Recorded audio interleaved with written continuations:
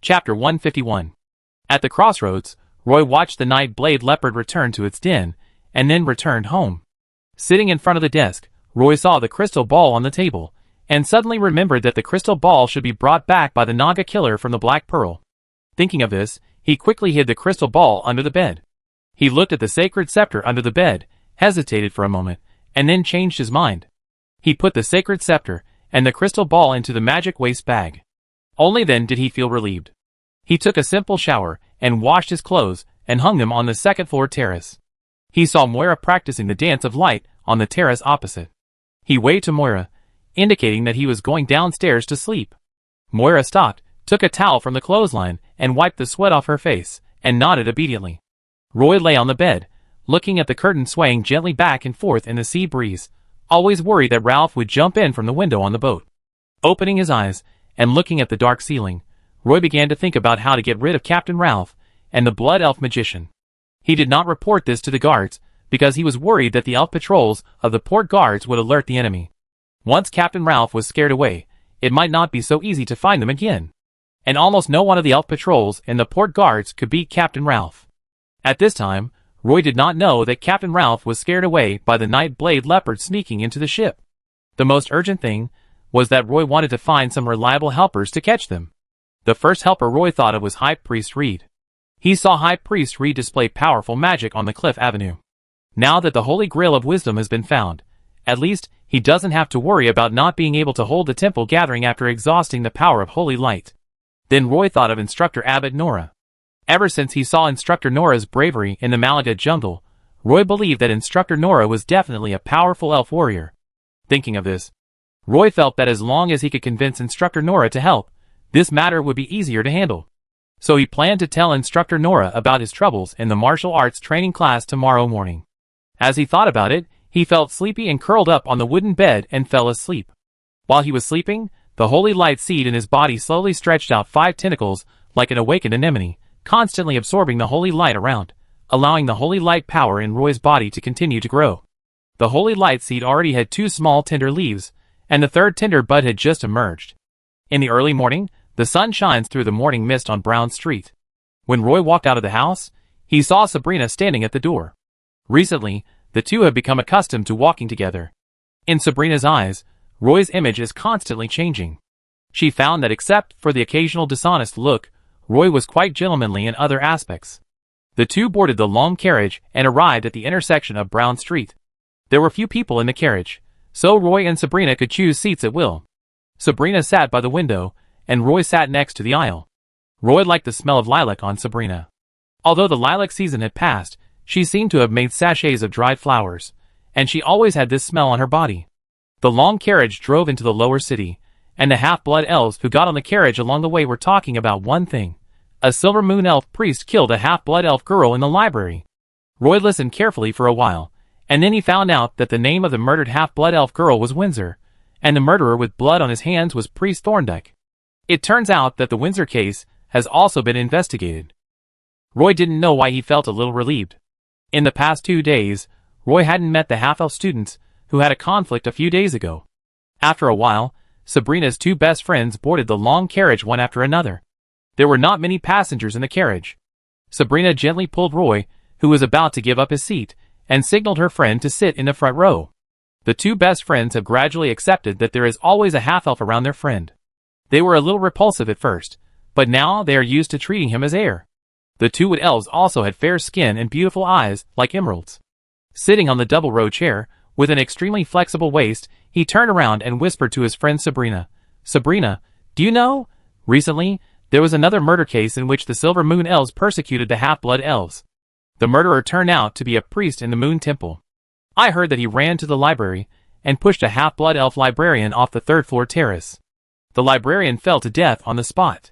Now these Silver Moon elves in the upper city are really going too far." "That's right."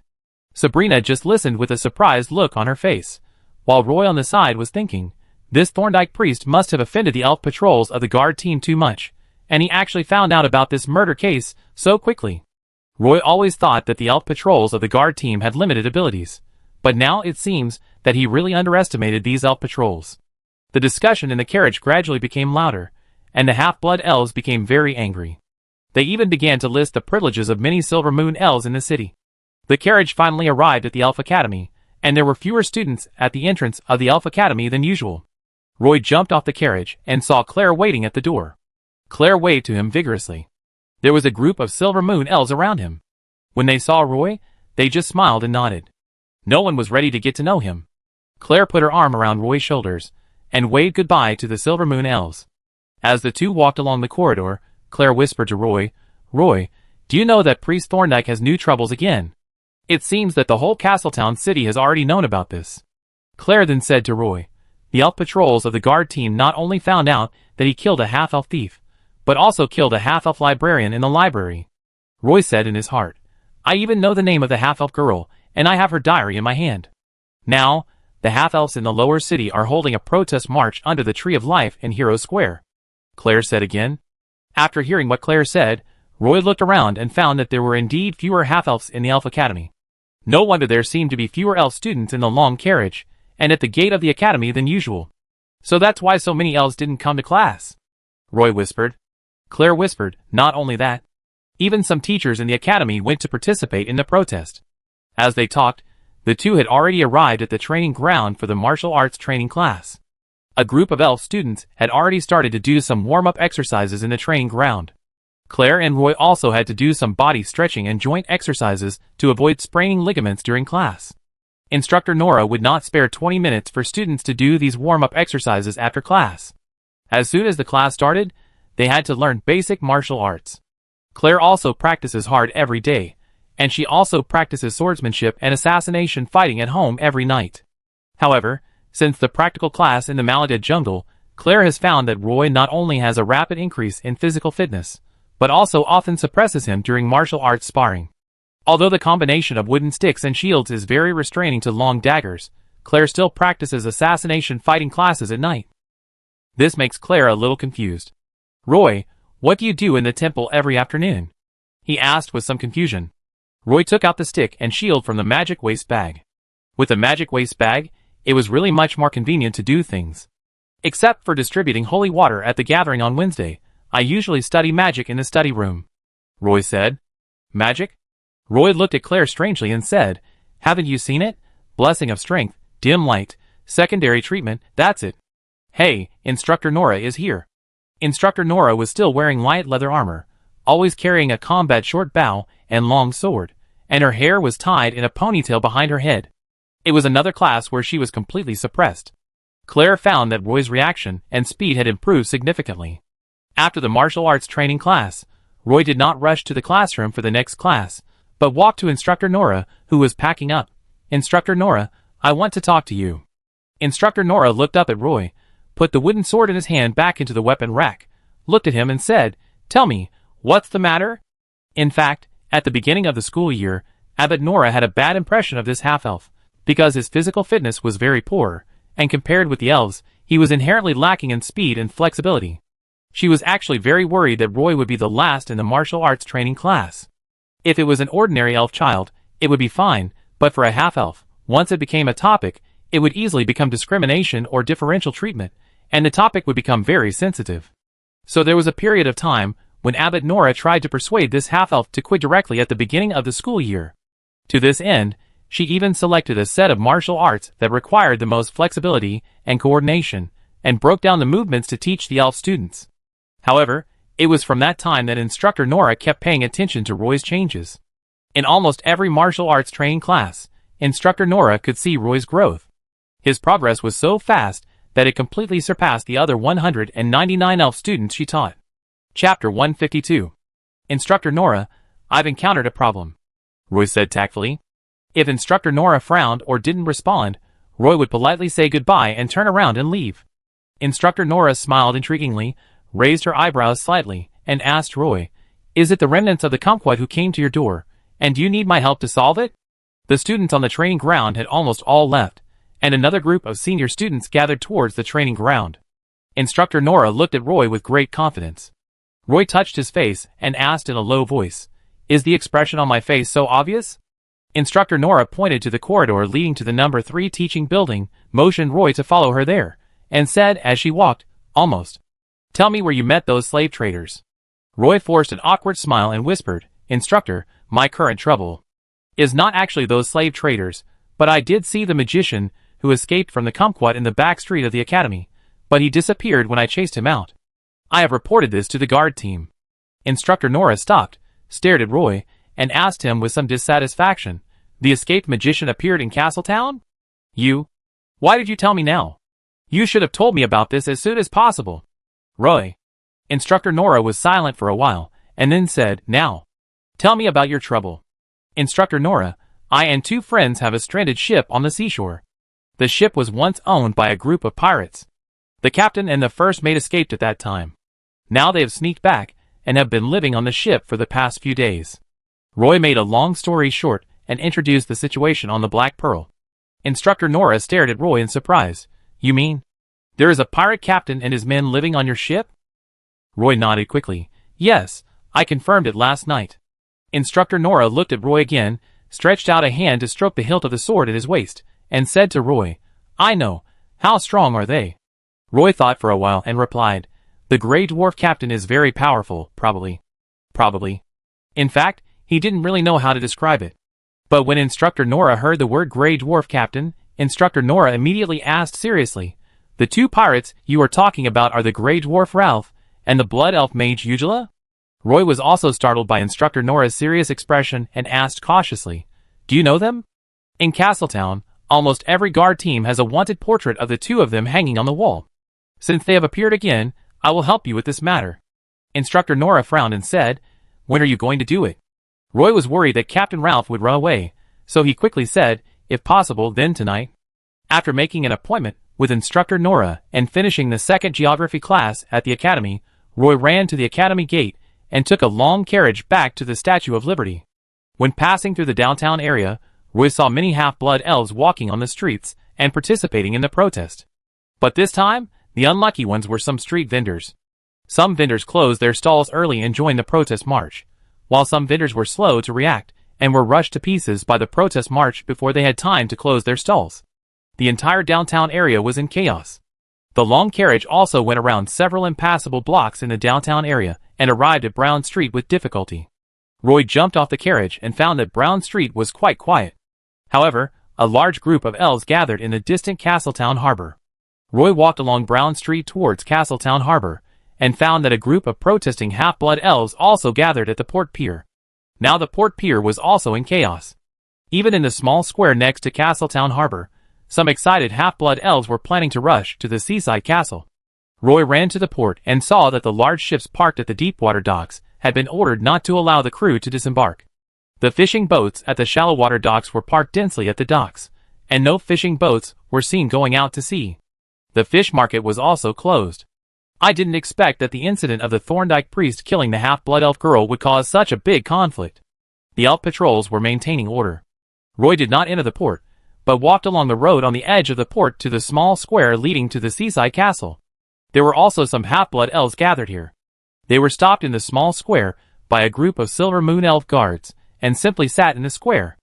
A group of Silver Moon Elf guards blocked the mountain road leading to the seaside castle. Roy found Captain Simpson, who was maintaining order.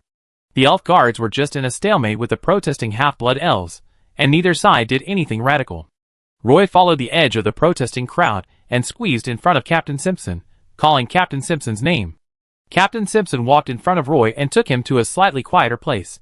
"It's you. Why are you here too?" Seeing Roy, Captain Simpson, who was riding a warhorse, frowned. Roy took the opportunity to get close to Captain Simpson and whispered to him, "Captain Simpson, I came here to tell you something. Last night we found that the Grey Dwarf Captain and the Blood Elf Wizard on the Sea Wolf seemed to have sneaked into Castletown harbor again, and later stayed on the ship for a night." Captain Simpson felt the cold sweat on his forehead running down. Thinking of the castle ball the night before, fortunately the castle guards were strengthened, he secretly exclaimed, "Lucky. Oh, why didn't you tell me about this earlier?" Captain Simpson asked Roy. The night before, Roy just said that he found some clues on the ship, and guessed that Ralph and Eugela had sneaked back to Castletown harbor. "When we saw you the night before, they were no longer on the ship. We didn't dare to confirm it at that time, and you were on guard duty at that time. We were sure it was them last night." Roy quickly explained, "They should not stay on the ship during the day, but they may come at night, so I think if it is convenient for you, we can act together at night." Captain Simpson looked up at the scorching sun above his head, patted Roy on the shoulder, and said, "I know, this protest will end before dark. I have time tonight. We must catch them this time." Roy didn't expect Captain Simpson to agree so readily, and immediately thanked Captain Simpson. "Thank you very much for your help."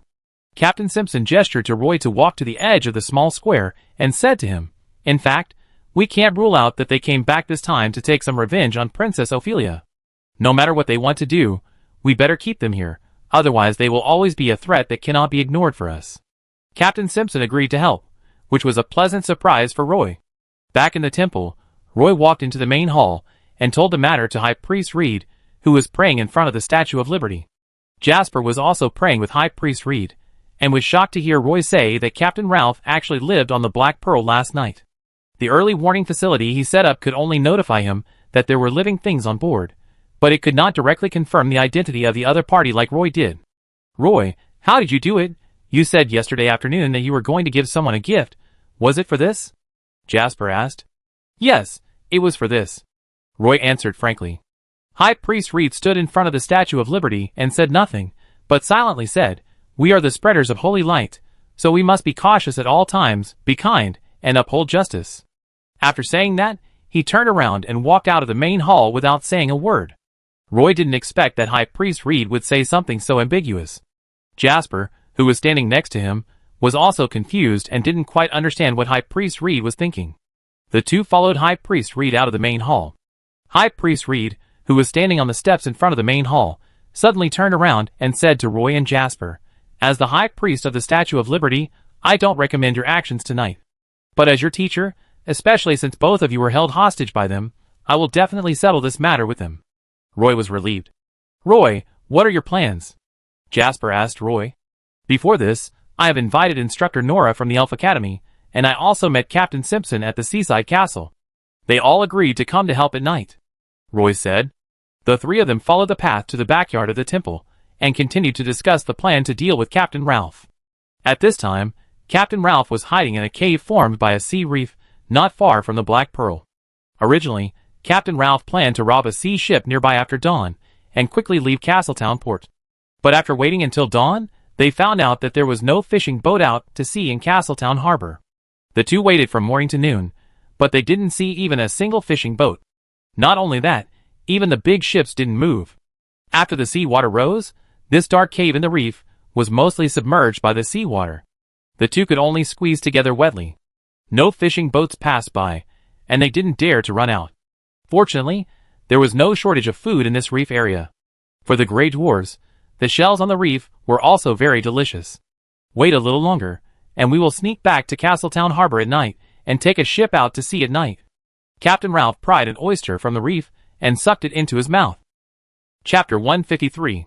The sunset sank into the sea, the red clouds in the sky gradually faded, and night fell.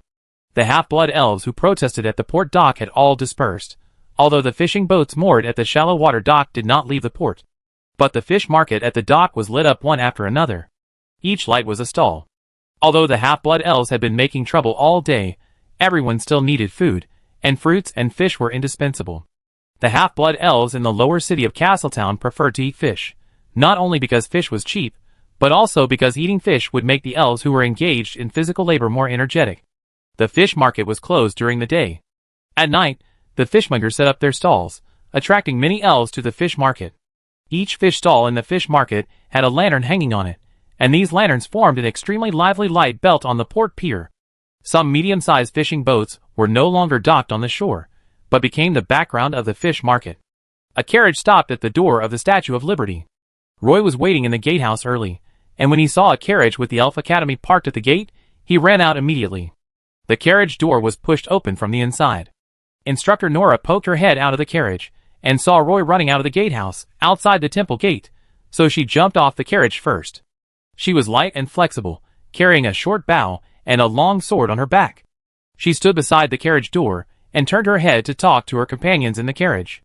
Roy followed Instructor Nora's gaze, and saw that there were several instructors from the Elf Academy sitting in the carriage.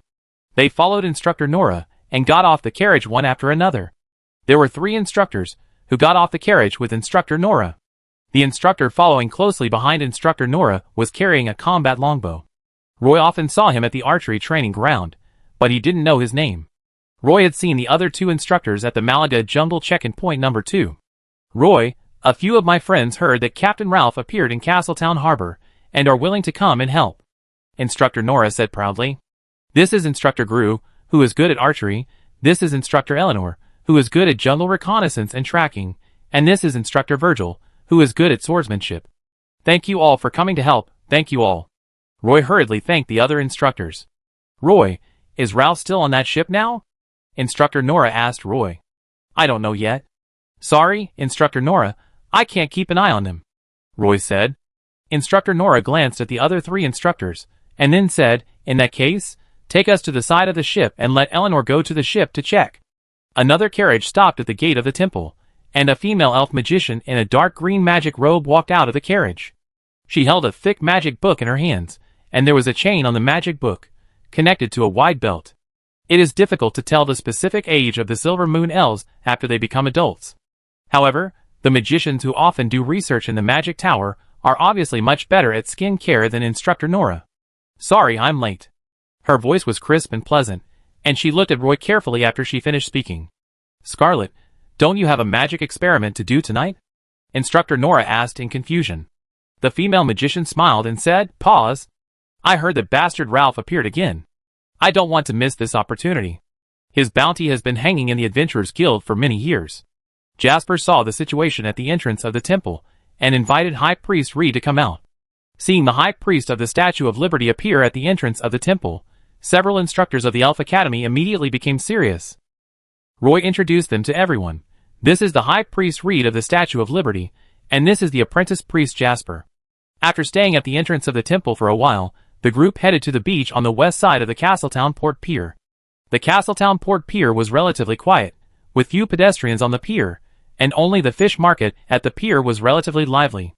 The large sea vessels docked at the deepwater pier would not be allowed to leave the port normally until tomorrow morning, and lanterns were hung on the decks of all the large sea vessels. The shallow water dock was full of small fishing boats of various styles, arranged closely together, and it seemed that there was no end in sight under the night.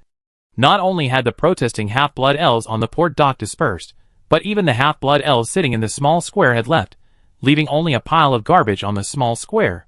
Captain Simpson stood in the small square with several elf guards, looking a little depressed. When there was no dance party at the seaside castle, the lights were almost not turned on. Looking towards the cliff, it was pitch black in the distance. At this time, there were no elf nobles living in the castle, except for some gardeners and elf guards, who took care of the castle. Roy brought Instructor Nora and High Priest Reed to the small square and met with Captain Simpson. Captain Simpson then realized that in addition to several instructors from the Elf Academy, there was also High Priest Reed from the Statue of Liberty. The Black Pearl, stranded on the beach west of the pier, was also hidden in the night. Roy, when did you find out that Captain Ralph was on that ship? Captain Simpson asked Roy. Roy immediately said, It was last night, and I can confirm that Captain Ralph and Mrs. Ugula have been staying on the ship for the past 2 nights. Captain Simpson frowned and said nothing. He led everyone directly to a sentry post near the west beach.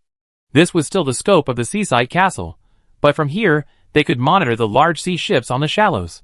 Captain Simpson asked the 3 elf guards at the sentry post, Did you find anything?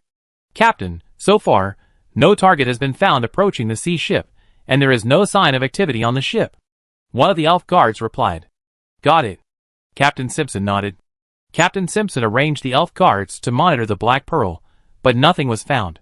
Roy was also a little dumbfounded at this time. He didn't expect Captain Ralph and Mrs. Ugula to be so cunning.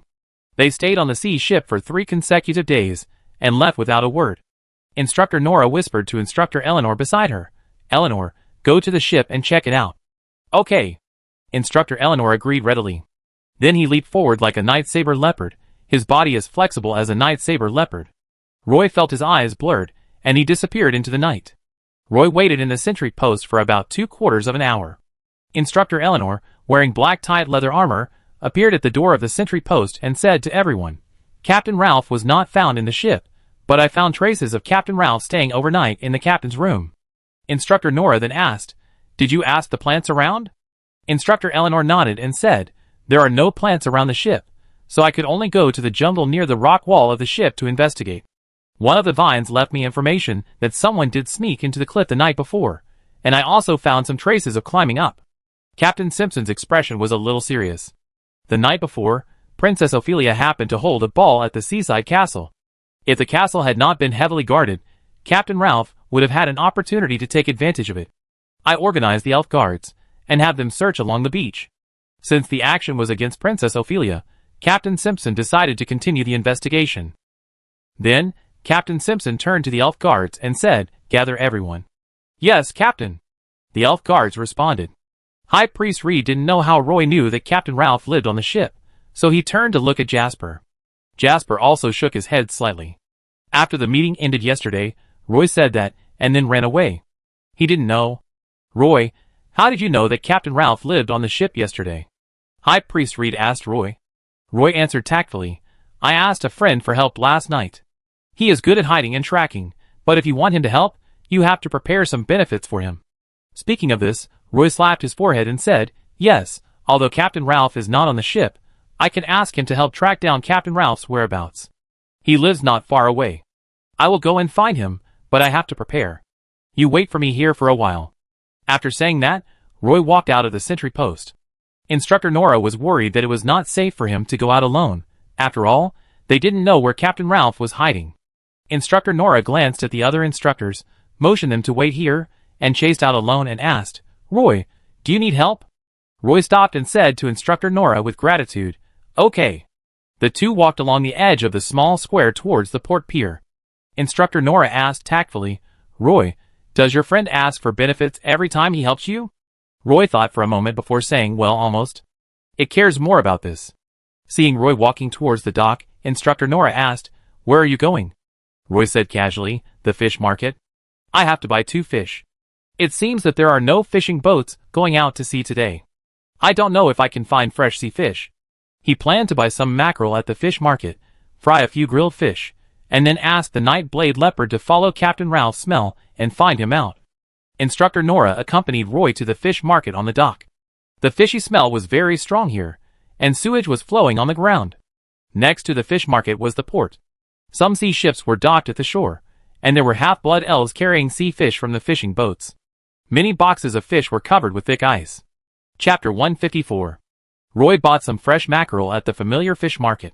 He lived by the sea. Many stall owners at the fish market were impressed by this half-elf boy who looked like a human. People greeted him enthusiastically wherever he went. Instructor Nora covered her mouth and nose with a silk scarf, but it couldn't block the fishy smell from the fish basket. She was a silver moon elf, and usually ate fruits and rarely ate fish. She looked very uncomfortable when she walked to the fish market.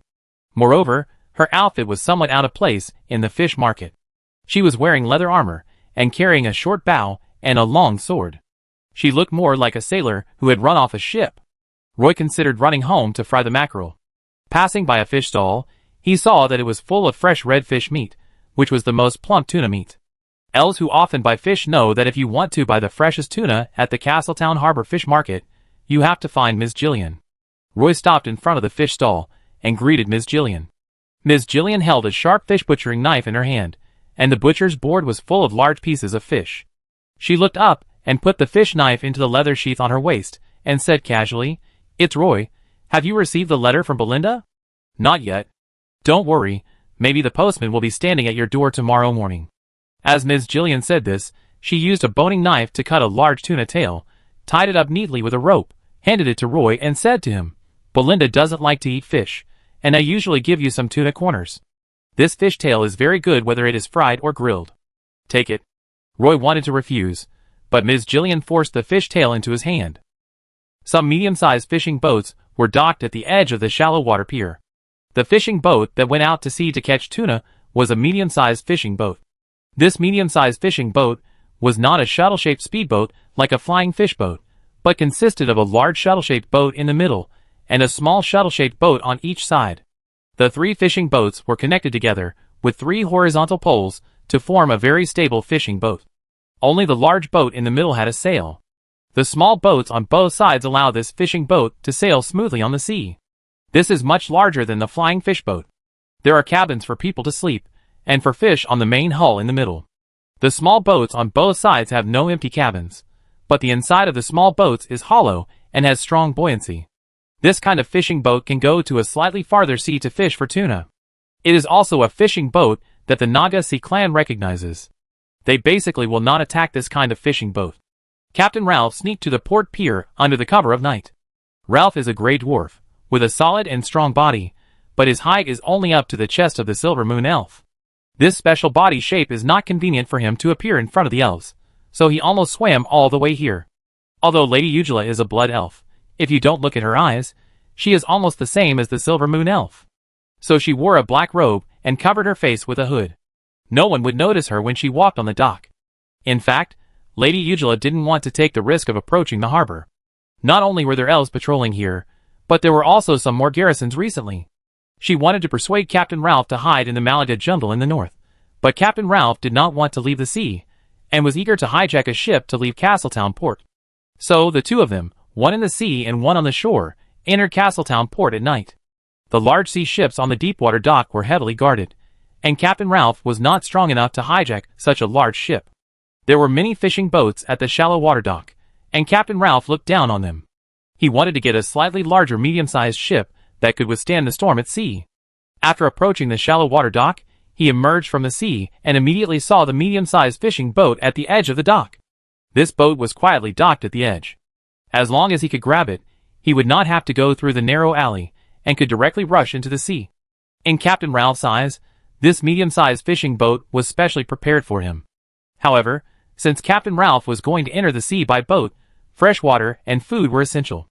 Mrs. Ugula wanted to buy some sea fish and fresh water at the fish market, and of course, it would be best if she could buy some fruits. There were fruit vendors at the entrance of the fish market, but that was during the day. There were few fruit vendors at the fish market at night. It was just that she was about to go out to sea, so Mrs. Ugula wanted to look for some. There was a row of fish stalls in front of her, and the strong fishy smell made her lift the veil on her face. In front of her, several half-blood elves came down from the boat carrying a shark weighing several hundred kilograms, blocking the only passage. Mrs. Ugula could only hide in the gap between the fish stalls on the left to avoid being contaminated by the shark's blood. But at this moment, a sea breeze blew from the sea. Mrs. Ugula faced the fishing boat, facing the sea breeze, and the wind blew away the hood on her head, revealing a head of dark red hair. The stall owners around saw the bright red and screamed.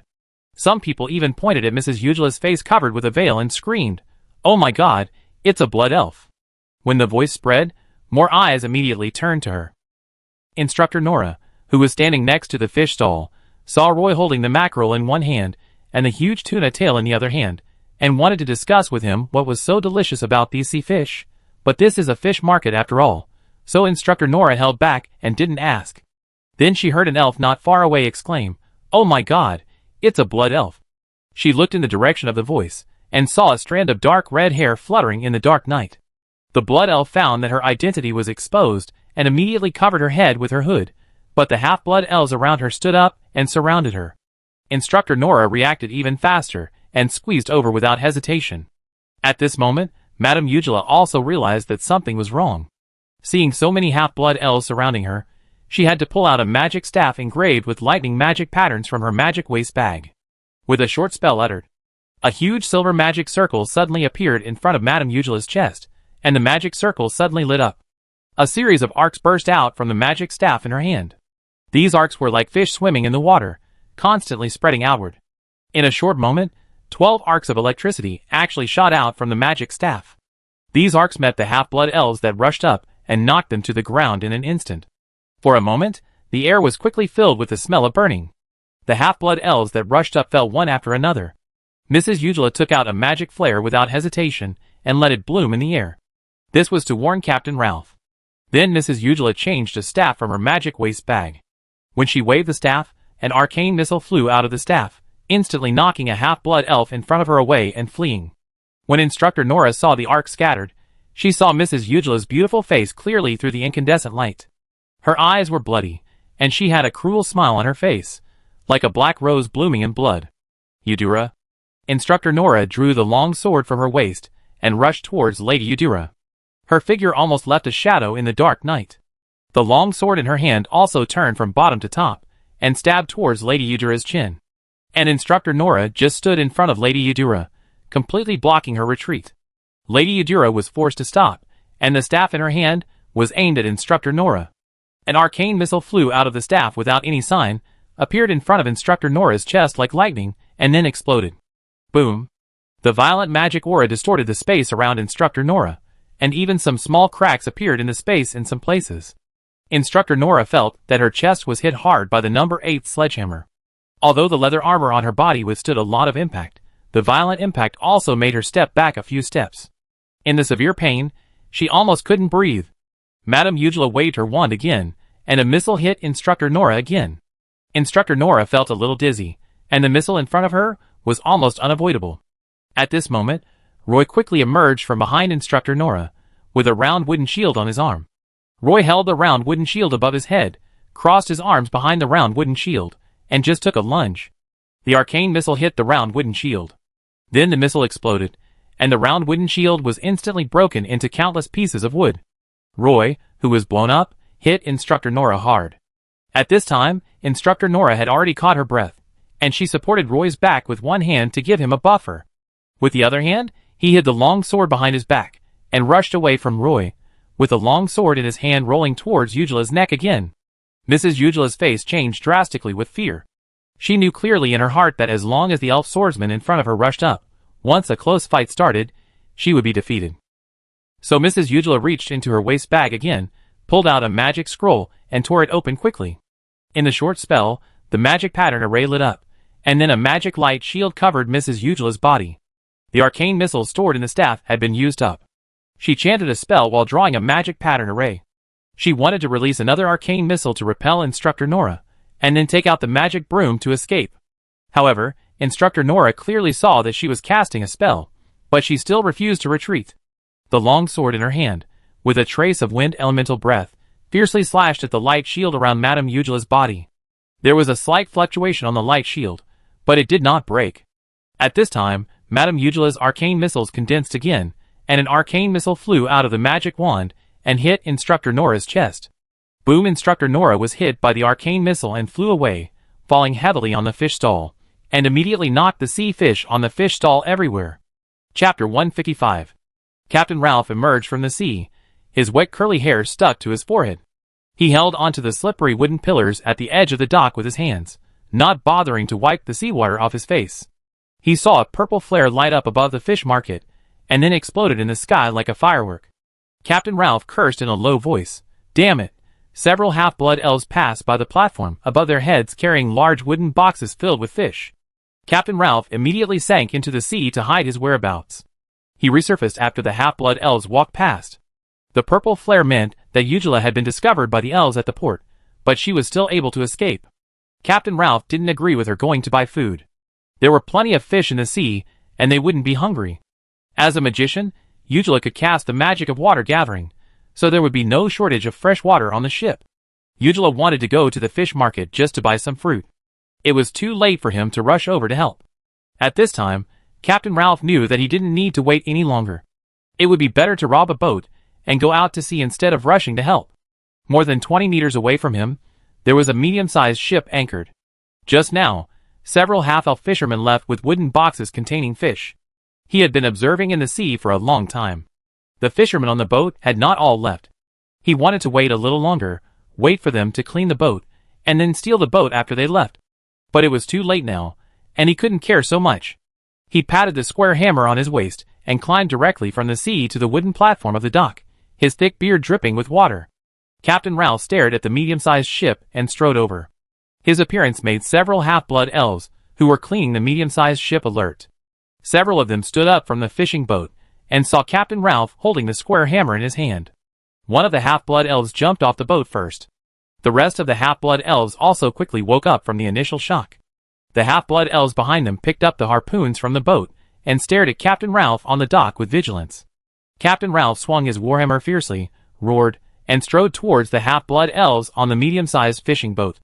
The half-blood elf, who had just jumped off the boat, saw the dwarf warrior on the opposite side rushing towards him alone, before he was ready for battle. He only had time to shout, "What do you want to do?" Captain Ralph had already rushed to the half-blood elf like a bull, and the square hammer in his hand also smashed down towards his chest. The half-blood elf had no time to dodge, so he rushed towards Captain Ralph and tried to hold Captain Ralph's wrist with both hands. The half-blood elf used his strong arms to hit Ralph's chest on the boat. But he underestimated Captain Ralph's strength. His hands could not hold up Ralph's right hand holding the war hammer, and his shoulder hit Ralph's chest at the moment, just like hitting a hard rock. Then he saw a square hammer falling from above his head, and his eyes suddenly went black. Captain Ralph hit the half-blood elf's head with a hammer, smashing the half-blood elf's skull into pieces. The half-blood elf's body fell into his arms, and he tore it apart with one hand and threw it into the sea. Captain Ralph continued to attack, took 2 more steps forward, opened his big hand and grabbed the harpoon that was stabbing at him, and then pulled it hard into his arms, dragging the half-blood elf holding the harpoon in front of him, and hit the half-blood elf in the chest with a square hammer in his other hand. The half-blood elf's sternum was sunken by Captain Ralph's blow, and he fell directly into the sea behind him. In an instant, Captain Ralph had killed 2 half-blood elves, and one of his feet was already on the medium-sized sea ship. The 3 remaining half-elf fishermen on the ship were already scared out of their wits. They thrust 3 harpoons at Captain Ralph almost at the same time, but Captain Ralph leaned sideways and stretched out his arm to clamp all the harpoons under his armpit.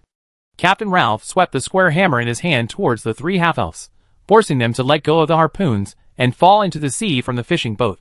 Many fishermen on the shallow water dock were half-elves, who participated in the protest during the day but had to go out fishing at night to supplement their family income.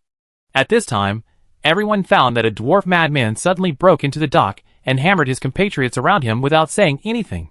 The half-elves on other fishing boats immediately found weapons such as harpoons, fishing nets, and long poles from the fishing boats, and jumped over from other fishing boats. Captain Ralph jumped onto the medium-sized fishing boat and was about to reach out to untie the rope tied to the dock when he saw a group of half-blood elves emerging from various fishing boats and rushing towards this side. Perhaps because of the large number of them, some half-blood elves shouted loudly, "Kill! Kill! Don't let him run away!" Captain Ralph, who had killed 2 elves in a row, had completely ignited the murderous heart in the bones of the Grey Dwarf. Captain Ralph was already bloodthirsty. When he saw 3 half-blood elves emerging from the sea beside the boat one after another, he immediately jumped in front of them and swung the square hammer in his hand to smash the sea surface. A huge splash erupted on the sea surface. Before the 2 half-elf fishermen could even catch their breath, they were hit on the head by Captain Ralph and fell into the sea. The sea water was surging with a bright red color. Behind Captain Ralph, a shadow of a Grey Dwarf ancestor appeared. His blood vessels were dilated, his muscles were bulging, and his body was growing stronger as if it was inflated. A half-elf fisherman had already rushed over. Before the elf fisherman stepped onto the medium-sized fishing boat, Captain Ralph had already rushed over from the boat. The fisherman stabbed the harpoon into the chainmail worn by Captain Ralph, and sparks flew out immediately. Captain Ralph then smashed the square hammer on the elf fisherman's shoulder, and the fisherman's left shoulder was smashed into a bloody mess. He screamed and fell into the sea. Captain Ralph was unstoppable in the melee. But he was extremely anxious because there were angry half-blood elves rushing up, and he couldn't get away and set sail. In fact, a brilliant purple firework exploded in the night sky, and the Academy instructor and Captain Simpson, who were waiting at the sentry post, took action. At this time, releasing a magic flare in the night sky, no matter who released it, something big must happen. Several instructors of the Elf Academy ran towards the Castletown port pier almost at the same time. Although the magician Scarlet was a step slower, she took out a magic broom from her waist bag and flew into the night sky on the magic broom in an instant. Captain Simpson quickly gathered the elf guards. High Priest Reed and Jasper were a little slower, but they also tried their best to follow behind everyone. The small square near the castle on the west side is not far from the Castletown port pier. Several Academy instructors are all warriors, and they ran at full speed and quickly crossed the deep water pier. The shallow water pier was already in chaos. When the instructors rushed to the edge of the shallow water pier, they saw a dwarf wearing chain mail waving a one-handed hammer and constantly smashing some half-elf fishermen into the sea. Ralph. Captain Simpson rode a white horse and rushed up from behind, shouting. He rushed to the long row of platforms built with wooden boards and drew his long sword from his waist. He had already seen Captain Ralph standing on the medium-sized ship. At this moment, the bodies of more than a dozen half-blood elves were floating on the sea, and the splashes in the dark were also stained with blood red. The shadow of the elf sword dancer appeared behind Captain Simpson. Captain Simpson jumped from his horse and pounced on Captain Ralph on the ship. Ralph stood up and roared furiously at Captain Simpson. He raised his square hammer and faced the long sword in Captain Simpson's hand. At this moment, all the ships under Ralph's feet suddenly sank down. The moment Captain Simpson pounced, the long sword in his hand left a trace of afterimage, bypassing Captain Ralph's hammer and swiping towards his neck. Captain Ralph's eyes showed a trace of ruthlessness, and he raised his other hand with all his strength. A dwarf chain shield appeared on his arm out of thin air, and the sharp heavy sword slashed the edge of the dwarf chain shield, and a string of sparks suddenly appeared. The sound of metal friction was particularly harsh. Captain Simpson adjusted his body at the moment of falling, and stepped steadily on the fishing boat. Captain Ralph held up the dwarf chain shield and charged at Captain Simpson. Captain Simpson tried to block Captain Ralph's charge with his heavy sword, but was pushed back by the brute force. At this time, Instructor Virgil, holding two swords, had also arrived at the battlefield. He rushed out from behind Captain Simpson and instantly appeared on Captain Ralph's right side. The two swords in his hands twisted towards Captain Ralph's arms like scissors. Captain Ralph did not dare to resist Instructor Virgil's stranglehold. He turned around and swung the shield in his hand towards Instructor Virgil, and then smashed the square hammer in his other hand. Instructor Virgil's double swords were blocked by Ralph's shield, and a one-handed hammer pressed forward. Instructor Virgil, who had originally looked confident and relaxed, suddenly became extremely ugly. The one-handed hammer and the double swords were entangled, and Instructor Virgil could not get away. He watched Ralph raise his shield and smash it towards his face. Instructor Gru held the combat longbow in one hand, half crouching in the shadows at the edge of the dock, drawing the bow and arrows. 3 arrows flew out of Instructor Gru's hands, and the arrows with wind elements cut through the night sky and shot towards Captain Ralph. Captain Ralph turned his head, as if he sensed something. The first arrow flew by Captain Ralph's cheek, leaving a cut on his left face. The other 2 arrows pierced his left shoulder and left ribs respectively. Instructor Virgil took the opportunity to avoid Captain Ralph's shield attack. At this time, Captain Simpson also rushed over from the side, and his heavy sword cut into Ralph's arm along the edge of his shield. Seeing that more and more elf warriors were coming, Captain Ralph knew that he was no match for them, and immediately planned to abandon the ship and jump into the sea. He pulled the war hammer into his arms, but pushed the shield in his hand outwards, and Instructor Virgil quickly stepped back. Captain Simpson's heavy sword was also blocked by Captain Ralph. Captain Ralph leaped into the sea like a cannonball. Scarlet, who was waiting on a nearby ship, had been waiting for a long time. The magic pattern array in her hand immediately lit up and ended with the spell. Freeze. Captain Ralph watched the sea surface below him freeze rapidly. He hit his head and immediately cracked the ice on the sea surface. Then, Captain Ralph also felt dizzy on the ice, and his body was covered with frost. A net fell down, and Captain Ralph in the sea had no way to avoid it, and was instantly covered in it. Chapter 156. When High Priest re-arrived at the shallow water dock, he saw Captain Ralph knocked unconscious on the ice. The half-elf fisherman, who was watching from the side, bravely threw out the fishing net in his hand, and actually accurately covered Captain Ralph in the net. Captain Ralph struggled to stand up from the ice, and saw that the ice under his feet was still expanding, and a trace of extremely cold air spread from Captain Ralph's feet to his body, causing a thick layer of frost to condense on the surface of the chain mail he was wearing.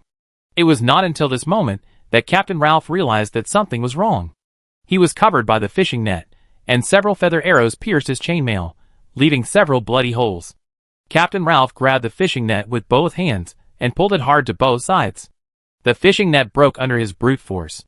Several fishermen holding harpoons wanted to take the opportunity to pierce several bloody holes in his body, but Captain Ralph, who had escaped from the fishing net, grabbed the harpoons and threw them into the sea. An ice cone condensed and formed above Scarlet Magician's head. With a short spell from the female elf magician, the ice cone flew out from the direction of the dock. A trace of cold air emanated from the ice cone, which immediately changed the face of Captain Ralph, who had just broken through the fishing net. Captain Simpson and Instructor Virgil pressed from both sides at the same time, but Captain Ralph stood on the ice, raised the dwarf chain shield with both hands, and immediately blocked the long swords of Captain Simpson and Instructor Virgil at the same time. Even though he had several arrows stuck in his body, it did not affect his actions at all. The square hammer in his hand could still smash Captain Simpson's heavy sword. The ice cone exploded on his shield, bursting out a piece of ice mist. High Priest Reed and Jasper hurried to the battlefield here, but did not see Roy here. High Priest Reed did not ask any more questions. He saw that the besieged Grey Dwarf Ralph was fighting bravely, and the ice under his feet had begun to crack. He could escape back to the sea. High Priest Reed began to pray, and a divine pattern composed of holy light almost illuminated the sea. Captain Ralph still had a messy fishing net hanging below his waist. He supported the chain shield with both hands, and looked down to see the ice cracking under his feet. He was overjoyed. He could not help but stretch out his feet to step hard on the ice. Every time he stepped, a spider web-like crack appeared on the ice. Just when he thought he could escape, a small holy light hammer flew from in front of High Priest Reed to Captain Ralph. The small holy light hammer kept dancing in the air, and when it arrived in front of Captain Ralph, it hit Captain Ralph's head hard. Hammer of Justice. The dwarf chain shield in Captain Ralph's hand was unable to block the small holy light hammer. Then, Captain Ralph, wearing a fine steel horn helmet, just lay straight down and fell on the 3-meter square ice surface. Before Captain Simpson and Instructor Virgil could take action, 2 elf patrolmen ran over from the dock and quickly grabbed Captain Ralph's chain mail with a long hook, dragged him directly from the ice to the platform, and then dragged him all the way to the dock. Immediately, 2 more elf patrolmen quickly untied the fishing net on Captain Ralph, and then untied his exquisite chainmail one by one, and searched his body, leaving only a pair of underpants, and then locked up the dazed Captain Ralph with a chain. The 2 elf patrols said to High Priest Reed, Captain Simpson, and Instructor Virgil, "He is a wanted fugitive by the guards. He is now in custody. Thank you for your cooperation. If it is convenient, please leave your name and address. There is a reward for the Grey Dwarf Ralph, which will be paid out after the case is closed. No one can refuse a reward." Captain Simpson stood up and said to the 2 elf patrols, "Forget it, arresting Ralph is also within my scope of responsibility." Jasper looked at the messy fish market and called to High Priest Reed, "Sir, Roy is over there in the fish market." Captain Simpson, 2 academy instructors, and the Silver Moon Elf magician all ran to the fish market, and no one paid any attention to the 2 patrolling elves. Mrs. Eugela sat astride the magic broom, and the light shield on her body was as faint as transparent. She put the wand into her magic waist bag and smiled triumphantly at Instructor Nora, who had fallen on the fish stall and struggled to get up. The patterns on the floating device on the magic shovel gradually lit up. The rudder tilted 30 degrees toward the sky, and then rushed into the night sky. There was even a magical light at the tail of the shovel. Instructor Nora grinned and struggled to stand up from the fish stall, not caring that her body was covered with fishy smell. He chased after Madame Eugela, but unfortunately he was one step too late. He didn't even touch the tail of the shovel. But Roy, who was hiding aside, had been prepared. At the moment when Madame Eugela took off, Roy stepped on the chopping board of the fish stall next to him, took a few steps in a row, and opened his arms. Just before Madame Eugela flew into the night sky, Roy threw himself on Madame Eugela, hugged her slender waist tightly, and flew into the night sky with Madame Eugela. Instructor Nora slammed the sword in her hand, and shouted at Roy, who was flying into the night sky, "Roy, get down." Miss Jillian, who was standing in front of the fish stall, was also a little dumbfounded. She saw Roy jump onto her table, and then pounce on Mrs. Eugela. If she had just stretched out her hand to stop Roy, he might not have been able to touch the magician. But now, he has followed the magic broom into the night sky, and Miss Jillian's eyes are closely following the swaying magic broom in the night sky. At the fish market, many elves were watching Lady Eugela flying into the night sky. Everyone was sweating coldly because of Roy. Roy, who was flying into the night sky, was also scared to death. He was worried that he would fall from a high altitude at this time, and his head might be broken. It was like a watermelon falling to the ground, smashing into pieces. Fortunately, Lady Eugela rushed towards the dark sea. If there was the sea surface below, Roy felt that he could still fight for it. Of course, Roy didn't dare to let her fly too far away from the dock. If she didn't have the energy to swim back to the shore, that would be the worst. So after hugging Mrs. Eugela's soft waist, Roy immediately pulled out the wooden stick and smashed it at the floating device at the tail of the magic broom. Bang! Bang! After just 2 hits, the floating device at the tail of the broom became loose, and even the magic power was interrupted. Eugela desperately pulled up the rudder with both hands. She was worried that a big elf archer would come over at this time. As long as he shot a fatal arrow at her, she would almost certainly die. "Stop it, if you break it, we both fall to our deaths." Mrs. Eugela screamed, holding the rudder with one hand, and trying to pull Roy off the magic broom with the other hand. Roy ignored Mrs. Eugela and smashed the floating device with the stick 3 times, completely destroying it. The magic power of the floating device disappeared instantly, and the magic broom lost its floating power, drew a parabola in the air, and fell into the sea. Plop, plop. Roy and Eugela fell into the sea almost at the same time. The moment he fell into the sea, Roy took a deep breath, held his head with both hands, and fell into the sea. After falling into the sea, Roy immediately stretched his body, swam for a distance in the sea water, and raised his head to the surface of the sea to breathe again. Mrs. Ugula was also very good at swimming. Almost at the same time, she emerged from the sea about 15 meters away from Roy. Roy swam towards Mrs. Ugula without hesitation. Ms. Ugula swam towards the magic broom floating in the sea. She quickly picked up the broken magic broom from the seawater. Seeing the almost smashed floating device, Mrs. Ugula cursed in despair. She put the magic broom handle into her magic waste bag and immediately swam into the sea. She wanted to escape from the Castletown port pier. The magic broom handle was damaged, so she could only rely on swimming to escape. But then she found out. Roy was swimming hard in the sea, getting closer and closer to her. Lady Ugula gritted her teeth and took out a sharp dagger from her waist bag, ready to wait for him to swim up, then give him a stab and send him to death. Roy knew that chasing Ugula was dangerous, but the two of them fell into the sea, and Instructor Nora on the dock might not be able to see the specific location of Lady Ugula. So he released a ball of holy light at the fastest speed. Then he swam desperately towards Lady Ugula. Seeing a ray of holy light appear on the sea, Instructor Nora and Ms. Jillian jumped into the sea from the dock almost at the same time. Instructor Nora relied on her excellent skills to split the waves with her arms and swam towards Roy. She was very confident in her swimming skills. But not long after, Instructor Nora found that the female fish vendor, who almost escaped into the sea at the same time, actually rushed out more than 50 meters in one breath by diving. When she emerged from the sea, Instructor Nora had fallen more than 30 meters behind. Ms. Jillian was like a Naga sea tribe in the sea, and her swimming posture was very beautiful, swimming towards Roy with all his might. Other half-blood elves stood on the shore of the dock, and some even stood on the ship, holding lanterns and looking into the sea, pointing at the holy light in the sea from time to time, and screaming. It is said that once a magician is approached, he will have no fighting power. Roy does not think so, because Roy swam to Madame Ugula and was almost stabbed to death by her dagger. Fortunately, Roy has been using the shield frequently recently. When he saw Madame Ugula stabbing him, Roy actually turned his body in the sea, turned over and kicked out. Roy kicked the dagger in Mrs. Ugula's hand away, but Mrs. Ugula entangled Roy in the sea. Roy didn't expect Mrs. Ugula's physical skills to be so powerful. Her body was as soft as a sea eel. She entangled Roy and dragged him into the sea. Then, Roy was strangled to the point of being unable to breathe, and gulped down several mouthfuls of sea water. Roy hugged Mrs. Ugula tightly, and no matter how she rolled in the sea, he just didn't let go until Ms. Jillian and Instructor Nora swam over, and then Roy let go of Ms. Ugula. Ms. Jillian pounced on Mrs. Ugula, and they fought in the sea for a while. Instructor Nora joined in, and Mrs. Ugula could not resist. Mrs. Ugula was almost dragged ashore by Ms. Jillian's hair. After the wet Ms. Ugula came ashore, she took off her magic robe, untied the magic waist bag on her waist, and was only wearing a petticoat, with her legs and hands tied with chains.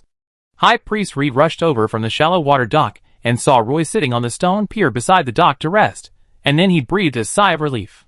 Other instructors from the Elf Academy also arrived one after another. They excitedly told Instructor Nora about the battle with the Grey Dwarf Captain Ralph. Only Instructor Eleanor was still tracking Captain Ralph's whereabouts on the West Beach, and she missed this battle very regrettably. Chapter 157. I thought it would take until late. After all, Captain Ralph was not hiding in the sea ship that Roy said. I didn't expect the battle to end so quickly. Captain Ralph and Lady Ugula had plundered the port of Castletown many years ago. Both of them were the most wanted criminals in the Castletown Guard, and even the Adventurers Guild had their portraits. It was just that it was many years ago, so long that the parchment of the portraits had turned yellow, and some places were even eaten by insects, and the color of the dye had faded a lot, so long that many elves had even forgotten the crimes these two pirates had committed. Instructor Nora held a big sword and stared at Mrs. Ugula, who fell to the ground. Her eyes showed undisguised pity and disgust. Mrs. Ugula had just suffered a lot in the sea. Although Ms. Jillian was a small fish vendor, she was not only better at swimming than Nora, but even Mrs. Ugula, a pirate, was ashamed of herself. Mrs. Ugula used jutsu to entangle Roy tightly in the sea. Seeing that he was about to suffocate to death, Ms. Jillian jumped out from below like a giant shark in the sea, and cut the tendon of Ugula's elbow with a fish knife in Mrs. Ugula's blind spot. Suddenly Mrs. Ugula felt a sharp pain in one hand, and then lost all strength. The water splashed, a shadow appeared beside her, and then the other hand also lost strength. Ms. Jillian grabbed Mrs. Eugela's red hair and pulled her away from Roy, then pushed Roy out of the sea and swam towards the dock, ignoring Mrs. Eugela, who was sinking to the bottom of the sea. Mrs. Eugela struggled to swim to the surface of the sea, but her arms were weak. If Instructor Nora hadn't arrived in time, Mrs. Eugela would probably have drowned here. Instructor Nora seemed to be struggling to drag an adult elf in the sea. Ms. Jillian, who couldn't bear to watch, pushed Roy out of the sea with one hand and grabbed Mrs. Eugela's red hair with the other hand. She used her legs to pry the seawater and swam quickly towards the dock. After landing, Ms. Jillian casually threw Roy and Mrs. Eugela on the stone floor of the dock. Without wasting a second, she ran back to the stall with her whole body wet. While tying her wet long hair into a bun behind her head, she cursed, "Who stole my tuna? Are you tired of living?" Madame Eugela was lying on the ground. The wound on her elbow had stopped bleeding, but it was split open and looked a little pale. Until two elf patrolmen stripped her clothes and chained her up. "Nora, are you okay?" The call from her companion brought Nora back to reality. Instructor Nora retracted her gaze and turned to look at Virgil, who was in a mess. Gru and Scarlet were in better condition, but Scarlet looked a little pale, which should be a sign of unprecedented mana consumption. Seeing Instructor Nora showing concern, Scarlet Magician smiled brightly and shook a bottle of spiritual potion in her hand. "Don't worry about me, I still have this." Instructor Nora walked over to the few people and said to the instructors, "Okay, it's done, let's go." Instructor Virgil stood aside and reminded, "What about Eleanor? He hasn't come back yet." Instructor Nora said directly, "Send him a retreat signal." "Oh!" Gru, who was at the back, quickly drew out a signal arrow, lit it, and shot it into the sky. Then, he quickly followed Instructor Nora, who was walking in front. Roy saw Instructor Nora was about to leave, so he quickly stood up from the stone pier, ran to Instructor Nora, bowed and thanked several instructors. "Thank you, Instructor Nora, Instructor Gru, Instructor Virgil and Magician Scarlet." "No need to thank us, thank Captain Simpson, he did the most tonight." Instructor Nora patted Roy on the shoulder and said to him, "When we returned to the dock, Mrs. Eugela had been taken away by the elf patrols. The elf guards brought Captain Simpson's white horse over. Captain Simpson was riding on the horse, and Roy hurried forward to thank him. "Thank you so much for tonight, Captain Simpson. It is our responsibility to capture Ralph. Thank you for providing us with clues this time. If you encounter any trouble next time, feel free to come to the 2nd Battalion of the 7th Knights of Ophelia to find me." After Captain Simpson finished speaking, he waved to Roy and left with a team of elf guards. Roy looked for Ms. Jillian in the crowd, and found that she had already run back to the fish stall. There were many elves in the fish market tonight, and business was very good. Even the half-blood elves didn't know whether they would continue to protest tomorrow, but life had to go on. If they didn't buy some fish, they might go hungry tomorrow. Although there were some accidents, after the incident calmed down, there were no more elves watching at the shallow water dock. Most of the elves who stayed behind were helping to rescue people at the dock. High Priest Reed and Jasper were busy treating the injured half-elf fishermen at the dock. The Grey Dwarf Ralph killed more than a dozen half-elf fishermen on the medium-sized fishing boat this time. Their bodies were fished out and placed in a long row on the dock. These dead half-elves were wrapped in linen. Although the elves can live up to 800 years, it is difficult for them to reproduce. The life of every elf is extremely precious, which is one of the reasons why elves particularly respect life. The half-blood elves hurriedly carried the injured fishermen to the dock. If they encountered someone who was seriously injured, they would call for High Priest Reed loudly. In the eyes of the elves in the lower city, High Priest Reed is much more reliable than those priests of the Moon Temple. Even if those priests of the Moon Temple met injured half-blood elves on the road, they would probably not stop to treat them. But High Priest Reed could. As long as he sees it, he will definitely stop and treat the injured elves. Recently, the Statue of Liberty has not seen any holy light. Many elf believers have not received any response from the goddess when they prayed, so they are discouraged and leave the Statue of Liberty. Now the half-blood elves see that the High Priest Reed is kneeling on one knee on the stone slab, carefully treating the injured companions. Although his face is a little tired, his eyes are particularly focused. When a holy light falls, the wound will be healed. Something seemed to be touched in the hearts of these half-blood elves. Yes, the holy light is something that only priests can touch. They just need to get the help of the priests in the temple. For a moment, the half-blood elves standing on the dock looked at the great priest Reed, who was silently treating the injured elves. Roy also ran over and squatted beside the great priest Reed to help. He was wet all over, and water kept dripping from the cuffs and trouser legs of his robe. There were 2 scratches on his face from Madame Eugela, and the collar of the apprentice priest's robe was torn. However, this did not seem to affect his treatment of the injured elves. When the work at the dock was done, the injured half-blood elves were carried home by their relatives and friends. The dock was empty, leaving only some water stains and blood. High Priest Reed also took Roy and Jasper back to the temple. When the three returned to the door of the temple, they found that Abbott was still sitting obediently in the gatehouse outside the gate. A candle was lit in the gatehouse. Abbott was sitting inside, hunched over, flipping through a picture album with a focused expression. High Priest Reed walked over and knocked on the glass outside the gatehouse window. ABT heard someone knocking on the glass outside and looked up. It turned out to be High Priest Reed standing outside the window. He was startled and quickly covered the map on the table with a holy prayer. Then he ran out of the gatehouse and opened the door for High Priest Reed. High Priest Reed clearly saw ABT flipping through the map, but he didn't say anything, just nodded to ABT. He reminded, ABT, you should go to bed early too, you don't need to stay here all night. Yes, High Priest. Abbott responded honestly. After High Priest Reed entered the temple, Abbott greeted Roy, but still refused to talk to Jasper. Roy returned to the locker room in the backyard of the temple, changed into his usual clothes, and threw the wet apprentice priest's robe into the wooden basin. He was going to wash the apprentice priest's robe, otherwise he would have nothing to wear when he came to the temple tomorrow. Roy carried the wooden basin to the well in the backyard, drew a bucket of water from the well, and poured it into the wooden basin. Jasper also came to the well with a large basin of clothes. He and Roy washed clothes differently. After filling the wooden basin with water, he rolled up his trouser legs and jumped into the large wooden basin, constantly stepping on it. Roy squatted beside the wooden basin and kept rubbing his robe with his hands. They washed their own clothes. At this time, Roy heard Jasper say, Roy, I have made up my mind. I must go to the Dark Land to pursue faith. I hope to find the holy light in the Dark Land this time. Since you and Abbott don't want to go to the Dark Land, then stay. The lower city of Castletown actually needs priests to stay in the temple. Roy smiled but said nothing. He didn't say that since the temple had been dismantled, how could there still be priests? After washing the clothes, he hung the robe on the clothesline. Roy packed up the wooden basin, said hello to Jasper at the well, and walked towards the gate of the temple. ABT had been waiting at the gate. When he saw Roy coming out of the temple, he poked his head out of the gatehouse and called Roy. Roy! What's wrong, ABT? Roy stood next to the gatehouse and asked ABT. He thought ABT wanted to ask, what happened tonight? ABT didn't know that the three of them went out to the port to capture Captain Ralph and Mrs. Eugela at night. ABT hesitated, but still said to Roy, I have something to ask you. Chapter 158. Roy, I've been trying to find the exact location of the treasure recently. You know, I can't convince Jasper. I hope you can help me convince Jasper. Abbott leaned against the gatehouse, pleading in his eyes. Roy was a little embarrassed, because Jasper had made it clear that he did not support Abbott's adventure. Well, of course we all support you in finding this treasure, Abbott. You should also know that the Endless Sea is full of dangers. In addition to those Naga Sea tribes, more dangers come from deep-sea monsters and unknown waters.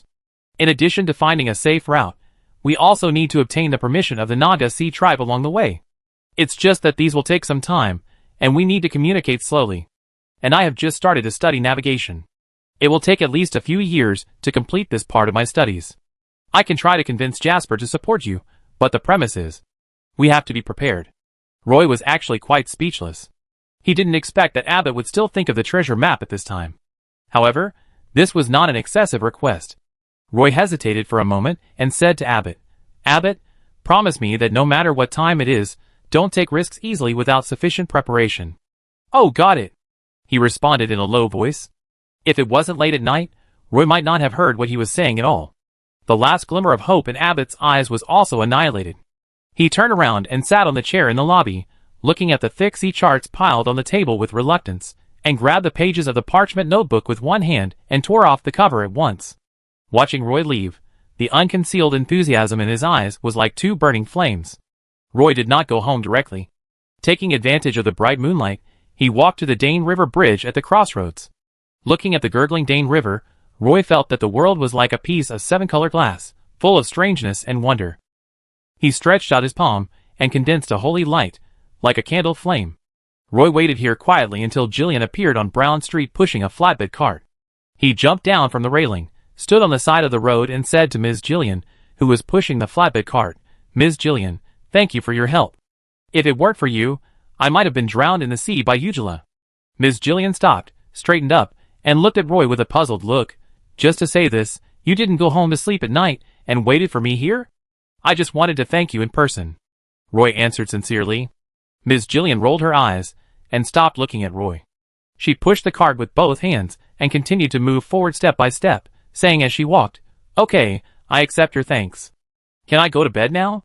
Roy quickly made way, then came over from the side and helped Miss Jillian push forward. Miss Jillian didn't stop until she reached the door of her house. She leaned over and threw the 2 mackerels and tuna tails on the flatbed to Roy, then sternly accused Roy, "These are your fish. Don't always lose them like this in the future." "Got it." Roy stood in front of the gate with the fish in his hand, watching Miss Jillian push the cart into the yard, and then turned back to go home. It seems that there are no secrets left overnight in Castleton. Roy held the history textbook and walked into the long carriage with Sabrina, and heard the half-blood elves in the carriage talking about the capture of the pirates Ralph and Eugela. For a moment, many old stories from many years ago were dug up by the elves. Took a whole morning class at the Elf Academy. After the first class, Instructor Nora asked Roy about Benjamin. Roy had only seen Benjamin once in the back street of the academy, and that was a few days ago. Then Instructor Nora and several other instructors took a picture of Benjamin and walked through all the shops in the back street while they had no classes in the afternoon. In fact, it didn't matter whether there was a picture or not, because the owner of the magic shop was very impressed by this human magician who could speak Elvish. I even remember that he bought several kinds of magic herbs in the store, and also purchased several bundles of magic scrolls. It is said that Magician Benjamin's pockets are full of magic crystals, and magic scrolls are almost bought in bundles. It can be said that he is very rich. Unfortunately, even though they knew that Magician Benjamin had appeared in the magic shop on the back street of the academy, several instructors still couldn't find Magician Benjamin. Instructor Eleanor even visited some ancient trees on the back street, but she couldn't find Benjamin's whereabouts with the help of the ancient trees. For this reason, Instructor Nora was depressed for several days in a row. When Roy returned to the Statue of Liberty, Jasper told him that everyone would continue to go to the tribunal on the weekend to attend the trial of Priest Thorndyke. Roy thought that the Elders' Council tribunal next week might also try Ralph and Eugela. After returning from the Maladed jungle, he actually spent 4 consecutive Sundays in the tribunal, which was a bit outrageous. Thinking of what Abbott had asked him last night, Roy decided to have a good chat with Jasper. "Jasper, Abbott came to me last night and asked me to communicate with you. Roy, what do you think?" Jasper looked up and stared at Roy and asked. Roy hesitated for a moment and said tactfully, "I support your point of view, but I am worried that he may get stuck in a dead end. Don't pay attention to him, let him reflect on it." After saying this, Jasper opened the sacred prayer on the round table. It seems that Jasper is not willing to compromise at all, so Roy can only sigh softly and stop talking. In the past 2 days, no one touched the guard set by Jasper on the Black Pearl, and the two decided to go to the ship again in the afternoon. Ever since Captain Ralph and Mrs. Eugela ran to the ship, Roy and Jasper have not been there again. It was Sunday in a blink of an eye. There was still no news from Miss Belinda. Roy got up from bed early, had breakfast, and went to the Statue of Liberty. He followed the High Priest Reed to the Elders' Council trial hall. The court was full of half-blood elves. During the trial of Priest Thorndyke, there were many half-blood elves standing in the Heroes' Square. This was Roy's 3rd time at the court of the Castletown Elders' Council. He had been here almost every week recently, and was already familiar with this step building. High Priest Reed and Roy sat at the back. 3 Moon Temple priests sat in front of the court. Opposite the 3 priests, there were 3 librarians, 2 of whom Roy had seen before.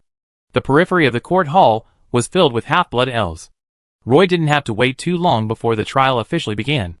Priest Thorndyke was escorted up by 2 elf guards. Now, he was no longer a priest of the Moon Temple. The Moon Temple had stripped him of his priest robes.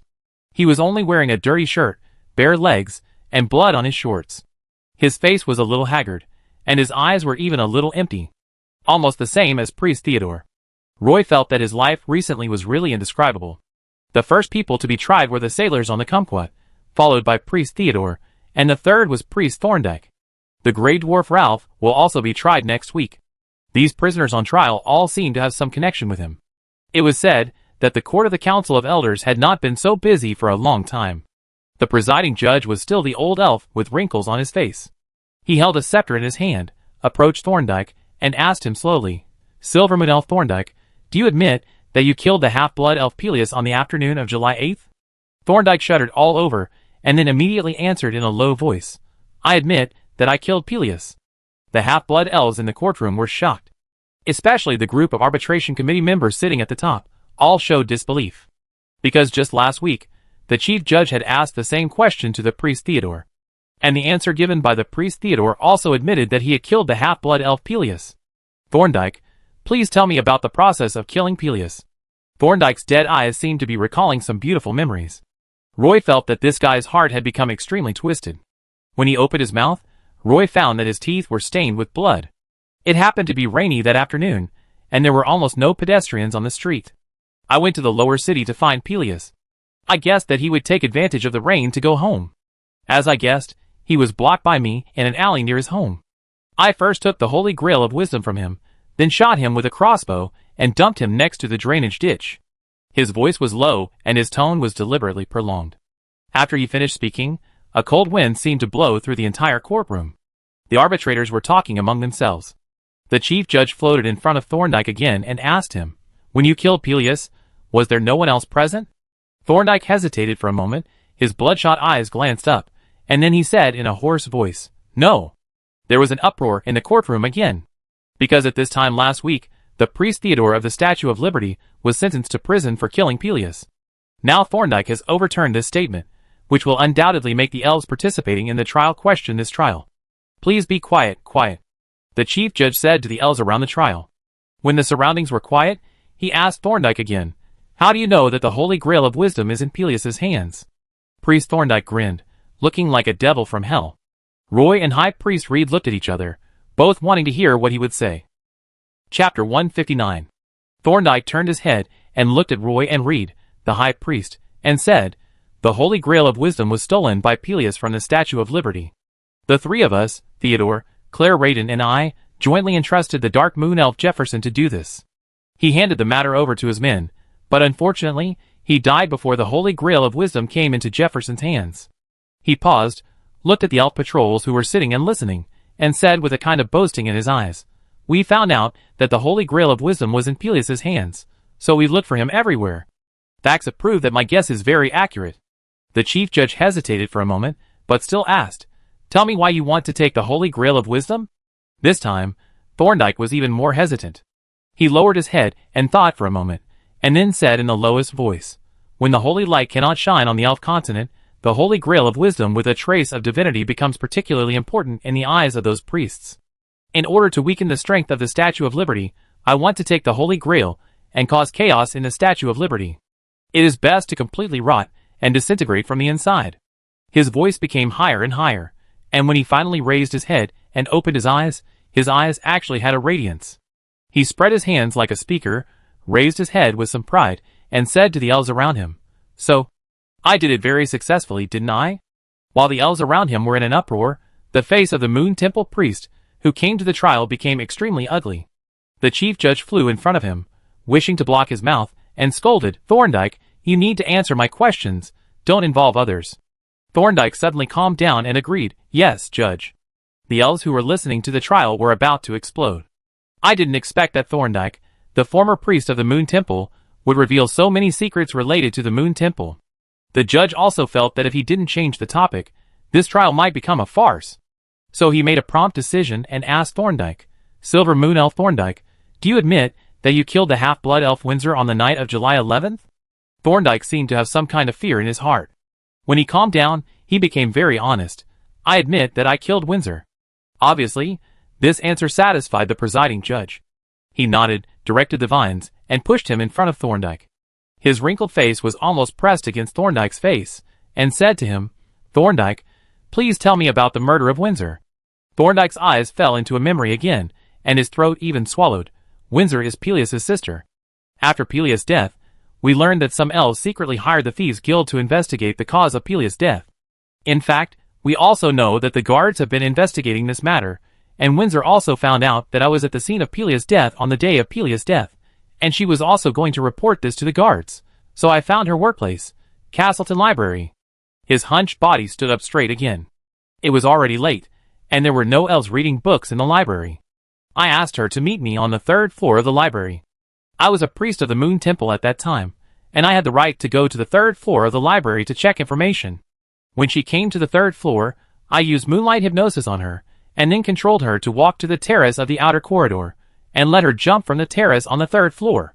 When he said the last sentence, he raised his hands, like a conductor at a concert. A copper water cup drew an arc and hit Thorndyke's forehead accurately, instantly smashing a hole in his forehead. A strange scene appeared. Thorndyke's wound was pale, and the skin was turned outward, but no blood could be seen flowing out. Smash him to death. Smash this devil to death. He is the devil crawling out of hell. Put him in prison and let him dig in the ground for the rest of his life. There was an angry roar in the hearing seats around. The elves didn't care about elegance and grace, and cursed Thorndyke, and cursed him to hell. Roy knew that Thorndyke was completely finished this time.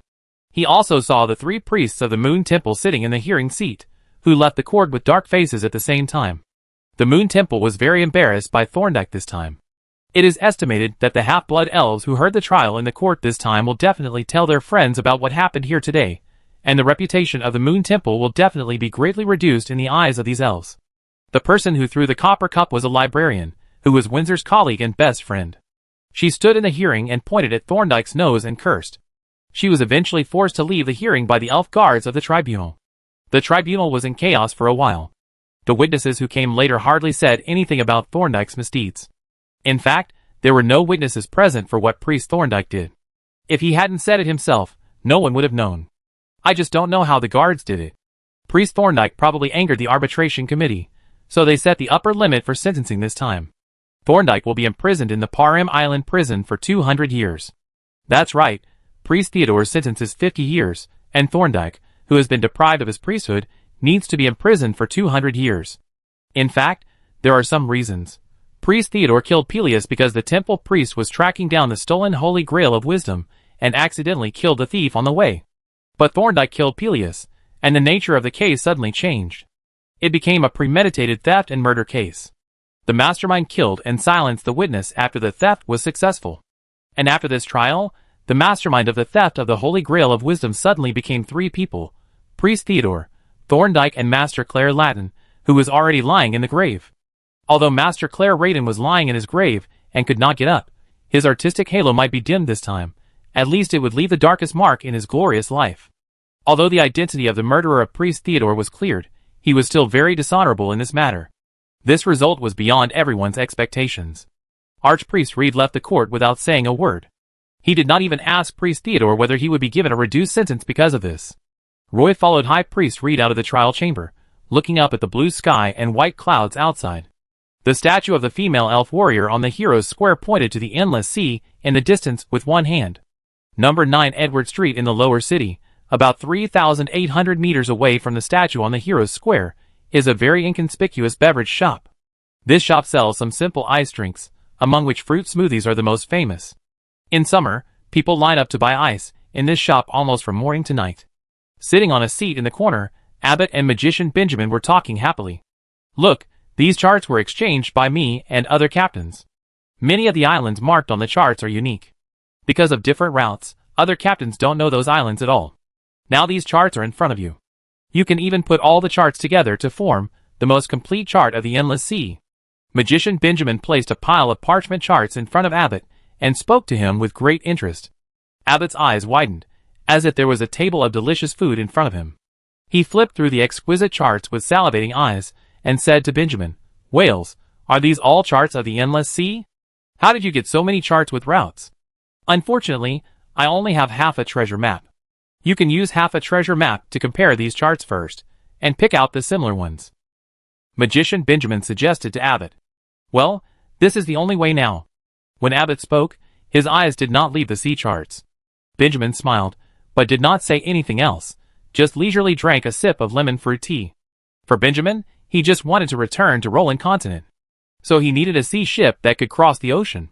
But with his ability, it was impossible to buy such a sea ship in the elf world. He ventured to Castletown and inquired about the port for a long time before he set his sights on the Black Pearl, which was stranded on the beach on the west side of the port pier.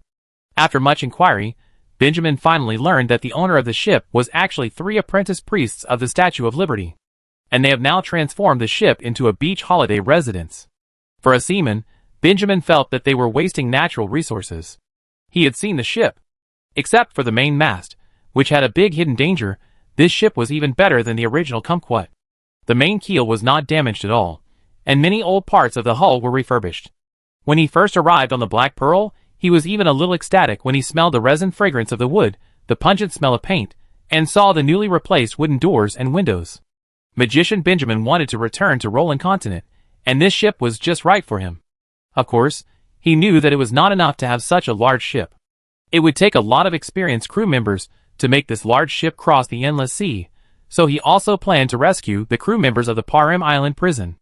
Of course, the first step was to get this ship. Looking at Abbott, who was staring at the sea chart, Benjamin narrowed his eyes like a fox. After successfully approaching Abbott, Benjamin found that Abbott was very obsessed with sailing and treasure hunting. So he catered to his interests and soon became friends with Abbott. Benjamin learned from Abbott that there were 2 mountains blocking the ship from going to sea. One was a trainee priest named Jasper, and the other was a trainee priest named Roy. If they did not agree to the Black Pearl going to sea, Abbott would not be able to push the ship into the sea. Chapter 160. In mid-September, the long rainy season finally ended in Castleton City. After attending the temple gathering, Roy did not go to the Black Pearl with Jasper to enjoy the sunset view of Castleton Harbor. He walked slowly home along Brown Street. He was a little tired recently, so he planned to take a day off. With the Holy Grail of Wisdom, baptism in the side hall became much simpler. Of course, Roy also received an invitation from the tribunal to attend the trial on Sunday on Wednesday. This time, the tribunal would try the Grey Dwarf Ralph and the Blood Elf Eudora. Also invited were Captain Dancel Simpson of the 2nd Battalion of the 7th Knights, Instructor Nora and his fellow instructors. Having just gone through the 3rd trial, it was a very unhappy experience for Roy. Perhaps for every elf who participated in the trial, that experience should not have been very pleasant. So Roy had a resistance to the 4th trial from the bottom of his heart. Of course, because this time was to try Ralph and Lady Eugela, Roy had to attend this trial anyway. He hoped that Captain Ralph and Mrs. Eugela would be imprisoned for life, so as not to run out and cause trouble for him after the sentence was over. So he planned to meet Captain Simpson once before attending the trial. He hoped that he would come forward to testify that the 2 pirates intended to harm Princess Ophelia. If this charge was proven, then the arbitration committee would most likely choose the upper limit for the sentencing of the 2 pirates. When passing by Mrs. Winnie's pharmacy, Roy waved to the night-blade leopard hiding under the low wall of shrubs. The water level of the Dane River finally dropped a little. The protest of the half-blood elves in the lower city lasted for a whole week. Although the normal order has been restored in Castleton Port, there are still a large number of half-blood elves gathered in Heroes Square for a sit-in protest. The last bit of the sun also sank below the sea, and the edge of the sea was dyed orange. In the distant sea, some flying fish boats spread their wings and quickly returned to the port. Roy saw a warm light in his yard, and he suddenly felt an indescribable joy in his heart. He pushed open the door and saw a magic chandelier in the living room. Ms. Belinda was lying on a rattan chair on the terrace, wearing a sun hat and a homely sling dress, enjoying the cool air on the terrace. Perhaps she heard the creaking sound of the courtyard door, and she sat up from the rattan chair all of a sudden. The sun hat on her face rolled to the side. She held the railing of the terrace with both hands, leaned down, and showed a gentle smile on her face. "Roy, how have you been these 2 weeks?" Roy could feel the tiredness in her body. Perhaps the sculpture was not as smooth as she imagined. "I'm still wondering if it's the artistic city of Buenos Aires that makes you linger." Roy pushed open the door, took off his shoes, and ran into the living room. Ms. Belinda rushed down the stairs. When she was about to pick Roy up by the waist and spin him around like a child, she realized that Roy was only half a head shorter than an adult Silver Moon elf. Roy brewed a pot of lemon tea and poured a cup for Ms. Belinda. Sitting down at the dining table, he said to Ms. Belinda, "Recently, the elves in the lower city of Castleton have been protesting against the Elders' Council for a week. Last week, there was a battle at the port dock. It is said that 2 pirates were captured. Everything is normal at the college, and nothing major has happened on Brown Street." Belinda held the teacup in both hands and asked Roy, "Should we move to a place closer to the Elf Academy?" Roy was slightly startled and said, "Actually, the environment here is quite good. Are you doing well in Buenos Aires?" Ms. Belinda's delicate face showed a cloud of worry, and she said in a depressed mood, "Not very well. Although there are countless art galleries of all sizes in Buenos Aires, there are also artists everywhere who are looking for opportunities. Many of them are like me. They have to run around the city every day to recommend their works. As long as the works are not particularly eye-catching and do not have their own unique style, it is difficult to be favored by these art galleries. It can be seen that this trip to Buenos Aires was a big blow to her. Roy blinked and questioned her. So, is this the reason why you have been away for so long and don't want to come back? While Ms. Belinda was stunned, Roy reached out and held one of Belinda's hands and said, "You should come back earlier and have a good rest at home. As long as you treat every time you go out. As a trip, you will probably gain a lot of happiness." Belinda curled her lips and retorted, "Ha, you make it sound so easy." "That's actually true. Next, are you going to create something at home?" Roy continued to ask. Belinda said unconfidently, "Well, I met a lot of sculptors who have made great achievements in sculpture when I went to Buenos Aires this time. Some of their works gave me a lot of new ideas in sculpture creation, so I plan to try them out when I come back this time." Roy encouraged her quickly. "That's good. When she doesn't need to go out to work, Belinda's favorite thing is to lie in bed and sleep in." Roy prepared a simple breakfast, a piece of breadfruit and lemon tea, and hurried to school. These days, Sabrina often waited by the roadside. Being able to walk with a beautiful elf, this journey to school was actually quite enjoyable. Belinda slept until noon, and then came down from the second floor wrapped in a white sheet. She stood in front of the mirror and scratched her messy hair, then took a hot shower and changed into a clean and refreshing vest and bloomers. She sat in front of the dining table and enjoyed the breakfast Roy had prepared early. Then she took the lemon tea and went upstairs and opened the studio opposite the bedroom. Originally, she thought the studio would be covered with dust, but what surprised Belinda was that everything in the studio was neatly arranged. Even the rusty carving knives left behind before leaving were now polished to be extremely sharp. Each carving knife was coated with a thin layer of grease and neatly arranged in a row according to length. There were also 2 whetstones and a row of crystal stones on the wooden shelf. Most of them were jadeite, but there were also a few moonstones and hexagonal crystals. These were what Roy had found recently at the free market behind the academy. Ms. Belinda reached out and picked up a round bluestone, put it on her face, then closed her eyes and smiled faintly. After the martial arts training class, Roy was about to go to the 3rd teaching building with Claire when he was called aside by Instructor Nora. Instructor Nora pulled Roy to the weapon rack in the training ground, stared at Roy and asked, "Roy, are you interested in joining my adventure group?" Instructor Nora is the type who likes to speak directly, which is rare among Silver Moon elf women. Roy was a little confused. He had never thought that he would receive an invitation from Instructor Nora, so he said, "Join your adventure group? But I don't know anything." "Since you are an apprentice priest, do you know secondary healing?" Instructor Nora asked Roy. "Yes," Roy answered. "Then do you know purification?" Instructor Nora asked again. "Yes," Roy continued to answer. Instructor Nora patted his shoulder and said with great satisfaction, "That's enough. Our adventure group just happens to be short of a priest. How about it? Join us." Roy didn't know what to say. Instructor Nora saw that Roy was hesitant, thought for a while and said, "In fact, you can also join as a temporary member. We rarely go on adventure trips. We may only go to a Warcraft forest to try our luck during holidays. If you want to go with us, you can tell me. We welcome you anytime. This condition is very relaxed." Roy breathed a sigh of relief and agreed, "Okay. It's probably time for class soon. Let's go." Seeing Roy agreed, Instructor Nora waved to Roy and sent him away casually. Claire had been waiting not far away. Seeing Roy running over, she asked him curiously, "Roy, what did Instructor Nora say to you just now?"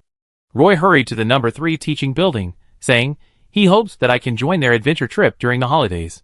Claire shouted with envy, "Why didn't Instructor Nora ask me for such a good thing?" Saturday came again in the blink of an eye. Ms. Belinda has been locking herself in the studio on the 2nd floor these days, busy carving new works every day. Roy was a little worried that this would make her feel depressed, so he took advantage of his free time in the evening and came to the door of Ms. Belinda's studio. Knock, knock, knock. He knocked gently on the door of the studio, but the door was not closed. As long as you stand at the door, you can see Ms. Belinda standing in front of the studio's platform. There is a stone in front of her. She is using a shovel to remove the excess stone from the eye socket of the statue. Ms. Belinda turned around and saw Roy leaning against the door. She put down the shovel in her hand and asked him with interest, "Why are you interested in watching me carve?" Roy walked around the head that had already taken shape, and said with a smile, "I just want to see it." Ms. Belinda raised her chin, looked at the row of sharp carving knives on the shelf, and said to him, "The carving knives are well sharpened." Roy stood beside the statue and smiled without saying anything. He looked at a delicate ornament on the shelf, which was a small boat going out to sea, and a child was about to jump off the boat. There were many delicate hollow patterns carved on the exquisite boat. Roy looked very carefully, but did not speak. Ms. Belinda held the carving knife in her hand, turned around and stared at Roy with her beautiful eyes. "What's the matter?" Roy rubbed his nose and said, Belinda, I have a friend. I want to give her a gift." "So you plan to? Let me help you carve a small gift." Roy smiled. "Yes." Chapter 161. Ms. Belinda pointed to the shelf with stones and asked him with a smile, "Do you have any ideas or suggestions?" Roy walked over and picked up a fist-sized jade, and then took out a rough drawing sketched with charcoal. The drawing was simply indescribable. It was just a circle inside a square, which made Ms. Belinda frown. Roy put the stone on the drawing, thought for a while, and then said to Ms. Belinda, "Well, I think. Just use this stone to carve a square, then cut off the 8 corners of the square, and then hollow out the inside." He looked at the handle of a carving knife, pointed at it, and said, "It should be about this thick." "Is it hollow inside?" "There is actually a hollow ball inside that can't be rolled out. It's probably like this, hollowed out, full of translucent patterns." Ms. Belinda listened carefully, and probably understood Roy's idea. In general, although the ball Roy asked to make was contained in the frame, the ball must be hidden in the cube and cannot be taken out. In fact, it is the most simplified version of the idea of a linglong ball. But this thing is really very novel in the eyes of Ms. Belinda. This thing is much more interesting than carving a human head, and it is still delicate. The most important thing is not to let Ms. Belinda hide in the studio, using a chisel to remove a lot of stone every day, not to mention that she is covered with stone powder, and it is very hard. After listening to Roy's advice, Belinda took out the brush and drew a sketch on the back of the drawing paper again. I don't know how late she went to bed. When I got up from the bed in the morning, Belinda was lying on the big bed in the bedroom on the 2nd floor, sleeping soundly. She was wrapped in white sheets. The sunlight shone through the glass, forming a spot of light, shining on her milk-white back, so bright that it was a bit dazzling. On the 4th Sunday after returning from the Maladad jungle, Roy still couldn't get a good rest. He left home early in the morning, first ran to the temple to change into a set of apprentice priest robes, and then came to the crossroads and took a long carriage to the elders' council where the tree of life was. The people who were on trial in the court this time were the Grey Dwarf Ralph and the Blood Elf Eudora. High Priest Reed and Jasper did not attend, only Roy went alone. When Roy got off the carriage, he saw a large group of elves gathered under the shade of the tree outside the tree of life. After squeezing to the door of the Elder Council with great difficulty, Roy walked into the first-floor hall of the Elder Council with the invitation letter. In the hall, Instructor Nora stood with several other instructors, and the water-silver moon elf magician named Scarlet also stood among them. Several instructors were talking in a low voice. Roy hurried forward to greet him. Unexpectedly, the first person to speak was the silver moon elf magician, who had smooth silver hair and a magic crystal pendant on her chest that was extremely eye-catching. "Roy, are you still a trainee priest of the Statue of Liberty?" Scarlet seemed very interested in Roy. "Well, I work part-time at the Statue of Liberty," Roy replied. Scarlet immediately hugged Instructor Nora, who was much stronger than her, and her magic robe was wrinkled because of this. Then she said, "I didn't expect that there are trainee priests among your students. How about we go to the ruins of despair during this holiday?" Instructor Eleanor, standing by the side, changed her expression and shouted, "Still going? Have you forgotten how long the ghost holding a sickle ran out of the ruins and chased us?" Scarlet said proudly, "Our team now has a priest, so why are we afraid of it?" Instructor Eleanor said angrily, "He is just an apprentice priest, don't expect too much from him." "Apprentice priest? That's still a priest," Scarlet said unconvinced. There was a commotion at the door of the first-floor hall of the Parliament. Roy turned his head and saw that Captain Simpson had also come, and there were several elf patrols behind him. Roy hurried over and greeted Captain Simpson. Captain Simpson. Captain Simpson was wearing silver armor and stood out in the crowd. He pulled Roy to the corner of the hall on the first floor and whispered to him, "Roy, I have already consulted Princess Ophelia this time. Just tell me during the trial." "Yes." Obviously, Captain Simpson didn't want to leave any hidden dangers later. People began to enter the trial room one after another. Roy became an important witness again this time, sitting at the bottom with Instructor Nora, Captain Simpson and others, closest to the Grey Dwarf Ralph and the Blood Elf Eudora.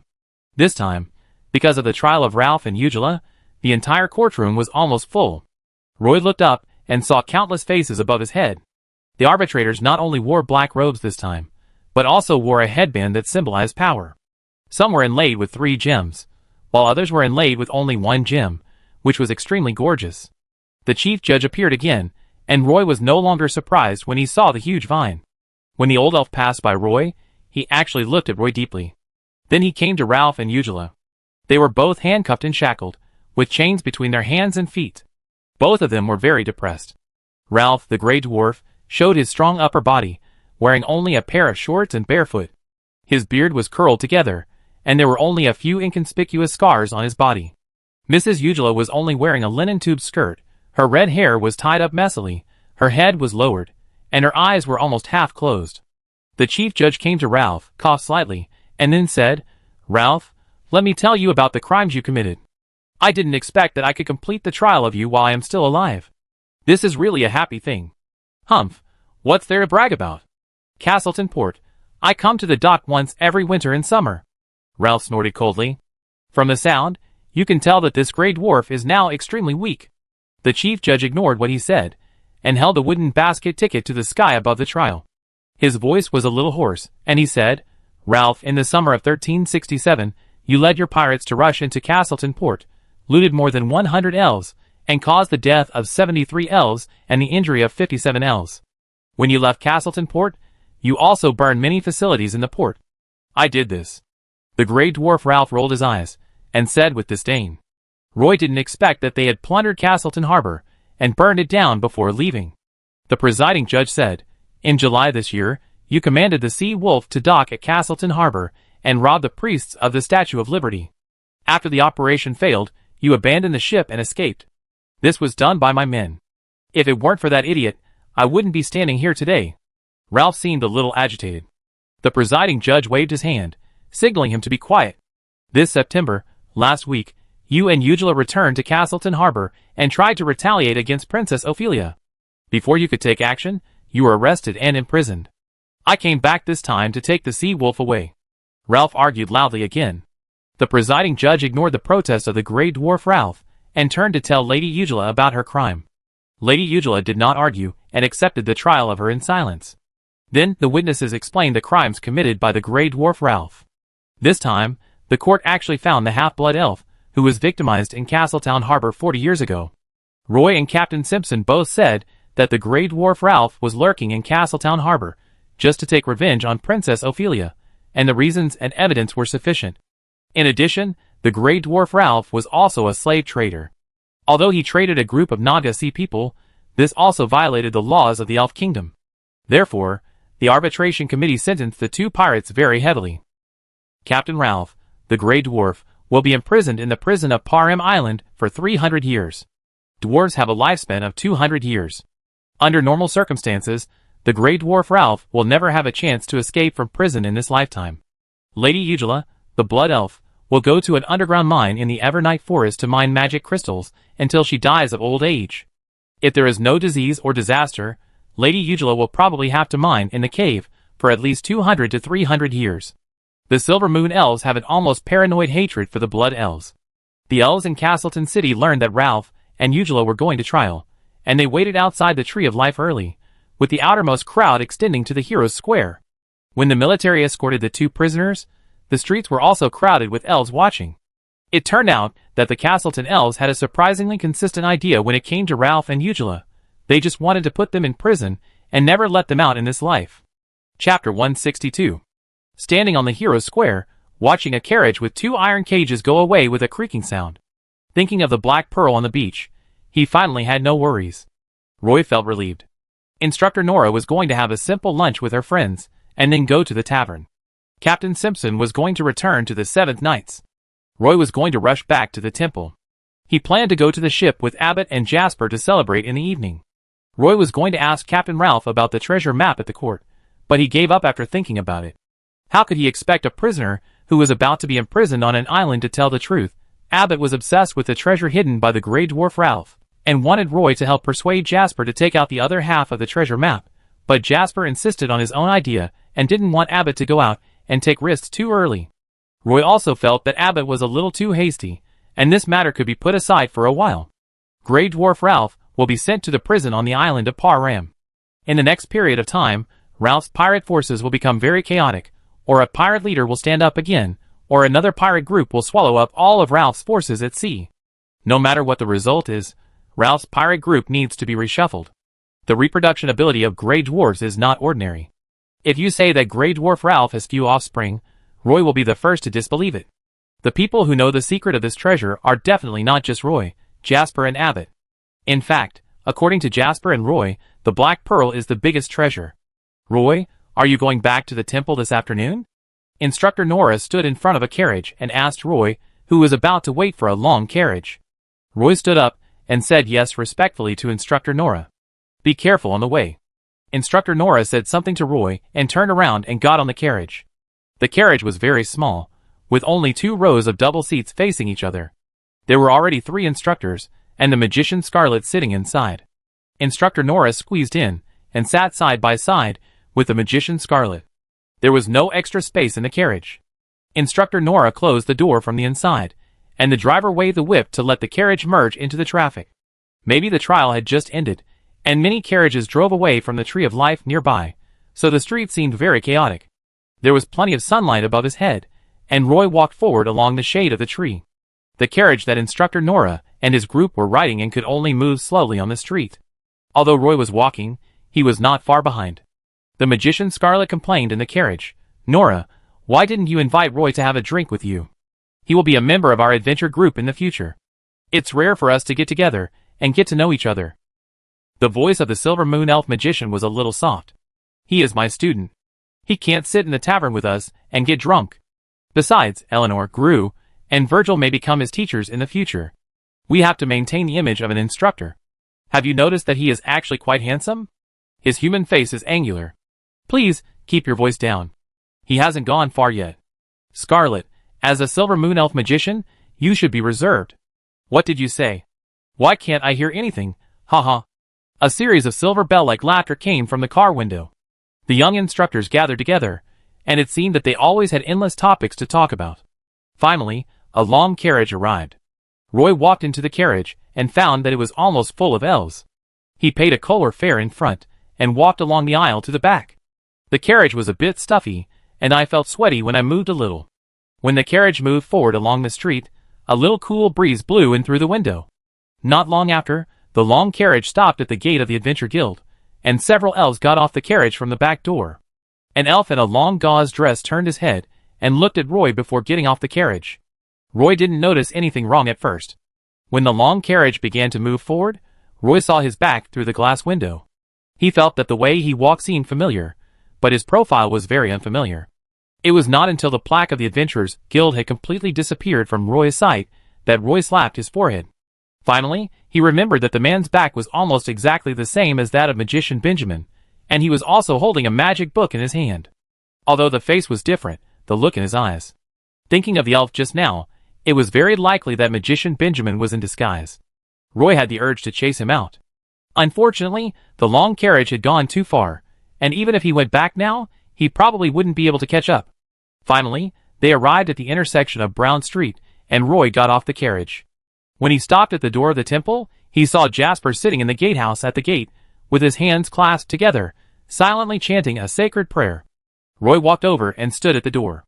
The scorching sun above his head scorched the gatehouse like a steamer, and Roy saw a large cup of holy water exuding a sacred breath on the gatehouse table. After the Holy Grail of Wisdom was recovered, the greatest convenience for the priests in the Statue of Liberty was that they could use holy water at will. Holy water contains a little bit of holy light power. Drinking it frequently will increase the recovery speed of the priest's holy light. Jasper opened his eyes and saw Roy standing at the door of the gatehouse. He whispered to Roy, "Roy, I really think the high priest should actually hire a gatekeeper." Roy threw him a pear, and Jasper took it steadily in his hand, took out a handkerchief, wiped it carefully, and then took a big bite. The weather was hot, and his forehead was covered with sweat, and his cheeks were a little red. Or maybe just don't arrange a gatekeeper. There's nothing valuable in there anyway. At this point, Jasper stopped again. He always couldn't control his mouth. Sometimes, he would suddenly think of something and immediately stop the topic. Jasper said again, "Roy, how did the trial go?" "Fortunately, everything went well." Roy said, I also heard that Captain Ralph once plundered Castleton Harbor 40 years ago. He not only captured many elves, but also killed many. He also set a fire at the port dock before leaving. So there is such a thing. At that time, I hadn't come to Castletown yet. Jasper counted on his fingers. Roy whispered to Jasper, Jasper, do you want to get together tonight, the three of us? You, me, and Abbott. Jasper swallowed the pear in 2 or 3 bites, wiped his hands with a handkerchief, and said, if you can invite Abbott over, I have no objection, but don't expect me to make him talk to you. I go talk to him. Roy agreed. Abbott sat at the round table, writing furiously, with a thick stack of sea charts in front of him. Roy knew that Abbott had been able to get a lot of sea charts from the Castletown library recently, but he was also shocked to see that he almost buried himself in the drawings. His eyes were red from staying up late, and the round table was very messy. He had quarreled with Jasper again recently, and he still couldn't get the half-treasure map from Jasper. Except for the meetings and shifts that he had to attend, Roy rarely saw Abbott in the temple. It's rare to see him in the study. Roy was leisurely picking a divine book on the bookshelf. Recently, Roy began to learn more complex divine patterns. He sat opposite Abbott and said to Abbott, Abbott, the original owner of the Black Pearl, Captain Ralph, was just sentenced today. You don't have to worry about him suddenly running out to cause trouble. Let's go tonight. Before Roy finished speaking, he was interrupted by Abbott. Roy! His face looked a little ugly. What's wrong? Roy was slightly startled. ABT raised his head, looked at Roy seriously, and asked him, I asked you to persuade Jasper. How are you doing? Roy hesitated for a moment, but still said, Jasper and I both think that this matter should be slowed down. ABT's eyes widened. He stood up from the chair and shouted, Even you don't support me. ABT. Roy wanted to explain, but saw ABT picked up a thick stack of sea charts on the table and slammed the door and walked out angrily. No matter how Roy chased him and called him, he couldn't turn back. Roy stood at the door of the study room a little disappointed, watching Abbott quickly leave the backyard, and could only return to the study room silently. In the evening, there were only Roy and Jasper at the party on the Black Pearl. Roy cooked the grilled fish in the kitchen of the ship. Jasper bought beer and orange juice, and the two sat at the bow and quietly watched the sea and the sunset. Jasper, why don't you give him that half of the sea chart? This was the second time Roy had mentioned this. Jasper held up the wooden cup, took a big gulp of beer, and then said to Roy, Wait a few more days, I just want him to calm down. As he spoke, he suddenly stood up from the bow, stepped on the bronze man with his arms outstretched and bowed forward, and waved his hands fiercely at the sea in the distance. He shouted loudly, Hey, do you think my decision is right? It was high tide at this time, and waves pushed towards the shore one after another, with a sound of hwah, hwah, hwah. Roy silently ate the last bite of the grilled fish. He didn't expect that both Abbott and Jasper were so stubborn and neither of them would give in. It made him feel uncomfortable to be caught between the two. According to Roy's idea, even if Abbott found the location of the treasure, he didn't have the strength to go out to sea, so he still had to wait for the opportunity. Chapter 163. It was completely dark. Ms. Belinda went out early in the morning and hadn't come back yet. Roy saw a note on the porch at the door saying that Ms. Belinda would attend a dance tonight. He took a shower, changed his clothes, went to the terrace, and hung his clothes on the clothesline. Dinner was on the Black Pearl. Roy drank a little beer and felt a little dizzy. I didn't know how many of the complicated divine patterns I had memorized in the afternoon were forgotten. Moira, who was secretly watching from behind the railing of the terrace next door, saw Roy waving at her, and then she swiftly climbed over the courtyard wall. She then took a few steps forward and stepped on the wall. She stretched out her hands and grabbed the edge of the eaves, and suddenly lifted it up with force. With the power of her feet, she supported her hands on the eaves, and then tightly grasped the railing of the terrace, and jumped up with one leg. The set of movements was light, agile, and clean. She had an unsharpened dagger hanging on her waist, and she was wearing a raw linen suspender top and gauze bloomers. A pair of sandals on her feet, and 10 small and delicate toes were painted with light pink impatience juice. A pair of big eyes full of spirit and a reserved smile, proudly said to Roy, Roy, I have learned the dance of light. Do you need me to teach you? Roy knew that he could not avoid the sparring tonight. Recently Ms. Belinda was at home every day, and Roy had not practiced martial arts with Moira for several nights in a row. Roy pretended to be unbelieving and said to Moira, Then you dance once, let me see. Moira did not hesitate, stretched out her hand to draw the dagger at her waist, and a light curtain appeared when she waved her arm. The next second, she turned into a figure in the magic crystal. Even every tiny movement was imitated perfectly. Originally, the dagger in her hand was just fast and accurate, but now when she danced with the dagger, Roy felt a strong sense of oppression that made him feel suffocated, or in other words, Moira, who performed the Dance of Radiance, became extremely aggressive. In just 1 month, Moira learned the full set of the Dance of Radiance. Roy could only secretly smack his lips. Now, he clearly realized the gap between geniuses and ordinary people, because she failed to learn the breath method corresponding to this set of sword dance. This sword dance cannot radiate some unique power from the dancer like other elf dances. Soon, Moira finished a dance of light on the balcony. Without even wiping the sweat dripping down her cheek, she pointed the dagger in her hand at Roy and said to him with a smile, "Hurry up, Roy, let me see if your martial arts have improved recently." Roy gritted his teeth and pulled out a wooden stick and an iron square shield from his magic waist bag. He stood on the terrace, just ready to fight. Moira held the dagger in one hand and took a step forward, but her body swayed in front of Roy like a ghost, and then left Roy's sight. When Roy raised his head instinctively, he found that Moira had jumped up silently and stabbed Roy's neck with the dagger in her hand. This stab was like a spirit snake spitting out its tongue. Maybe Moira had practiced the Dance of Radiance recently, and her dagger attack became very sharp. Roy didn't have time to raise his shield, and was forced to take a step back. The dagger in Moira's hand suddenly disappeared, and reappeared, stabbing out from behind Moira's right hip.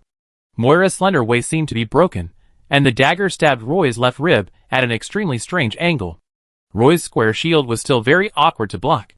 As a last resort, Roy could only use a wooden stick to parry, and took a step back again. 2 consecutive fierce attacks allowed Moira to completely take the initiative. The next more unpredictable attack forced Roy to retreat on the terrace. After breaking several round wooden shields in succession, Roy finally got a square wooden shield covered with a layer of iron sheet from instructor Nora. There was a very faint mark of the Lion King's head on the iron sheet. When the short sword stabbed the iron sheet's square shield, it was no longer a dull sound of thump thump thump. Occasionally, a string of sparks would burst out. Every time she stabbed with all her strength, Roy's arm was numb. Roy thought that before the sparring, he should perhaps bless himself with the strength blessing, which might make it easier. Now he could only grit his teeth and hold on. Finally, Roy was forced into a corner of the terrace by Moira, with no way to retreat. The dagger in Moira's hand disappeared from Roy's sight again. With a sweet smile on her face, the dagger in her hand carried a faint sword aura, sticking to the square shield raised by Roy, and the blade pointed at his left shoulder. A heavy sword suddenly stretched out from the dark of the terrace and blocked the dagger. Roy was frightened and broke into a cold sweat. If it weren't for the big sword stretched out from the shadow, he might have been hit by Moira's sword on the clavicle of his left shoulder.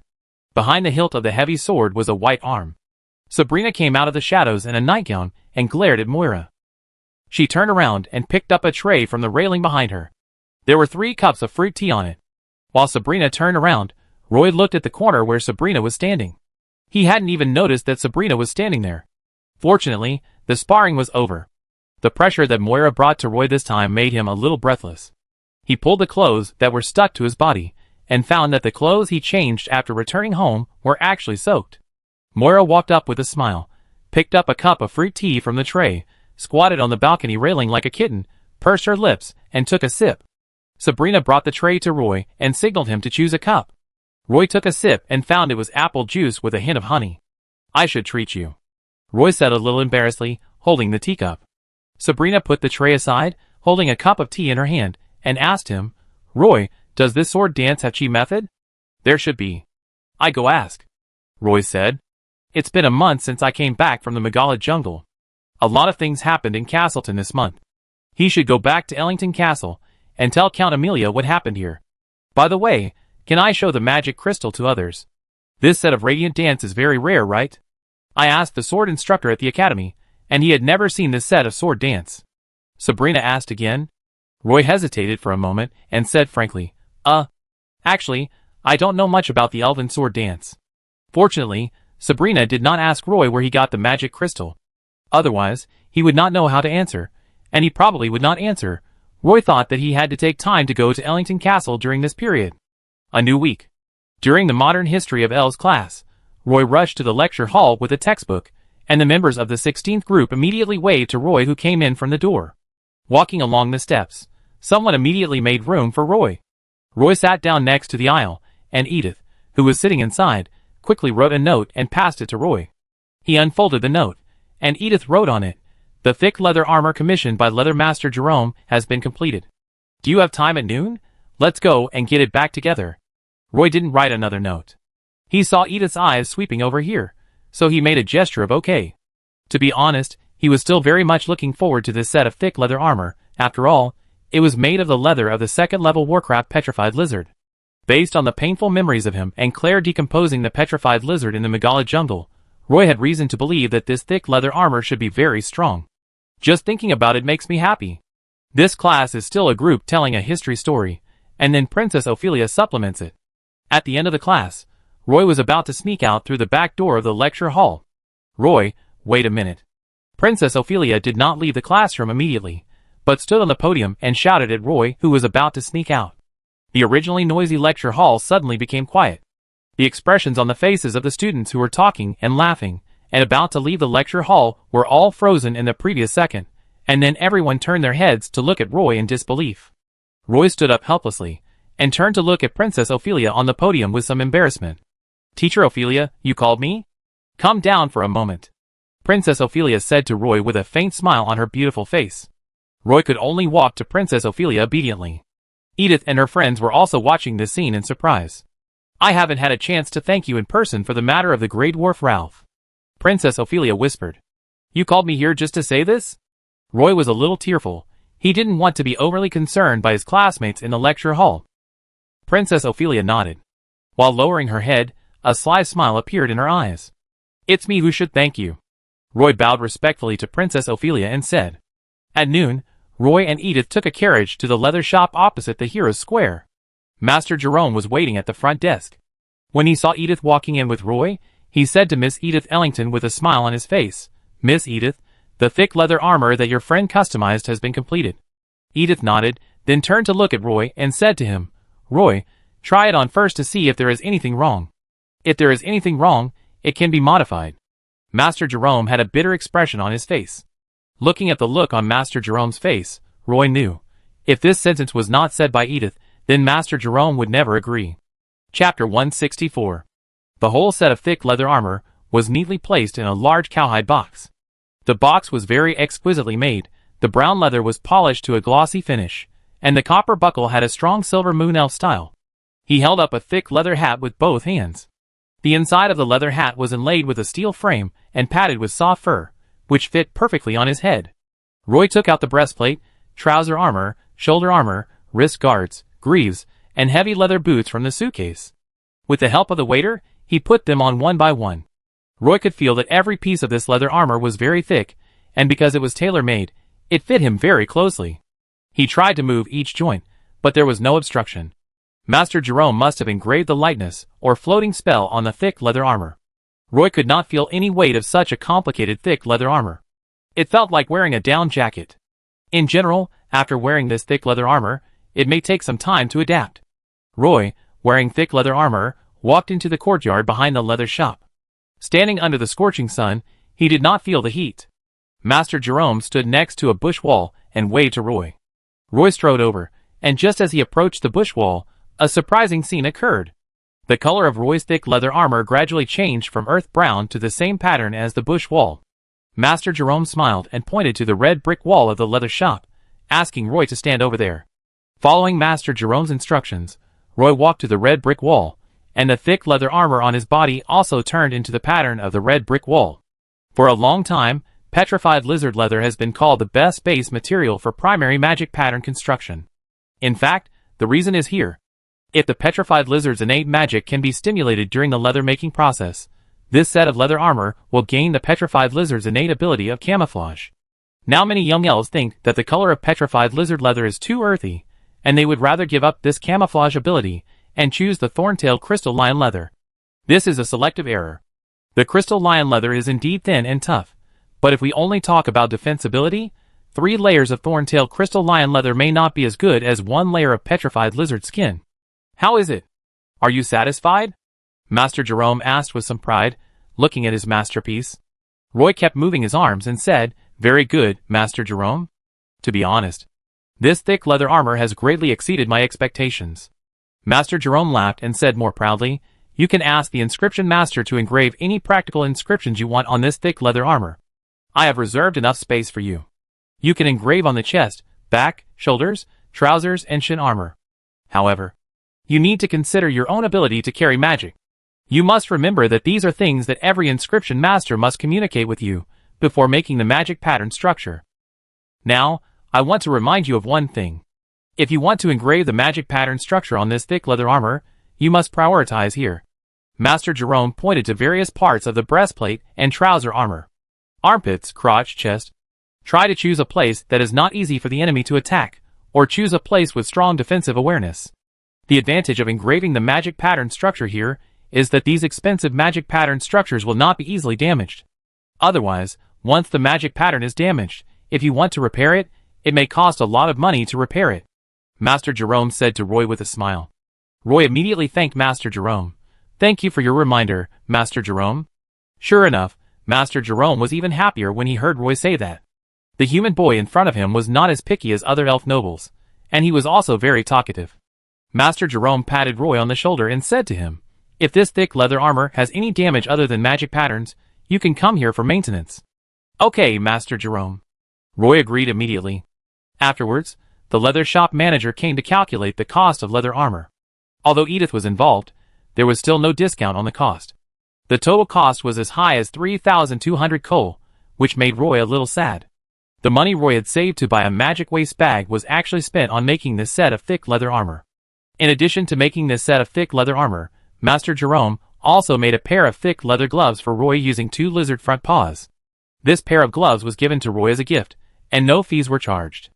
This gave Roy a little surprise. Walking out of the leather shop, the fierce sun fell on my body, and the hot wind wrapped around my body, making me feel sweaty all over. A driver immediately jumped off the carriage on the side of the road and ran quickly to Edith. With a click, the driver held up a parasol in his hand. Edith squinted her eyes, looked at Roy, tilted her head and said to him, I'm going back to the academy to continue my classes. Roy, where are you going? I give you a ride if it's convenient. Roy thought for a moment and said, I'm going back to the Statue of Liberty. Edith, I have something I want to ask you. Edith pursed her lips, glanced at Roy with a sidelong glance, and pointed at the carriage. Get in. Edith took the lead in getting on the carriage, with her skirt lifted. Roy followed Edith into the carriage and sat opposite her before asking her, Edith, what do the practical inscriptions and magic pattern structures that Master Jerome just mentioned mean? Is it the magic engraved on the leather armor? After hearing Roy ask this question in a very serious tone, Edith looked at Roy speechlessly. It took a long time for her to calm down. Leaning on the cushions in the car, Edith felt an indescribable feeling in her heart and said to Roy, to put it simply, it is to engrave magic on the leather armor. If you want to engrave magic on this thick leather armor, you have to go to the Magic Union Primary Appraisal Institute to test the bearing capacity. How much bearing capacity you have determines what level of magic you can engrave on the leather armor. Of course, there's a limit to the magic that can be engraved on this thick leather armor. It is also limited by the fact that this leather armor is made of the base material of a second-level monster, so the magic that can be engraved is only second-level magic. The petrified lizard is a second-level Earth-type monster, so this thick leather armor is slightly more resistant and adaptable to Earth-type magic than other attribute magic. Roy, with your current bearing capacity, I estimate that you can't even withstand the most basic stone skin technique. Roy understood. To put it bluntly, it is to give this leather armor magical properties. This? How do you know if you don't test it? Roy turned his head to look out the window and whispered. The carriage stopped at the gate of the Elf Academy, and Edith and Roy got off the carriage one after another. Roy stood at the gate of the academy and thanked Edith again. When he saw Edith walk into the gate of the academy, he turned and walked towards the Magic Guild next to the academy. The Magic Guild in Castleton City is only separated from the Elf Academy by a wall. The last time Roy came here, he wanted to identify whether he had magic power. Not every elf is born with magic. Some elves are more inclined to wind element affinity, some are more inclined to water element affinity, and some have nothing. Roy is a half-elf, and the appraisal result far exceeded his expectations. He has affinity with the divine attribute, so he became an apprentice priest. Coming to the trading hall on the first floor of the Magic Guild again, this time Roy found the primary appraisal office with ease. There are still several elves queuing at the door of the appraisal office, and this time, there are more elves queuing than last time. Roy stood obediently at the back of the line, and waited for a long time before it was his turn. He walked into the appraisal center, and went up to the second floor. It was still the same room. The room was dimly lit. The elf wizard sat behind the table. He looked up at Roy and motioned for Roy to sit across from him. "What can I do for you?" the elf wizard asked Roy. "I want to test my magic carrying capacity," Roy said. "It will take 100 colors. Are you sure you want to test it?" "Yes." The elf wizard turned around and took out a magic crystal with a scale from the cabinet behind him. Under the magic crystal was a square box made of mithril, which was engraved with some magic runes. A magic crystal fragment was also inlaid on the gem base. Putting the magic crystal in front of Roy, the elf wizard said to Roy, "Relax a little, put your hand on it, relax a little, I will open these magic rune plates one by one later, and magic power will flow into your body until you can bear the upper limit." Roy stretched out his hand hesitantly, and placed it on the mithril box. It was cold to the touch. Roy could even feel the magic power flowing slowly on the mithril box. Seeing Roy's expression was a little nervous, the elf mage said gently, "Don't worry, the carrying capacity test will not cause damage to mental power." If the elf mage hadn't said this, Roy would not have thought about it. When he said this, Roy asked hesitantly, "Then what will it damage?" "You don't know anything, don't think about it. You should try to control the magic power on the mithril box," the elf wizard said to Roy. The hand on the mithril box showed a faint holy light. According to the elf wizard's request, Roy felt a trace of magic power on the mithril box. As the elf wizard stretched out his hand and pressed on the other side of the mithril box, the magic rune plates in the mithril box lit up one by one, more magic power flowed into Roy's body, and a bright line appeared at the bottom of the magic crystal. As a large amount of mana poured into Roy's body, the bright line on the magic crystal began to slowly rise. Just when Roy felt that his body was about to reach its limit, the holy light seedling with 5 tentacles in his body actually began to devour the mana. The mana that poured into Roy's body seemed to have found an outlet, and quickly disappeared from Roy's body. Chapter 165. The elf mage looked at Roy in confusion. Seeing that he did not feel any discomfort, he opened a magic rune board again, and the trickle of mana turned into a torrent of mana. The bright band on the magic crystal column suddenly rose again, reaching half of the total length of the light column. Roy still did not show any discomfort. The elf mage hesitated for a moment and asked Roy, "Do you feel any discomfort?" Roy shook his head. The elf mage opened the last magic rune plate on the mithril box, and the light column in the magic crystal continued to rise, and it was still rising until it reached 3/4 of the magic crystal. The light band rose toward the top of the magic crystal column. The elf mage no longer stared at the scale, and he finally couldn't help asking Roy, "Are you a great mage?" Seeing that the elf mage's tone didn't seem to be joking, Roy quickly said, "I am a priest." The elf mage looked incredulous and said to Roy, "Your carrying capacity is currently very high, and it has reached the limit of an intermediate magician." The so-called intermediate magician mentioned by the elf mage is actually a first-level magician, who is at the same level as the great priest, while the great mage mentioned by the elf mage is a second-level strongman, who is at the same level as the combat priest. Roy immediately realized that the magic crystal showed such a high carrying capacity, which was inconsistent with his identity as an apprentice priest. It was probably the holy light seedling in his body that caused the trouble. He was worried that the elf mage would find out, so he quickly retracted his hand and said softly, "Oh, I can't bear it anymore." That expression. A little fake, the elf mage was speechless. In the elf continent, people usually can't judge an elf's age by his appearance. So the elf mage didn't think there was anything wrong with Roy's high magic carrying capacity. Seeing that Roy didn't seem to want to continue the test, the carrying capacity test magic crystal almost reached the upper limit of the test. The elf mage took a look at the scale value of the magic crystal's bright band, and said to Roy, "Your carrying capacity is about 143. I think this may not be the real upper limit of your carrying capacity." "Well, I really can't hold on any longer," Roy said, holding his stomach with his hands. He felt that saying this might make it seem more real. The elf mage wanted to roll his eyes at Roy. But considering the professional ethics of the appraiser, he finally held back. Roy paid 100 colors for the appraisal fee, and ran out of the primary appraisal office. Feeling the holy light seedling in his body calm down, Roy stood in the lobby on the first floor of the Magic Guild. Thinking that he had such a high carrying capacity, it meant that he could engrave the magic pattern structure on the thick leather armor. Thinking of this, he planned to go to the magic shop. There happened to be a magic shop opposite the primary appraisal office. Roy went in and asked the shop owner, and then he found out that there was a special magic workshop for magic pattern construction. Following the direction pointed by the magic shop owner, Roy came to an inscription workshop and stopped. Pushing open the heavy iron and wood door, Roy walked into the workshop. The storefront didn't look big, but it was very spacious inside. The reception counter after entering the door alone was almost more than 10 meters long. 3 female Silver Moon elves stood in front of the counter. When they saw Roy walk into the store, they smiled and said to him, "Welcome to the inscription workshop." Silver Moon elf maids were naturally very good looking. Seeing that they were all wearing gray vertical striped magic robes, Roy said politely, I want to see the magic pattern construction." One of the round-faced Silver Moon elves nodded to Roy, and when she smiled, she actually showed a canine tooth. This is rare among elves. She smiled and said to Roy, "Do you want to buy the magic pattern construction set directly, or do you need to engrave the magic pattern on the existing magic armor?" Roy didn't know what to choose, so he said, "I have a set of thick leather armor, and I want to engrave some magic patterns on it." The elf maid immediately said, "I understand, please follow me." The Silver Moon elf maid took Roy to an exhibition hall, where a set of crystal chandeliers hung from the ceiling.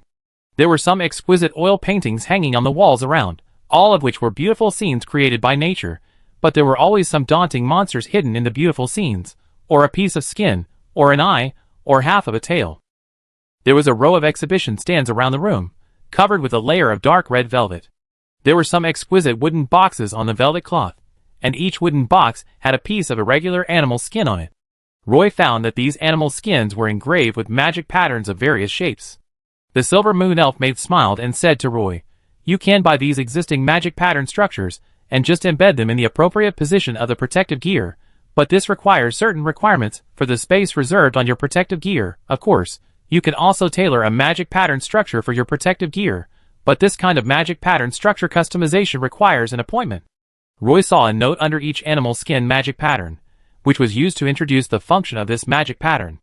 He saw a magic pattern structure of stone skin at the edge, and a magic pattern structure of sprint inside. He stopped and pointed at the magic pattern structure of stone skin, and asked the elf maid, "How much does a magic pattern structure of stone skin like this cost?" Roy only saw the number 20 on the label under the animal skin. If it was 20 colors, Roy thought it was unlikely to be so cheap. The elf maid pointed to the number on the label with her white finger and said, "The price is marked here. 20 magic crystals." Although he had been prepared, Roy was still shocked. It was really expensive. One magic pattern construction required 20 magic crystals. Roy counted on his fingers, and figured that he would need to save money for 6 months to afford this cheapest level 1 stone skin magic pattern construction. High-level magic pattern constructions are even more expensive. Roy was so scared that he gave up after just looking at a few level 1 magic pattern constructions. He repeatedly told the elf maid that he didn't want to watch anymore. When he walked to the door, before he left, he saw an elf lady pushing the door open from outside. She was wearing a black magic robe, and her long silver hair fell like a waterfall. Of course, when she turned around and saw Roy, she asked in surprise, "Roy, why are you here?" Roy didn't expect to meet Scarlet Magician here. "Scarlet Magician, good afternoon," Roy said respectfully. "I'm just here to take a look around." Magician Scarlet's eyes turned, and she asked Roy with a smile, "Want to see the magic pattern structure?" Seeing that Roy did not deny it, she pulled Roy's arm and pulled him back into the shop. Several Silver Moon elf maids saluted Scarlet at the same time and said in unison, "Teacher Scarlet, good afternoon." Scarlet nodded to them, and then whispered to Roy, "Let's go, I take you around. I usually work part-time in this magic workshop. You can tell me what kind of magic pattern structure you like, and I can give you the lowest discount." Scarlet took Roy directly through the exhibition hall with a stone skin magic rune construction, and came to the second exhibition hall. Roy saw that although there were also some first-level magic rune constructions inside, the lowest price was marked as 50. Roy stopped and took a look at the label. It clearly said iron armor. This iron armor is not bad. It is suitable for engraving on hard leather armor. If you have a set of metal magic armor, don't choose this. Engraving magic armor is more suitable. Scarlet stood aside and introduced patiently. "As a senior magician who is proficient in inscriptions, I do not recommend you to choose this kind of protective gear enhanced magic pattern structure." Scarlet pointed to a piece of light blue leather, and the price on the note was 80. She introduced to Roy, "This is the spiritual concentration, which can continuously and quickly restore spiritual power in battle. Whether it is a priest or a magician, this magic pattern structure is very useful." Roy grinned. Just for this magic pattern structure, he needed to save up for 2 years without eating or drinking. Seeing that Roy didn't seem to be interested in these magic pattern structures, Scarlet took Roy to the corner of the exhibition hall. The two sat at a round table, and an elf maid immediately brought 2 cups of fruit tea. Scarlet picked up the fruit tea and asked Roy, "Roy, do you live in the lower city?" "Yes." "Do you live with your mother?" "Yes." "Is your mother a silver moon elf?" "Yes." "How long have you been a priest?" "More than 2 months." Roy answered honestly. Magician Scarlet took a sip of fruit tea and said with a smile, "Ah, then you are really a newbie. I heard from Nora that when you were participating in extracurricular practice in the Megala Jungle last month, you found that the sign-in point was attacked?" "It's all luck," Roy replied. Magician Scarlet laughed, rolled her eyes, and said, "In fact, luck is also a part of strength."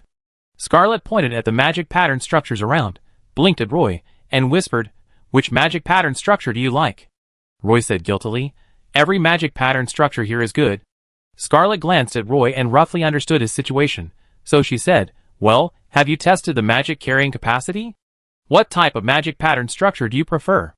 Roy thought about it seriously, and thought of the thick leather armor in the magic waist bag, and said, "I prefer the protective gear enhancement type. Stone skin, iron armor, magic armor are all good. Of course, auxiliary ones are also good. Physical recovery, mental concentration, etc. are also good, but the price is too expensive." Magician Scarlet sat there and added, "Actually, there are better ones. When you become a priest, you will feel that casting speed and magic power are more important. For example, flexible thinking magic catalysis." Then she said to Roy with a serious face, "Roy, each elf has limited carrying capacity. You can't have every magic pattern structure, so you can only choose the one that suits you best. Even if it is a little more expensive, don't choose it casually. It will be the biggest waste if you regret it later, understand?" "Got it." Roy nodded.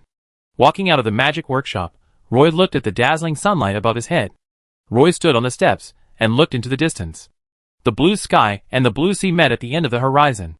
He suddenly found that it seemed that a brand new door was pushed open by him accidentally.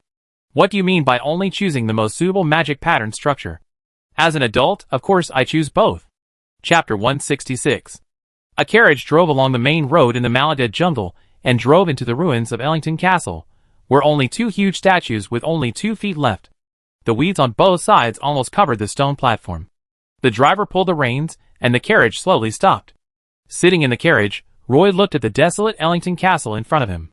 Without the students of the Elf Academy, the place immediately became extremely quiet. "It has been more than a month since I left Ellington Castle. Some weeds have grown in the cracks of the bluestone slabs in front of the castle gate."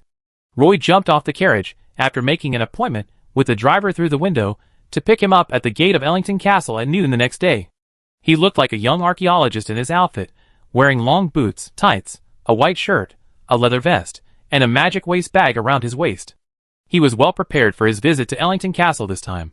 Leaving Roy where he was, the driver waved his whip, turned the carriage around, and hurried away along the avenue. Crossing the arch bridge in front of the castle ruins and entering Ellington Castle, some rotten fruit peels were still scattered on the ruined castle square. A few crows flew up from a puddle in the square in front of the castle and landed on the beams of a roof that had long collapsed. Following the desolate and dilapidated streets, Roy came to the place where he had camped before. He took out a tent from his magic waist bag and slowly set up the tent at the door of the armory. Then he picked up some dry branches from a bush that had lost all its leaves, lit a bonfire in front of the tent, and used 3 thick branches to build a simple tripod. He hung the kettle underneath, and the flames licked the bottom of the kettle. Although he brought some food with him, Roy still followed the path to the huge breadfruit tree on the platform behind. He climbed up the tree and cut a breadfruit with a dagger. Seeing that it was still early, he walked around the castle. Several sections of the modeled castle walls had collapsed. When you stepped on them, you would hear the sound of rocks rolling down. The elves seemed to like to build some castles on independent cliffs. Ellington Castle was also surrounded by cliffs. Only when you look at it from a distance can you feel that it is hidden in the mountains. When you get closer, you will feel that it is extremely majestic. I walked around the castle and didn't see a ghost. There were not many small animals in the castle. In addition to the group of crows roosting near the square, there were geckos crawling on some mottled walls, and a few squirrels shuttled back and forth on the treetops of the mountains opposite the castle. It seems that this place has been completely integrated with the surrounding natural environment. It gets dark very early in the valley. Soon, it was completely dark, and the dinner was simple, breadfruit and a cup of vanilla tea. Roy sat by the campfire. The kettle on the shelf was puffing non-stop. Roy added boiling water into the kettle, and sprinkled a few vanilla leaves into the kettle. Roy just blinked his eyes when he felt a gust of cold wind blowing over him. He saw Count Amelia sitting on a stone opposite the campfire, and Roy didn't even notice when she appeared. "You're here." Seeing Count Amelia appear, Roy didn't feel surprised at all, and just greeted her politely. Count Amelia sat on the stone, stared at Roy and said, "You are really a trustworthy young man." Roy smiled and said honestly, "You gave me some benefits in advance. Even if it is to fulfill the original promise, I must come to see you." Count Amelia said impatiently, "I want you to come here, not to listen to your nagging. Tell me something I am interested in." Roy slowly poured a cup of vanilla tea for Count Amelia and placed it in front of her. Although Earl Amelia was only a spirit and could not drink tea, she was very happy to see Roy do this. Roy added 2 more pieces of wood to the bonfire, and the bonfire burned more vigorously. "Well, then I talk about what happened in Castletown recently. It's really lively," Roy said. Then he began to introduce some things that happened in Castletown recently. Roy first talked about the first trial he attended in the court, and the group of slave traders on the kumquat were all sentenced to heavy sentences. Even so, when she heard that this group of slave traders had sneaked into the northwest of the Malaga jungle, Count Amelia was so angry that she almost overturned the kettle on the campfire. When Count Amelia's mood calmed down a little, the soul fire in her eye sockets returned to normal. Roy then talked about the trial of the priest Theodore, who stole the Holy Grail of Wisdom. Then he talked about the death of the half-blood elves Peleus and Windsor. Because the judgment of the court on the priest Theodore was too light, the half-blood elves in the lower city held a 10-day protest. During this period, the conflict between the guards and the Moon Temple was completely intensified. The elf patrols of the guards kept biting Priest Thorndyke, and finally found out the whole story of the theft of the Holy Grail of Wisdom. At the same time, the cause of Windsor's death also surfaced. In order to maintain its reputation, the Moon Temple had to kick Priest Thorndyke out of the Moon Temple. Unfortunately, this move did not save much reputation for the Moon Temple. Instead, because Priest Thorndyke gave up on himself, he showed his uglier side to the elves. Speaking of the current situation of the Moon Temple, including the Moon Temple's attitude towards the half-blood elves, Earl Amelia was also sighing. Roy finally talked about the trial of the 2 pirates, the Grey Dwarf Ralph and Lady Eugela.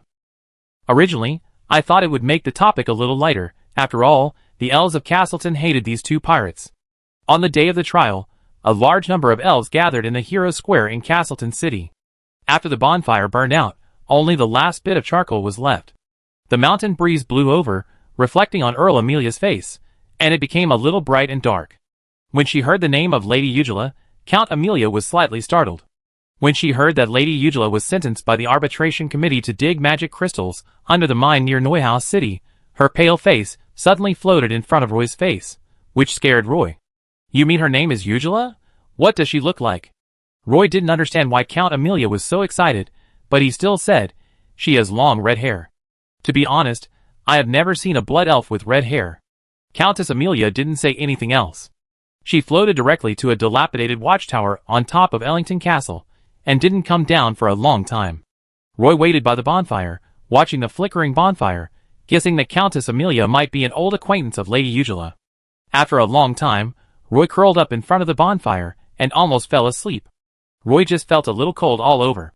Just when he wanted to pull the quilt, he suddenly woke up from his sleep. He just fell asleep in front of the bonfire.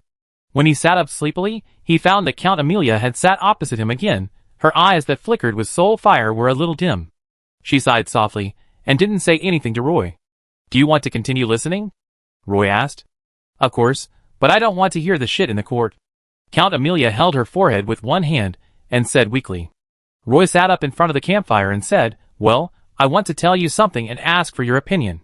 I lent the magic crystal you gave me to Miss Moira from my neighbor's house. She is the most talented half-blood elf I have ever seen. This time, she learned your dance of radiance in just 1 month." Roy said with a guilty conscience, "If you think I am doing something wrong, I will go back and get the magic crystal back immediately. After all, this matter seems to be a case of acting first and asking for permission later." Count Amelia glanced at Roy and asked him, "The dance of radiance is a reward I gave you. If you are willing to share it with your friends, that is your business. It seems that you have a special relationship with Moira? We are friends who grew up together. She is a little introverted and doesn't have many friends." Count Amelia nodded to Roy, and then said, "If you try to practice this set of radiant dance, I guess you will have a feeling that this set of sword dance is very difficult." Roy nodded repeatedly, and he had a deep understanding of this. Count Amelia continued, "The reason why I gave you that magic crystal is that once this set of radiant dance is performed, it will give the surrounding companions the power of sacred attributes, which is very suitable for you." Count Amelia paused for a moment, then seemed to think of something, looked up at Roy and took the initiative to say, "Of course, it also has a unique breath method." Roy listened carefully, and did not interrupt. Normally, it is difficult for a warrior before the first level to comprehend this unique breath method. Since your friend has learned the full set of movements of the Dance of Glory, I have a detailed explanation of the Dance of Glory breath method here. You can give it to her to read. Don't be discouraged if she doesn't understand it. Work hard to improve yourself. After becoming a first-level warrior, it will become very simple to look back at this breath method. Count Amelia advised Roy. After that, a book appeared out of thin air in her hand. The book was almost floating in the air, and it slowly drifted towards Roy. Roy reached out and held the parchment book in his hand, stood up and saluted Earl Amelia. "Thank you, Earl Amelia. Come here often when you are free, talk to me about Castleton, let me know what is happening outside, otherwise I will have the illusion that time is frozen and repeating itself," Earl Amelia said to Roy in a calm tone. At this time, a fish belly white appeared on the horizon, and a whole night had passed without knowing it. The sky above was also quietly changing, the color was getting lighter and lighter, and the sky was getting brighter.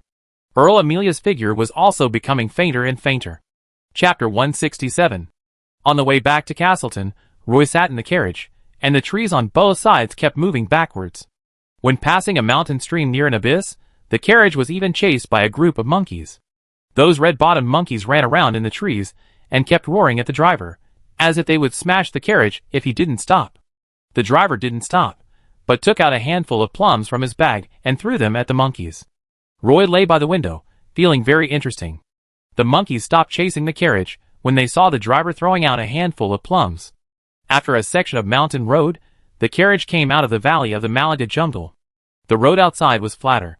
Roy, who was sitting in the carriage, felt less bumpy, so he took out the book detailed explanation of the breathing method of the Dance of Glory.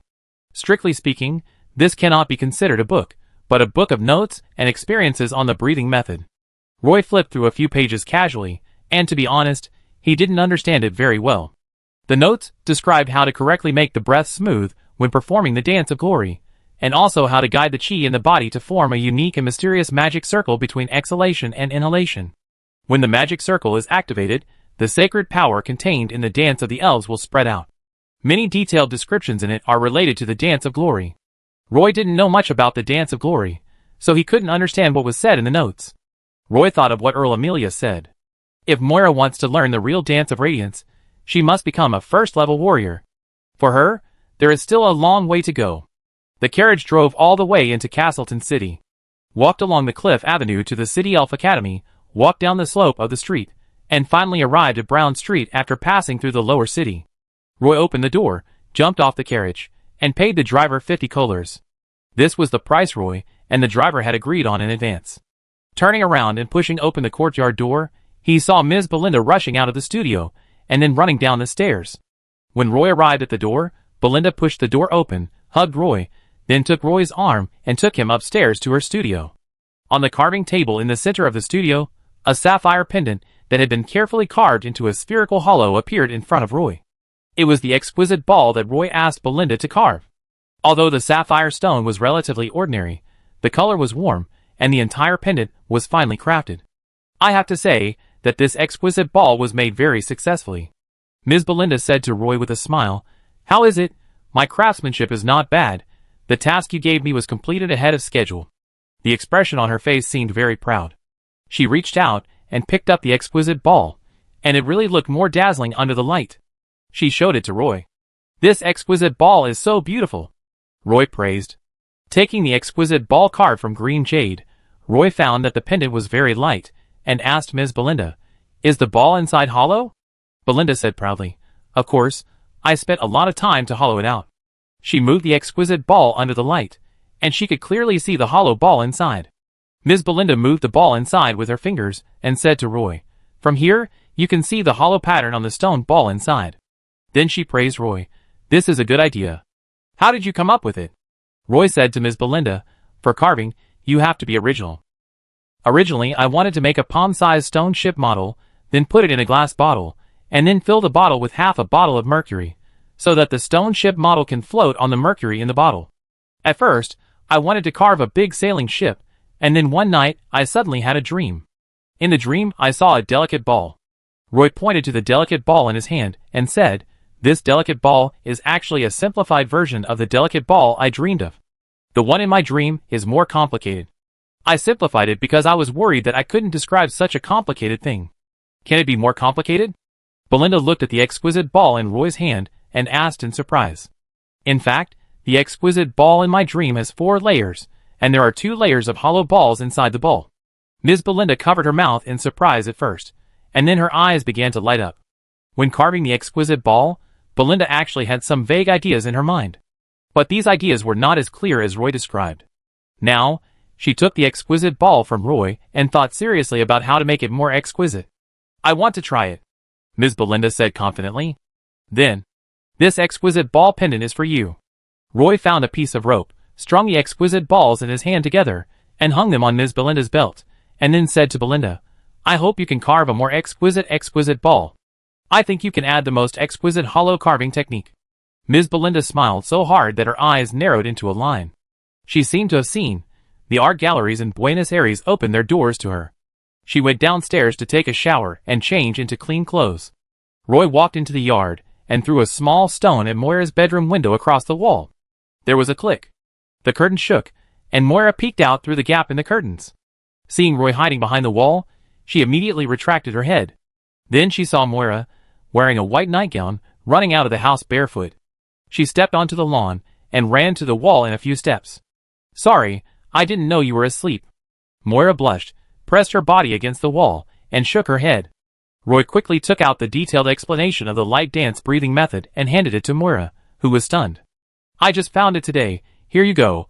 Keep it well and don't damage it," Roy said. Moira held the parchment notebook Roy handed to her, and didn't know how to express her thoughts. Roy wanted to pinch her pointed ears, but just thought about it. "Okay, go back to bed, I'm so sleepy," Roy said, and without waiting for Moira to say anything, he turned around and walked back to the house. Moira's face turned even redder, and she ran home barefoot. After returning home, Moira did not go back to the bedroom, but directly pushed the door and rushed into the bathroom with light. Sabrina was lying in the bathtub, which was a little small for her. Although she curled up, her long white legs were still exposed from the wooden tub. Seeing Moira running in a panic, Sabrina was startled and reached out to grab the heavy sword leaning against the wall. "What's wrong?" Sabrina stood up from the bathtub and reached out to grab the towel hanging beside her. Moira handed Sabrina the detailed explanation of the light dance breathing method in her hand and whispered to her sister, "Sister, look at this." Sabrina saw that no one had broken in, so she hung the towel aside again and sat back in the bathtub. Then she took the notebook Moira handed over and saw a line of words on it, and she was immediately stunned. "Light dance breathing method, Roy gave it to you?" Sabrina asked quietly. "Yeah." Moira nodded quickly, her big eyes sparkling. "This guy is really capable." Sabrina was afraid that the water in the bathtub would wet the notebook, so she put her hands outside the bathtub, and then flipped through the notebook with Moira, and saw that it was indeed a set of breath techniques. She wiped Moira's head and said to her, "Moira, the warriors who are qualified to practice the elf sword dance must reach the first turn, so you still have to work hard to improve yourself." "Yeah." Moira pursed her lips and agreed with a look of determination. Seeing that Moira was rarely interested in something, Sabrina didn't say anything else.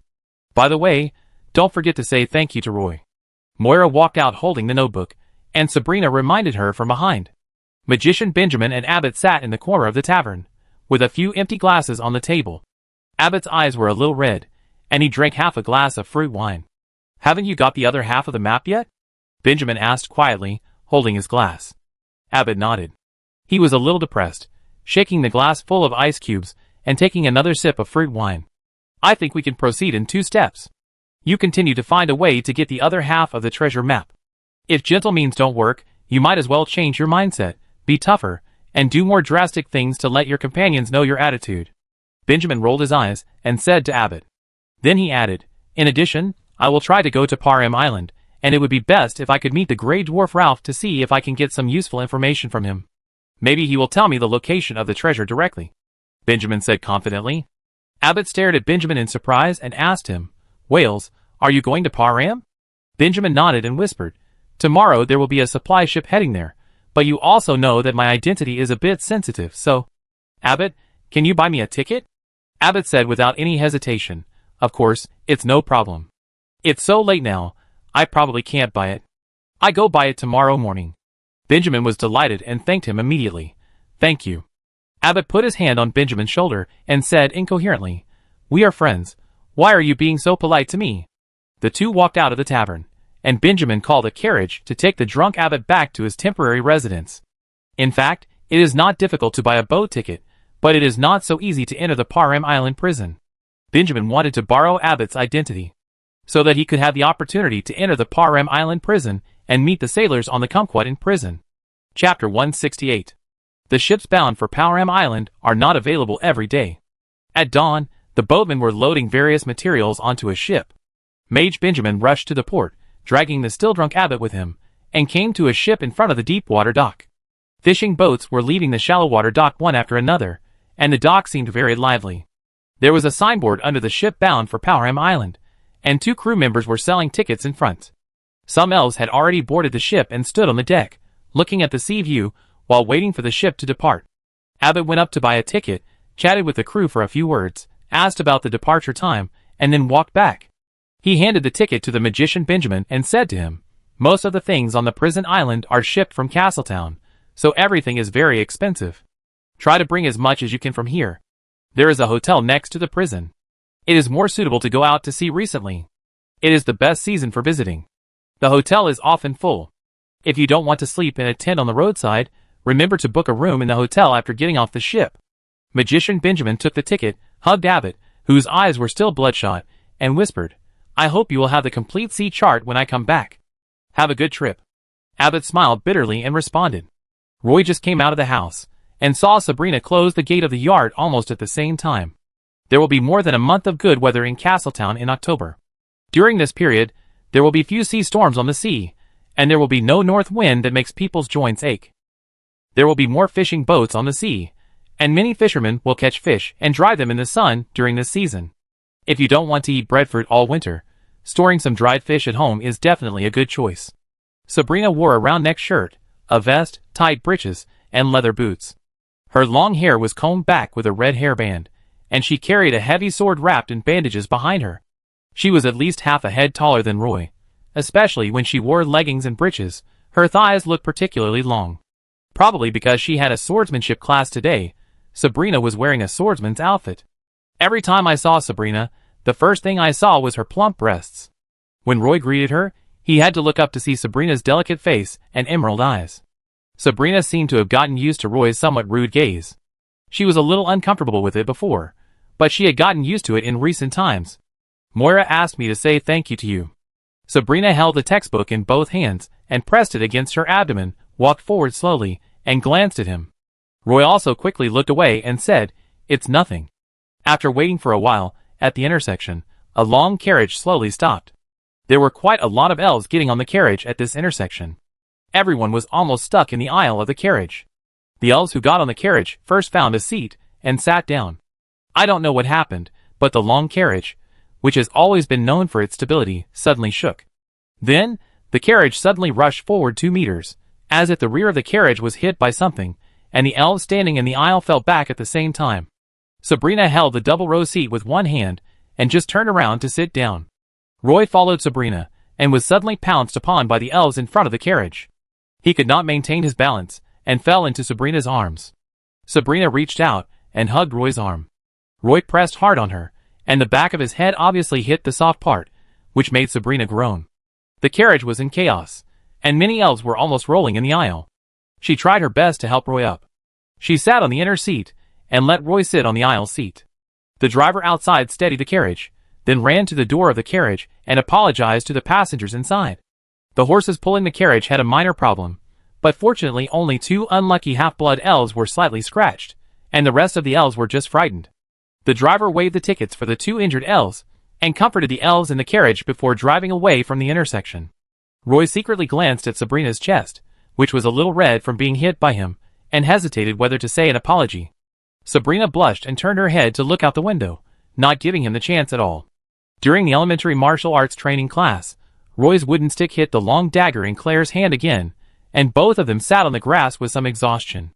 Claire took out a bamboo tube with carved patterns from her magic waste bag, and then took out 2 wooden cups, pulled out the cork on the bamboo tube, and poured 2 full cups of diluted life tree juice. Roy didn't hesitate and drank the life tree juice in one gulp. He felt that his limbs and bones were quickly nourished, and then he lay on the grass without caring about his image, closing his eyes and feeling the changes in his body. When the effect of the life tree sap weakened to the point where it was no longer noticeable, Roy opened his eyes, then looked at Claire, who was also closing her eyes to experience the changes in her body, and asked him, "Claire, what business do you think makes money?" Roy asked this because he wanted to save money to buy a magic pattern construct. Obviously, the part-time salary at the Statue of Liberty was far from enough. He would need to go without food and drink for 2 years to earn the money for a magic pattern construct. This speed of earning money might not matter to the elves, but for him, it was obviously too slow. Claire opened his eyes, thought carefully, and said, "In Castletown, the most profitable thing is of course maritime trade." He pointed in the direction of the port dock and said, "When the monsoon comes, merchants only need to fill up the port of Castletown with goods, and then sail south along the coastline of the Elven continent. As long as they can safely reach Darnassus, the capital of the Wood Elves, they can make a lot of money no matter what is on the ship. Of course, the ships can also go all the way north to the Night Elf St. Margaret port. There are more ships on this route, and they must be fully loaded with goods on the way back and forth to make money.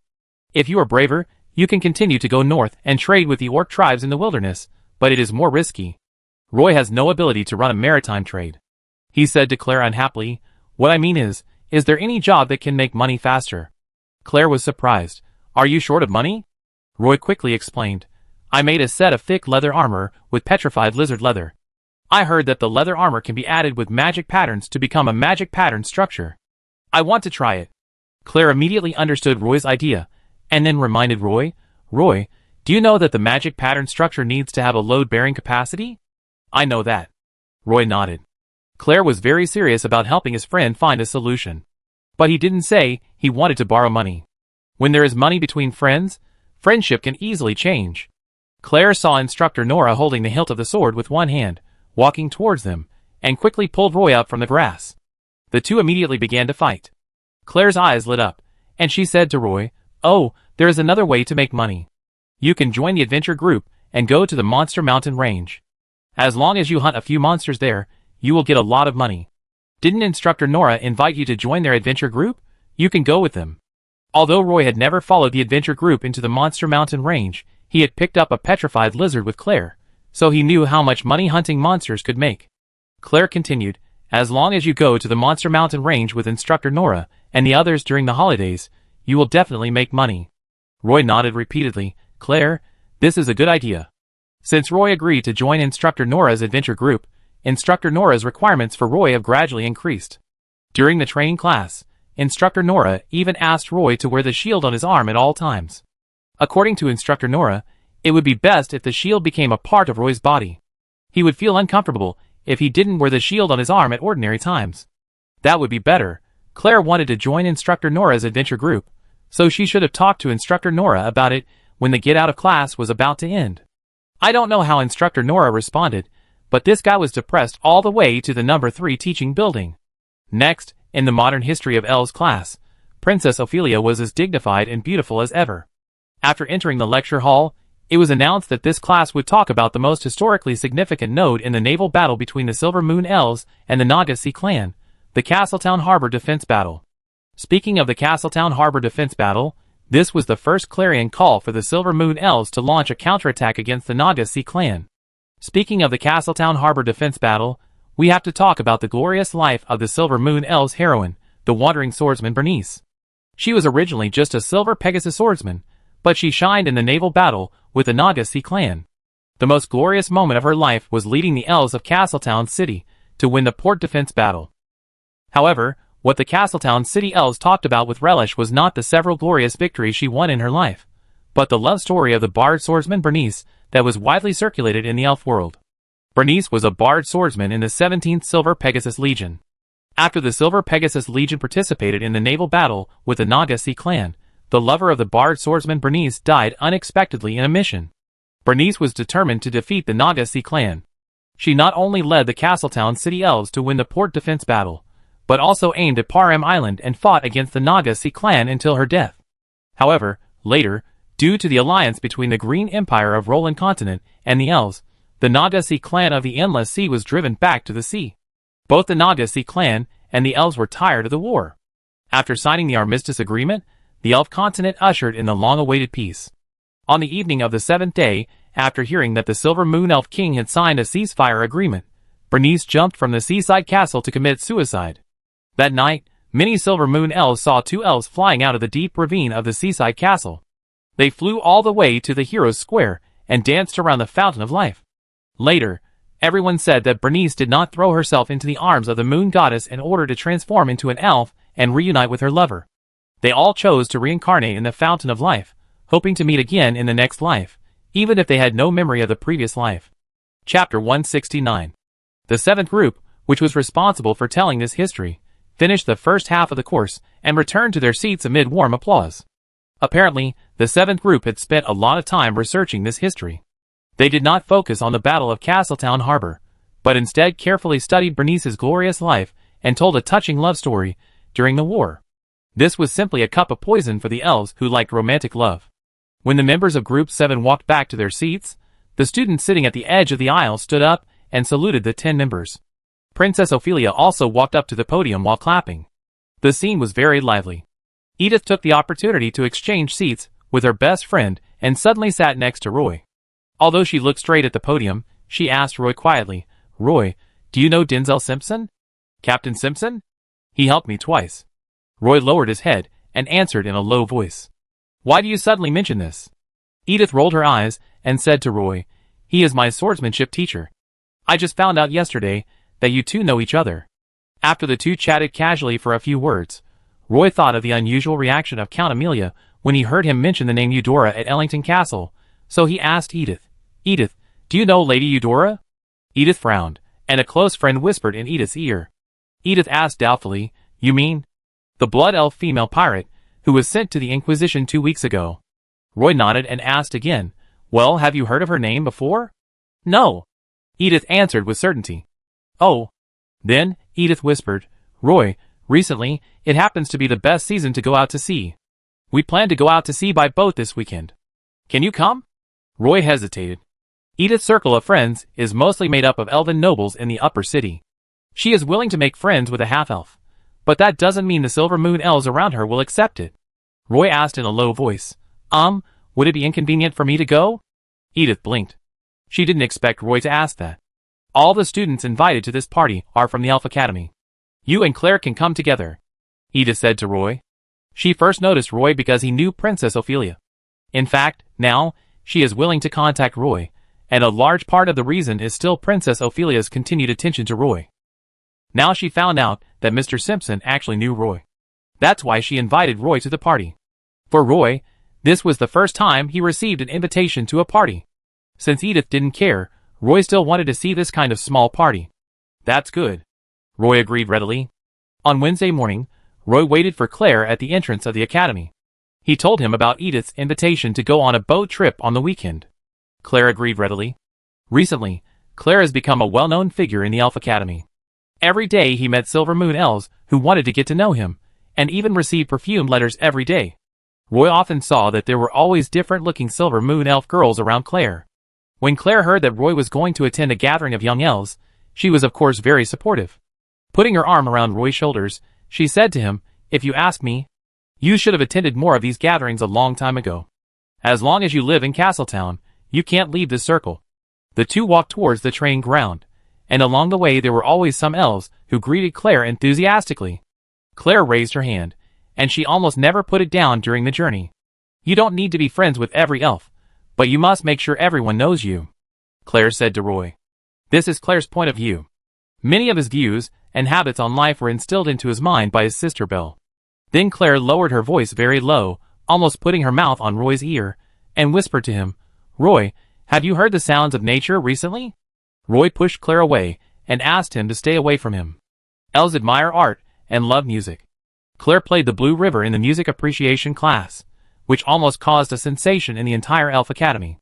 Recently, he also followed what Roy said, and tried to listen to the sounds of nature every day. After trying for more than a month, Claire finally realized one thing, that is, there are differences in talent among each elf. Claire thought that although his pointed ears looked good, they were obviously not as practical as Roy's ears. For such a long time, he hadn't seen the music of nature that Roy talked about. Roy glanced at Claire and saw that his eyes were a little dark. Obviously he hadn't slept well recently.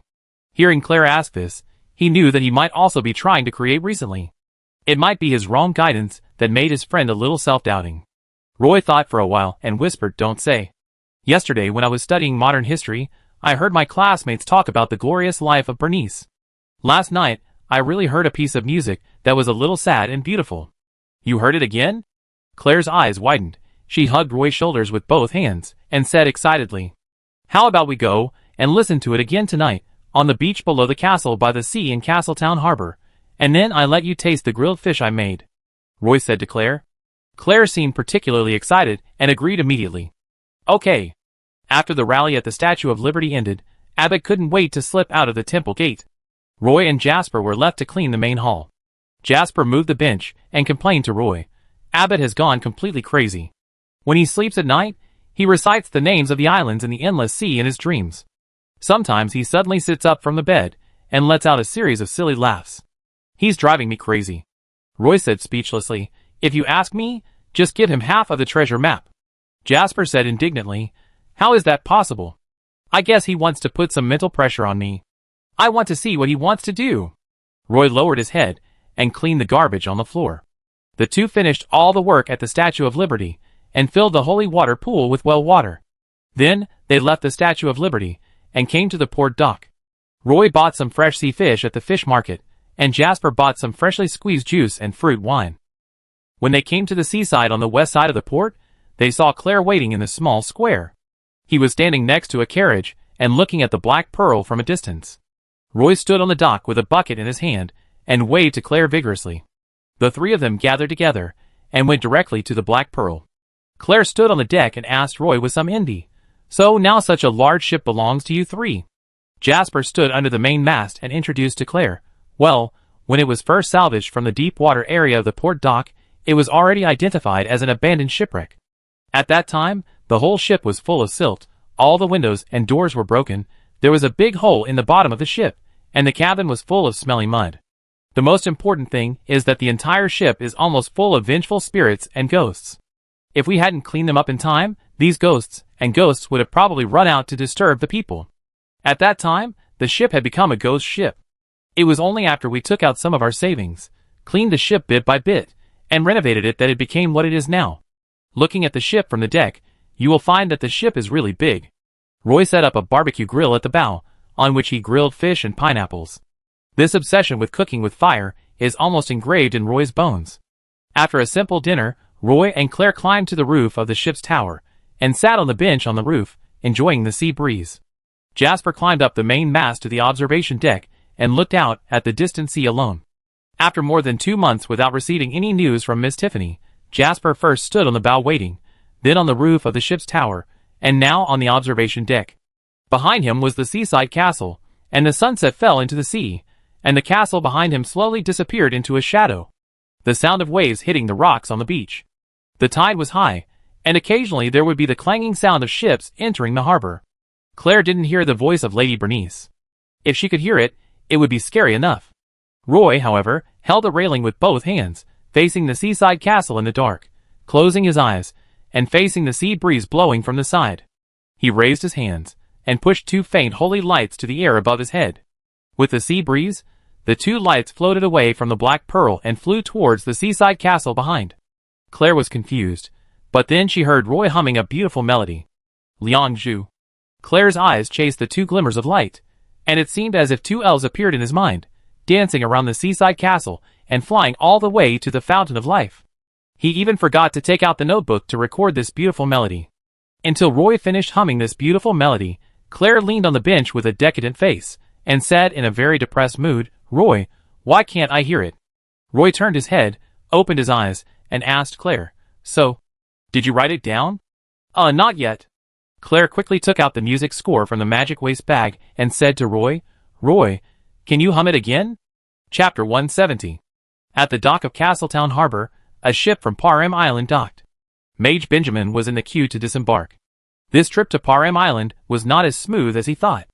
It took him 2 days to see the lookout on the kumquat, and the rest of the crew did not see him. He also failed to see the Grey Dwarf Ralph. He had to return to Castletown to find a solution. The afternoon sun made people feel very comfortable. Mage Benjamin had just stepped off the ship when he saw a 2-masted sailing ship docked at the dock. This ship was built very delicately. There was a unicorn's horn on the bow, and the sails on the masts were also brand new white canvas. There was even a safety net under the masts. The ship's tower occupied 1/3 of the entire ship, and exquisite magic table lamps were hung on the 4 corners of the tower. The length of the ship is less than 40 meters, but the design is extremely gorgeous. It should be a ship for the upper elves. Magician Benjamin stopped and looked at the ship with a greedy look. A group of young Silver Moon Elf nobles appeared on the top of the ship, and Benjamin immediately retracted his gaze. Edith stood on the ship. The ship was about to leave the port. Most of the invited guests had boarded the ship, but Roy and Claire had not arrived yet. The housekeeper came to Edith and whispered, "Miss, the tide has risen. Can we set sail?" Edith looked at the end of the port pier, hesitated for a moment, and said, "Wait a moment." The housekeeper replied respectfully, "Yes." Several Silver Moon elves were sitting in the pergola on the top of the ship, with iced drinks on the round table in front of them. They saw Edith standing on the ship and looking into the distance. An elf asked curiously, "Edith, who are we waiting for?" Edith turned around and responded, "There are still a few classmates who haven't arrived. It's their first time to attend a sea party. I'm worried that they can't find the Nautilus." As he was talking, he saw a carriage speeding from Brown Street at the end of the harbor. Roy sat in the carriage, looking towards the dock. "Claire, why don't you wait until the sun sets before getting out of bed?" Claire, with 2 big dark circles under her eyes, still looked tired despite drinking a glass of Tree of Life juice, curled up in the corner of the carriage. Faced with Roy's questioning, she didn't feel guilty at all, but said weakly, "Anyway, this song is finished." After saying that, he stretched his body and said to Roy, who was anxiously looking at the dock, "Roy, you come up with a name for this song. I don't want to bother with you." The carriage kept moving and drove straight into the port dock. Finally it stopped in front of the Nautilus. Roy jumped off the carriage first, and saw a familiar figure walking into the grocery store on the dock. He blinked hard, feeling that he might not have slept well in the past 2 days. Everyone looked like Benjamin to him. This guy should be hiding in Castletown. How could he risk running to the port dock? When Roy was in a daze, Claire came out of the carriage, pushed Roy's back with both hands, and urged, "Roy, don't be in a daze, we are getting on the boat." After that, she waved to Edith, who was standing on the deck and looking at this side, and said loudly, "Sorry, Edith, we are a little late." Then, Claire and Roy got on the boat together. The coachman also drove the carriage slowly away from the dock. Edith waved to Roy and Claire, and then turned to the butler waiting on the side and said, "Butler Allen, we can set off." On the deck of the Nautilus, a group of young elves heard the shouts from below the ship and ran to the side of the ship. Seeing Claire and Roy boarding the ship, they all greeted Claire enthusiastically. "Claire, it's you." "Claire, have you also received an invitation from Miss Edith?" Roy and Claire boarded the ship, and the crew waiting at the boarding gate quickly removed the sampan. With a series of loud ringing bells, dang dang dang, several crew members pushed the capstan and pulled up the anchor. The 2 crew members untied the oiled hemp rope, lowered the sail halfway, and adjusted the angle of the sail. As the sail swelled, the Nautilus slowly left the port. Roy found that this ship had no oar room and no long oars. The sunshade on the bottom of the ship was painted vermilion, and the windows of the cabin and the edges of the ship were covered with a layer of metal. The ship slowly went out to sea along the alley, and Edith and Phyllis walked down from the ship's top. Although Claire had dark circles under his eyes at this moment, he was still surrounded by a group of enthusiastic elves, and everyone wanted to chat with him. Instead, Roy was isolated on the periphery, and no elves noticed him. "I thought you broke your promise." Phyllis took 2 glasses of juice from the waiter, and handed one to Roy. "Sorry, I was delayed because of something." Roy hurriedly apologized to Edith. After all, it seemed that the whole boat of elves seemed to be waiting for them. Phyllis held Edith's arm, and the 2 Silver Moon Elf girls were one cold, and the other bright. "Roy, is this your first time to go out to sea on a boat?" Phyllis asked tentatively. Roy pointed to the flying fish boat on the shallow water dock and replied, "I've been out on that kind of flying fish boat before, and I usually go out in the morning and return to the port at night." Edith saw a young elf looking over here, so she said to Roy, "Come on, I take you to see the room. There are limited cabins on the ship. Roy, can you and Claire stay in the same cabin? Before Roy could speak, Claire immediately responded, no problem. Among the elves surrounding Claire, a young elf quickly said, Claire, why don't you share a cabin with me? My cabin is a little bigger. The young elf next to him also echoed, yes, Justin's cabin can see the sea view in front. It is one of the best cabins on the ship. I still want to live in the same cabin with Roy. He and I are partners. After saying that, Claire came out from a group of elves, stood beside Roy, put her arm around Roy's shoulders, and said to Edith, Miss Edith, please take us to see the cabin. I still need to catch up on some sleep. Edith nodded and turned to walk into the cabin.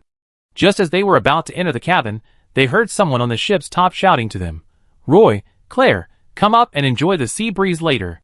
Hearing someone calling his name, Roy looked up and saw Bertha and Teresa, brother and sister, squeezed in a row of young elves, waving at them. In the Maladad jungle, Roy treated Bertha's injuries. It was from Bertha that Roy heard that the Holy Grail of Wisdom was hidden in Master Claire's Latin home. This ship was obviously much smaller than the Black Pearl, but the interior decoration of the entire ship was full of the style of the Silver Moon elves, with red carpets and exquisite curtains everywhere. Roy and Claire's room was on the lower deck. They were the last to arrive, so their room was close to the stern. Many cabin doors were open, and the cabins were occupied by young Silver Moon elves. When they saw Edith and Phyllis, they all stood in front of the cabin doors to greet them. The cabin was a little small, but the decoration inside was very delicate. The upper and lower bunk beds were carved with exquisite patterns, and the armrests were even polished with a layer of patina. The beds were covered with snow-white velvet blankets, and there was also half a small table and a chair in the room. Roy, Claire, can you two live here? Phyllis asked with a smile. Not bad. Claire agreed readily. After the ship enters the open sea, a dance will be held on the deck. Before that, the two can rest in the cabin. Edith and Phyllis then said goodbye. As the organizer of this event, there are still many things waiting for Edith to deal with. Soon, only Claire and Roy were left in the narrow cabin. They lived together in the Maladad jungle for a month, and there was nothing to be embarrassed about. Claire waited until everyone else left, then took off her boots, climbed onto the upper bunk barefoot, and fell asleep on the bed with a tired look on her face. Knock, knock, knock. There was a knock on the door, and Roy, who was sitting on the chair, stood up and opened the door. A waiter stood in the corridor with a tray and said to Roy, Miss Edith asked me to bring you some refreshments. If you need anything, you can always ask for it. Chapter 171. After taking the lunch box from the elf waiter, Roy thanked him, and the waiter helped Roy close the cabin door. The cabin was not stuffy at all. It was well ventilated and cool. Roy put the lunch box on the table, and found that the whole lunch box had different lids. The lunch box had its own lid, and the cup had its own lid. Roy tried to gently open the lid and found that there were different kinds of cut fruits inside, including the berries he had seen in the Megala jungle. Roy picked one up and put it in his mouth. The food that the upper elves eat is really exquisite. In addition to the various cut fruits, there were also 2 cups of fruit tea with honey, which was slightly sweet. In the corner of the plate were 2 elf biscuits. This was considered the marching rations of the elves. It was made by mixing the kernels of the tree of life with some maple syrup. Roy had seen it in the grocery store. It was very expensive. Roy only ate 2 berries, and took 2 pieces of unknown milky white flesh to taste. The taste was like a seedless white dragon fruit. The cabin was really small, but very delicate. Claire was lying on the upper bunk, breathing evenly. It was obvious that he was really very sleepy. If you look closely, this guy's delicate face is indeed more delicate than most Silver Moon female elves. Roy lay on the bed for a while, but couldn't fall asleep. Worried that rolling around on the bed would affect Claire's rest, he dressed and walked out of the cabin. When passing through the corridor, the elf waiter stood up and asked Roy if he had any instructions. Roy pointed to the exit at the end and said, I want to go to the deck to enjoy the sea breeze, and then walked along the corridor to the deck. The Nautilus was leaving the harbor, its sails bulging, its bow cutting through the blue water, sailing southwards, sailing very smoothly. Climbing up the narrow stairs on the outside of the ship's building, you can reach the rooftop, where there is an observation deck. There is a pergola on the side near the bow, and there are several sets of tables and chairs under the pergola. Some young elves are sitting under the pergola, enjoying the sea view and chatting. Bertha waved to Roy at the edge of the observation deck. Roy walked over. Teresa had already given up her seat, and said to Roy kindly, I didn't expect you to come to Miss Edith's sea dance, and I rarely see you at the academy. Ha, maybe the courses are perfectly staggered. Roy and Teresa bumped fists. Betha sat on the chair, leaned over, and asked Roy curiously, "Roy, how do you know Edith?" Roy took the juice handed by Teresa and explained, "She and I studied the modern history of elves together." Betha blinked, somewhat unconvinced of Roy's statement. "That's all? The modern history of elves is a rare large course in the academy.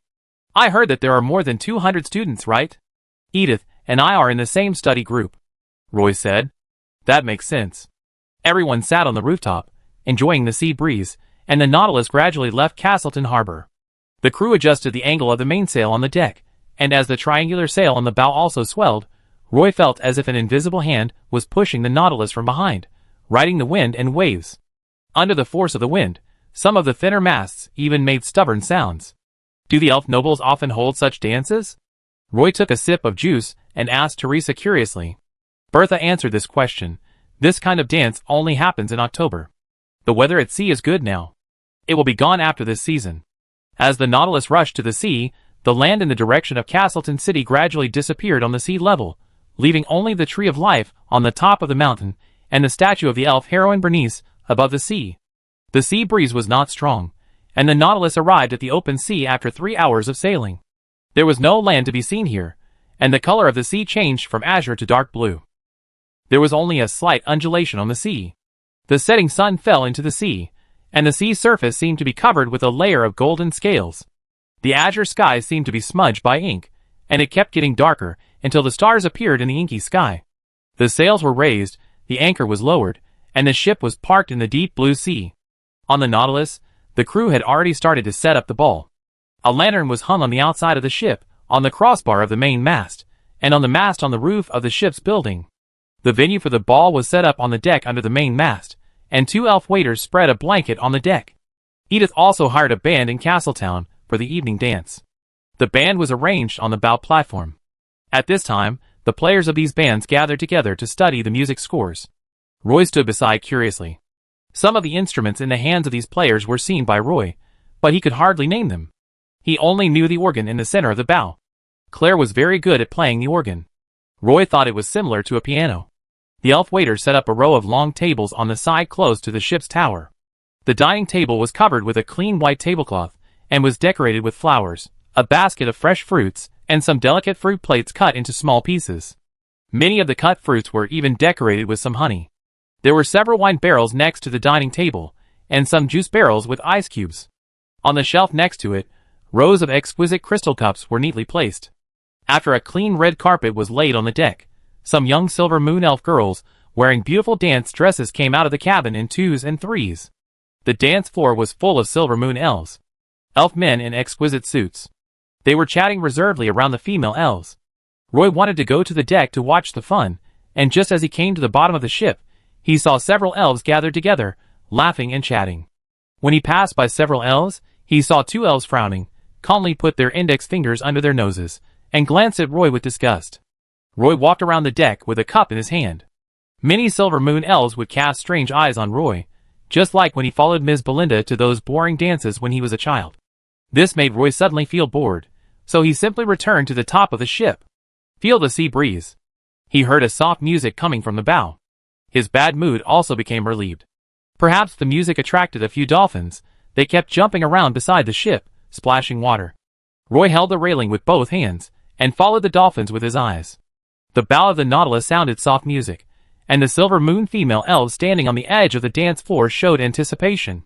They were wearing beautiful dance skirts, showing their slender waists and long legs under the thin long skirts. The elf men invited their female companions, and then walked into the dance floor together, dancing to the soothing music. Miss Edith, dressed in a gorgeous dress, walked out of the room on the top floor of the ship accompanied by her best friend Phyllis, and a group of young companions followed behind Miss Edith. Although these young elf girls were not as good-looking and dressed as Edith and Phyllis, they were also very beautiful, and attracted the attention of most of the men on the deck. When Miss Edith came down from the second floor, several elf nobles immediately lined up and invited Miss Edith to dance. Miss Edith responded to several elf nobles very politely. After dancing several dances in a row, Miss Edith's nose was covered with fine sweat, so she declined the invitation of the elf noble behind her, saying that she needed to rest for a while. Her best friend Phyllis was still spinning in the dance floor, and it seemed that she had no intention of taking a break. She looked up and saw Roy standing on the top floor, with his hands on the railing and the sea breeze blowing. Miss Edith walked to the top floor of the ship, with a cup in one hand and her skirt in the other. Coming to Roy and standing side by side with him, Miss Edith turned her head to look at Roy. The sea breeze blew her silver curly hair into a mess, but she smiled beautifully. "Why are you here alone? You should take the initiative. Not all elves are so exclusive. They are just a little arrogant. So don't shut yourself up because of the attitude of a few elves," Miss Edith said to Roy with a smile. Then she turned around, stretched out her hand in front of Roy, and said to him with a smile, "Come on, dance with me." Roy looked a little embarrassed and said, "I'm not very good at dancing." Miss Edith grabbed Roy's hand without saying anything, pulled him downstairs, and said, "It's okay, just follow my pace and walk slowly." The Silver Moon elves standing on the deck would occasionally look at Miss Edith. Naturally, they saw the scene of Edith pulling Roy into the dance floor. It was only then that everyone began to notice this half-elf and asked about his identity and background. After the dance was over, Miss Edith had to deal with other elves, so she left Roy on the edge of the dance floor. Because he had danced with Miss Edith, some elves approached Roy and talked to him. However, when the elves heard that Roy was just Edith's classmate and had no identity or background, most of the Silver Moon elves found excuses to leave. Roy stood at the edge of the dance floor holding a cup, and became alone again. This time, he did not rush to the top of the ship to blow the sea breeze. After all, it was a bit too conspicuous there. Roy walked to the long table with fruit plates, picked up a few unfamiliar fruits, put them in an empty plate, and stood beside the long table to taste them carefully. Claire, wearing a dress, yawned and walked out of the cabin. After leaving the ship, she looked for Roy in the crowd. Fortunately, there were not many elves in the area where Roy was. Claire walked through the crowd and strode to Roy. She also picked up a plate from the square table at random, picked up a few fruits, and moved closer to Roy. The two ate together. Claire stared at the beautiful elves dancing on the dance floor, complaining to Roy, "Roy, the dance has started. Why didn't you call me?" Chapter 172. Claire stood beside Roy for a while, and found that no Silver Moon elves were willing to talk to Roy. Then he realized that Roy was somewhat out of tune with the surrounding environment. He picked up a glass of apple juice, took a sip, put one hand on Roy's shoulder, and kept looking around, but complained to Roy, "You are a bit miserable." Roy smiled awkwardly. Claire nudged Roy with her shoulder, leaned close to his ear and asked, "Are there any beautiful elves you like? I go and make an appointment for you." Claire saw two beautiful Silver Moon elves standing on the other side of the table. When Roy looked at one of the long-legged girls wearing a knee-length dance skirt, his eyes stayed on her snow-white thighs for a few seconds. The elf beauty also looked quite sweet and pure. She stood gracefully by the table and looked very quiet. "Hey, so you like this style? Easy. You wait here, I take care of it."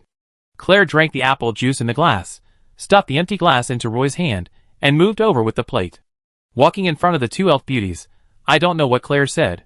The three of them actually started chatting very familiarly.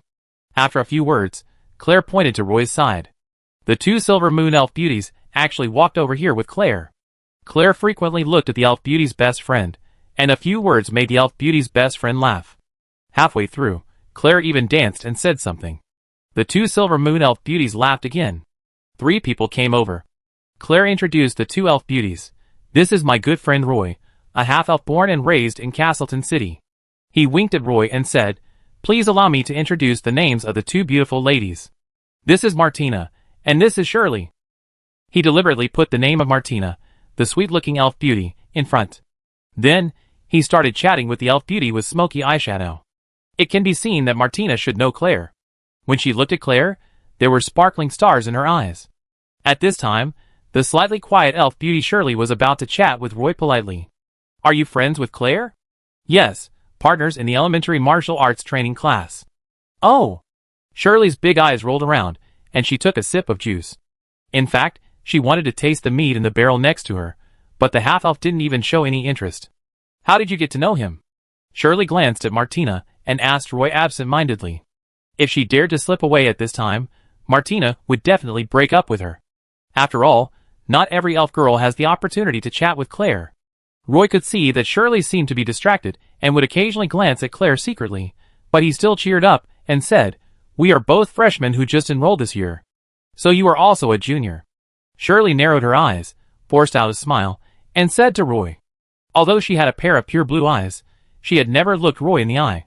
Then, more and more elves discovered Claire. Elves kept gathering here. Claire was a celebrity among the freshmen of the Elf Academy. Edith invited a group of young Silver Moon elves to the dance, and many elves were still attending classes at the Elf Academy. Many elves wanted to meet Claire. There were too many elves gathering, and Roy was constantly pushed to the periphery. Claire pulled Roy to her side again, and introduced him to her friends. With Claire's introduction, these Silver Moon elves were very polite to Roy, and would talk to him politely. The Blue River Dane had been popular in the academy for a long time. So everyone admired Claire very much, and thought he was a musical genius. Roy was more like a background board next to Claire. Martina naturally became Claire's female companion tonight. Shirley also quietly took Roy's arm. The ivory-like arm was cool and smooth, which made Roy feel a little hot on his cheeks. Claire took the opportunity to turn around and winked at Roy proudly. A beautiful melody was coming to an end. Just when the music stopped, a Silver Moon elf held the railing on the top of the ship with both hands and shouted to the deck, "Claire, I heard that you wrote a great piece of music. Can you play it for everyone?" This shout attracted almost all the elves on the deck. Everyone looked at the ship, and then looked for Claire in the crowd. Roy looked up, and saw the young elf noble standing on the top of the ship. He immediately felt familiar. Claire looked at Martina, who had a look of admiration in her eyes, and smiled triumphantly.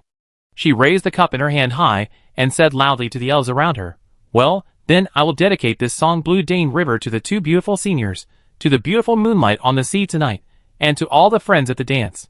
Before Claire finished speaking, there was a warm applause around her. The performers on the boat stopped. The elves on the deck made way for Claire, and Claire walked straight to the bow with Martina, and couldn't help but signal Roy to follow behind. Shirley held Roy's arm, and walked through the crowd. Her innocent eyes sparkled, and her breathing became a little rapid. Claire let go of Martina's hand, climbed onto the bow alone, sat in front of the organ and played Blue Dane River. The calm sea reflected the bright moonlight, which was very consistent with the mood of this song. When the song ended, the boat was silent. Originally, Roy wanted to applaud, but he hesitated after clapping twice. Then the elves realized that the song had ended. There was applause immediately. A young elf took the opportunity to ask Claire loudly, "Claire, I heard that you composed this song by the Dane River?" Claire thanked the band players beside her, then stood on the high platform at the bow and said to everyone, "To be more precise, this song was composed by Roy and I at the Dane River camp on the edge of the Maladid jungle." At that time, Roy heard the sound of the river flowing by the Dane River, and then called me. We listened to this beautiful melody quietly under the moonlight, and then composed this Blue Dane River. The Silver Moon elves immediately began to talk among themselves. Martina said to Claire, who came down from the high platform at the bow with admiration, "If I have the chance, I must stay at the Dane River camp in the Maladid jungle for a night." Another Silver Moon elf came up and said admiringly, "Just based on this song Blue Dane River, Claire deserves to be the most outstanding composer of the year in Castletown." Unexpectedly, at this time, a handsome and suave Silver Moon elf noble walked out of the crowd, smiled at Claire, and said proudly, "Although this song is very beautiful, in my opinion it is just an accidental work, a kind of inspiration that cannot be replicated. Without more excellent works to support it, Claire can only be regarded as a musical talent in Castletown. It is impossible to be called the best composer based on one song." Just as the elf noble said, there are many elf composers in Castleton City, and these composers also write many excellent works every year. If a song is named the best composer of the year, there will definitely be elves who will not accept it. The title of the most outstanding composer is still a bit valuable in Castleton City. So some elves agree with what the handsome elf noble said, and some elves disagree. At this time, Claire had walked down from the high platform at the bow. When he saw the handsome elf noble walking out of the crowd, he tilted his head, suppressed his excitement, and said to Roy in a very low voice, "Roy, haven't you always wanted a magic pattern construction? This time your chance has come." Claire's eyes were cunning. "Who is he?" Roy asked. "Yoram Hire. His family opened the largest magic pattern construction store in the Castletown Magic Guild," Claire introduced. The two of them did not avoid Martina and Shirley during this exchange. The two beautiful Silver Moon elves seemed to have heard a shocking inside story, and looked at Claire with anticipation. Claire turned around and walked back to the bow platform. He raised his hands, and the noisy crowd immediately became quiet. Then Claire smiled at Yoram Hire and said, "Hire, since you said that the Blue River was just an accidental work of mine, do you dare to bet with me?" Yoram Hire hesitated for a moment, but under the gaze of the elves around him, he could only bite the bullet and say, "Why not?" I don't believe you can create a song as beautiful as Blue Dane River on this Nautilus. He used rhetoric to limit the location of creation to the Nautilus. Claire said unyieldingly, then let's make a bet. What do you want to bet? Joramhire asked. If you can only take out the magic crystal, I'm not interested in betting with you. Claire stole the limelight that should have belonged to him, so Joramhire wanted to make things difficult for him, and he didn't even think about making any bets. He thought of raising the stakes to make Claire give up. Unexpectedly, Claire was very stubborn and asked directly, Joramhire, what do you want? Joramhire paused, looked around, and said, if you lose, let me play this song Blue Dane River, and you are not allowed to play this song in any public place in the future. As for what you want to bet, as long as I have it, you can choose it. The surroundings suddenly became quiet. Joramhire's condition can be said to be very harsh, which is equivalent to using Claire's famous song as a bet. Okay, I promise you. Claire responded loudly without hesitation, and then said, if you lose, I want a spiritual gathering magic pattern construction. There was an uproar around. The two bets were not on the same level at all. Chapter 173. Joramhire stared at Claire uncertainly, with a somewhat unnatural smile on his face, and asked tentatively in a teasing tone, no way, Claire, are you planning to take this elementary magic pattern structure? Claire looked like she was sure of winning, and said confidently, if I set the stakes too high, I'm worried. You will think I'm bullying you. Joramhire's face was gloomy, but when he thought that the price was just an elementary magic pattern structure, he immediately straightened his chest, walked to Claire's side, and clapped his hands with him. Okay, it's a deal. The Jo Inwa elves crowded around Claire and Joramhire, all wanting to know the details of the bet. This kind of excitement doesn't happen often. Joramhire saw Claire's ambitious look, and was also a little worried about losing the bet. Although he had just restricted Claire's composition location to the Nautilus, he still felt that this was not safe, so he asked Claire, how long do I need to wait? The Nautilus will return at noon tomorrow. Will it not be played before we land? Claire turned around and said to a waiter beside him, please give me a pen. The waiter quickly took out a charcoal pencil from his pocket and handed it to Claire. Claire went straight to the bow, took down the music book on the organ, and quickly drew notes on the last few blank lines of the music book with a charcoal pencil. He was concentrating on marking the notes on the music book in full view of everyone. The Silver Moon elves on the deck gathered around, all looking up at Claire. Martina stood beside Claire, tactfully helping him smooth out the music score. Joramhire stood under the platform, and although he wanted to remain calm, his knuckles looked a little pale after he clenched his fists. Seeing Claire writing furiously on the music score, Joramhire regretted it a little. When Claire was halfway through writing, the organist of the band had quietly stood behind Claire to peek at the music he was composing. At the beginning, the organist still had a puzzled look on his face. After Claire finished writing a section, his brows relaxed, and the expression on his face was easy to interpret. It turned out that the song could be written like this. The organist was immersed in a unique melody all of a sudden, and even forgot about the Silver Moon elves around him, as well as the bet between Claire and Joramhire. He stared at the music score with his eyes fixed, raised one hand, and his fingers kept dancing. He even felt that this was not enough, so he sat on the piano stool in front of the organ and tried to play the first two melodies that Claire had just written. It was like a sea breeze blowing in the face, a beautiful melody lingering on the ship. All the elves looked at Hire with strange expressions, thinking that his bet with Claire was really reckless. As the music sounded, Edith and Phyllis squeezed out of the elves and came straight to Roy. Edith nodded to Shirley, then looked at Claire, who was still writing at the bow. After staring at her for a long time, she turned her head to look at Roy, who looked calm. Then she walked beside Roy's ear, with a fresh fragrance on her body. Roy turned his head and looked at Edith. Edith smiled teasingly and said to Roy in a low voice, if I didn't know that there was nothing wrong with your sexual orientation, I would have doubted what the relationship between Claire and you was. Seeing Roy's helpless face, Edith smiled at him, and her deliberately cool temperament at the ball disappeared instantly. Edith did not let Roy go. After a pause, she said to Roy, it turns out that the first magic pattern on your thick leather armor is spirit condensation. Good vision. Roy wanted to tell Edith that the magic pattern structures he wanted to engrave on the thick leather armor were iron armor, magic armor, stone skin, physical fast recovery. But if I remember correctly, as a primary magic pattern structure, the carrying capacity required for spiritual concentration is not low. Remember to test the carrying capacity before embedding the structure, Edith reminded Roy. Phyllis poked her bestie's elbow calmly, secretly reminding Edith to keep her image. Many Silver Moon elves were already looking over here. Got it. Claire didn't let Yoram Hire wait too long. It took him about a quarter of an hour to write the piece of music on the score. He threw the charcoal pencil in his hand to the elf waiter, then shook his sore wrist, and sat down in front of the organ. The organ player had been waiting by the side, looking at Claire expectantly. Claire put his hands on the keys of the organ, but did not play it immediately. Instead, he turned his head and said to the elves around him, "This piece of music is written to commemorate Lady Bernice, and the song also describes Lady Bernice's tragic love." The performance began. As the music sounded, the different style of the music immediately made the surrounding Silver Moon elves a little stunned, and then they were immediately attracted by the melody of the song. The young Silver Moon elves on the ship seemed to see the scene of Lady Bernice sitting on the beach, crying alone while holding her dead lover. This song is very consistent with the romantic feelings of the elves. Without a doubt, it is another very successful song.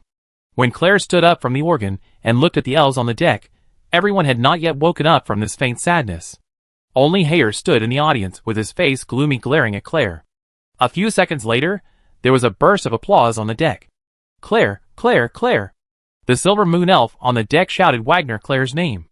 Claire tore off the blank page of the last music score, borrowed charcoal from the waiter again, and wrote the blank page into an IOU on the railing, held it in his hand, and bounced it twice, then handed the IOU to Yoram Hare. "When the Nautilus returns tomorrow, I will go to the magic store as soon as possible to collect the spiritual concentration. You must make arrangements early."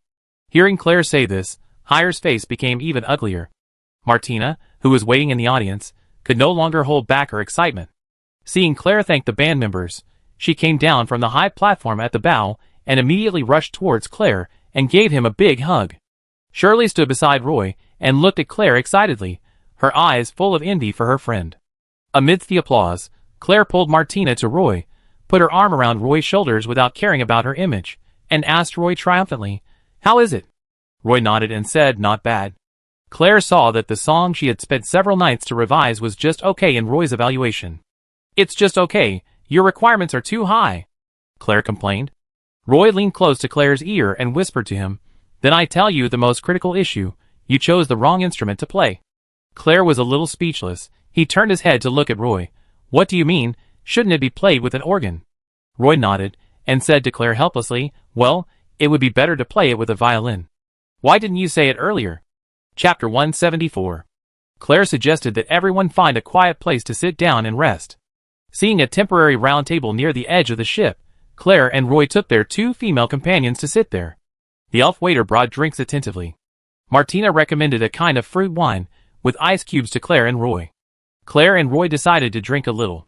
In fact, Roy was not used to drinking like this. Seeing only 4 wine glasses on the round table, with a few pieces of crushed ice floating in the glasses, he walked to the dining table, selected a few kinds of fruits, and put together a fruit platter. He returned with a fruit plate and just in time heard Martina ask Claire, "Claire, what's the name of the piece you just talked about?" Claire's alcohol tolerance was very poor. After just 2 sips, her cheeks were stained with red and her eyes were a little bright. Roy put the fruit plate on the table. Claire picked a few apples from the fruit plate and ate them. Then she said, "Well, I just wrote this piece of music. It doesn't have a name yet." Martina blinked her eyes, and the admiration was about to overflow from her eyes. She said to Claire, "Claire, what name do you plan to give this song?" Claire leaned back in her chair, turned her head and looked at Roy beside her, and asked him, "Roy, what do you think?" Roy wanted to say to Claire, "Whatever you want." Seeing the 2 beautiful Silver Moon elves in front of the round table looking at him, he quickly changed his words. "Since it is written in memory of Lady Bernice, at least the name should reflect that." Claire rubbed his forehead, thought seriously, and said, "Why not call it Bernice?"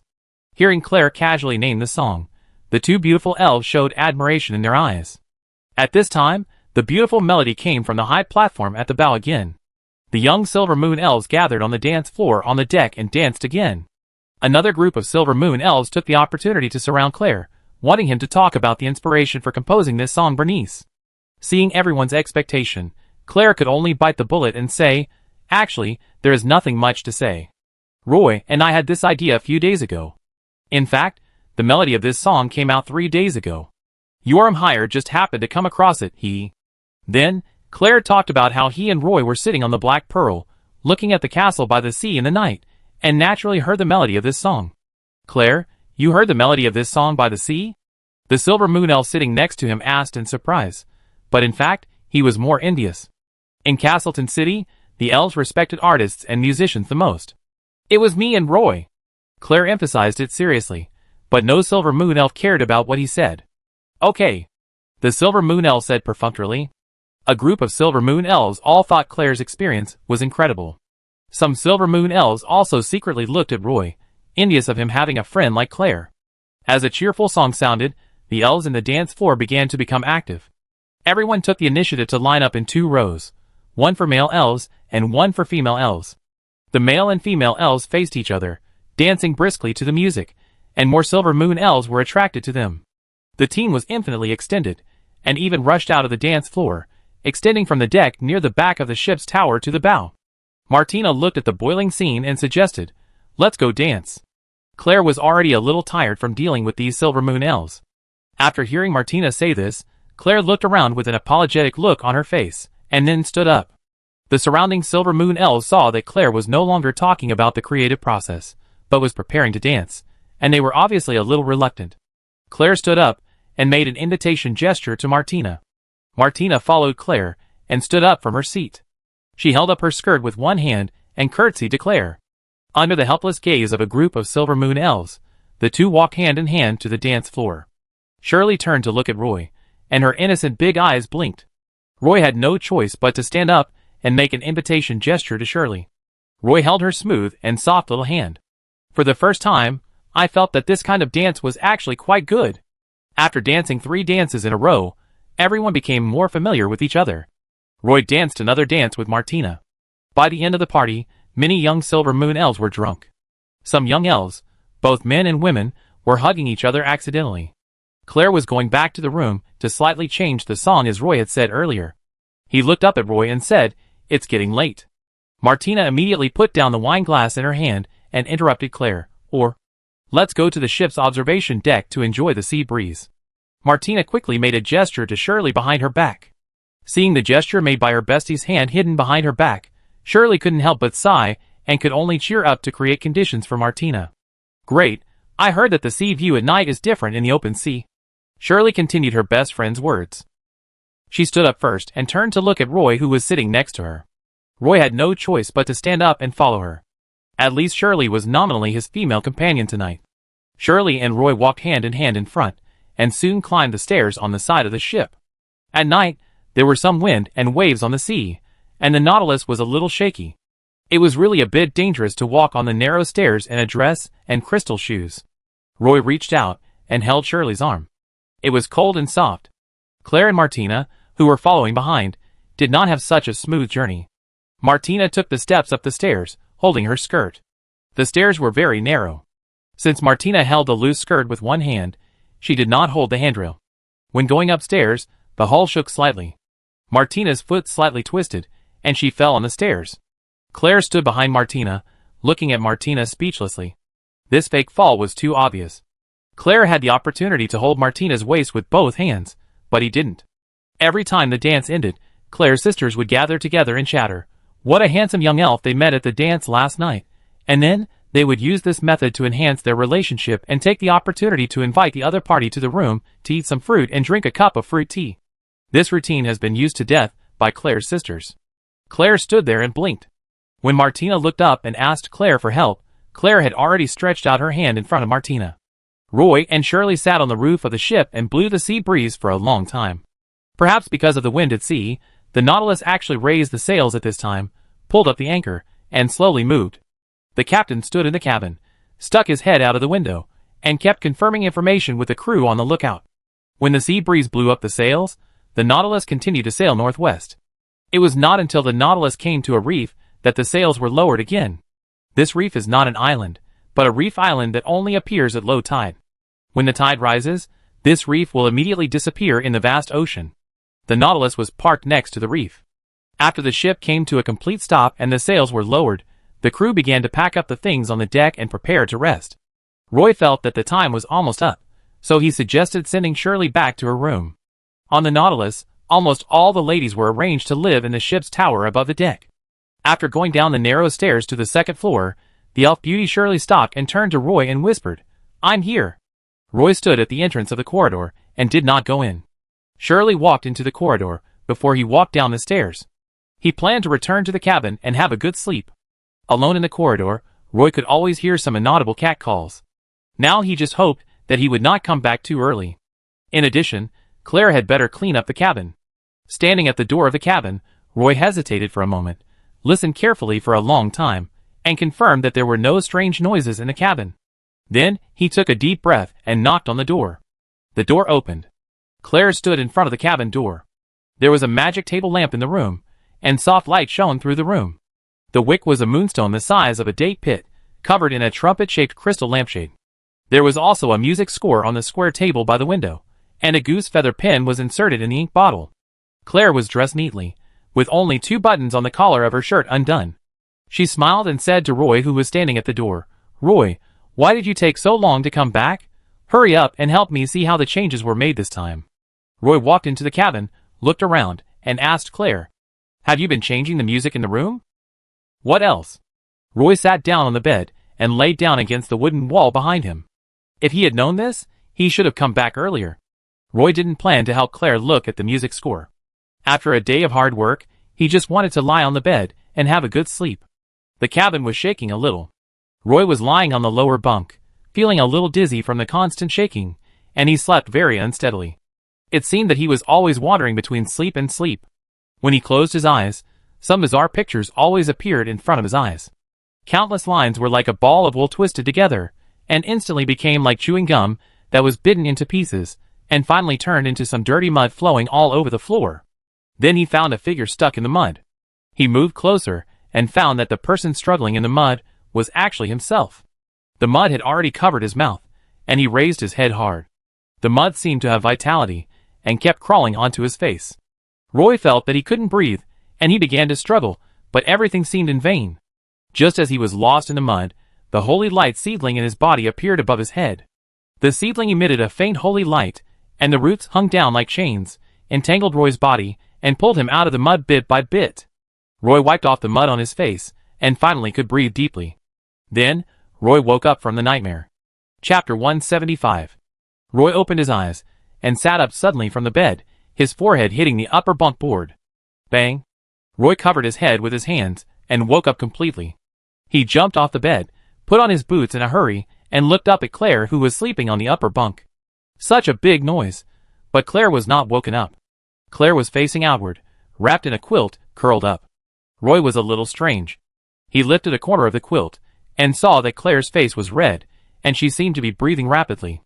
It was like an invisible hand was pinching his throat. He tried to wake Claire up. He called twice, but he didn't respond. He patted his face again. He found that patting his face was useless. With the moonlight coming in from the window, Roy saw a water cup on the table. He reached out and picked up the water cup, and sure enough, there was still half a cup of water in it. But the ice inside had melted. Roy tried to inject a trace of holy light power into the water, and then poured a cup of water on Claire's face. I don't know if it was the effect of the holy light or the effect of the cold water. Claire suddenly woke up. He opened his eyes, gasped, looked around in a panic, his eyes wide open, and asked Roy, "Roy, where are we?" "On the Nautilus," Roy said. Claire raised his upper body, held the edge of the bed with both hands, and rolled down from it. He was obviously still a little frightened. He looked around and remembered the dance tonight. "I just had a dream. I dreamed that I was back in Castleton City. I also changed Bernice into a violin piece and held a campus concert in the college. I didn't expect Claire to be dreaming." Roy felt a little embarrassed. He must have disturbed his sweet dream. "How was the concert?" Claire stared at Roy and hesitated before saying, "I dreamed that I was late. When I arrived at the concert hall, you were standing on the stage." Roy didn't know what to say to comfort him. "It is said that you dream about something during the day." Claire continued, "The stage was covered with blood, and the auditorium was empty. You were holding a bone club with a skull on it, and wanted to hit me, so I ran out desperately. All the doors of the auditorium were locked, so I ran in the corridor outside. I was almost out of breath, and I ran faster and faster. I couldn't stop, so I could only breathe desperately," Claire said with lingering fear. Seeing that Claire might have seen a nightmare, Roy condensed a faint holy light from his palm. With a glimmer of light, Claire's face became much better. "Then what?" Claire reached out and touched the water stains on her face, looked at Roy with some doubts, and said, I felt a sea of water rolling over me, and I fell into the cold sea and woke up all of a sudden. Roy smiled awkwardly. Hey, I woke you up. So I poured a cup of water on your face. Roy suddenly found that the holy light in his palm actually trembled a little. Claire didn't notice it, but Roy felt it very clearly. The holy light is not like a candle, which will keep jumping when the wind blows. As long as Roy steadily transmits the power of holy light, even in the storm, this ball of holy light can float steadily above Roy's head. The ball of light in the palm of his hand trembled, obviously affected by something. Roy put his finger to his lips, made a gesture to silence, and said in a low voice, Now is not the time to talk about this. Do you feel something is wrong? Claire was still in a state of just waking up, and asked blankly, What's wrong? Roy opened the cabin door and looked into the corridor, which was completely dark. He immediately closed the door gently and said to Claire, Even at night, the ship is a little too quiet. Claire immediately became alert. He was wearing pajamas and barefoot, sticking to the door, and said to Roy, Let's go out and take a look. Put on leather armor. Roy reminded Claire. Oh! The two hurriedly put on leather armor in the cabin, and Claire inserted the long dagger into the trouser armor buckle on the outside of his thigh. Roy seemed more cautious. He put the iron square shield on his left arm, and pushed the hatch open to enter the corridor. The corridor was dark and extremely quiet. A ball of sacred light floated in front of Roy. He walked forward a few steps, and found that the moonstone magic lamps on the walls on both sides of the corridor had lost their light. You should know that moonstone will automatically emit light at night. This kind of magic lamp will naturally light up at night. But now the moonstone on the wall was completely dark. Roy walked to the end of the corridor and found that the elf waiter, who had sent him and Claire a boxed fruit plate, was actually sleeping on a small table, with a layer of sweat on his forehead. He looked like he was in a nightmare and couldn't wake up.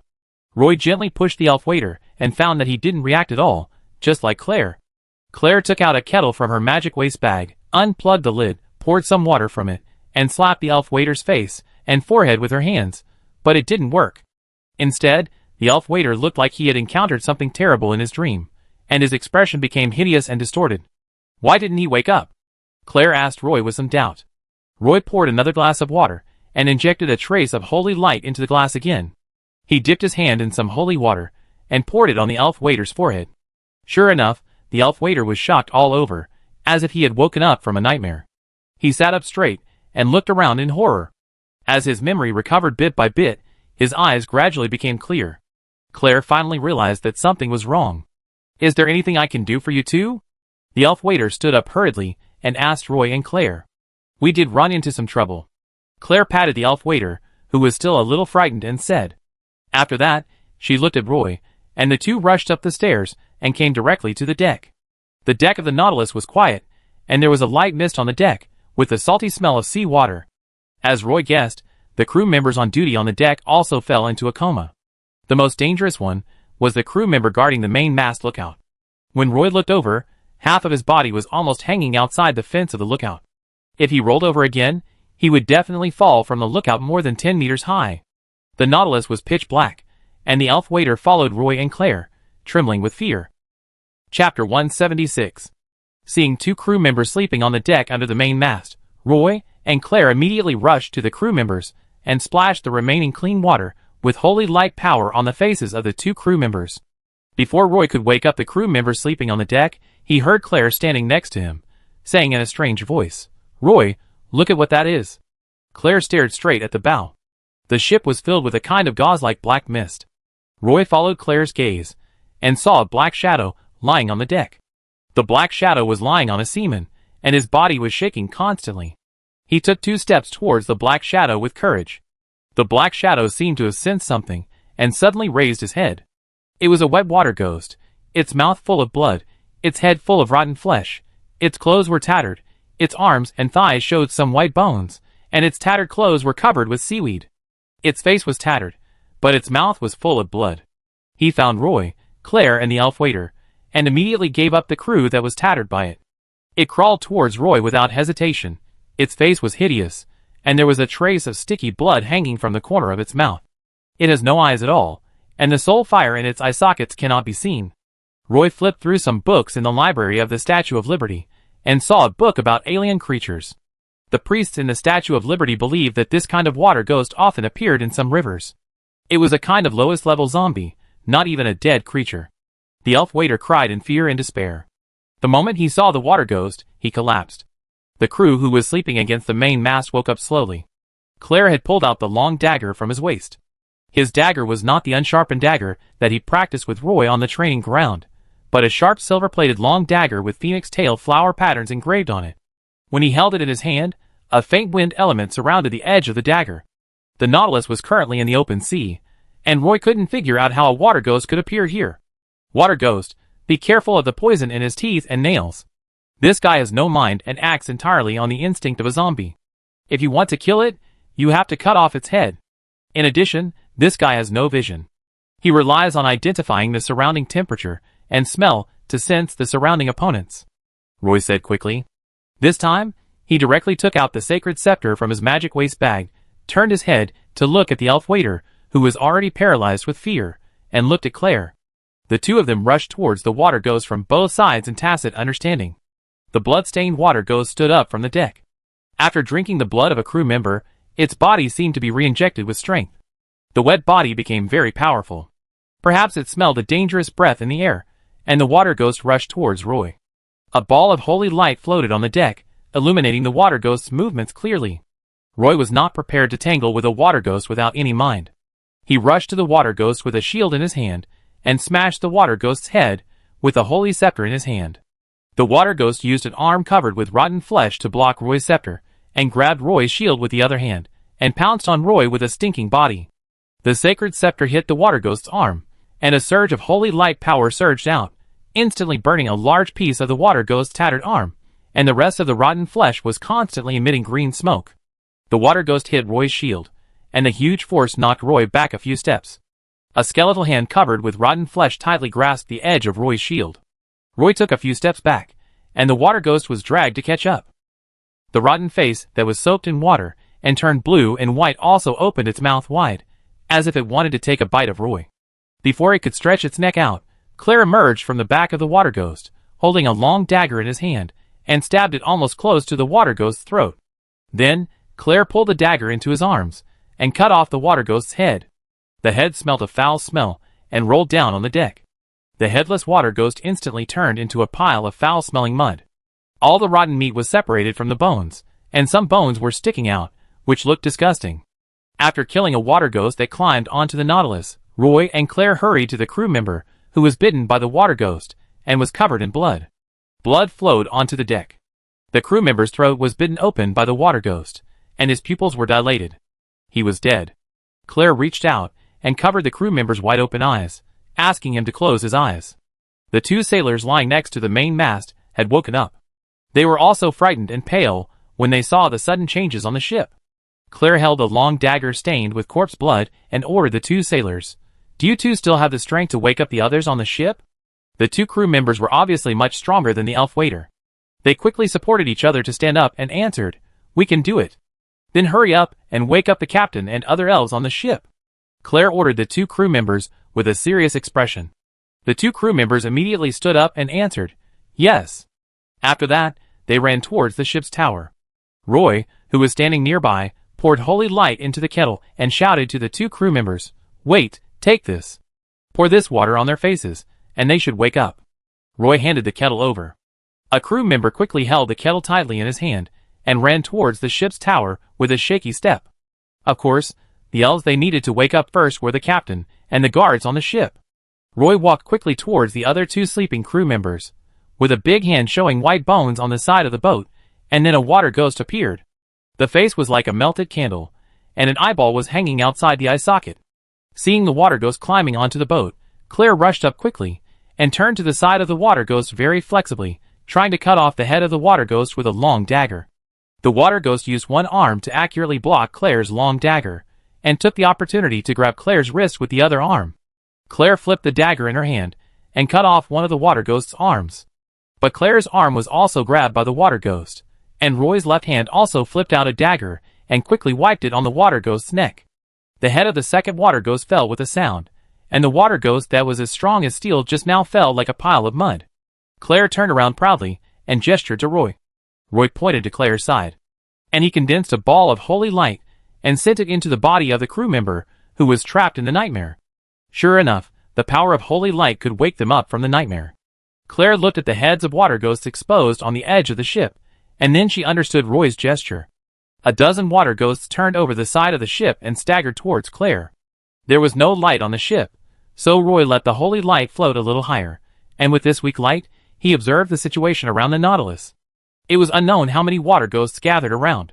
These water ghosts climbed onto the deck and quickly found their target.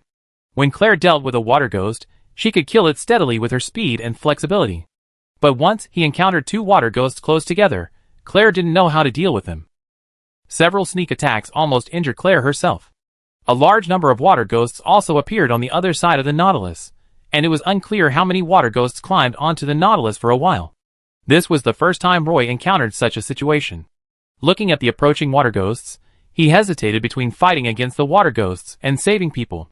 Shrouded in a faint black fog, Claire was in danger from the three water ghosts. Roy immediately raised his shield and rushed over to block Claire.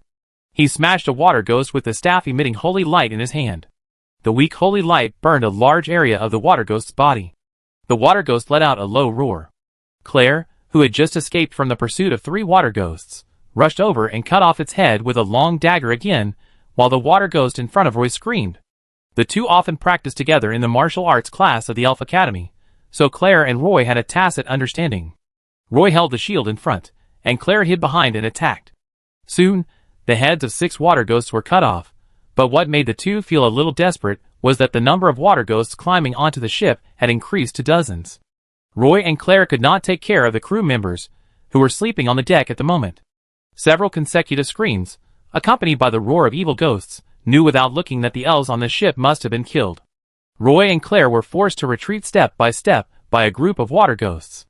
The two did not dare to let the water ghosts surround them, worried that they would not be able to escape at that time.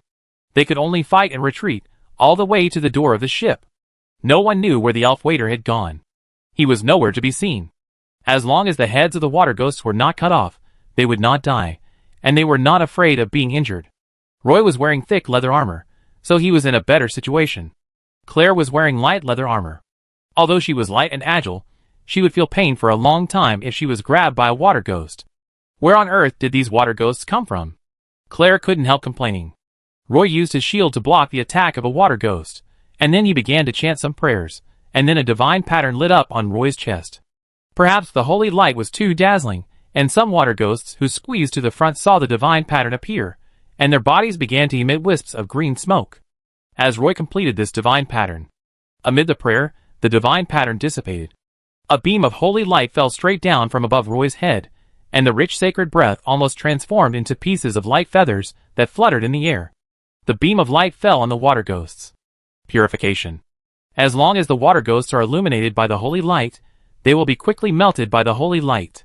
In the range of the beam of light, several water ghosts quickly melted.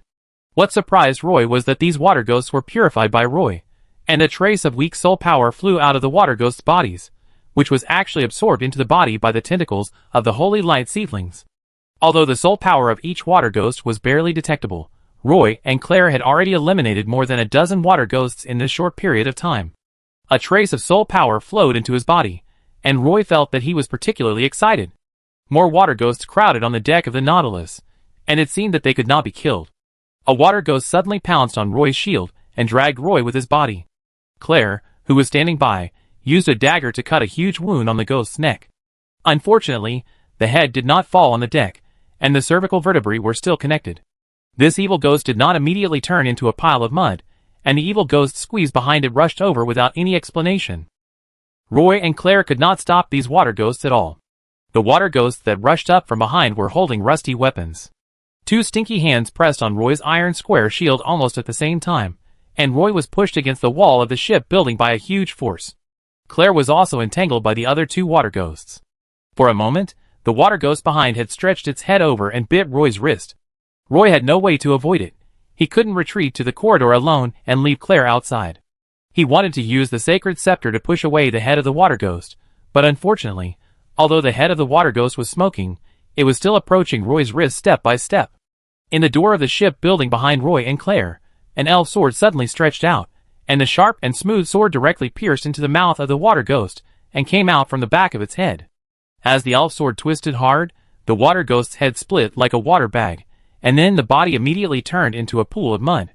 Edith's figure appeared from the door of the ship. She was a little embarrassed. She was only wearing a leather armor and holding an elf sword, but she was full of murderous aura.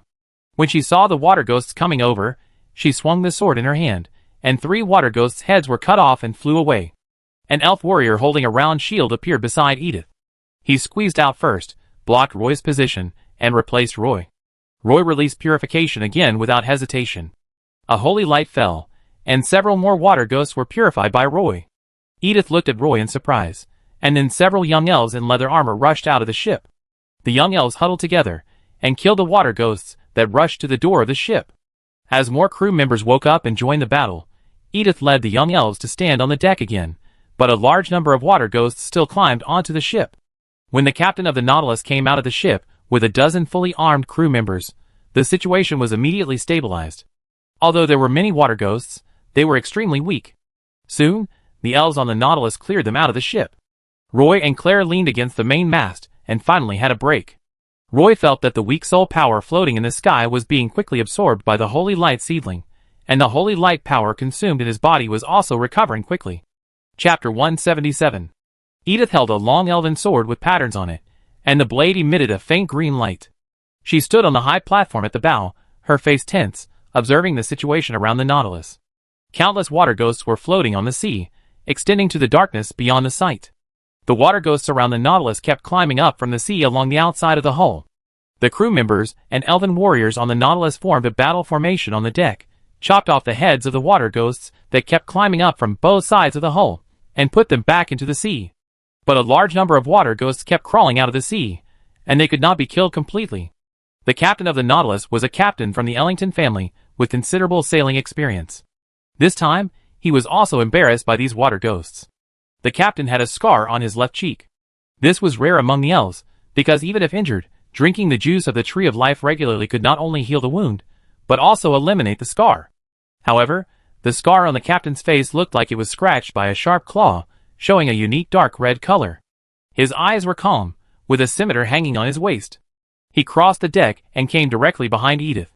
"Why are there so many water ghosts here?" Edith frowned and turned to ask the captain. This time she went out to sea to hold a sea dance, not to explore the sea. Why is it so thrilling? The captain looked around, holding the handle of the knife, and cut off the head of a water ghost that climbed up from the bow, and the water ghost fell into the sea. The captain said to Edith, "I drove the ship here, originally intending to let everyone watch the sunrise here.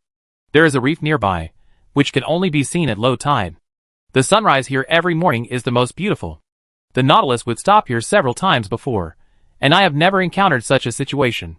Edith stood side by side with the captain, wielding the elf sword and beheading a water ghost. The head of the water ghost rolled down the bow, and the body was kicked into the sea by Edith.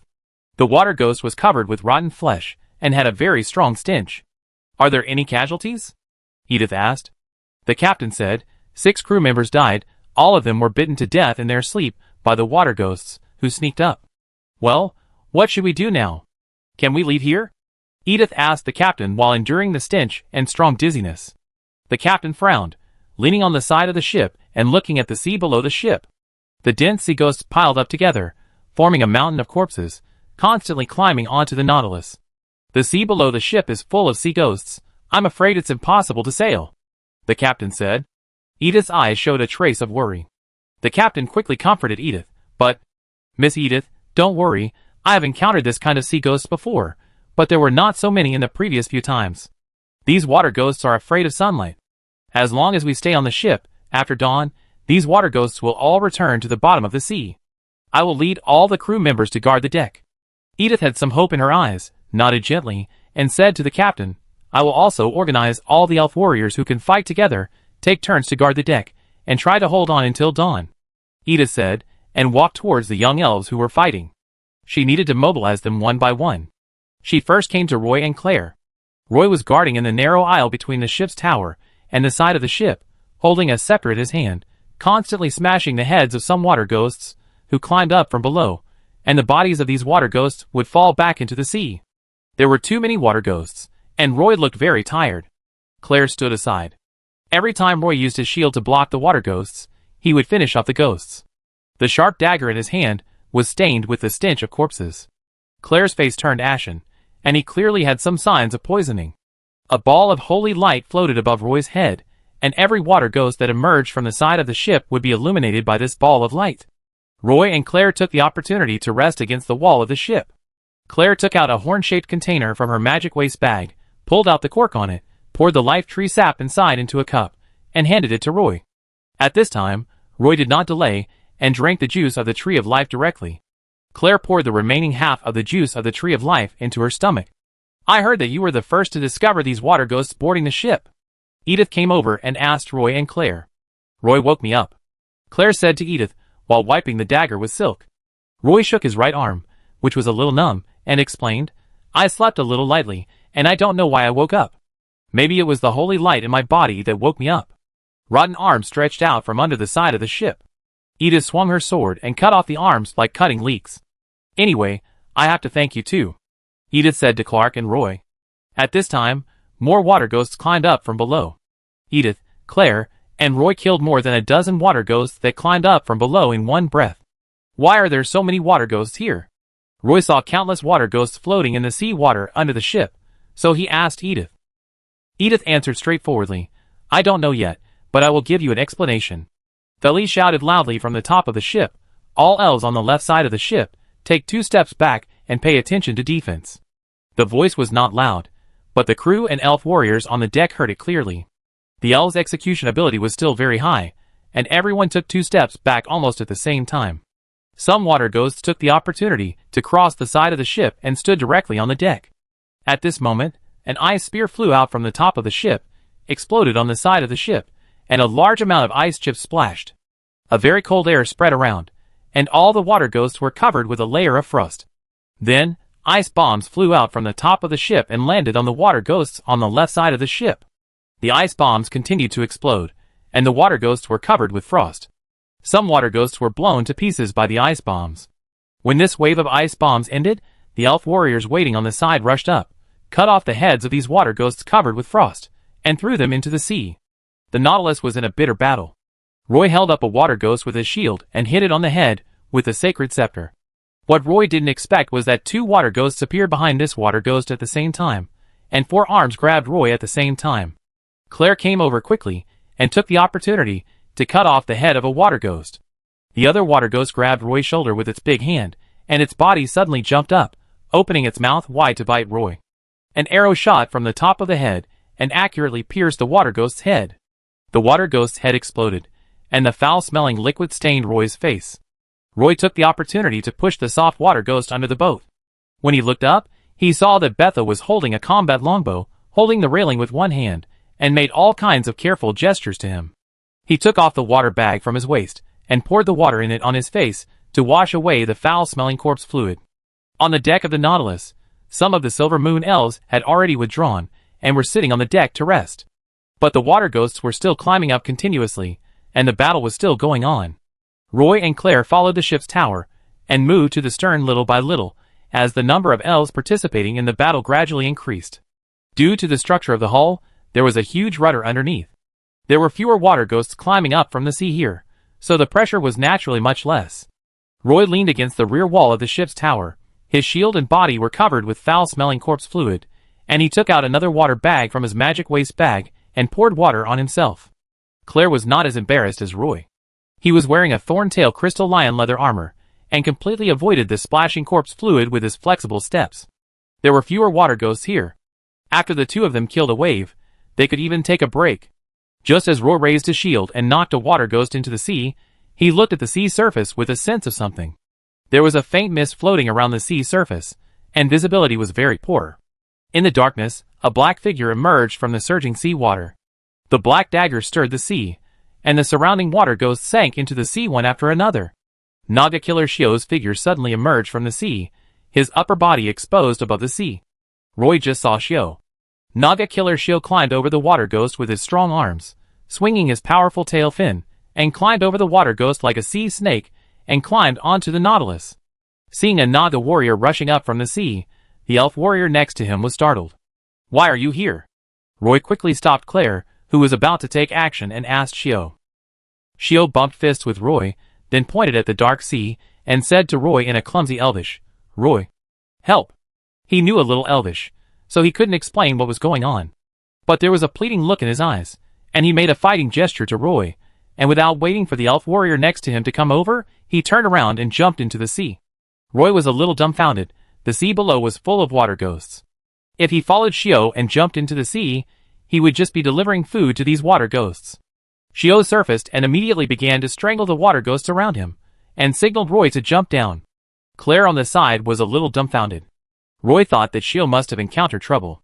He believed that Xiao would not hurt him, so he made up his mind and said to Claire beside him, "Claire, you are not good at swimming, wait for me on the boat. If a friend calls me, I will go to see what is going on below." After that, at Claire's call, he jumped into the sea. Roy jumped into the sea, and a lot of sea water poured into the thick leather armor. His movements became extremely slow. He realized that it was difficult to swim in the sea wearing thick leather armor. As his body sank into the sea, Roy struggled to float to the surface. Even though Roy saw that there were many water ghosts around him, he couldn't fight in the sea at this moment. Just when he didn't know what to do, Xiao, swinging his huge fishtail, suddenly appeared from behind him like a flexible sea snake, grabbed Roy's armpits with both arms, pushed Roy to swim quickly under the sea, and past countless water ghosts. In fact, Xiao didn't swim very far with Roy. Just when Roy needed to breathe, Xiao quickly lifted Roy out of the sea. Roy took a deep breath of fresh air, and a dark sea reef appeared in front of him. The surroundings were full of smelly water ghost corpses. Roy looked behind him, and in the dark night, he could only see a little light on the ship. Chapter 178. Roy stood on the sea reef. A faint black mist drifted from the depths of the sea reef with the sea breeze, and the bodies of water ghosts emitting a foul odor were everywhere under his feet. He tried to take 2 steps forward, and a strong mental force hit his brain. Roy felt a strong dizziness. Just when he was about to lose consciousness, the sacred seedling in his body emitted a faint holy light again. The mental force impact was like hitting a huge sponge, and was quickly absorbed by the sacred seedling. Roy felt that the spiritual power that rushed into his body suddenly disappeared, just like a whistling train brushing past his nose. He was clearly sweating profusely, but he was unharmed, and even the sweat on the tip of his nose fell on the sea rocks. He knew that there must be danger ahead. At this time, Xiao also climbed out of the sea, and his body covered with scales kept dripping with seawater. A large number of water ghosts emerged from the sea around them, and approached their location. Roy turned his head, and found that dozens of Naga warriors holding tridents emerged from the sea one after another. The Naga warriors in the front used tridents to impale the water ghosts on the rocks, and the Naga warriors holding scimitars in the back chopped off the heads of these evil ghosts. They stood on the edge of the island with their strong bodies. As long as a water ghost tried to climb onto the island, it would be immediately chopped down in the sea by the Naga sea warriors. It seems that the enemies of these Naga warriors are also water ghosts. Thinking of this, Roy was slightly relieved. These sea reefs were not so flat. Roy was wearing leather boots, but it was still very uncomfortable to walk. Xiao pointed to Roy. Those water ghosts that appeared continuously from the sea, and then pointed to the depths of the sea reef island, motioning Roy to go inside. Roy stepped on the extremely uneven reefs and asked Xiao, "You brought me here. How do you want me to help you?" Xiao pointed to the depths of the sea reef. Looking at Xiao's earnest eyes, Roy could only turn around and walk inside. This is a sea reef that only appears above the sea when the tide is low. There are some kelp and algae on the reef, which are covered with oysters, and some conchs can be seen in the cracks of the rocks. In the dark night, everything was wet. The black fog enveloped the sea reef, which was filled with a strange atmosphere. Just a little inhalation made Roy's head dizzy. After walking more than 10 meters inside, Roy finally saw a Naga warrior lying on the sea reef. He was lying on the reef, holding a protruding part of the reef with both hands, and his face was rubbed against the sharp reef, which had become bloody. It looked like a sweet dream. However, the process was not very pleasant. These sea reefs were full of oysters, and no matter where they were as sharp as knives. The Naga sea tribe was lying halfway, and Roy walked over quickly and poured a cup of clear water containing a faint holy light power on the face of the Naga sea tribe warrior, and immediately a scream came. Xiao quickly squatted down and communicated with the Naga sea tribe warrior, who had woken up in Naga language. The Naga warrior covered his bloody face with one hand, pointed to the depths of the reef island with the other hand, and said a lot of gibberish. Xiao and Roy continued to walk into the reef island, and the Naga warriors behind them did not come up. Along the way, they found several Naga sea tribesmen who had fainted on the reef. They were obviously asleep, but these Naga sea tribesmen were almost all nightmares. Some Naga sea tribesmen pinched their necks with both hands, looking like they wanted to strangle themselves to death, while others waved their hands randomly, terrified. Roy splashed the seawater infused with the power of holy light on their faces again and again, waving them out of their nightmares. Wherever he passed, the Naga sea tribes struggling in nightmares woke up one after another. Shio had been walking in front of Roy, but he looked like a drunkard at the moment, and his walking was even more unsteady. The two walked for a while, and they didn't see any Naga warriors or water ghosts along the way. Roy found that Shio was walking slower and slower. When he caught up with Shio and was about to say a few words to him, he found that Shio's face was stained with blood, and his eyes, nose, mouth, and ears were bleeding. Roy quickly cast a secondary healing spell on Shio. A beam of holy light fell, and not only did Shio's 7 orifices stop bleeding, but his mental state also improved a lot. Shio twisted his huge tail and moved forward quickly. He didn't care how sharp the sea reefs were. Even if several fish scales fell off his abdomen, Shio didn't say a word. Roy followed Shio, and the two walked for nearly half an hour before they saw a patch of vines on the sea reef in front of them. These vines seemed to have been here for a long time, and the entire reef, which was more than 10 meters wide, was almost covered by these vines. These vines looked a bit like thorn grass, without leaves, and all of them were covered with sharp thorns. Roy walked a little closer and found that some buds were blooming on the branches of these vines, emitting a dizzying black mist. When he got here, Roy felt a strong mental shock again. But the devastating mental shock was completely absorbed by the sacred seedling. Obviously, Shio was not so lucky. He was hit by the mental shock and sat on the ground, and even spit out blood. Roy cast a secondary healing spell on Shio again, allowing Shio's injuries to heal quickly. A beam of holy light was sent into Shio's body, and Shio stood up again. This time, Shio walked straight to the front of the vines. He pulled out an axe from his waist and chopped at the thorny vines. A vine was cut in half by Shio. The water ghosts around the reef were like crazy, coming out of the sea and rushing towards the island. The pressure on the Jana warriors standing on the periphery of the reef island increased, and the roars of some water ghosts could be heard from afar. Roy also took the opportunity to come up and said to Shio, who was swinging the axe, "It seems that these vines control the water ghosts." Shio nodded repeatedly, obviously agreeing with Roy's opinion. Roy also took out a back-cutting axe from his magic waste bag.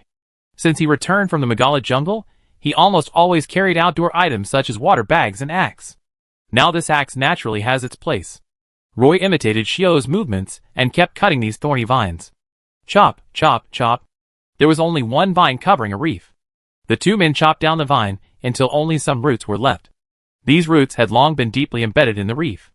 As these vines were chopped off, the surrounding water ghosts slowly retreated back into the sea. Even the crisis on the Nautilus was officially resolved. All the water ghosts slowly sank into the sea. In addition to the stench on the ship, which clearly recorded the evil deeds of the water ghosts, everything else had returned to normal. Even the faint black mist in the air began to slowly dissipate. A group of Naga sea warriors also came from the edge of the reef island to Shio's back. Everyone looked very embarrassed, but every sea warrior seemed to have a smile of victory on his face. A white light appeared in the distant sky, and it was about to dawn. Shio swam over with his tail swinging, and clapped his hands in front of Roy. Other Naga warriors also imitated Shio, and clapped their hands, with Roy to express their recognition of Roy.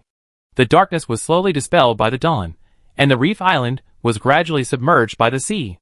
At this time, Shio patted Roy on the shoulder, pointed to the Nautilus not far away, and signaled that he could go back. Before leaving, he tied up 2 bundles of vines and gave them to Roy. Roy didn't understand what these vines were, and they seemed to be very powerful. He didn't refuse, and put them in his magic waste bag. When Shio saw Roy accept the vines, a smile appeared on his extremely ugly face, but it looked a little creepy. Shio brought Roy to a reef, jumped up, and dived directly into the sea. Roy had no choice but to jump into the sea. Then, Shio appeared from behind Roy, put his hands under Roy's armpits, and pushed him to swim towards the Nautilus. Roy found that there was no water ghost at all, and even the bodies of water ghosts could not be found on the sea.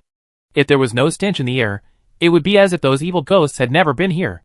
Shio set Roy to the bottom of the Nautilus, deliberately splashed a huge splash, and then dived into the sea and disappeared. The crew on the Nautilus heard the splashing sound under the ship, looked over the side of the ship, and then found Roy soaking in the sea. At this time, Roy was still wearing thick leather armor, and it was very difficult for him to float in the sea. The crew on the ship quickly threw a rope to the sea surface, and Roy barely reached the rope and put it on his body. Everyone hurriedly pulled Roy out of the sea. Claire hurried over and found that Roy seemed to be uninjured except for being a little tired, so she breathed a sigh of relief. Roy was carried back to the cabin by the sailors, changed into dry clothes, and put the wet thick leather armor into the suitcase. Roy wiped his hair and opened the cabin door to let Claire in. At this time, the Nautilus was ready to set sail. The battle last night left a lot of traces on the ship, and the crew even started to watch the deck. Only the young elves returned to their rooms to catch up on sleep after the battle. Claire had obviously stayed up all night, and her beautiful blue eyes were bloodshot. Seeing Roy return to the Nautilus safely, Claire was very happy and asked Roy while sitting on a chair, "Do you know those Naga sea tribes?" "Well, I'm an old acquaintance of the Naga who came to look for me. His name is Shio. He helped me before, and I helped them before." Roy sat on the bed and explained to Claire, "I don't know how they got here, and they took me to an island, and then we cut off a leafless vine there, and then he sent me back to the Nautilus." Roy added, "The Naga wanted you to go with him to the sea reef island to cut down the vines?" Claire asked in disbelief. Roy nodded and admitted, "That's it. He took out a thorny vine from his magic waste bag and said to Claire, 'It's this kind of vine.' At this time, a red sun just rose from the sea, and the sunlight shone on the vine. Roy could see clearly that the vine was covered with some strange magic patterns. And Claire also exclaimed, 'Oh my God, Roy, you actually brought back a piece of Nightmare Vine?' Chapter 179. Is this the Nightmare Vine? Although Roy had never seen it, he had seen the introduction of the Nightmare Vine in the Atlas. This is a very rare magical herb. Magic pharmacists can use Nightmare Vines to prepare wizard oil, special effect shadow energy potions, hypnotic potions, etc., and it is very valuable in the magic market. But Roy didn't know how much it was worth. Claire covered her mouth and nose with a handkerchief, and picked a few bean-sized dark purple buds from this small piece of Nightmare Vine. She carefully put it into a glass bottle, covered it with a cork, took off the handkerchief, and said to Roy, "This is the bud of the Nightmare Vine. This Nightmare Vine has bloomed. No wonder it can make all the elves on the Nautilus ship fall into nightmares. It turns out that we inhaled the pollen of the Nightmare Vine. It would be great if we could collect this pollen. This pollen is more valuable than the Nightmare Vine." After Claire finished speaking, she threw the glass bottle to Roy, pointed at a piece of Nightmare Vine in Roy's hand, and said, "Just this piece? You can take it to the pharmacy to sell."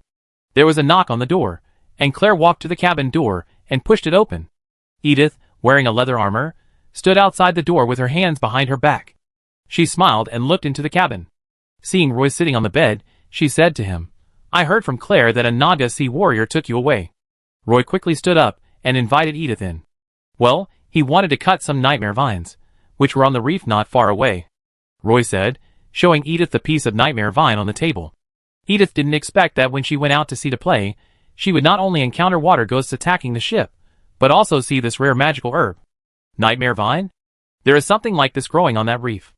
It's no wonder that all the elves on our ship fell into a coma. It turns out that this thing is causing trouble. Edith immediately found the culprit that caused all the elves on the ship to fall into nightmares. That Naga warrior brought you to the Nightmare Vine. Did you cut it down? Edith asked Roy curiously. Roy said, "Well, there are still many Naga warriors on the reef island who are in nightmares. We found the Nightmare Vine and cut it down. It's still in bloom." Edith picked up the Nightmare Vine and saw a flower bud on it. She exclaimed. Edith, Roy and Claire came to the deck. The Nautilus had hoisted its sails and was heading towards Castletown. The tide had risen and the reef island had disappeared into the sea. From a distance, there is endless blue sea. This Nightmare Vine actually grows in the sea. Claire was still a little surprised until this moment. Edith held the side of the ship with both hands, looking at the sea reef disappearing in the distance, and said, "The reason why this Nightmare Vine can control water ghosts is probably because those water ghosts are the fertilizer for the Nightmare Vine. Last night, a group of Naga sea tribes wanted to cut down this Nightmare Vine. It was the flowering period of the Nightmare Vine. When the tide receded, it appeared from the sea reef. Our Nautilus happened to appear near the sea reef. It thought that our Nautilus was also a huge threat, so it spread pollen and released the sleeping cloud to make us fall into nightmares, and then control the water ghosts to kill us in the dream. But in the end, the Nightmare Vines were in bloom, but unfortunately they couldn't be cut down." Claire sighed. Edith turned her head and looked at Claire, saying, "If you two hadn't woken up in time, I'm afraid our entire ship of elves would have turned into a ship of water ghosts last night." There are so many water ghosts here, maybe they were all passing sailors killed by the nightmare vines. Claire and Roy heard Edith say this, and found that it was really possible. The Nautilus returned to peace. The deck had been carefully scrubbed, and there was no longer that disgusting stench. The elves' breakfast was simple, with fruit tea, various fruits, and some elf biscuits. Roy tasted the elf military rations that were said to keep one from being hungry for 5 days. It felt like soda crackers, with a very crisp texture. Perhaps because they had fought all night, the Silver Moon elves were a little tired, and few elves were willing to get up for breakfast. However, during breakfast, Roy and Claire saw Martina and Shirley, and the four of them simply sat at a dining table and talked about the dangerous experience last night. Martina and Shirley were very grateful to Roy and Claire. She even said very subtly that she could be their female companion next time she attended such a dance. During breakfast, Martina kept staring at Claire, and her naked eyes seemed to want to eat Claire in one bite. After finally finishing breakfast, Claire quickly found an excuse and slipped back to the cabin with Roy. Compared with Roy, the elves were more willing to thank Claire. The Nautilus turned back in a Z shape in the sea and returned to Castletown Harbor against the sea breeze. Claire was rewriting the song in the cabin. When he stopped writing, he said to Roy, "No wonder instructor Nora wanted to bring you into her adventure group. She really has good vision." Roy smiled and said nothing. In fact, he didn't understand what the holy light seed in his body was. The Nautilus docked at the beautiful Castletown Harbor on time. A row of carriages had been waiting at the port pier. The young Silver Moon elves got off the Nautilus, boarded the carriage, and left Castletown Harbor. Sitting in the carriage, they were still talking about the battle last night. Roy said goodbye to Claire at the dock, but he did not go home directly. Instead, he walked to the door of the Statue of Liberty. Roy found that there were several carriages parked at the gate of the temple, one of which had the emblem of the port guard. A bad premonition surged from the bottom of his heart. He quickly pushed open the door and walked into the yard. Just in front of the main hall of the temple, 2 elf patrols were chatting with High Priest Reed. Roy ran over quickly, looked at High Priest Reed and asked, "Teacher, what happened here?" High Priest Reed turned to look at Roy and said to him, "Roy, you're back." He pointed to the side hall of the temple and said, "Go see Jasper." Roy's heart seemed to be hit hard by a fist.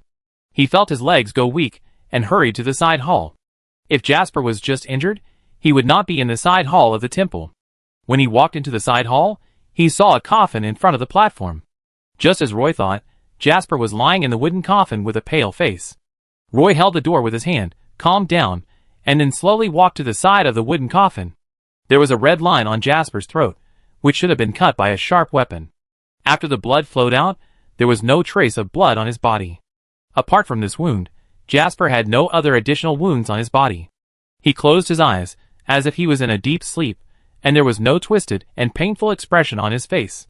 High Priest Reed should have baptized him. He was wearing a set of apprentice priest robes, with his hands on his chest in a praying position. Roy held the edge of the coffin with both hands. A familiar voice came from behind him. The elf patrol came over and said to him, "There is no sign of a fight. Someone secretly cut his throat. He didn't even struggle. He died on the bed in the dormitory. The blood soaked the bed quilt. You went out to sea to attend a dance yesterday afternoon?" The elf patrol stared at Roy.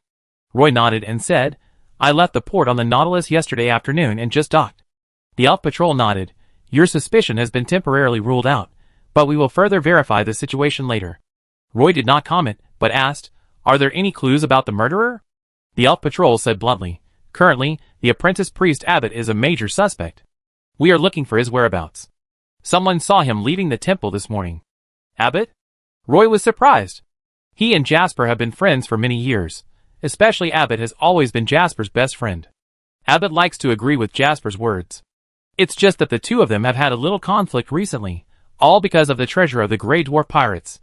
Jasper thought the treasure was a trap, but Abbott was obsessed with it. Roy lifted Jasper's priest robe, and sure enough, Jasper's magic waste bag was gone. Roy was a little confused. He knew Abbott had always wanted to find the treasure, but he didn't expect him to be so eager. "Have you ever thought about where Abbott would hide?" the elf patrol asked Roy. "The three of us own a ship together, called the Black Pearl, on the beach on the west side of Castletown Harbor. I know this. It was our captain who told Jasper that we gave you this shipwreck. We hoped that you 3 trainee priests could purify the souls in the shipwreck. Otherwise, at night, those souls would run to the beach to scare people, and we would have to ask you to deal with them." The elf patrol said, "Do you mind if I go to your ship to take a look?" Roy nodded. The two came to the Black Pearl, and the elf patrol checked the ship, especially Abbott's room, but found no traces left by Abbott. Abbott has hardly been to the Black Pearl recently. Without any clues, the elf patrol left the Black Pearl. Returning to the Statue of Liberty, the carriages parked at the entrance of the temple had already left. High Priest Reed sat by the pool in the front yard.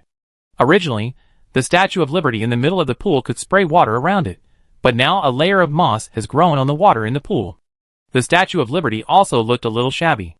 The temple was very quiet, and Roy's leather boots stepped on the stone road, making clear footsteps. High Priest Reed looked back at Roy, and showed a bitter smile on his face.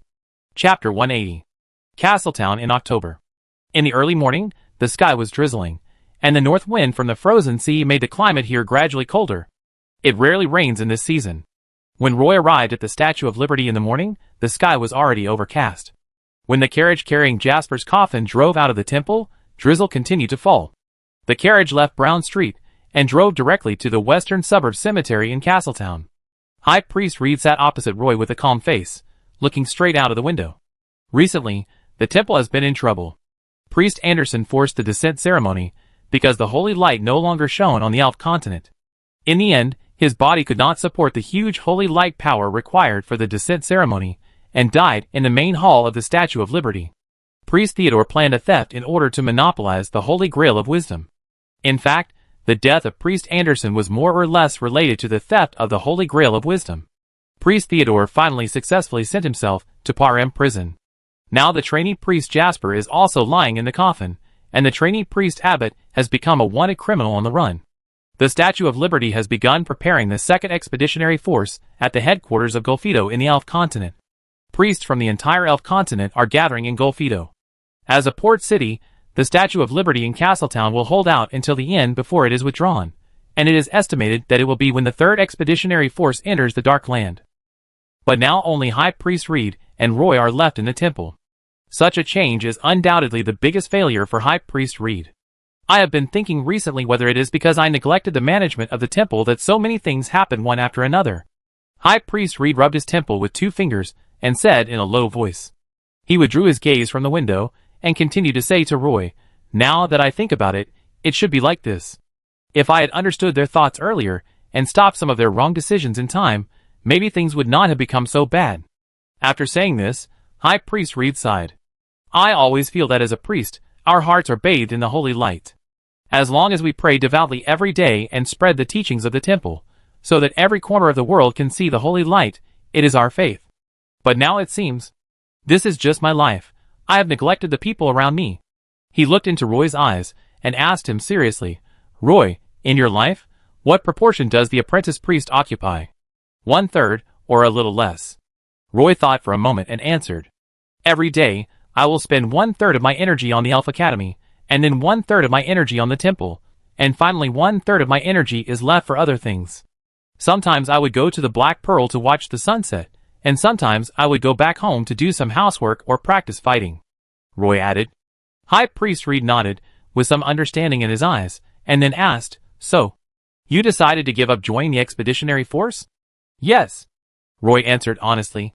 But he suddenly remembered the request Jasper made a few days ago. It was really a bit troublesome. At that time, Jasper said that if he couldn't go to the Dark Land, he wanted Roy to go to the Dark Land for him. Roy felt that he was only a 5th-level apprentice priest. If he went to the Dark Land, he might not be able to come back alive. The carriage entered the Western Suburbs Cemetery. The gravediggers in the cemetery had already dug a grave at the designated location. A metal nameplate belonging to Jasper was hung on the cypress tree in front of the grave. No other elves attended Jasper's funeral. High Priest Reed, the coachman, Roy and the gravediggers in the cemetery braved the rain and barely carried the wooden coffin into the grave. Afterwards, High Priest Reed stood in front of the cypress tree and recited the eulogy in the rain. In the last prayer, Roy and High Priest Reed watched Jasper's soul float to the sky in a beam of pure holy light. Then, Roy filled the excavated soil back into the grave and covered the grave with the excavated grass again, and the funeral was over. After the funeral, High Priest Reed turned around and walked back to the carriage. Roy stood in the drizzle, standing alone in front of Jasper's grave for a while. He hesitated for a moment, took out the golden key from his magic waste bag, squatted under the cypress tree, and buried the golden key under the tree with a shovel. Unexpectedly, a treasure of the Grey Dwarf pirates would ruin Abbott and Jasper. Roy turned back to the carriage and drove away from the western suburb cemetery. In the carriage, Roy took off his wet apprentice priest robes and changed back into his normal school clothes. The carriage took him to the gate of the Elf Academy. Roy held a textbook and ran into the academy in the rain. He missed the first martial arts training class, but he could still catch up with the second geography class. It is very troublesome to ask for leave in the Elf Academy. Even if there is a legitimate reason, your usual grades will be affected.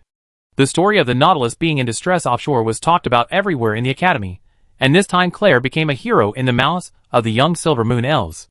Claire won the bet with a newly composed song Bernice, and when the nightmare came at night, she successfully woke up the elves on the whole ship, saving everyone from the slaughter of the water ghosts.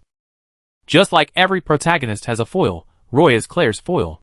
The bell rang for the end of Get Out of Class, and Roy walked out of the number 3 teaching building holding a geography book. Claire stood at the door of the teaching building, surrounded by many Silver Moon elves who wanted to meet him. When he saw Roy coming out of the teaching building, he waved to Roy and said, "Roy, this way. I thought you wouldn't come today." Everyone saw Claire coming out of the crowd, with an arm on Roy's shoulder, talking to him kindly. Many Silver Moon elves thought, Roy is a lucky guy to be able to be friends with Claire. Seeing Roy's sad face, Claire lowered her voice and asked, "You look unhappy?" There were too many elf students gathered at the entrance of the teaching building, and Roy refused to say a word. The two walked out of the crowded entrance of the teaching building, and Claire said to Roy, "Instructor Nora asked about you during class." Roy said, "It seems I need to explain to her." The two walked towards the training ground. The corridor was very quiet, and Claire asked, "What happened?" Roy stopped and said to Claire, "Jasper was killed, and the murderer has not been found yet. I went to his funeral this morning." Claire took a breath and looked at Roy for a long time without saying anything.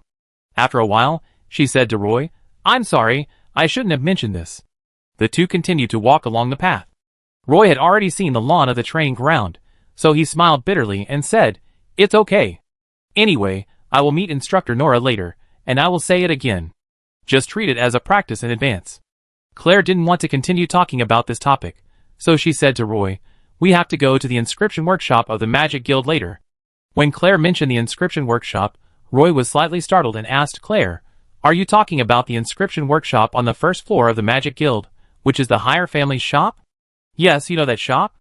Roy nodded and admitted, "I went to that shop to see some magic pattern structures, and the cheapest one in it is not something I can afford now." Speaking of this, Claire said with a little pride, "If I had known, I should have added some more chips to the bet, but we were still too light. But then again, usually a magic pattern construction should be used for a long time, so the correct choice of the first magic pattern construction is very important." The two came to the training ground, and Instructor Nora was counting the weapons for training next to the weapon rack. Most of them were wooden swords and round wooden shields. There were also weapons such as hammers and wooden sticks, but they were just a few for show. Instructor Nora looked up at Roy, handed him a bundle of wooden swords, and asked him to hang them on the wooden rack one by one. "Oh, you want to explain to me why you were absent this morning without reason?" Instructor Nora raised her lips and asked Roy. Roy hugged the bundle of wooden swords, and he and Claire placed the wooden swords on the wooden rack. After they were done, they said, "Instructor Nora, I went to a friend's funeral this morning, so I couldn't catch up with your class." "Got it." Instructor Nora nodded, indicating that she understood. Then she stopped again, looked at Claire and Roy, and asked them, "I heard that you met water ghosts in the open sea." The students on the training ground were almost gone. Claire said with a smile, "To be precise, we encountered a nightmare vine near a sea reef, and it was in its flowering period, so the nightmare vine released the sleeping cloud to us, and then controlled some water ghosts to attack the Nautilus." Instructor Nora stopped again, turned around and stared at Claire, asking, "So how did you get rid of the nightmare? Did someone bring a wake-up pendant?" Claire pointed at Roy and said, "Roy woke me up, probably using the power of holy light." "Well done," Instructor Nora said, patting Roy's shoulder. She was not too surprised by this answer. Obviously she had heard about it from others. After saying goodbye to Instructor Nora, Roy and Claire walked out of the Elf Academy. The Magic Guild was next to the Elf Academy, and the two of them just had to walk along the street. It was not far away. "You don't have to explain so much," Roy whispered to Claire. Claire asked in confusion, "Roy, why don't you let me tell them the truth? In the Elf Academy, the new hero can be Wagner, Claire, Steve, or Adams, but not half-elf Roy. Otherwise, these things are fame and reputation for you, but once they happen to me, they will become troubles. I think I have enough troubles now. Do you know what it feels like to attend the trial in the court for 4 consecutive weeks? Roy felt that the two of them needed to be more low-key recently. Claire didn't care about it. Okay. In the lobby on the first floor of the Magic Guild, Roy and Claire walked into the inscription workshop, which had a small front but a large space inside. Claire was about to take out Yoram Hire's IOU and hand it to the elf waitress standing at the counter, when she saw Hire coming out of the workshop with a stern face. Chapter 181. Dressed in a straight noble suit, Hire walked out of the inner hall gracefully with one hand behind his back, a gentle smile on his face, and greeted Claire and Roy. "Why did you come just now? I have been waiting for you here for a long time." Then Hire turned around and told the elf waitress, "Leave them to me." The elf waitress saluted Hire and said respectfully, "Yes, Master Hire." This was Roy's second visit to the inscription workshop. The last time he came here, Roy just wanted to take a look at the market of magic pattern construction, and he didn't take a close look at the interior decoration of the inscription workshop. This time, when he walked in, Roy seemed much more relaxed. He raised his head and looked at the walls on all 4 sides. The whole room looked like a treehouse. All the walls were made of wood, and there were no joints. It could be said that the walls and ceiling were completely a hole, as if the craftsman had carved out of the heart of the tree. However, the interior carvings in the house were very gorgeous, and there was even a faint fragrance of trees in the air, and it didn't seem stuffy. Almost all tree houses in the upper city have this feature. They don't look big from the outside, but when you walk in, you find that the interior space can almost accommodate a football field. Roy also specifically asked Claire about this treehouse type building. According to Claire's explanation, this building structure involves the magic theory of subdimensional space, but it is slightly different. Perhaps it can be called a demiplane. The magic currently mastered by the elves can only open up a demiplane in the heart of the tree. This was a little hard for Roy to understand. In fact, each huge tree house actually existed, but the door and the room belonged to 2 different trees, and these ancient trees that could open up huge rooms did not grow on the elf continent. The 2 trees were connected together, which involved the subdimensional space theory and the half-plane theory. Regarding these, it is said that only space magicians can explain them clearly. Hire stood in front of the 2 people, looking polite, pointing to the exhibition hall inside and said, "Please come here, I will take you to get the spiritual gathering magic pattern construction. Claire, is the base material for enchantment ready?" Claire glanced at Roy, and seeing him nod slightly she said, "Yes, I brought it." Hare also admitted defeat and smiled. "That's good, so as not to trouble you again." Walking into the first exhibition hall, Hire did not stop at all, and went directly to the next exhibition hall. The primary magic pattern construction occupies a total of 2 exhibition halls. The exhibition hall in front is all low-end primary magic pattern construction. The primary magic pattern construction in the second exhibition hall is some top-level primary magic pattern construction, such as physical recovery, mental concentration, magic catalysis, soul thoughts, giant bear power, wind elegance, and other magic pattern constructions. Hire introduced it to Claire and Roy. As he spoke, he stopped in front of a booth, pointed at the magic pattern structure inside, and said to the elf waitress in the exhibition hall, "Please give me this magic pattern structure." "Yes." The elf waitress immediately came over and opened the glass cover on it. Inside was a piece of soft magic leather with a clear magic pattern engraved on it. Hire took the magic leather in his hand, and the magic pattern lit up a layer of faint light. This is a piece of leather from a level 3 sea monster. Although it is just a piece of scrap, it has been engraved with the magic pattern of spiritual concentration under the exquisite craftsmanship of the inscription master. The magic skin of the 3rd level sea beast has better magic conduction and fusion, and can be attached to any leather armor made of 2nd level magic skin. Hire introduced to Claire and Roy. "Now it's yours." Claire took the magic skin in her hand. The thin magic skin seemed extremely soft, almost like silk sticking to her hand. Hire turned his head and asked the elf waitress beside him, "Is Master Gerald here?" The elf waitress said tactfully, "The teacher has 3 appointments today." Hire nodded and asked the elf waitress, "So is the inscriptionist free now?" The elf waitress immediately ran to a staircase and asked her companions who were guarding it. Then she came over and said to Hire, "Miss Scarlet has just finished a job and is resting now." Hire nodded, looked at Claire and Roy, and seeing that they had no objections, he said, "Then please trouble Miss Scarlet to attach this magic pattern structure to this leather armor. All expenses will be charged to me." The elf waitress immediately agreed. "I understand, Master Hire." After that, She politely said to Claire and Roy, "Please follow me." The elf waitress took the three people to the second floor of the inscription workshop. There were some chairs in the spacious corridor. The elf waitress took the three people to the front of a room and knocked on the door gently. There was a response from inside. The elf waitress pushed the door open. The room looked like a magic laboratory. There was a row of bookshelves on the right, a row of material racks on the left, and a magic laboratory table in the middle. Magician Scarlet sat behind the test bench, mixing a magic dye. Feeling someone coming in, Magician Scarlet looked up and saw Hire first, then Roy and Claire. "Roy, why is it you? Do you know Hire?" Magician Scarlet stood up from behind the magic test bench and greeted enthusiastically.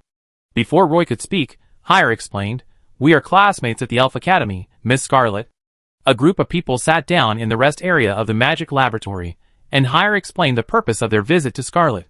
Scarlet looked up at Roy, and her eyes clearly said, "Didn't I tell you that if you want to buy a magic pattern structure, just come to me directly?" In order to avoid Scarlet's resentment, Roy quickly explained, "This magic pattern structure was given to Claire by Yoram Hire. I just happened to have a set of leather armor that needed magic patterns, and Claire gave me this magic pattern structure." Magician Scarlet was a little confused, but she understood that this magic pattern structure was not bought by Roy. Roy took out the suitcase containing thick leather armor and placed it aside. Claire then spread the magic pattern structure on the coffee table. Scarlet first checked the magic pattern structure, nodded, and said, "This spiritual concentration magic pattern structure is very good among the primary magic pattern structures." Then she opened the lid of the suitcase, took out a shoulder armor from it, and casually took out a carving knife from her waist, scraped the edge of the shoulder armor slightly, twisted it in the palm of her hand, and said lightly, "Petrified lizard leather, the quality is average. You want to attach this spiritual concentration?" Roy nodded. Putting the shoulder armor back into the box, Scarlet asked Roy, "Where do you plan to put it?" Roy asked modestly, "Miss Scarlet, what suggestions do you have?" Scarlet took out a thick leather breastplate from the suitcase, and then took up the magic skin and placed it directly on the belly of the leather armor, saying, "In my opinion, it should be right under the belly of the breastplate. This space is just right." Roy did not hesitate and decided decisively, "Okay, put it here." Magician Scarlet looked up at Roy and asked again, "Have you decided? If possible, I will put this magic pattern structure here." "Right here," Roy said decisively. Magician Scarlet stopped talking. She placed the thick leather breastplate and magic leather on the workbench, then turned around to mix magic potions on the material shelf. She held a crystal magic potion bottle in her hand. There were various bottles and jars on the shelf. She skillfully selected a few bottles from them, took out some liquid from them, and dripped it into the magic potion bottle. There was a pungent smell in the air. She walked back from the shelf holding the prepared potion, put it on the test bench, and placed the leather breastplate in front of her. She used a piece of silk to dip into a transparent liquid and began to vigorously wipe the inner side of the lower abdomen of the leather breastplate. While wiping it carefully, she said to Roy, "Only our elves can engrave the magic pattern construction on a small piece of magic leather. In this way, even if the engraving of the magic pattern fails, the loss is only a piece of magic leather. Compared with our elves, human inscription technology is relatively backward. I heard that in the Green Empire of the Construction Night Corps, if you want to make a set of magic pattern construction, you must first make leather armor. The inscription masters need to draw directly on the leather armor. Once the drawing fails, even the leather armor will be completely scrapped.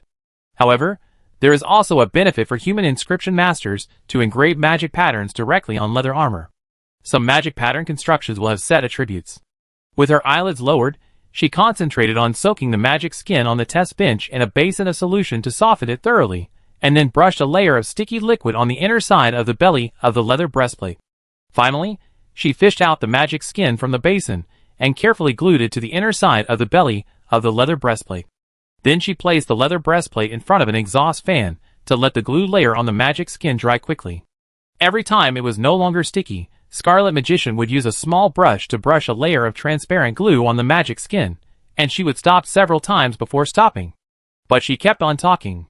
"This petrified lizard leather is more compatible with the magic pattern structure of earth magic. In battle, your opponent is likely to not know where your leather armor magic pattern structure is placed, so you must carefully protect the magic pattern structure from damage. Once damaged, you must find a way to repair it in time. Remember?"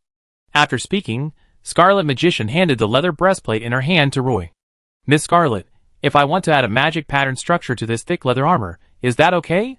Magician Scarlet looked at Roy and said meaningfully, "Of course you can, but the next magic pattern structure cannot be attached to the spirit concentration magic pattern structure. In addition, you must have enough magic carrying capacity. You need to have at least 16 magic carrying capacity to activate the magic pattern structure when you wear this leather breastplate. Have you done the carrying capacity test? Can you activate the magic pattern structure now?" Roy nodded. "Yes, Miss Scarlet." Chapter 182. Roy put on the leather breastplate with magic patterns. As the patterns on the magic pattern structure inside the leather breastplate gradually lit up, except for the faint magic fluctuations, from the outside, there was no other trace of this leather breastplate. In fact, for Roy, mental concentration will only show a specific effect after a large amount of mental power is consumed. Mental power will only be consumed when releasing divine arts. Mental concentration can speed up the recovery of mental power. For a priest, it is indeed very practical, but it is an auxiliary magic pattern structure. In battle, this magic pattern structure is not without effect. Even so, Roy could still feel a subtle change. The holy light sapling in his body became slightly more active, and the speed at which the 5 tree roots absorbed the holy light became much faster. For a priest, nothing is more important than spiritual concentration. Yes, I can feel the spiritual power gathering continuously. After trying to perform a divine spell, Roy felt it quietly for a moment, then looked up and said to Scarlet Magician. Magician Scarlet walked up to Roy, patted him on the shoulder and said, "That's good. If your magic carrying capacity is enough to support 2 magic pattern structures, remember to come to me again." Roy asked curiously, "Miss Scarlet, how can I improve my magic carrying capacity?"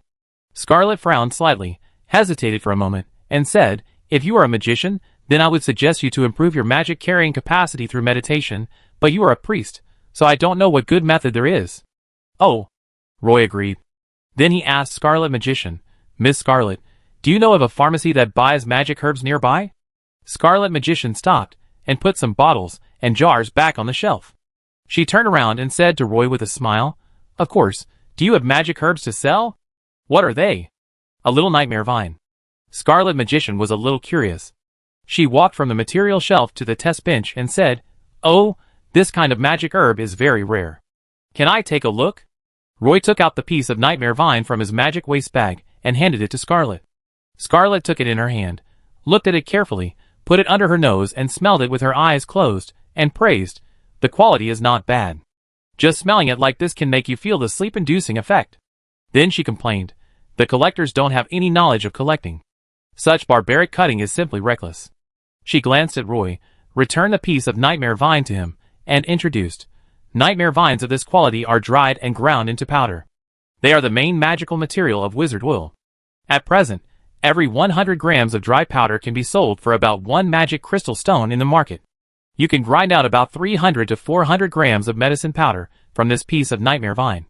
I suggest you find a pharmacy store and ask an apprentice pharmacist to grind these pieces of nightmare vines into powder, and then sell the powder. This is much more valuable than selling the raw materials directly. You only need to pay the grinding fee." Roy couldn't help but exclaimed, "Can it be operated this way?" Scarlet Magician said with certainty, "Of course, nightmare vines are hot-selling products here, and any magic store is willing to buy nightmare vine powder." After attaching the magic pattern structure to the magic leather armor, Hire completed the bet. Claire and Roy were ready to leave the inscription workshop. Hire sent Roy and Claire to the door of the inscription workshop before turning around and leaving. The two walked out of the inscription workshop, and Claire had to rush back to the academy for class. Roy was also planning to walk around the lobby on the first floor of the Magic Guild. He planned to sell all the nightmare vines in his hands, and then go to the inscription workshop to buy a few magic pattern constructs.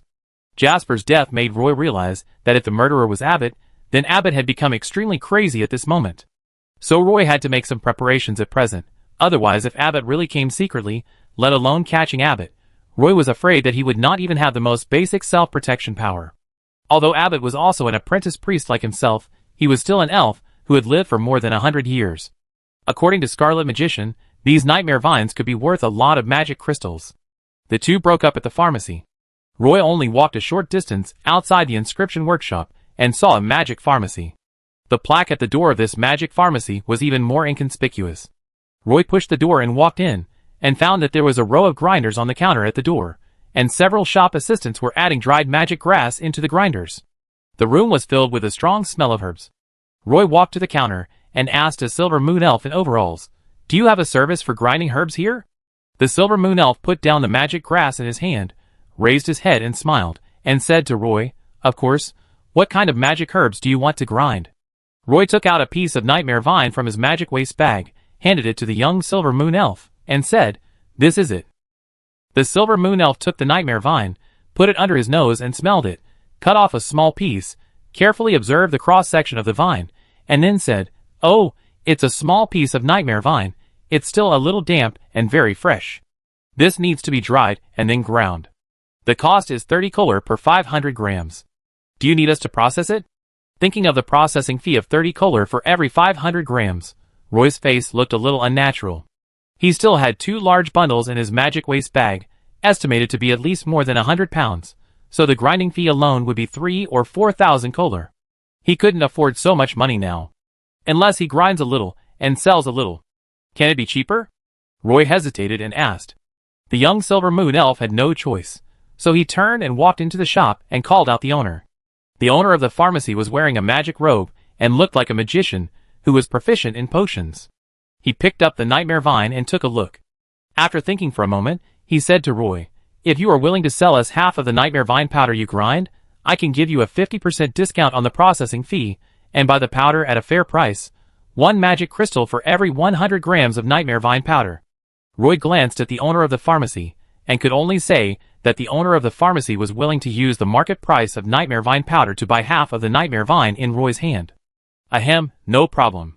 Anyway, he had to sell the nightmare vines, and since the price offered by the pharmacy owner was reasonable, Roy agreed. Roy reached into his magic waste bag and took out 2 bundles of nightmare vines. The countertop couldn't hold so many nightmare vines, so they could only be placed on the floor. The nightmare vines were still wet, and filled with a strong smell of the sea. Roy dodged to the side with some disdain, fearing that the wet stuff of the nightmare vines would stick to his body. The Silver Moon Elves in the store were a little dumbfounded. It's not that they haven't seen bundles of nightmare vines before, but they were tied together so roughly, with the flower buds on the nightmare vines falling all over the floor, and even some seaweed hanging on the vines. They really haven't seen nightmare vines of this quality. 2 bundles of nightmare vines looked like 2 bundles of dry firewood. The vines were covered with dark purple buds the size of beans, and some blooming dark purple petals had already withered on the vines.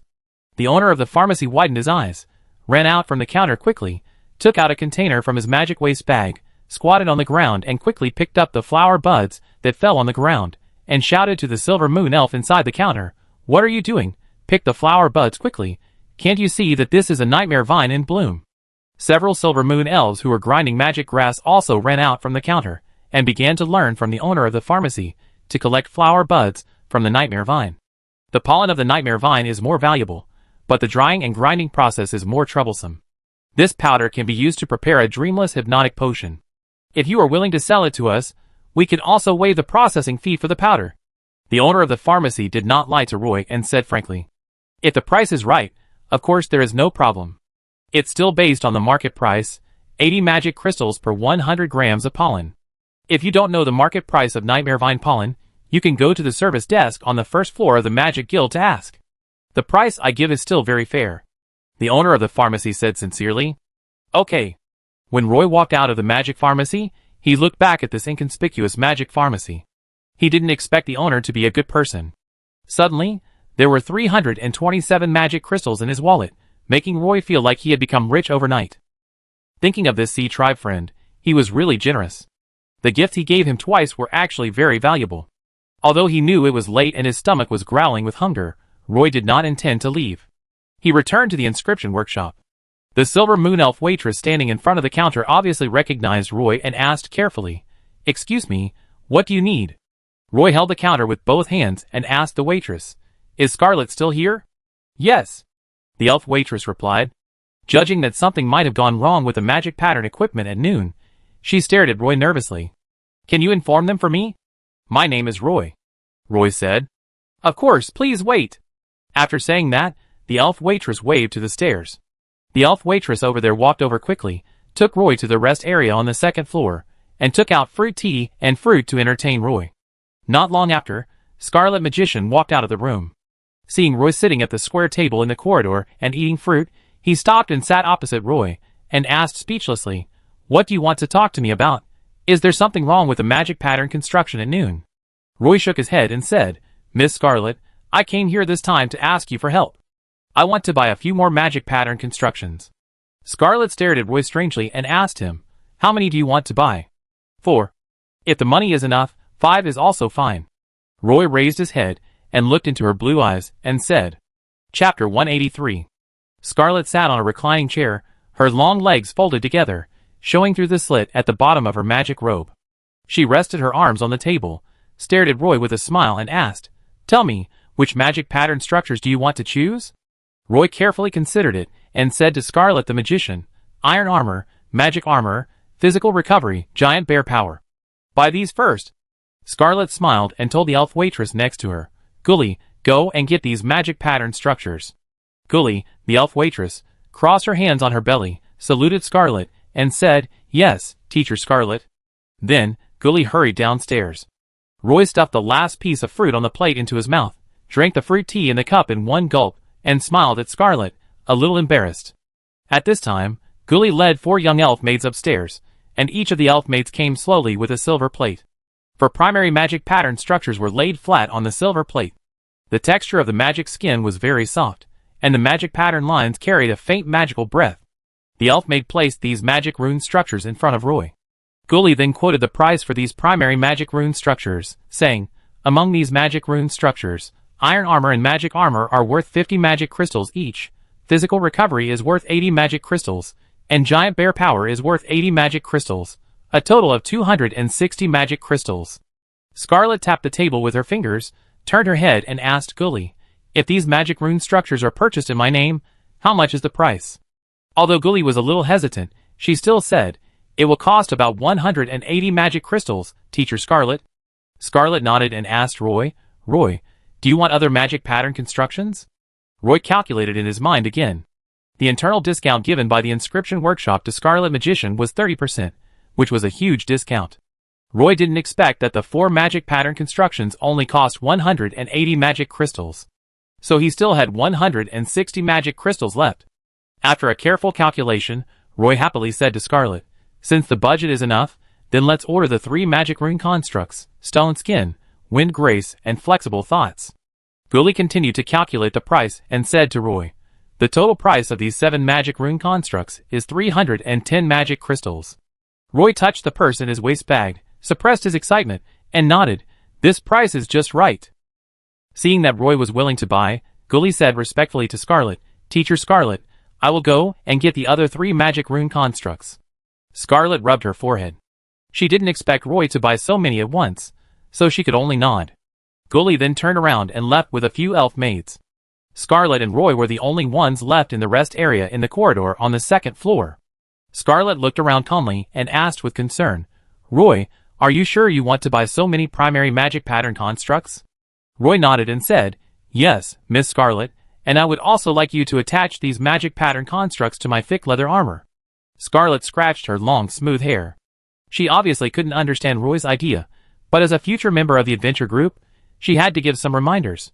She said to Roy tactfully, All magic pattern structures are subject to the constraints of carrying capacity. Once your carrying capacity cannot bear the needs of the magic pattern structure, the magic pattern array on the magic pattern structure usually cannot be activated. In this way, you can only wear a part of this thick leather armor each time. Miss Scarlet, maybe because I learned the divine arts, I have a slightly higher carrying capacity than others. Roy hesitated for a moment before speaking. Scarlet blinked, There is such a magic. Seeing that Roy didn't seem to be joking, Scarlet pursed her lips and said, Okay, since you have decided, let's do as you say. We will attach them to the thick leather armor one by one, until your carrying capacity can no longer bear it. All 7 magic pattern constructs were taken over. Roy secretly calculated the carrying capacity marked on the introduction note attached to each magic pattern construct. The carrying capacity of the 5 magic pattern constructs, Mind Focus, Physical Recovery, Wind Grace, Flexible Thoughts, and Giant Bear Power, is 16 points, so the total carrying capacity is 80 points, while Iron Armor and Magic Armor each require 12 points of carrying capacity. And Stone Skin requires even less, only 10 points of carrying capacity. All the magic rune structures combined only need a carrying capacity of 114. With Roy's current carrying capacity, he can easily put on a full set of magic rune structures. Roy poured the magic crystals into a tray, counted out 310 pieces, and put the rest into the purse. Gully counted them carefully before leaving with the tray. Scarlet pointed at the magic rune structures, and told the elf maid, "Move all these magic rune structures to my workbench." "Yes, Scarlet Magician," several elf maids said at the same time, and then carried trays, and filed into Scarlet Magician's magic laboratory. Scarlet Magician stood in front of the magic laboratory table, and her whole body immediately became focused. She held a magic infusion bottle and prepared potions in front of the material rack, and asked Roy, "Tell me, what do you want to attach to the second magic pattern structure?" Roy picked up the magic pattern structure of stone skin and asked Scarlet Magician, "Is this one okay?" "Sure. This piece of leather is also very soft, and only as big as the palm of your hand." Mage Scarlet carefully lifted the magic pattern structure and covered the blank area on the right rib of the leather armor, saying happily, "This position is just right." Fortunately, the leather master who made this leather armor reserved enough enchantment areas, otherwise there would be no place to put so many magic pattern structures in the end. Leather softening, glue coating, pasting, covering with wear-resistant layer. After all these steps were completed, Roy put on the leather armor. Sure enough, after activating the magic pattern structure, a layer of stone spots appeared on Roy's body. He tried to poke his arm twice with a carving knife, and his skin was obviously petrified, and the pain was reduced a lot. Roy nodded to Scarlet Magician, indicating that she was completely fine. Scarlet began to attach the third piece, the fourth piece, until the last piece to Roy. She prepared enough magic potions, so this set of procedures was relatively simple. Roy put on a whole set of thick leather armor. As the magic pattern structure was fully activated, he immediately felt the blessing of various primary magic enhancement effects. Finally, he blessed himself with the blessing of strength. Roy felt that he could smash a piece of granite with one punch. "This is the first time I've seen a priest like you." Scarlet held her chin, leaned over the lab table, and said to Roy in disbelief. Roy was a little reserved, and said to Scarlet as tactfully as possible, "Miss Scarlet, can you keep this a secret for me?" Scarlet glanced at Roy, and said angrily, "You are simply questioning the professional ethics of an inscriptionist by saying this. You don't need to say anything about this. We will keep the magic pattern construction of each customer confidential, not to mention that you will be my teammate in the future." "Thank you, Miss Scarlet." Roy hurriedly thanked her. "You are so tactful that I can hear a word of thanks," Scarlet Magician said casually, flicking her long hair. Her eyes fell on Roy. She wanted to invite Roy to the pub for a drink, but when she thought of Nora's warning that day, she swallowed the words that were on her lips. "If there is nothing else, I have to get off work," Scarlet Magician said. She felt that if Roy understood the hint of this sentence, he would invite her, such as going out for a drink together, and then she would reluctantly agree. "It's just right. I have to rush back to Brown Street, Miss Scarlet. I take my leave first," Roy said, and under Scarlet's surprised gaze, he turned and left the inscription workshop. What a simple little guy. Scarlet watched Roy turn and leave, and silently complained in her heart. Roy left the inscription workshop wearing a thick leather armor. Silver Moon elves wandering the streets in leather armor can be seen everywhere in Castleton City, so Roy wearing this thick leather armor does not look very different. I have to say that the leather armor made by Master Jerome is really great. It has good breathability, and is not stuffy when worn. At the gate of the Magic Guild, he took a long carriage to Brown Street. When Roy returned to Brown Street, the sunset was almost sinking into the sea. There were no clouds in the sky, and the afterglow on the sea was particularly dazzling. Although he had greeted High Priest Reed in the morning and said that he could not return to the temple in the afternoon, after he came back, he was a little worried about High Priest Reed, who lived alone in the temple, and unknowingly walked to the gate of the temple. There was an old half-blood elf sitting in the gatehouse. Roy couldn't call out his name, but he was sure that he must have seen him in the temple. The old half-blood elf, who was guarding the gate, knew Roy, and waved to him when he saw him standing at the gate. Walking into the gate, the front yard seemed a little desolate, and the temple was silent, without even a light. Roy walked along the cypress wall, and went around to the backyard. Only the study on the second floor of the row building in the backyard was still lit. Roy walked up the stairs, stepping on the wooden stairs, making clear footsteps. High Priest Reed pushed open the door, and walked out of the study. Seeing Roy coming out of the stairs, he asked him, "Roy, did you go to the Magic Guild to do business smoothly today?" Roy nodded and replied, "It's going well, teacher. Why are you running here so late?" "I just want to take a look." Roy looked at Jasper and Abbott's dormitory at the end of the corridor and said. High Priest Reed was silent for a while, looked at Roy and said, You probably haven't learned much magic recently. Starting tomorrow, you have to learn the Hammer of Judgment. Although Judgment is a magic that only priests can touch, you can still learn it as long as you work hard. Okay, teacher, Roy responded. He knew what High Priest Reed was worried about. Go home early. Chapter 184. After leaving the Statue of Liberty, Roy was not in a hurry to go home. He walked through the port pier and headed towards the beach on the west side of the pier. The Nightblade leopard of Mrs. Winnie's house was lying obediently in the den at this time. It likes to hide in the den to sleep during the day, and its eyes will become bright at night. Through the gaps in the bush wall, it can hear Roy's voice from afar. The Nightblade leopard crouched down, stepped on the collar with its two front paws, shook its head left and right twice, and the collar made of fine steel fell off quietly.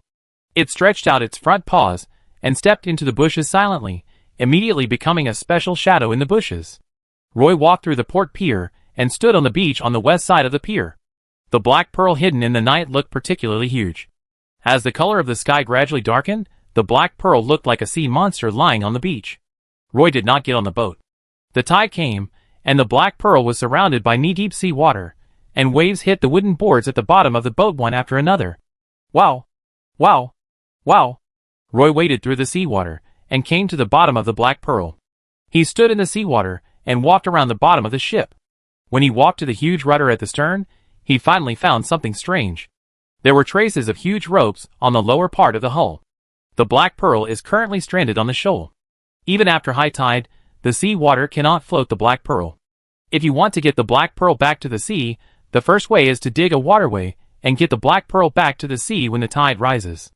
If there is no way to dig a waterway, the black pearl can be towed into the sea with enough pulling force, but that requires a windy day. Now, there are traces of huge ropes left at the tail of the hull, which is obviously dragged by something, but unfortunately, the black pearl is too big, and the other party has no way to tow it back to the sea. Roy guessed that Abbott might want to use this ship to go to sea. But this ship is too big for him. If this ship wants to sail normally on the sea, at least 30 crew members are needed to operate it. Roy doesn't think Abbott can find 30 like-minded partners. Stepping on the fine sand and gravel, Roy strode towards the beach. The shadow of the seaside castle shrouded the black pearl, and Roy shouted to the sea, "Abbott, are you there?" The only response he got was the sound of waves. Roy turned around and shouted in the direction of the seaside castle, "Abbott, if it's you, get out of here. Don't hide from me all the time." The seaside castle only gave Roy a vague echo. Roy put his hands to his mouth, gathered them into a trumpet shape, and shouted to the surroundings, "Abbott, don't you want to give me an explanation?" Roy stood on the beach and waited for a long time, but unfortunately there was no response.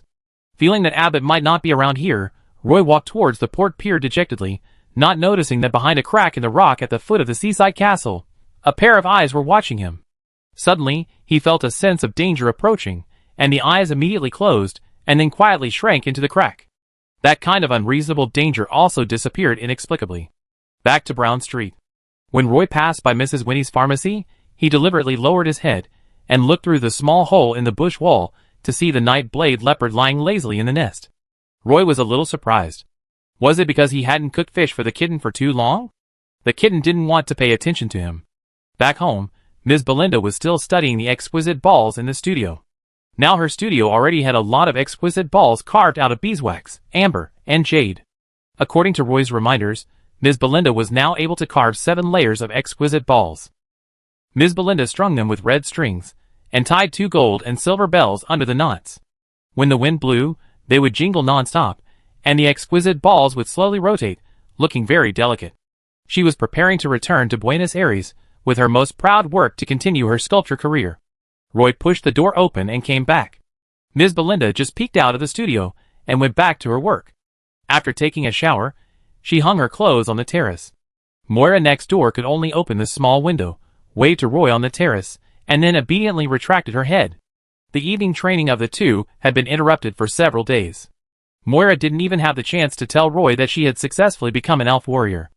Roy wiped his wet hair, walked barefoot on the floor, returned to the room, sat at the desk, picked up a quill pen, and began to write on a piece of seaweed paper about what happened recently in Castletown.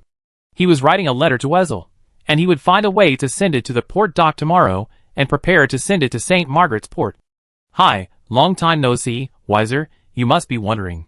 What happened here during the days you were not in Castletown? This letter was very long. He spent 3 nights and wrote more than 10 pages of seaweed paper to write down what happened in Castletown and prepared to send it all out. After all, Weiser paid for a bottle of permanent agility potion, so Roy felt that he had to write it seriously. In fact, he had originally thought about whether he should record what happened in Castletown every day in the form of a diary.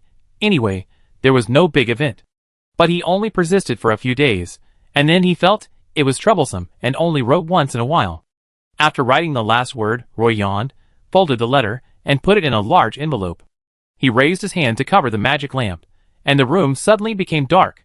Roy closed a window, lay on the bed, closed his eyes, and fell asleep. The eyes appeared outside the wall of Roy's house. When he lay outside the wall and peeked into the yard, he suddenly felt that something seemed to be staring at him somewhere.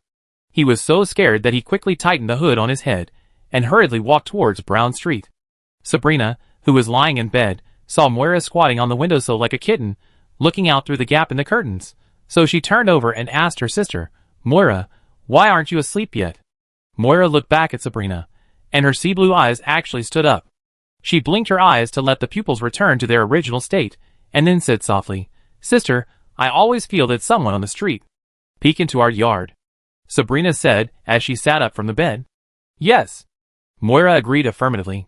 Sabrina raised her eyebrows and jumped off the bed flexibly.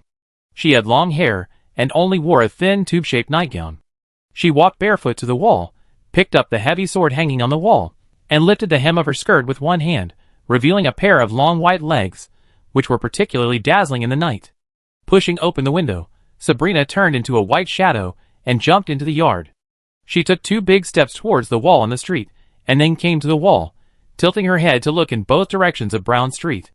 As expected, a figure in a black cloak quickly disappeared into the darkness at the end of the long street. Sabrina looked down at her feet. The wind blew, and she felt a very cool feeling all over her body. After a little hesitation, she gave up the idea of chasing out. When she turned back to the house, she found Moira wearing a small vest, holding a short sword in her hand, leaning against the shadow of the wall. Obviously, if she had chased out just now, Moira might have followed. In the future, try not to take risks. Sabrina touched her sister's head, put her arm around her soft shoulders, and took her back to the house. Roy was wearing a thick leather top and pants, a pair of long leather boots, and a linen shirt underneath. After entering October, the young elves in Castleton liked this style of dressing very much, which made the weak Silver Moon elves look heroic. So Roy also decided to dress like this, at least for the next 2 weeks. Sabrina appeared at the door in a beige long skirt. She had a full-day class, so she held a thick stack of textbooks in both hands. The two of them were used to going to the Elf Academy together. Well, the port seems to be a bit uneasy recently, so be alert at night. Sabrina held the textbook and reminded Roy, who was adjusting the buckle of his leather armor. "Are there any more pirates coming?" Roy asked curiously. "Who knows? It's always better to be careful." Sabrina saw that the long carriage had stopped at the intersection, and immediately waved in the direction of the intersection, and ran quickly towards the long carriage with Roy. The two of them entered the carriage panting. Roy's eyes fell on the other's chest that was rising and falling. When Roy came to his senses, he found that Sabrina was looking out the window, but her pretty blushing face betrayed her completely. Quietly relieved, Roy sat up straight. In the morning, he learned martial arts training and modern history of elves.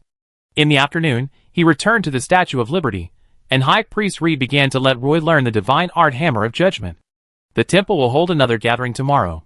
This time, only High Priest Reed and Roy will be there. High Priest Reed and the believers can only pray in the main hall, while Roy will distribute holy water to the believers in the side hall. In the evening, Roy walked out of the temple, his mind full of complicated divine patterns. No wonder judgment is a divine art that only priests can learn. It is too complicated, making Roy's mind a little messy. As usual, he walked along the port pier to the west beach.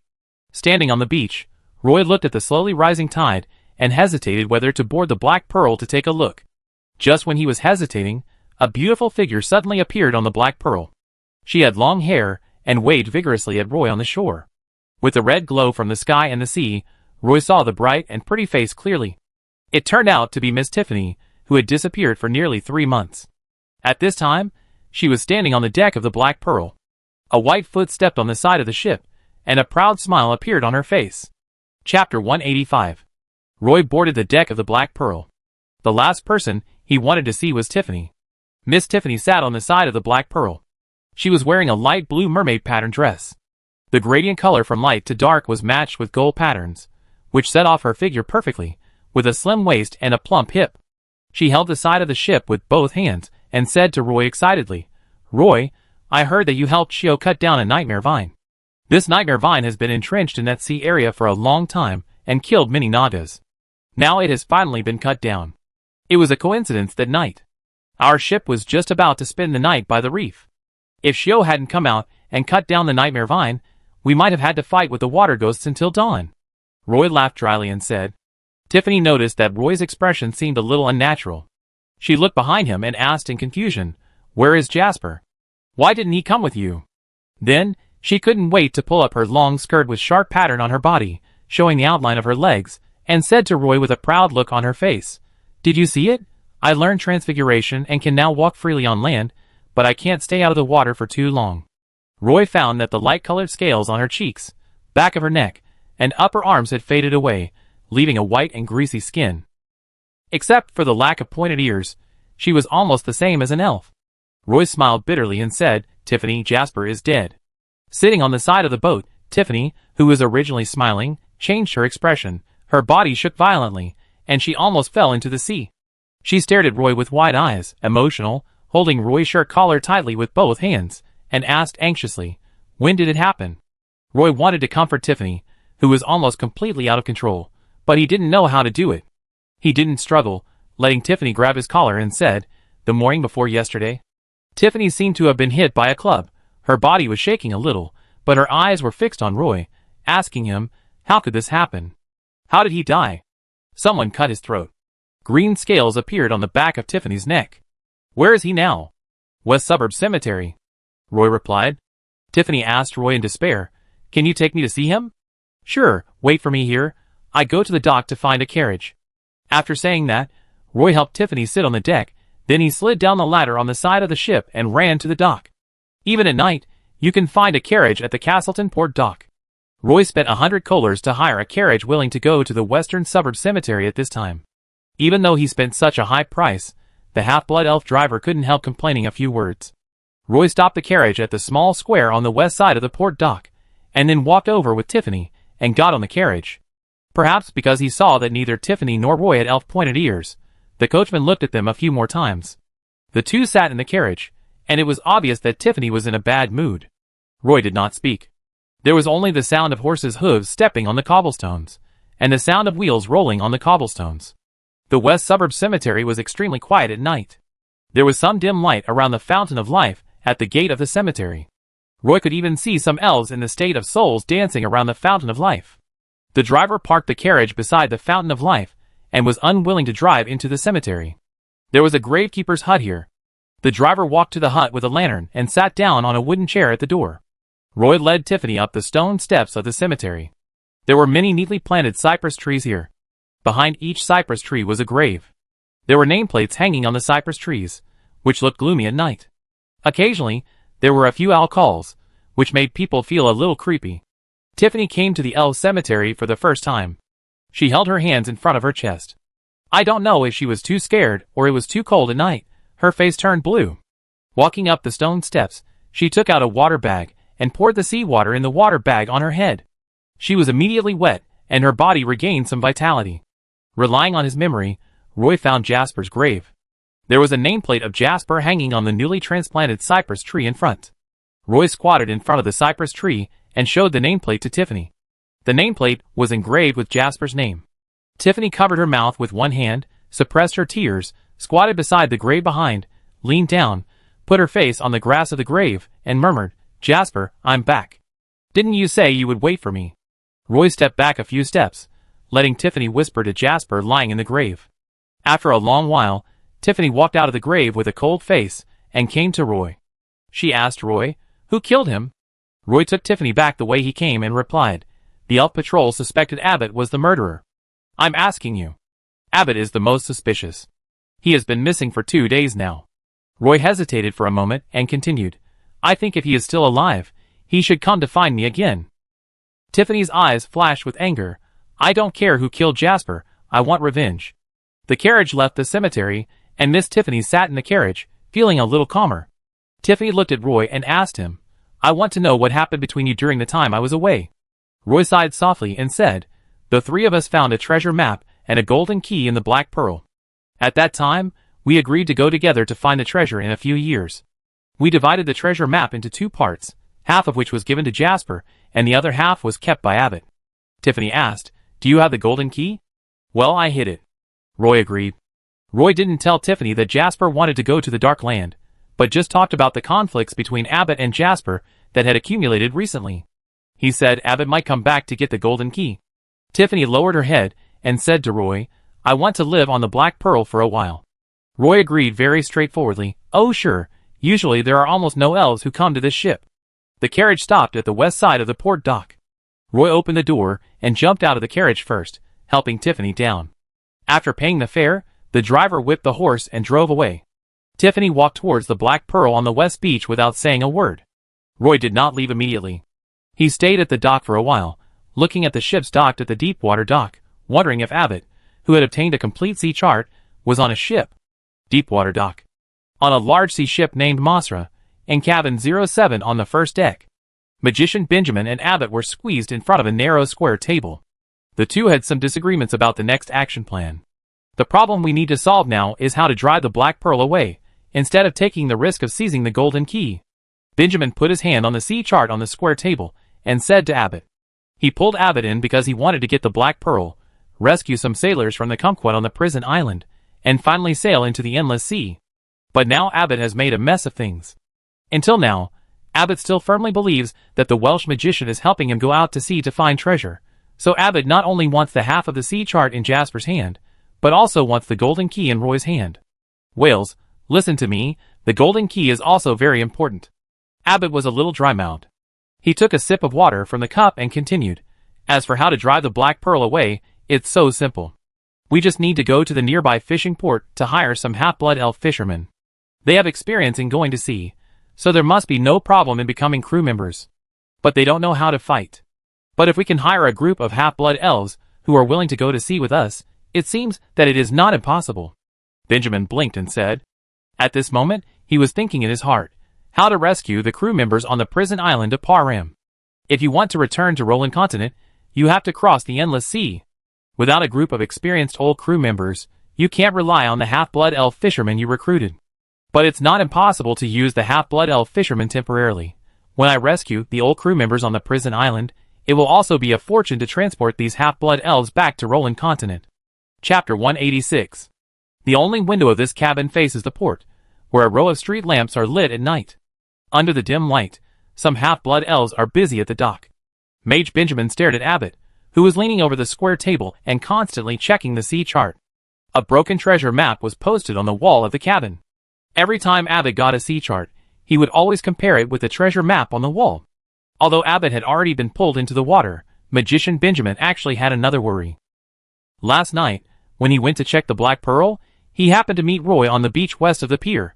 Fortunately, he hid in the cracks at the foot of the mountain. Magician Benjamin even thought about using a few fireballs to burn Roy to charcoal. Just when he was about to take action, he suddenly felt a dangerous atmosphere, which made him hide in the cracks immediately. Magician Benjamin followed all the way and ran to the outside of Roy's yard. While there was no one on the street at night, he also climbed the wall to look into the yard. He felt that there were many residents around, and once a fight started, it would be very troublesome to get away. The thing that Magician Benjamin was most worried about was that Roy would expose his true identity in front of Abbott. Abbott sat in front of the square table, pinched the corners of his sore eyes, and accidentally looked out through the cabin window. He just saw Roy standing in front of the Deepwater dock. Abbott stood up suddenly, and after confirming again and again, he hurriedly said to Magician Benjamin, "Wales, look over there, that's Roy." Benjamin certainly knew Roy.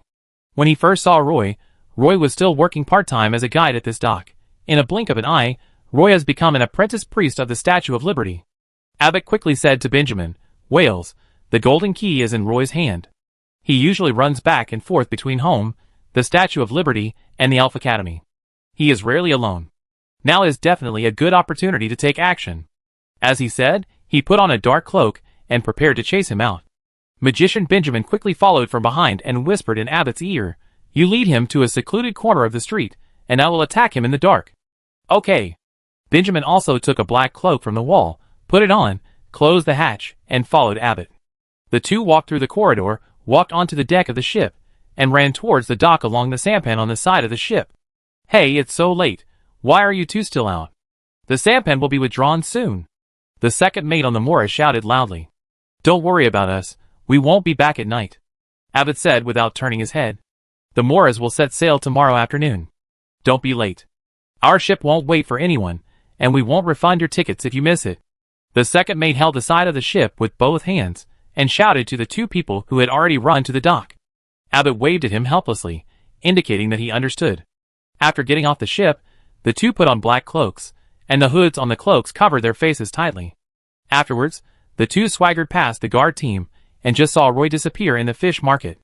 Roy stayed at the Deepwater dock for a long time, and his mind was full of the scene when Jasper took him aboard the Sea Wolf for the first time. After crossing the harbor, Roy went straight into the fish market. He bought a few mackerels at the fish market. Recently, the cat at Mrs. Windsor's house was reluctant to pay attention to him. Carrying the mackerels, he walked back to Brown Street. When he passed the Statue of Liberty, he saw that the lights in the gatehouse at the gate had gone out, and the entrance of the temple was pitch black. When he came to Mrs. Winnie's pharmacy, every time he bought fish, the lazy cat would crawl out of the nest and look around under the low wall of shrubs. But this time, it hid deep in the bush wall, with a pair of eyes full of vigilance. If Roy hadn't looked inside through the hole in the wall, he wouldn't have seen it at all. The abnormal reaction of the night-blade leopard made Roy look around vigilantly. At night, there were only a few dim street lights on the street, each of which was far apart, and there were always places between the street lights where the light could not reach. Suddenly, a figure in a black cloak walked quickly across the street, with a large hood covering his face. Roy recognized the man as Abbott just by the way he walked. He jumped up and shouted to the figure, "Abbott! Don't run!" After that, Roy immediately chased after Abbott. Abbott ran very fast, and after running a few dozen meters, he ran into the corner of the street in front. Roy chased after him without thinking. As the two magic pattern structures of Giant Bear Power and Wind Grace began to operate, Roy's running speed suddenly increased a lot. Even Abbott in front of him didn't expect that Roy could run so fast. According to Abbott's idea, he would run past this corner and run a few dozen meters ahead to reach a secluded place. But now, just after turning the corner, Roy's hand was already on Abbott's right shoulder. Abbott could only raise his right elbow, twist his waist reluctantly, and push back hard. His elbow felt as if it hit a piece of iron plate, and his whole arm became sore and numb. Roy took the opportunity to grab Abbott's cloak and pulled off his hood, revealing Abbott's haggard face. "Abbott, did you kill Jasper?" Roy stared at Abbott's bloodshot eyes and asked loudly. "I gave him several chances, but he just didn't want to give me half of the treasure map." "Roy, where is your golden key? If you give me the golden key now." Before Abbott finished speaking, a flash of light flashed behind the bushes at the end of the street corner. A fiercely burning fireball suddenly flew out from the shadows, and even a vague human figure was reflected in the fierce firelight. The Nightblade Leopard, hiding in the shadow of the tree wall, followed the trajectory of the fireball and pounced on the vague shadow hidden in the corner. Roy saw a fireball flying towards him and quickly raised his shield. At the same time, stone patterns and metallic luster appeared on his arm, holding the shield. The moment the fireball hit the shield, it exploded violently. Although Roy was fully prepared, he was still blown away by the strong impact of the fireball. The skin of the iron square shield on his arm was blown to pieces by the fireball, and the wooden shield underneath was also burnt. Roy was blown back more than 10 meters and hit the courtyard wall at the street corner hard. The whole courtyard wall was shaking. Abbott beside Roy was also affected by the big fireball and fell in the opposite direction of Roy. His cloak was also burnt, and his face was burned. However, Abbott was well prepared and only had some burns on his body. He rolled twice on the ground to put out the flames on his cloak, then staggered to his feet and walked towards Roy. Just as the Nightblade Leopard pounced on the figure in the corner, a series of 3 fireballs flew out from the shadows on the corner. 2 of them were shot at the Nightblade Leopard, and the other flew towards Roy, who hit the wall. It was obvious that the magician was worried that Roy still had some strength left, so he intended to hit him with this fireball. The fireball flew into the air. In the light of the fire, Abbott's face, which was covered with burns, looked a little hideous. The Nightblade Leopard leaped twice in midair, easily avoiding 2 fireballs, and rushed straight to the shadow in the corner. The second fireball exploded in front of Roy, and Roy was forced to cross his arms in front of his chest. Even with such a reluctant defensive action, Abbott, who was approaching step by step, was shocked. He couldn't figure out how Roy, who was blown away by the big fireball, could still have the strength to block a small fireball in the chain fireball. The fireball exploded in front of Roy again, but Roy struggled to stand up in the firelight. His linen clothes had been burnt to a crisp, but his thick leather armor was almost intact. "Roy, how did you get the magic pattern structure?" Abbott pointed at the thick leather armor Roy was wearing and asked in a lost voice. The Nightblade Leopard dodged 2 small fireballs swiftly and pounced on the shadow in the corner. When he got close, he found that there was another layer of magic light shield on the shadow. The sharp front claws scratched the light shield fiercely, and the magic light shield actually shook twice. Although the light shield was much dimmer, it completely blocked the claw attack of the Nightblade Leopard. Then the figure in the corner condensed a fireball again, and the fireball sprayed outward in a fan shape outside the light shield. The Nightblade Leopard was covered with flames, whimpered, rolled on the ground twice, and then drilled into the bush wall. There was a drainage ditch hidden under the bush wall. Although the rainy season had long passed, there was still some water in the drainage ditch. The Nightblade Leopard with fire on its body flexibly drilled into the ditch, rolled in the ditch twice, and then extinguished the flames on its body. It was just timid and didn't dare to pounce on the figure in the corner again.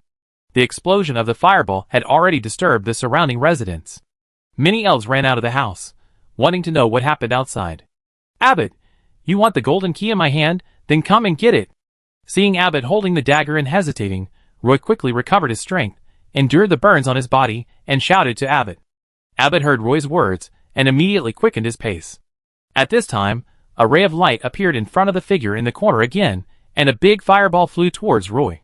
Just as the fireball flew halfway towards Roy, a strange chanting sound came from the street corner, followed by a strong magic wave surging in front of Roy, and countless water droplets appeared out of thin air in front of Roy.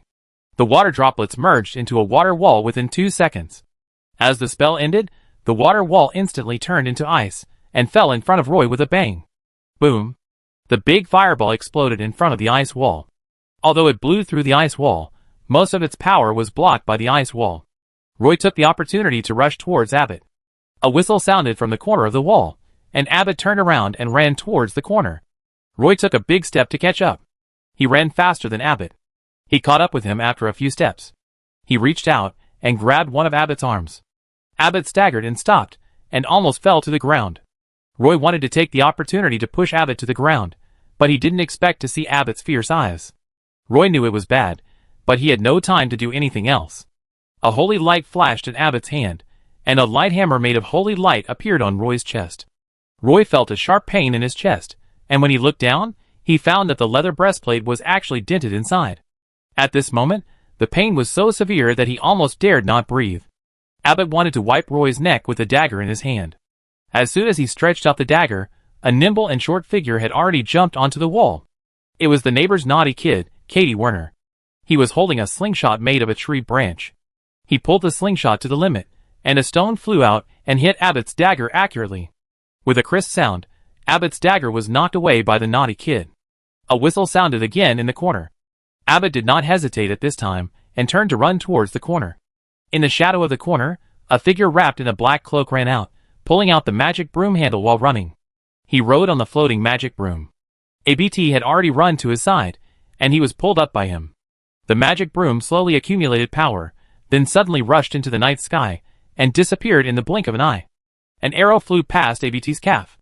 There were many half-blood elves standing on the walls on both sides of Brown Street, and everyone was watching the excitement. Only one half-blood elf held a combat short bow in his hand, and carried a quiver on his back, but unfortunately the arrow failed to hit. Chapter 187. The part of Roy's linen shirt that was exposed outside the leather armor had been completely burned to ashes by the fireball. The part of the shirt that was blocked by the leather armor was non-ignited, and Roy was also burned by the fireball. His arms were even burned, and his whole body was charred. He wiped off the charred ashes on his arms, and his skin was full of pebble-like veins and a metallic luster. The burnt part of his arm was only because some flames attached to Roy's arm after the fireball exploded, and continued to burn, causing him to suffer some burns. He looked very embarrassed at the moment, just like a coal miner who just climbed out of a mine. The naughty kid Katie Werner squatted on the wall, holding a slingshot in his hand, and shouted to the elves gathered on the street, "Roy and Abbott are fighting, and there is a magician who is good at fireballs to help Abbott. Roy also has a helper, a water magician. This guy is in the voice change period. His throat is sharp and dry, squatting on the wall like a monkey. The half-blood elves on the street gathered around, talking about what happened. A half-blood elf who knew Roy shouted, "Roy is burned. Go to the Statue of Liberty and call High Priest Reed." Someone immediately ran towards the Statue of Liberty. The naughty child Katie Warner jumped down from the wall and said to the elves, with a strange look on her face, "Roy himself is an apprentice priest. Roy, can you still heal yourself?" Roy looked at the holy light power that had recondensed in his palm and said, "Okay." The half-blood elf shouted, "No need to ask for High Priest Reed. Stop. No need to go." Duke, the owner of a grocery store that sells fishing gear, also walked out of the shop and came to Roy. He checked some of his burns and asked, "Roy, how do you feel?" "Not bad." After Roy finished speaking, he tried to move his arm. A half-blood elf holding a combat shortbow walked up to Duke and said with some annoyance, "I shouldn't have aimed at Abbott's ankle just now. If I had shot through the floating device of the magic broom handle with one arrow, I might have been able to keep them both." Roy glanced at the dark drainage ditch. The Nightblade leopard had disappeared long ago. He breathed a sigh of relief. It should have escaped safely. "Come sit in my store. I have burn ointment and bandages. Treat your wound." Duke, the grocery store owner, said to Roy. "Thank you, Duke." Roy hurriedly thanked him. Now the elves on Brown Street are all gathering here. He really needs a quiet place to treat his wound. The grocery store is just across the street, only a few dozen meters away from the battlefield. Roy thanked the half-blood elf holding the combat shortbow, and turned to look for the naughty kid Katie Warner, only to find that he had already sneaked away. Looking in the direction where Abbott flew away, the night sky was dotted with stars, and the fire magician carrying Abbott rushed into the night sky and disappeared long ago. Roy wanted to chase him, but he didn't know where to chase him. Following the grocery store owner Duke to the empty grocery store, Roy moved a wooden stool from behind the counter and sat down. He didn't rush to treat his wounds, but took off the thick leather armor piece by piece. He wanted to check the damage of the thick leather armor first. He spent a lot of money on this thick leather armor, which was attached with 8 magic pattern structures. If these magic pattern structures were damaged, it would be the biggest loss tonight. Since the magic pattern was attached to the leather armor, the magic pattern structure was not damaged in the battle just now. The sleeves of Roy's linen shirt were burned, and after taking off the breastplate, he looked like he was wearing a waistcoat, but there were some charred circles on both arms, and these charred edges would often have some burns. Duke leaned on the counter, watching Roy sorting out his thick leather armor, and asked him, "I heard from the elves on the street that it was Abbott who attacked you just now." "Yeah." Roy nodded and agreed. He was a little depressed. He thought Abbott might attack him, but he didn't expect that day to come so soon. More than half a month ago, Boss Duke took Roy, Jasper, and Abbott out to sea for fishing. At that time, Abbott showed great interest in Castletown Bay, and he almost did not hide his eagerness to go out to sea. But at that time, at least the relationship between the three was relatively harmonious. Duke, the grocery store owner, frowned and asked, "Is your relationship so bad?" Roy shook his head. He couldn't understand why Abbott and Jasper's friendship of more than 10 years had broken down so quickly in just 1 month. He killed Jasper, stole his half of the sea map, and now he's planning to ambush me. Roy sighed and muttered. "Have you told the elf patrol of the guard team about this?" Duke, the grocery store owner, asked with concern. "I told them a long time ago, but it's useless. They can't even find Abbott. Now, I just want to take care of the burns on my body, take a shower and have a good sleep," Roy said in a flat tone. He didn't even bother to complain about the elf patrols. Duke, the grocery store owner, pushed open the back door of the grocery store. There was an open-air shower behind the store. Duke said, "You can take a shower to wash off the ashes on your body, and then check some injuries. I have a burn ointment that is very effective." Roy looked at his charred arms, and estimated that his face and neck were not much better. He walked to the back of the store. This shower room had no awning, and was surrounded by banana leaves woven into mats to form a private space. The water poured down from his head, and the strong burning sensation on his body was immediately relieved by more than half. Roy took the opportunity to wash off the charred body. He walked out of the shower room barefoot in shorts, and saw Tiffany with her arms around her chest, leaning against the back door of the grocery store, turning her head to look at the dark sea in the distance. She held a staff in her hand. The sapphire on the top of the staff exuded a strong water elemental scent. Tiffany leaned against the back door of the grocery store and asked Roy, "Roy, do you know the fire magician next to Abbott?" Roy was burned to ashes by the fireball, but he couldn't think of which fire magician Abbott knew. In the elf kingdom, the elves are most likely to awaken the wind element and water element. Many elves who awaken the wind element will choose to be a silver moon ranger, and many elves will awaken the water element and become a water magician. But it cannot be said that there are no elves with fire magic talent, they are just very rare. I don't know him, I haven't even heard him talk about him, Roy said. He and Abbott have only known each other for 3 months, and the reason they can become friends is largely because Jasper is a community leader. Tiffany took a look at the very obvious ring-shaped burns on Roy's body, and couldn't help asking, "How is your injury?" Roy lowered his head, raised his arms and waved them, and said, "Fortunately, it looks a little embarrassed, but it's not as serious as imagined." Tiffany pursed her lips, and turned her head to the side. She continued to say to Roy, "Abbott will definitely come to you again, Roy, we can cooperate, I want to avenge Jasper, you need some help." Tiffany deliberately said it in a more tactful way. Roy stretched out a hand to Tiffany and said, "It's just right, I also want to investigate the truth of this matter." Tiffany hesitated for a moment, then stretched out her hand and shook it with Roy, and then said seriously, "I want to kill Abbott." Secondary healing has a very significant therapeutic effect on Roy's burns.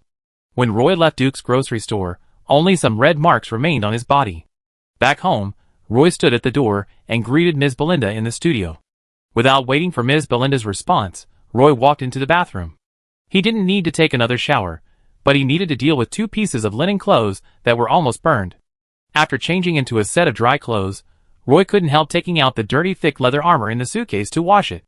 Although he knew that frequent washing would cause irreversible effects on the magic pattern structure on the thick leather armor, Roy couldn't help but take it out and rinse it. Coming to the terrace, Roy put out all the thick leather armor and long leather boots to dry. He also had to stay on the terrace until the thick leather armor was completely dry before he could put it in the suitcase. Roy lay on the rattan chair, quietly recalling the fight that just happened on the street corner. Then he heard Moira say to him in a small voice on the terrace fence, "I heard that you had a fight with Abbott on the street, and Abbott found a magician friend, and the big fireball thrown by the magician almost roasted you?" The voice was so soft that only the 2 of them could hear it clearly. Roy was startled. It had only been a short time. How come even Moira had heard about it? "How did you know?" Moira whispered back, "It has spread all over Brown Street. I guess only Ms. Belinda doesn't know about it." As a Silver Moon elf, although Ms. Belinda moved to Brown Street in the downtown area, she still lives the way of the Silver Moon elves. She always likes to go to the upper city, because her circle of friends and social life are all there. She would live in the downtown area just to allow Roy to meet some new friends.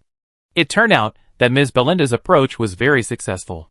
Roy rolled up his sleeves, revealing the red marks on his arms, and said to Moira lightly, "It's just a minor injury, it's nothing serious, but things may be more troublesome in the future. Abbott should come to me again, and he may be more fully prepared next time." Moira's face was puffed up with anger, and she wanted to stand up. But she knew that she was not strong enough, so she said to Roy, "Don't worry, I begged Sabrina, and she promised me to help you." "Thank you," Roy whispered to Moira's pointed ears. Moira was tickled by the hot air from Roy's mouth. She dodged to the side, hid her ears in her hair, blushed and whispered, "It's nothing." After that, she disappeared on the balcony railing like a civet cat. In the martial arts training class, Instructor Nora looked at the iron square shield that Roy returned. The iron on the shield had signs of explosion and melting, and the wooden board inside was burnt, and the straps behind the shield were all broken. The iron square shield was so bad that it was impossible to repair it even if he wanted to. Instructor Nora was also very helpless. Although the academy has a rule that shields used for training can be borrowed so that students can practice after returning home, it doesn't matter if they are damaged. The academy will be responsible for repairing them. But Roy has broken 5 shields in the past 3 months. The first 4 were round wooden shields. He thought that changing to an iron square shield would make the situation better. Now Instructor Nora feels that her idea is really naive. "Roy, your shield is damaged too often. You can't practice with a wooden shield anymore. You should just choose a handy iron shield."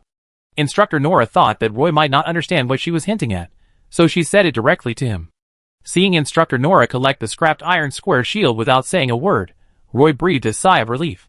But Instructor Nora didn't take out a new shield, so Roy knew that he had to get a new shield himself. "Got it, Instructor Nora," Roy said. Roy was actually embarrassed for breaking the shield 5 times in a row. Instructor Nora then saw the red marks on Roy's arm and asked him, "What's wrong with your injuries?" "It was an accident," Roy forced a smile and asked Instructor Nora, "By the way, Instructor Nora, do you know how many fire magicians there are in Castletown?" Instructor Nora shook her head without hesitation and then said to Roy, "You should ask Scarlet about this. She admires you very much. She will be very happy if you go to her. No matter when, it is always right to have a good relationship with a magician." Okay.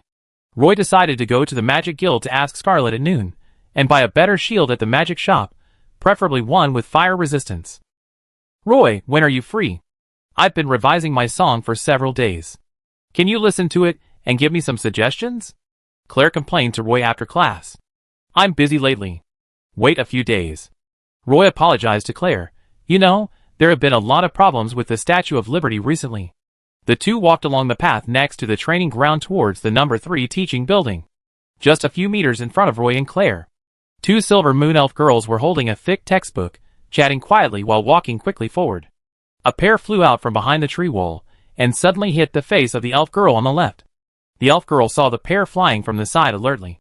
She saw the copper-covered textbook in her hand blocking in front of her, and the rotten pair hit the textbook with a snap, and the juice splashed everywhere. The 2 Silver Moon Elf girls ran quickly towards the bush wall, wanting to see who was hiding there to play a prank. At this time, Roy, who was walking behind, suddenly stopped, staring at the textbook in the hands of the elf girl, and said loudly to Claire, "Claire, I have an idea." Chapter 188. Claire stopped and turned to look at Roy, waiting for him to continue. Roy stared at the copper-covered textbook in the hands of the Silver Moon Elf girl, and said with his eyes fixed, "I want to buy a magic book with several divine arts engraved on the pages, and the copper pattern cover must be thicker. It is not only a sacred prayer book, but also can be used as a shield." Claire followed Roy's gaze, and saw the 2 elf girls in front of him quickly disappear behind the shrub wall. He retracted his gaze and said to Roy, "Roy, do you know how much a magic book that can record magic skills is worth? The more magic skills recorded on the pages, the higher the skill level, the more expensive the magic book is. I remember that a magic book that can record 4 kinds of elementary magic at the same time costs at least more than 200 magic crystals." Roy was shocked. "So expensive?" Claire put her arm around Roy's shoulders and explained to him, "Of course, there are many magic skins that can be engraved with magic patterns. The most common one is the low-level magic skin used to make magic scrolls, but this kind of magic skin can only be used once. Once the magic on the scroll is activated, the entire magic scroll will be destroyed. However, the magic skin that can be used to make magic books needs to be able to withstand the power of the engraved magic so that it will not burn when casting. This kind of magic skin must come from a magic beast of at least level 4. There were only 30 magic crystals left in Roy's magic waste bag. According to Claire, the magic crystals in his hand probably couldn't even buy a page of a magic book. "Well, I'd better go to the forging workshop first to see if there is a shield suitable for me." Claire smiled proudly and said, "If you have this time, you might as well listen to my performance of Bernice. I found that after changing the score to play with violin, the melody is more contagious." Hey, Roy, don't walk so fast." After 2 classes in the morning, Roy left the Elf Academy quickly. He wanted to go to the Magic Guild to meet Scarlet Magician, and see if there were any shields with suitable prices in the magic shop. Ordinary shields can be bought at the blacksmith shop, but shields with magic resistance can only be bought at the magic shop on the first floor of the Magic Guild. And anything that has to do with magic will double in price. Roy strode into the inscription workshop and asked an elf waitress at the front desk, "Is Scarlet Magician here?" "Yes, please follow me." The elf waitress came out from the front desk and led Roy to the door. Upstairs, Roy waited for a moment at the door of the magic laboratory, and a voice came from inside the laboratory. "Come in." Roy pushed the door and walked in.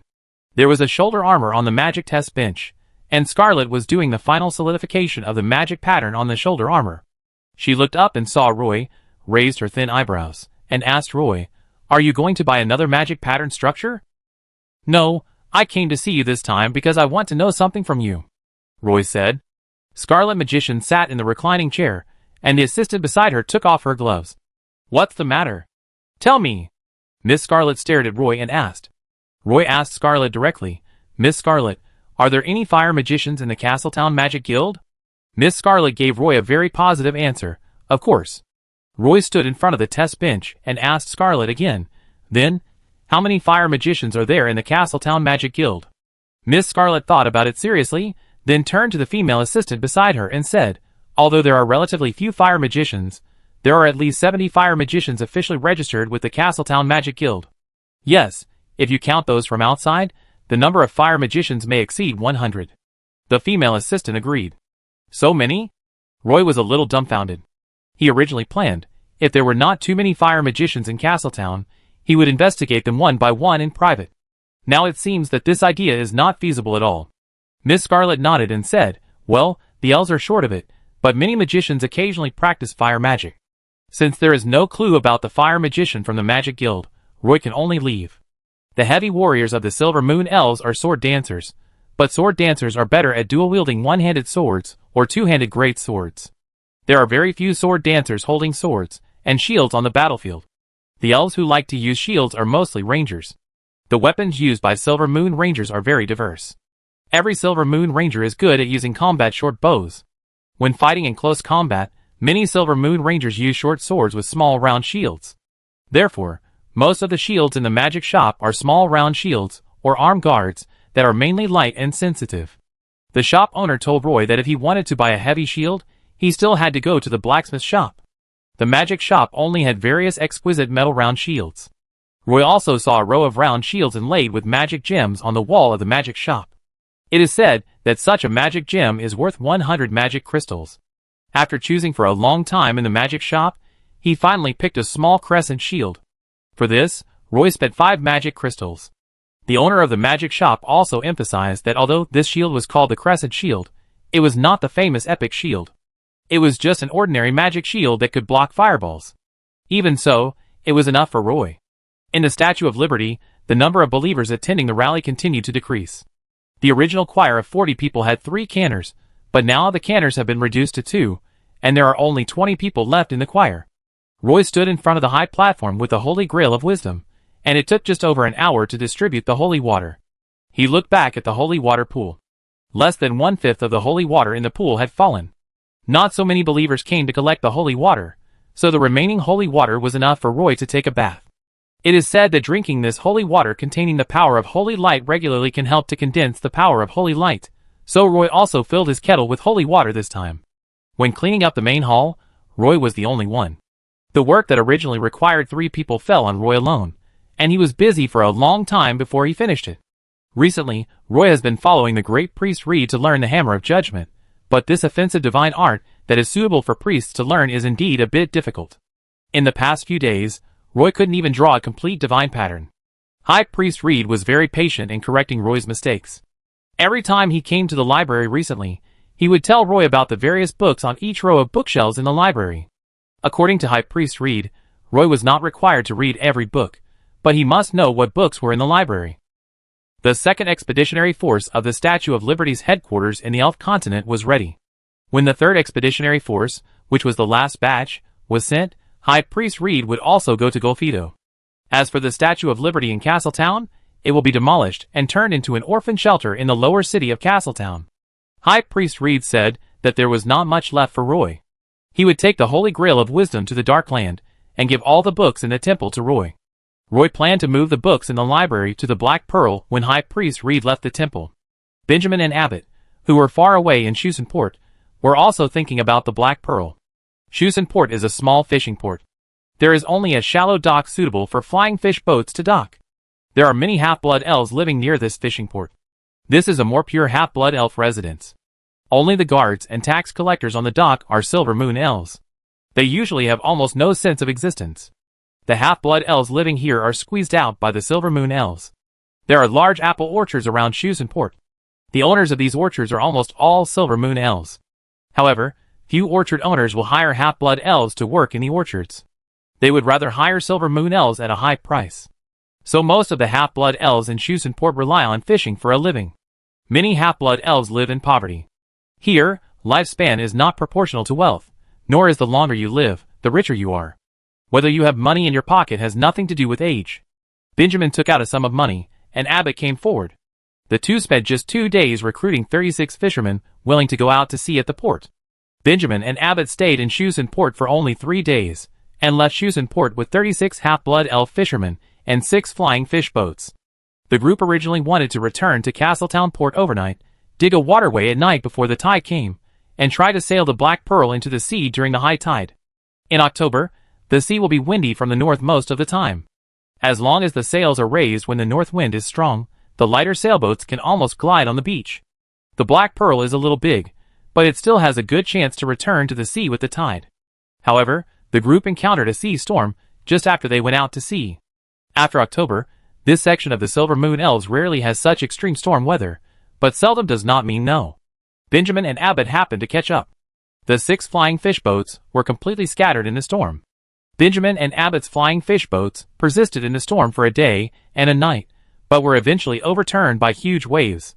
After the fishing boat capsized, Benjamin pulled Abbott, who had fallen into the sea, onto the magic shovel. The two lost their way in the dark storm. Benjamin flew for 6 hours in the storm before finding a reef island. The two set up a tent at the edge of the woods on the reef island to avoid the storm. In the tent, Benjamin looked at the heavy rain outside with tears in his eyes. The storm completely covered the blue sky and the sea in front of them, and the two didn't even know where they had landed. We can only wait for the storm to stop before making plans. On the beach on the west side of Castleton Harbor, the Black Pearl stood still in the raging storm. All the sails were tied to the crossbars, all the windows were tightly closed, and heavy rain fell on the deck. The gathered water flowed along the ship's water collection system into the freshwater collection tank behind the hull. After the water tank was full, the rain flowed from the overflow port to the outside of the hull. Tiffany turned into a Naga mermaid, sitting alone in front of the bronze statue on the bow, letting the strong and powerful raindrops hit her body. It was hard to tell whether it was rain or tears. Her face was wet. She looked at the endless sea covered by the rainstorm, her eyes full of confusion about the future. She had been tracking Abbott's whereabouts in the past few days, but this guy seemed to have disappeared out of thin air. No matter how hard she tried, she got nothing. She recalled the scene when she secretly left home and the tribe. The letter she left for her family at that time was somewhat resolute. So much so that she now felt regretful and had the idea of going home, but when she thought of the letter, Tiffany thought she should stay on the Black Pearl for a while. Recently, tracking down Abbott has almost become her entire life. The gorgeous tricolored fishtail swung onto the deck. The Naga mermaid's body is about 3 meters long, and the fishtail below the waist accounts for almost 2/3. Probably because they need to swim in the sea, each Naga mermaid has a slender and toned waist. Their waist and abdomen have very clear vest lines. Men have steel-like muscle blocks with scales on their chest and abdomen, while women have snow-white bellies.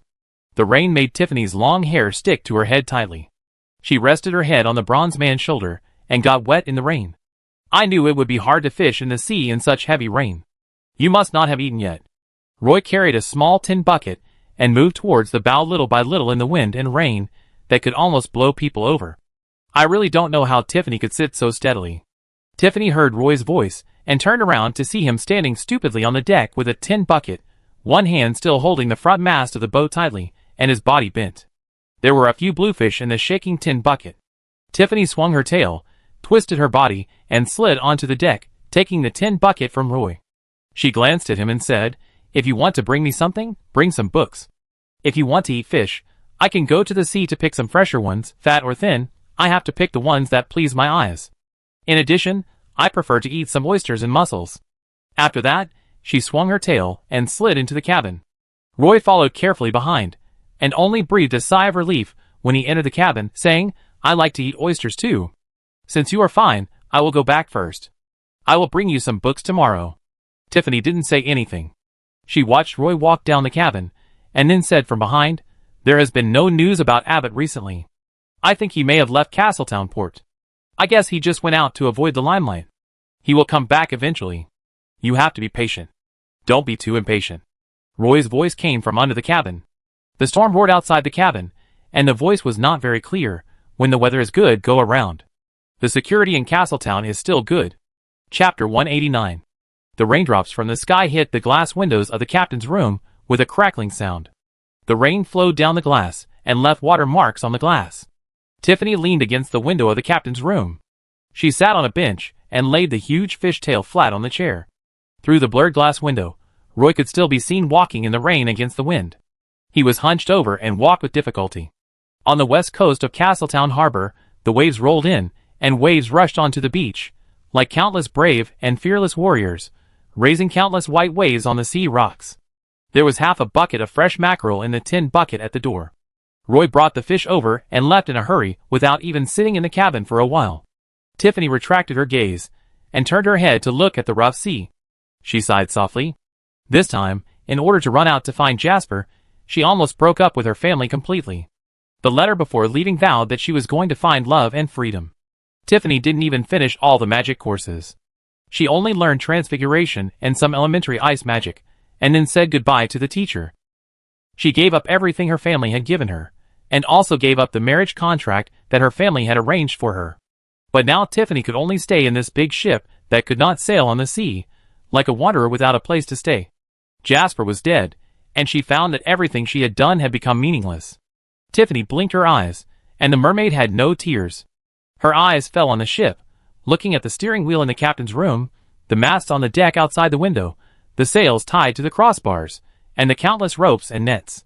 Compared with the warships of the Nagasaki clan, this large sailing ship was really backward. In the empty captain's room, there was not even the most basic navigation chart except for the steering wheel. A rope was connected to the bronze bell on the top of the main mast. Tiffany stretched out her hand and pulled the rope, and the bronze bell on the main mast began to ring. Fortunately, the weather outside was bad, with wind and rain, so even if the bronze bell rang, the sound could not be heard too far. Tiffany wandered around the ship alone. Pushing open the door of the oar room, Tiffany walked into this long and narrow room, and saw that the outer windows were actually sealed with wooden boards, and huge oars were hung on the ceiling in the corner of the room. Opening a wooden board that sealed the window, a strong sea breeze blew in with raindrops. Sticking to the window, Tiffany faced the storm, stuck her head out of the window, and looked at the turbulent sea. In November, the climate in Castleton Port gradually turned cooler. Tiffany investigated for many days in a row, but unfortunately she had no clues. It must be said that the elves are still relatively exclusive, and they will not casually reveal information to strangers. The investigation of the elf patrol of the guard team also made no progress. Unable to find Abbott, Tiffany had no intention of leaving, so she stayed on the Black Pearl.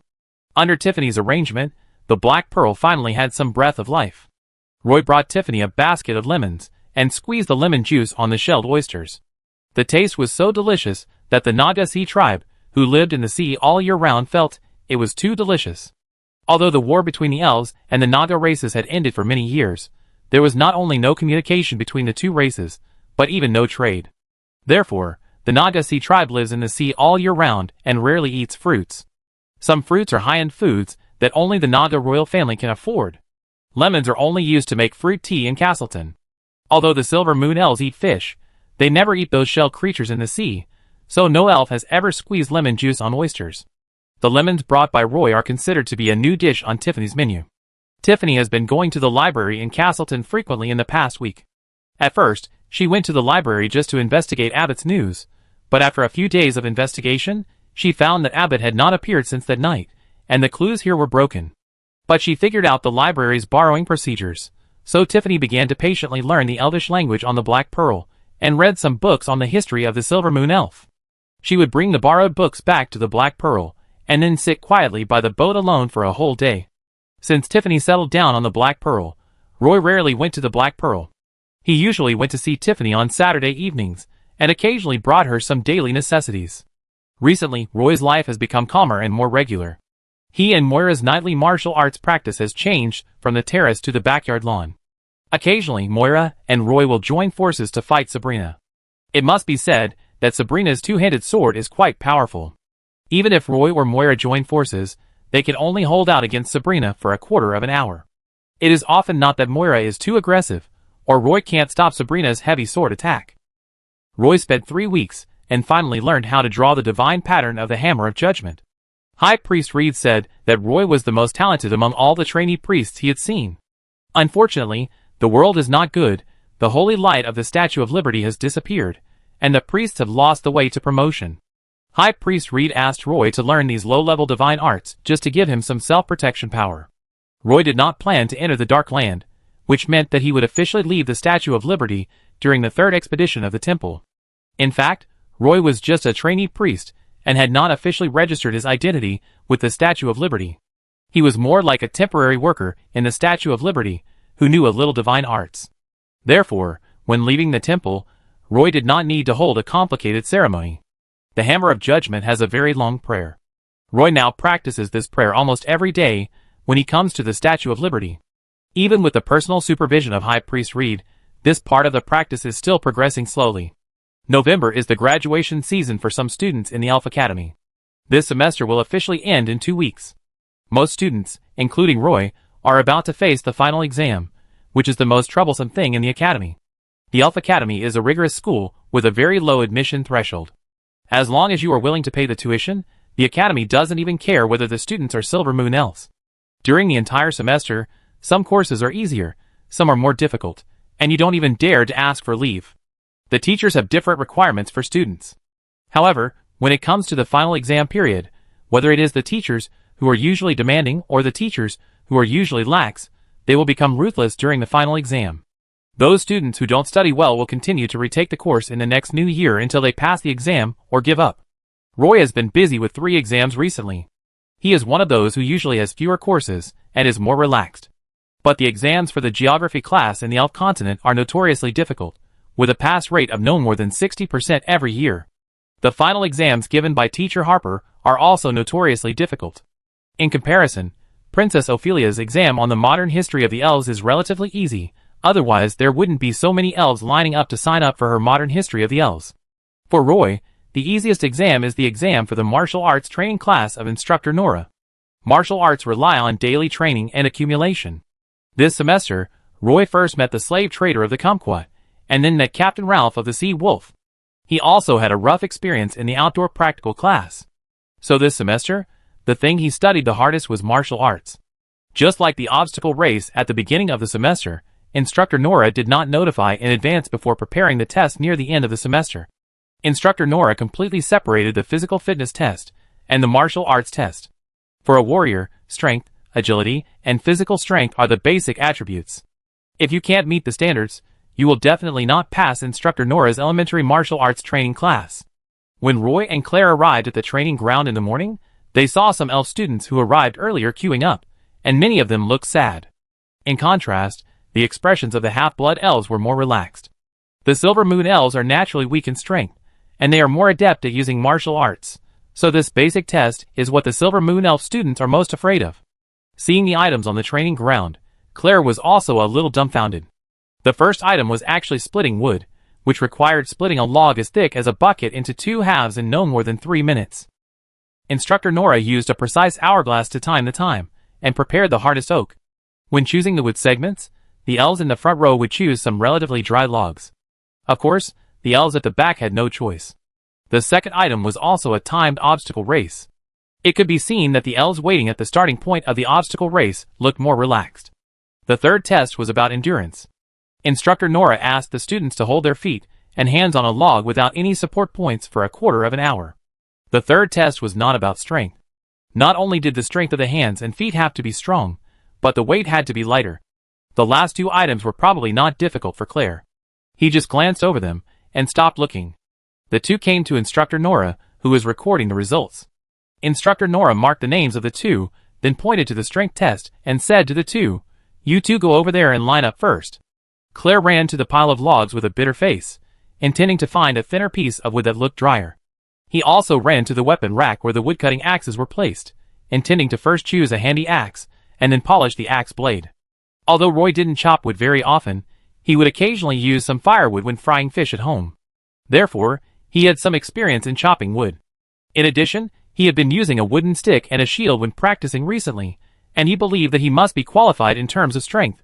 In order to help Claire find some tips on chopping wood, Roy lined up in front of Claire. Although Roy was a little nervous in the first test, he was more excited when he saw the wood chips flying in the test field. Claire followed behind Roy, feeling a little uneasy, and whispered to Roy, "Roy, otherwise you can secretly bless me with strength later."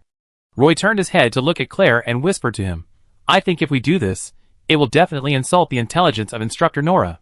At that time, we may not need to explain, and our names will definitely be on the retake list." Claire's face changed when she heard Roy say this, and she said nothing more. The 2 did not wait too long. Roy picked up a felling axe, checked the axe blade first, and stood in front of the test bench to see if it was sharp enough. He did not choose a log. 2 young assistants brought a log over. This time, 10 students were tested at the same time. Each of them had a log in front of them, and they stood in front of the log with their hands tightly holding the felling axe. Instructor Nora held an hourglass in her hand. With her order, the 10 elf students began to chop the log with all their strength. Roy found that actually chopping this piece of wood really requires some skills. You must first chop vertically downward, then tilt slightly to the left, chop down, and then tilt slightly to the right. Repeating this process over and over again, you will soon have a huge gap in the log. When the gap was about to reach halfway, Roy decisively ran in front of the log and turned it over in front of everyone. In this way, chopping this log became much easier. Claire was watching from the back of the team. Seeing Roy easily cut the log in 2 minutes and successfully pass the strength test, she waved to Roy happily. Roy walked from the test bench to Claire's side and whispered a few tips on cutting wood to him. Claire's confidence increased immediately, and he walked to the test bench with confidence. When his group started to cut wood, the confidence on Claire's face disappeared all of a sudden. The seemingly ordinary wood cutting was not so easy in his hands. He hit the log with an axe, and the axe blade was stuck in the log. Not only did his hands become numb from the shock, but Claire used his hands and feet to pull the axe out with great effort. The next step went a little smoother. Claire felt that she had performed exceptionally well, not wasting any time, and had used all her strength from the beginning. Even so, Claire only managed to cut the log when the hourglass ran out. She barely passed the first test. When she saw the hourglass run out, Claire was really scared and broke out in a cold sweat. Afterwards, Roy and Claire prepared to take the obstacle course test. Instructor Nora was still in front of the team doing the strength test, registering the students one by one. "You, open your mouth." Instructor Nora shouted at the Silver Moon Elf student in front of him with a cold face. The thin-looking elf student was so scared that he trembled all over and opened his mouth quickly. Instructor Nora saw it without even looking at it, and said coldly, "Come back next year." The elf student wanted to defend himself, and said with a wrong face, "Instructor, I..."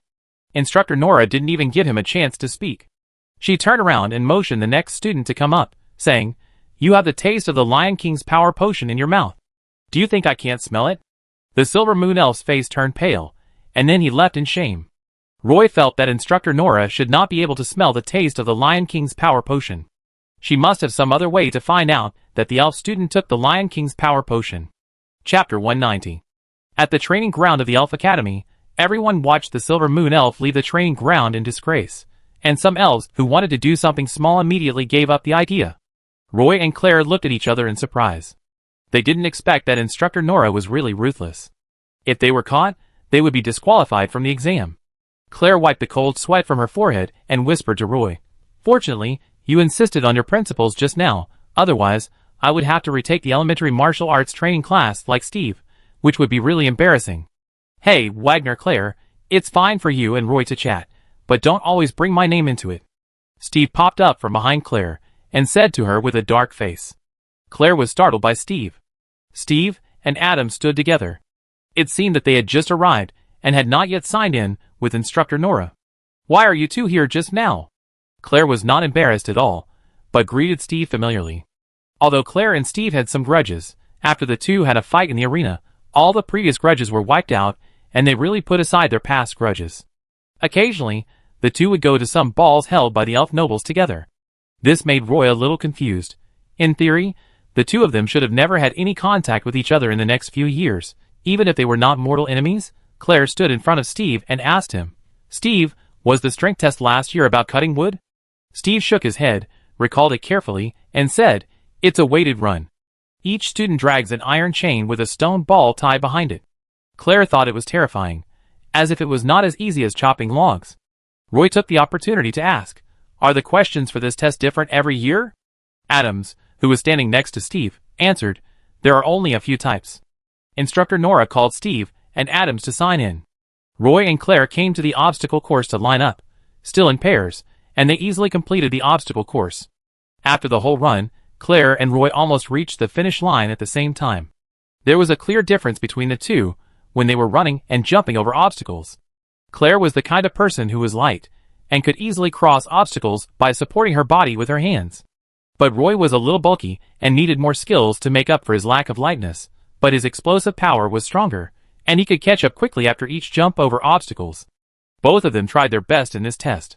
The two walked breathlessly towards the third physical fitness test area, where 20 smooth pillars were erected, each of which was about as thick as an adult's thigh. The height of the pillar is less than 3 meters, and the surface is coated with a layer of varnish, which is very slippery. 20 elf students are taking the test. Their hands and feet are tightly holding the pillar, and they need to hold onto the pillar for 3/4 of an hour. When the two walked over, this round of testing was almost over. Apparently the elves are still good at climbing trees, and everyone is holding the pillar and gritting their teeth. Claire stood in the waiting area and whispered to Roy, "Roy, I feel that you not only run much faster than before, but your body coordination and balance have also improved a lot compared to before." Roy said calmly, "Isn't the purpose of martial arts training to improve yourself?" "Claire, Roy, do you two want to take this round of test?" An assistant standing under the wooden pillar shouted to Roy and Claire. "I'd be there soon." Claire agreed quickly. After that, she and Roy walked under the two pillars.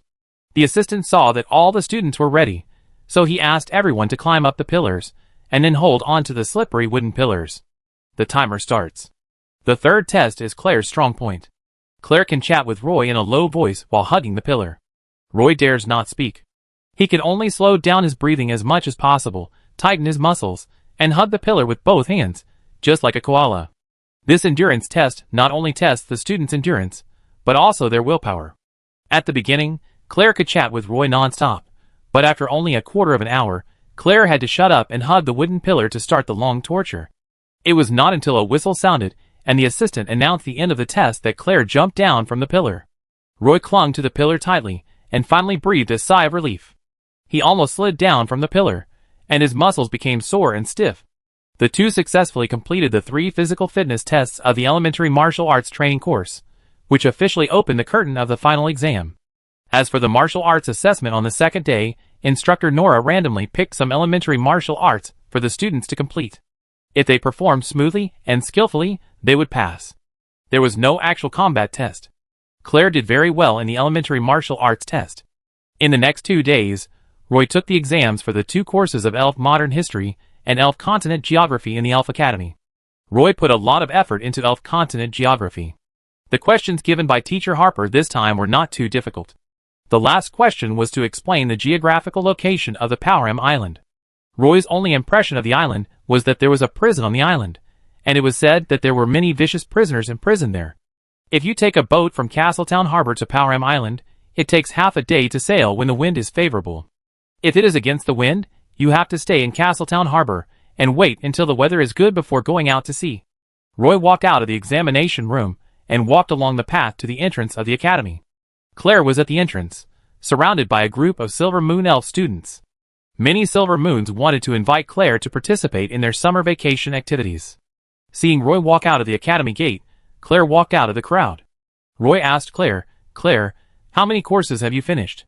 Claire greeted the elf students passing by and whispered to Roy, "I have finished 4 courses, and the last one is also very easy.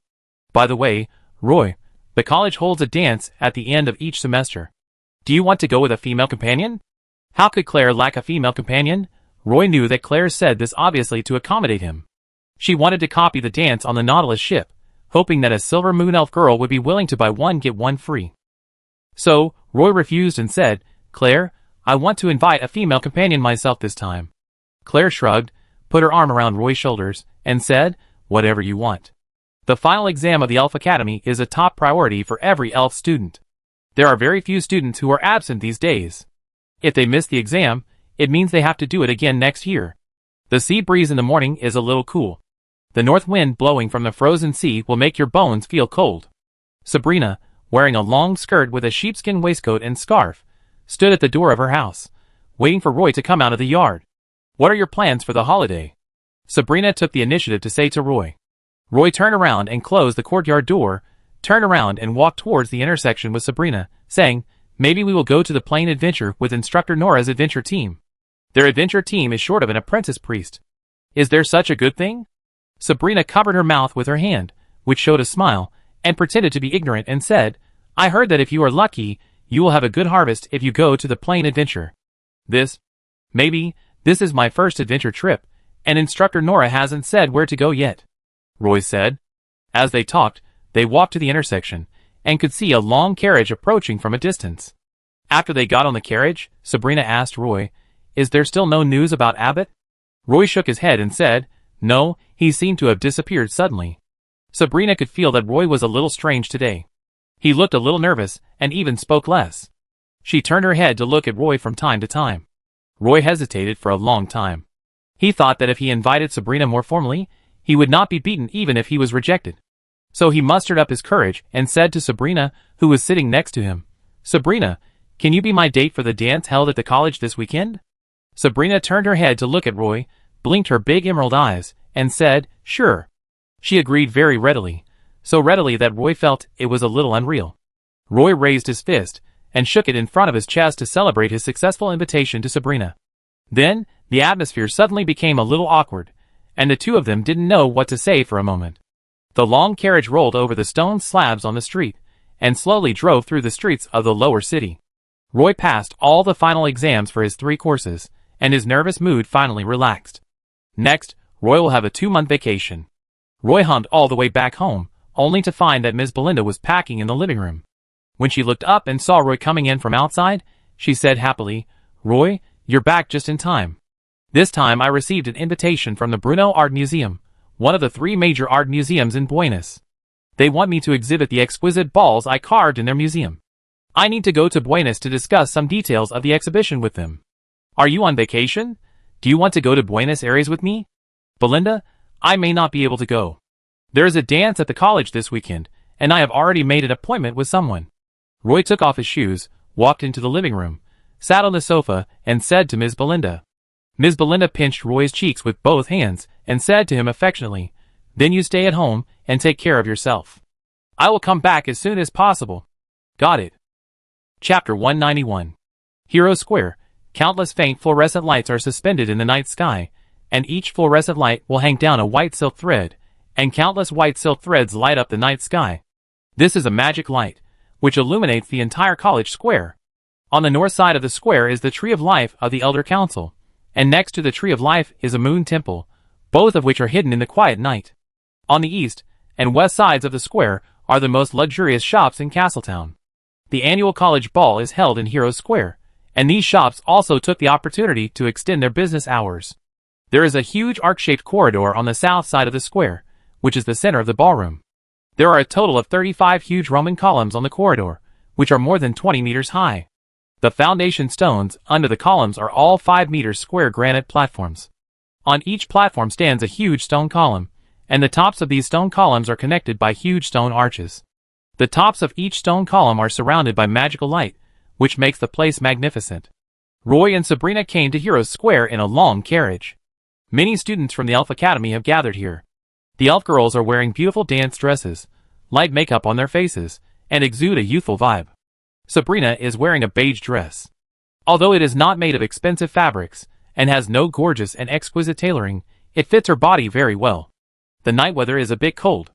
She is wearing a woolen shawl, and just a little lipstick, which immediately makes her fair face bright.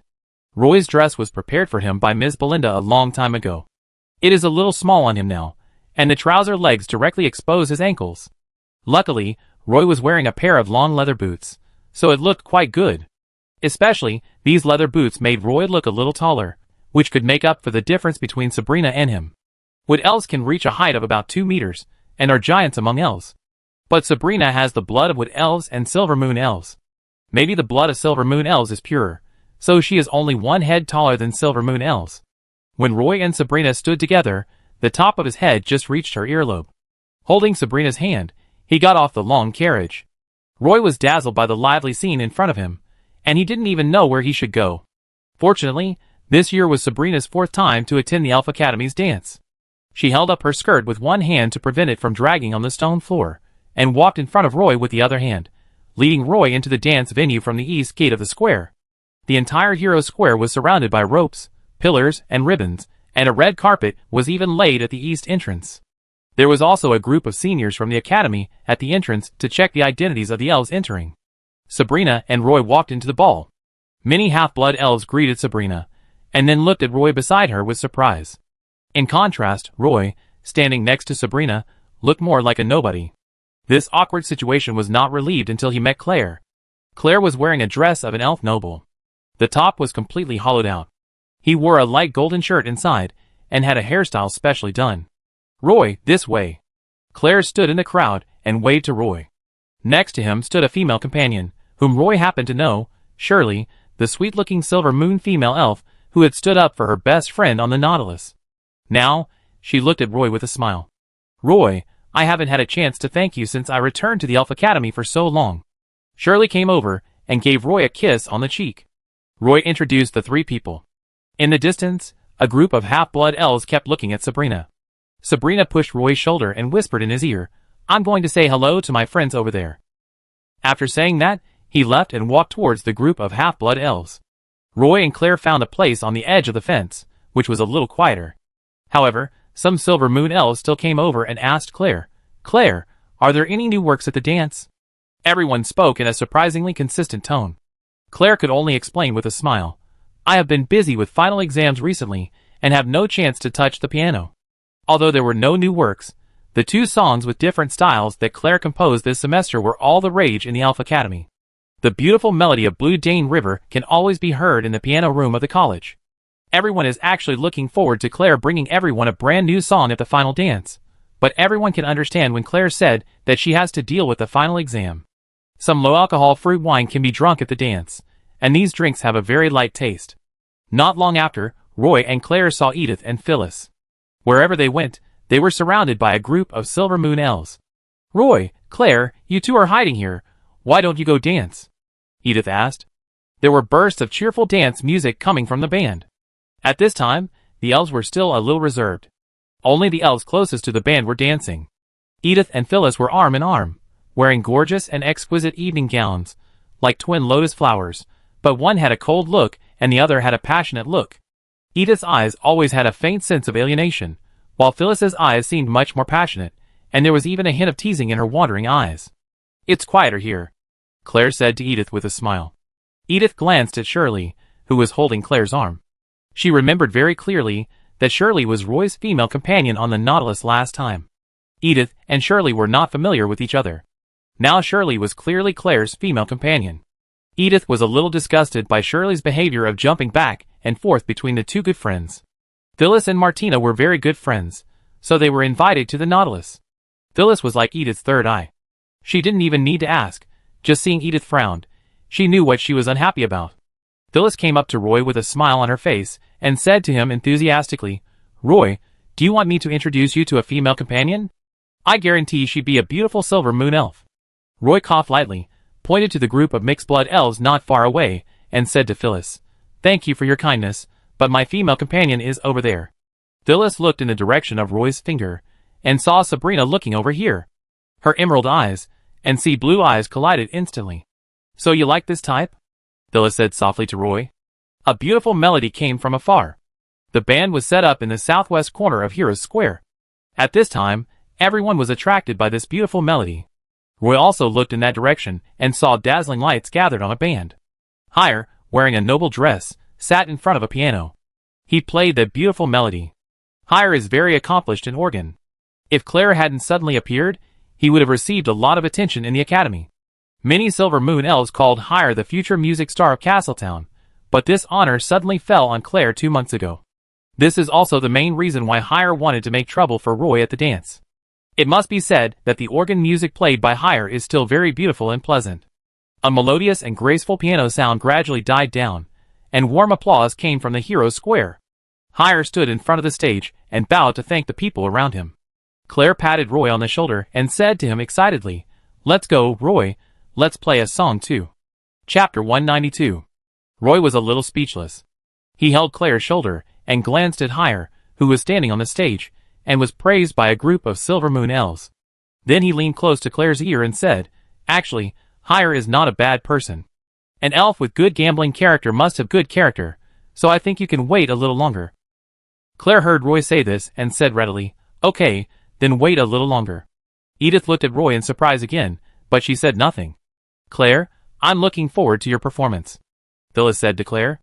A group of Silver Moon elves came up and greeted Edith and Phyllis. Some asked Claire if they would play new music tonight, but no elves paid attention to Roy. In this noisy atmosphere, Roy wanted to find a quiet corner to sit down. At this time, a faint scent of lilac suddenly floated around him.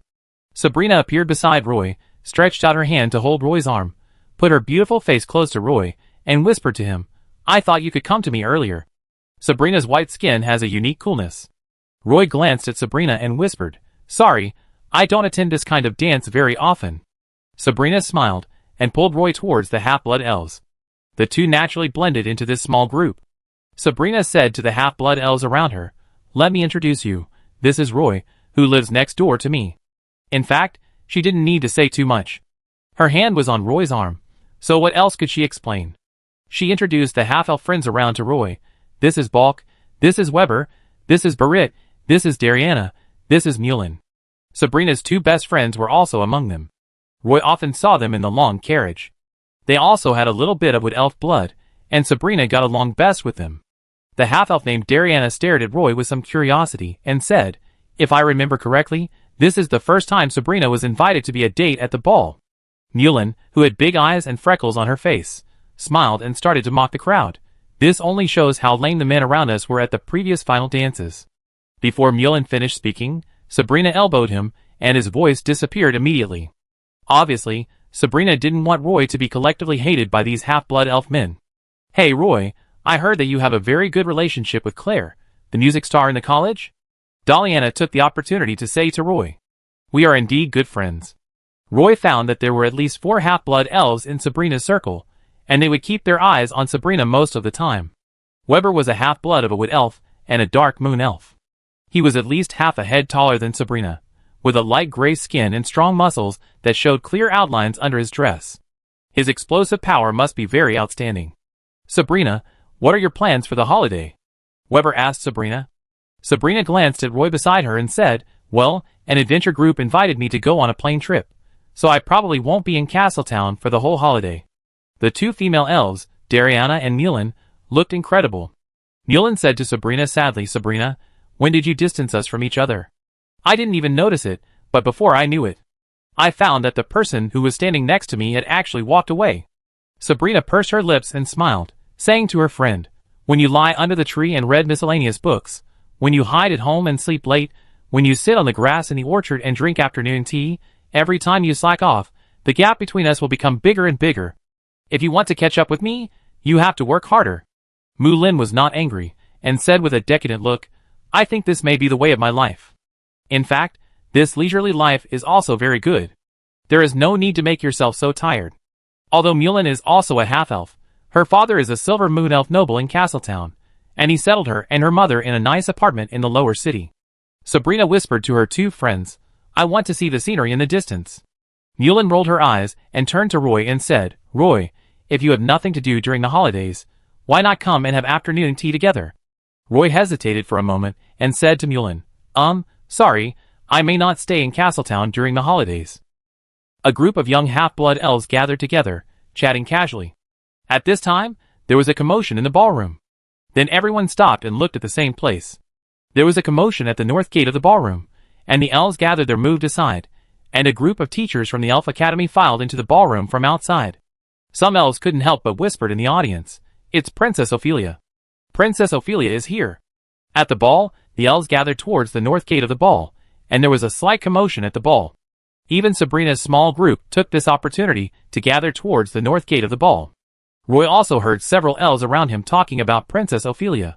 Princess Ophelia represents the college to attend the final ball every year. She has now become a business card for the college. Do you know how many elves come to our college every year because Princess Ophelia is here? At least 1/10 of them came here because of Princess Ophelia. When the students rushed to the north gate, the elf students standing in the front had to retreat to make way for the teachers of the academy.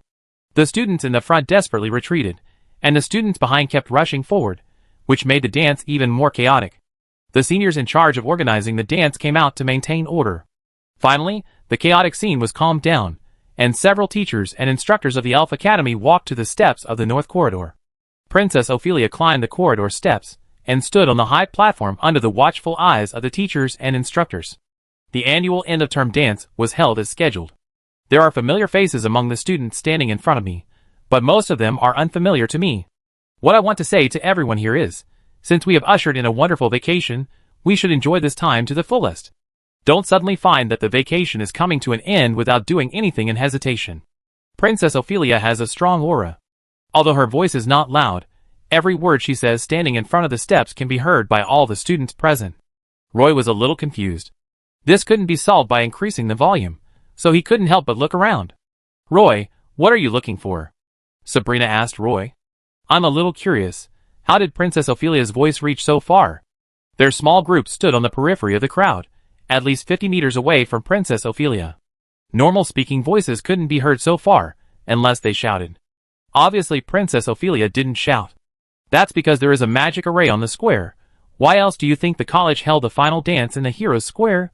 There are some magic arrays that transmit sound on the arc-shaped corridor behind Princess Ophelia.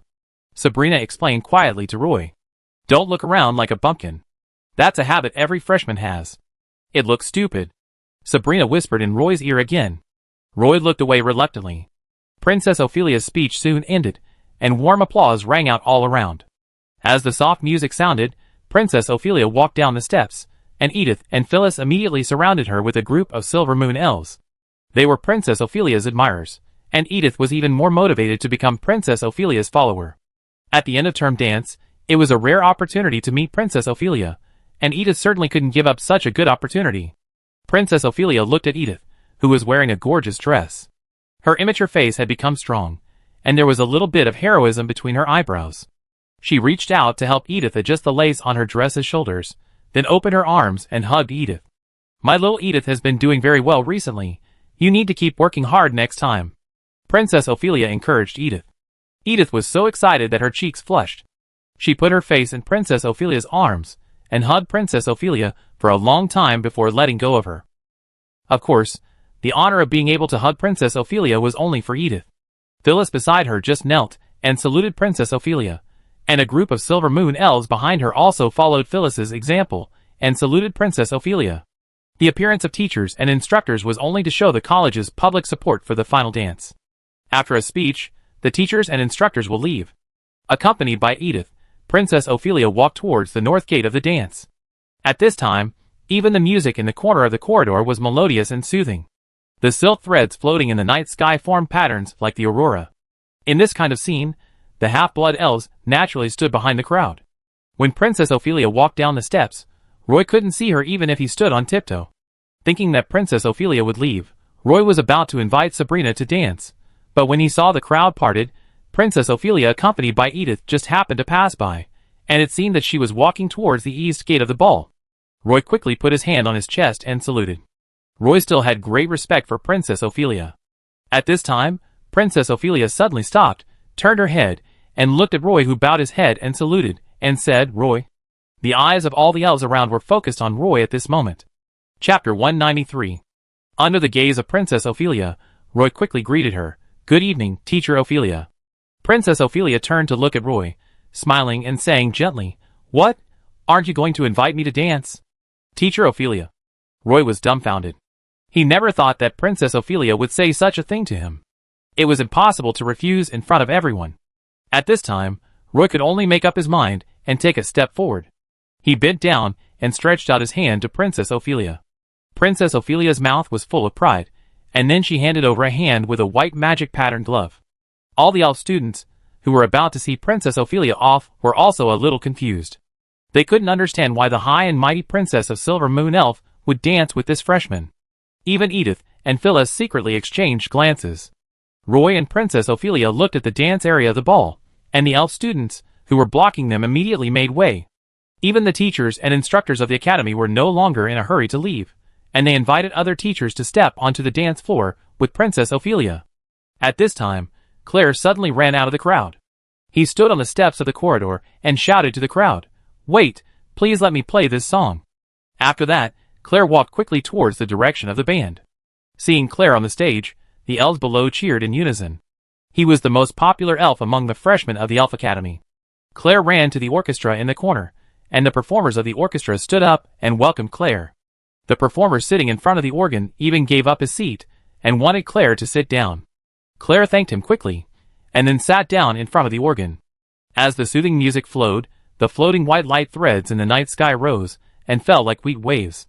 Roy danced carefully, not daring to make any mistakes, so that his body was very stiff. He didn't even dare to put his fingers on Princess Ophelia's waist.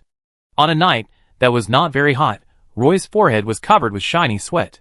"Relax, I heard that you and your friends rescued a boatload of young elves, including Edith, in the open sea? Princess Ophelia also found that Roy was too nervous. She tried to talk about something light to divert his attention. "How did you know?" Roy responded. Seeing his cautious look, not at all the excitement that he had when he stood at the door of the teaching building that day, Princess Ophelia couldn't help but want to laugh. Then, she suddenly felt that this semester seemed to be very interesting, and the corners of her mouth unconsciously curled up slightly.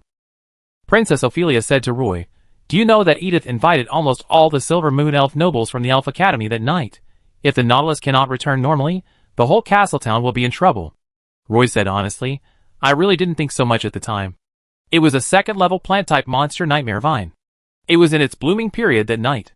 The pollen it spread had a strong hypnotic effect, and could even bring the elves into a nightmare and unable to wake up. The reef only floats to the surface of the sea during high tide. If you hadn't woken up in time, the consequences might be unimaginable."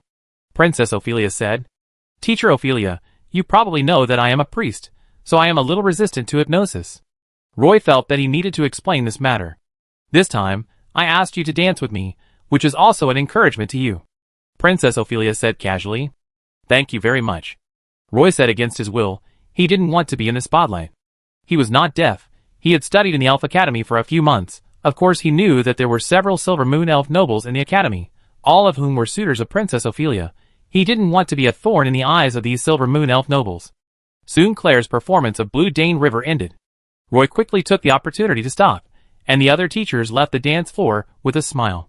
There was warm applause all around, and Princess Ophelia finally left the dance with the teachers and instructors of the Academy. Feeling that many elf students were secretly watching him, Roy wanted to hide in a corner. Claire walked down the steps, and more elf students surrounded her. How popular a musician is in Castletown can be seen from Claire alone. Roy walked through the chaotic crowd. Fortunately, Sabrina was still waiting for him. Roy breathed a sigh of relief and walked quickly to Sabrina's side. Perhaps it was because Princess Ophelia danced with Roy.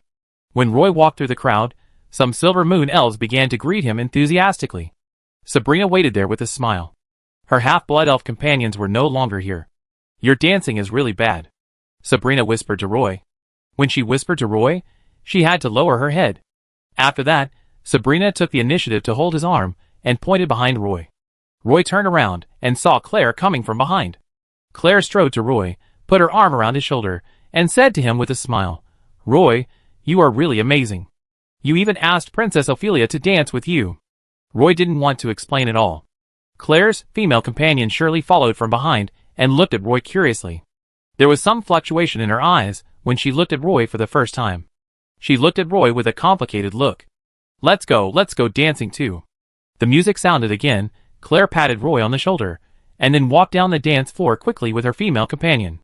Shirley smiled sweetly, and followed Claire obediently. Roy suddenly found that the smile on Shirley's face didn't seem so sweet anymore.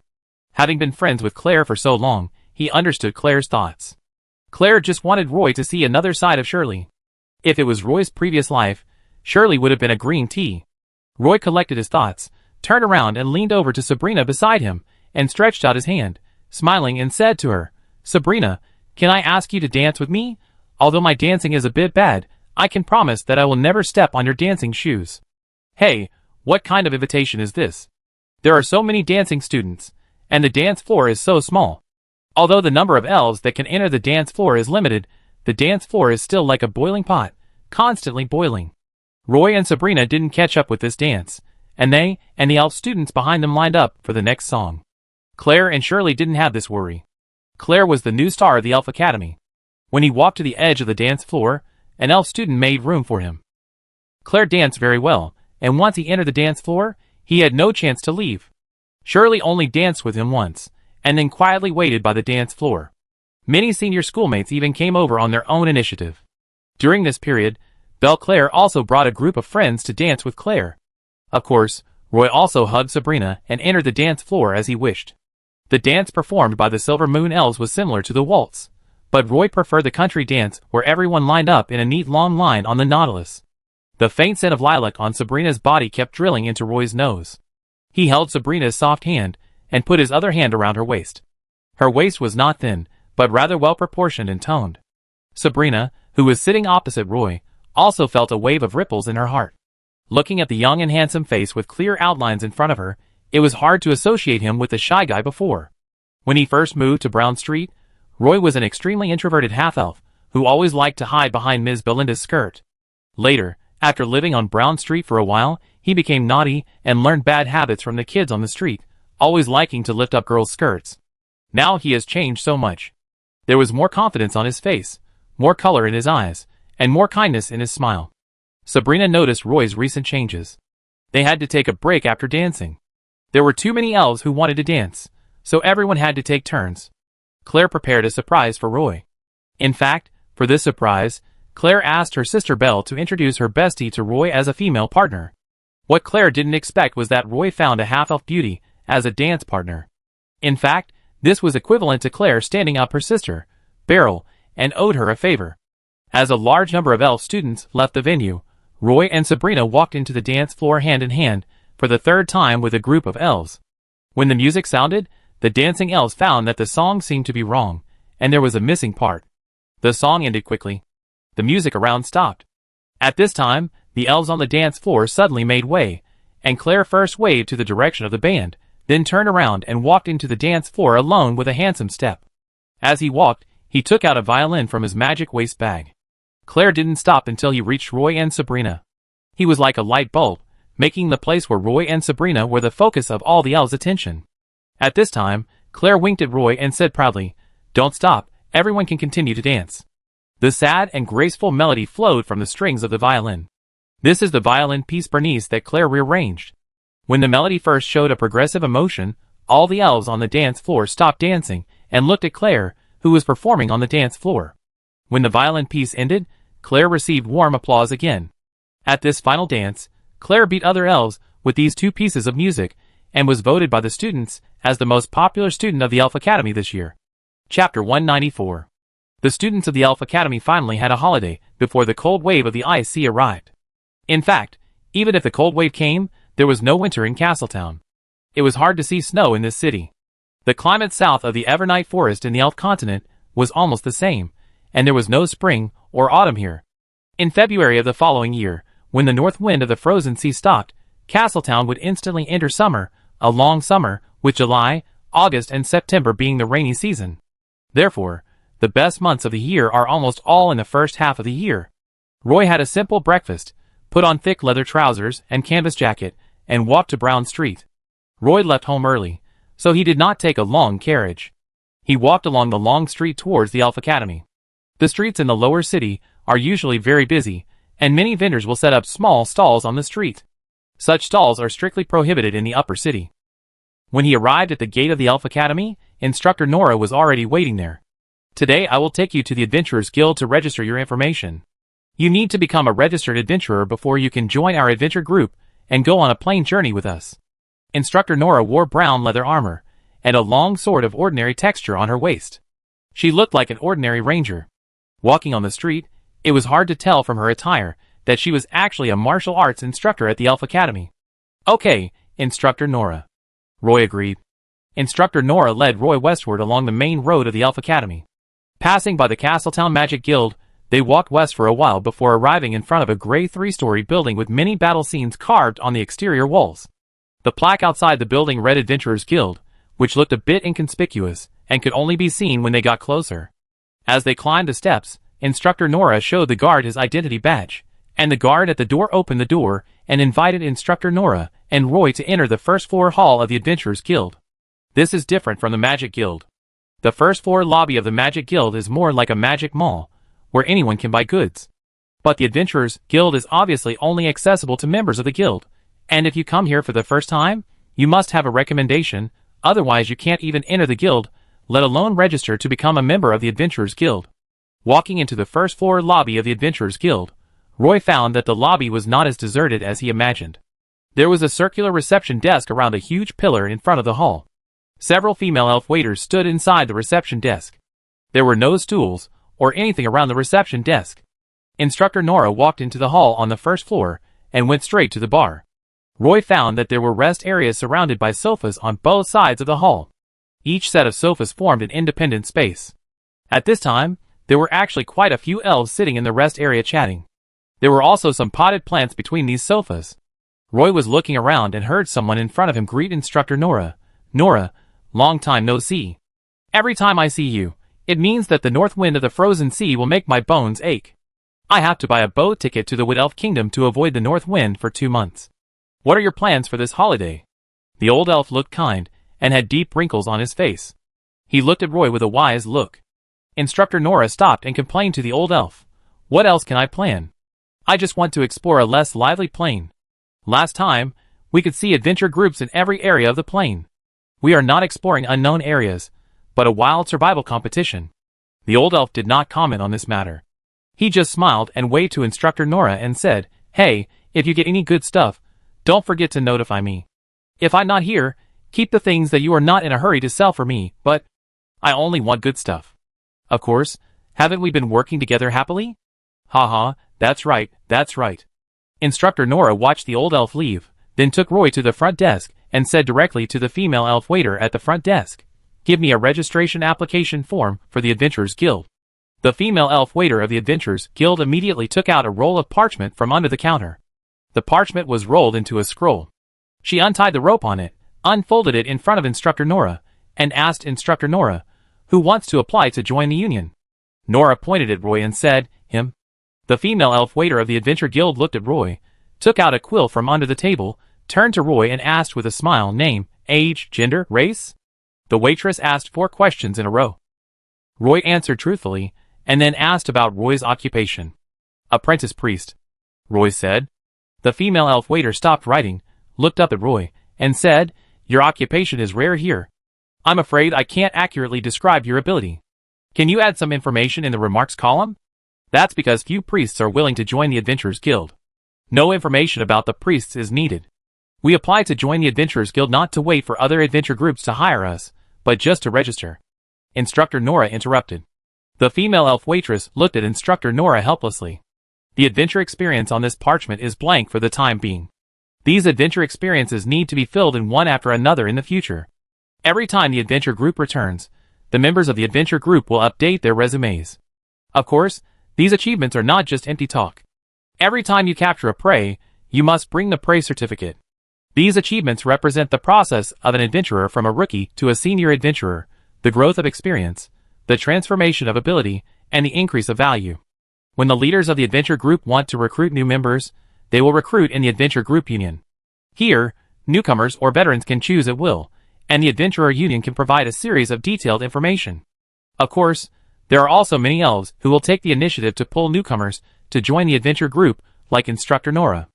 Generally speaking, before newcomers join the adventure group, it is best to register as a member of the adventurer union, so that new adventurers will have a complete adventure resume. If Roy completed this adventure first, and then registered as a member of the Adventurers Guild, it would be difficult to record the previous adventure experience. This is also the reason why Instructor Nora took Roy to join the Adventurers Guild before the adventure group set off. First join the Adventurers Guild, then join her adventure group. This is a formal process.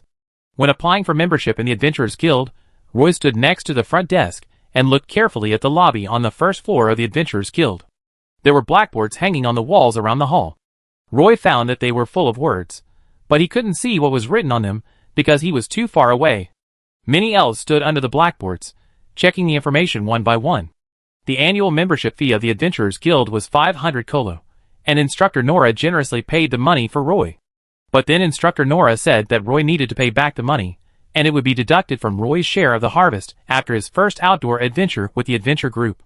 The front desk will make a nameplate for Roy, and Roy needs to wait here for a while.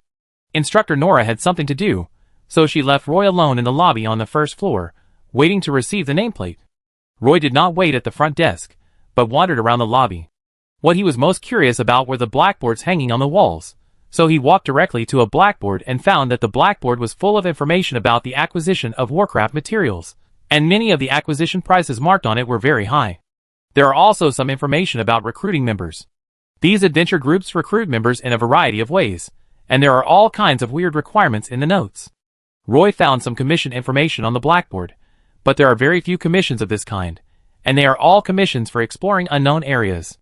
Just happened to see Instructor Nora coming back from upstairs. Roy asked her curiously, "Instructor, why can't I see commission tasks on these blackboards of the Adventure Group Union?" Escort, Garrison, rescue and other commissions are what the mercenaries of the Mercenary Union have to do.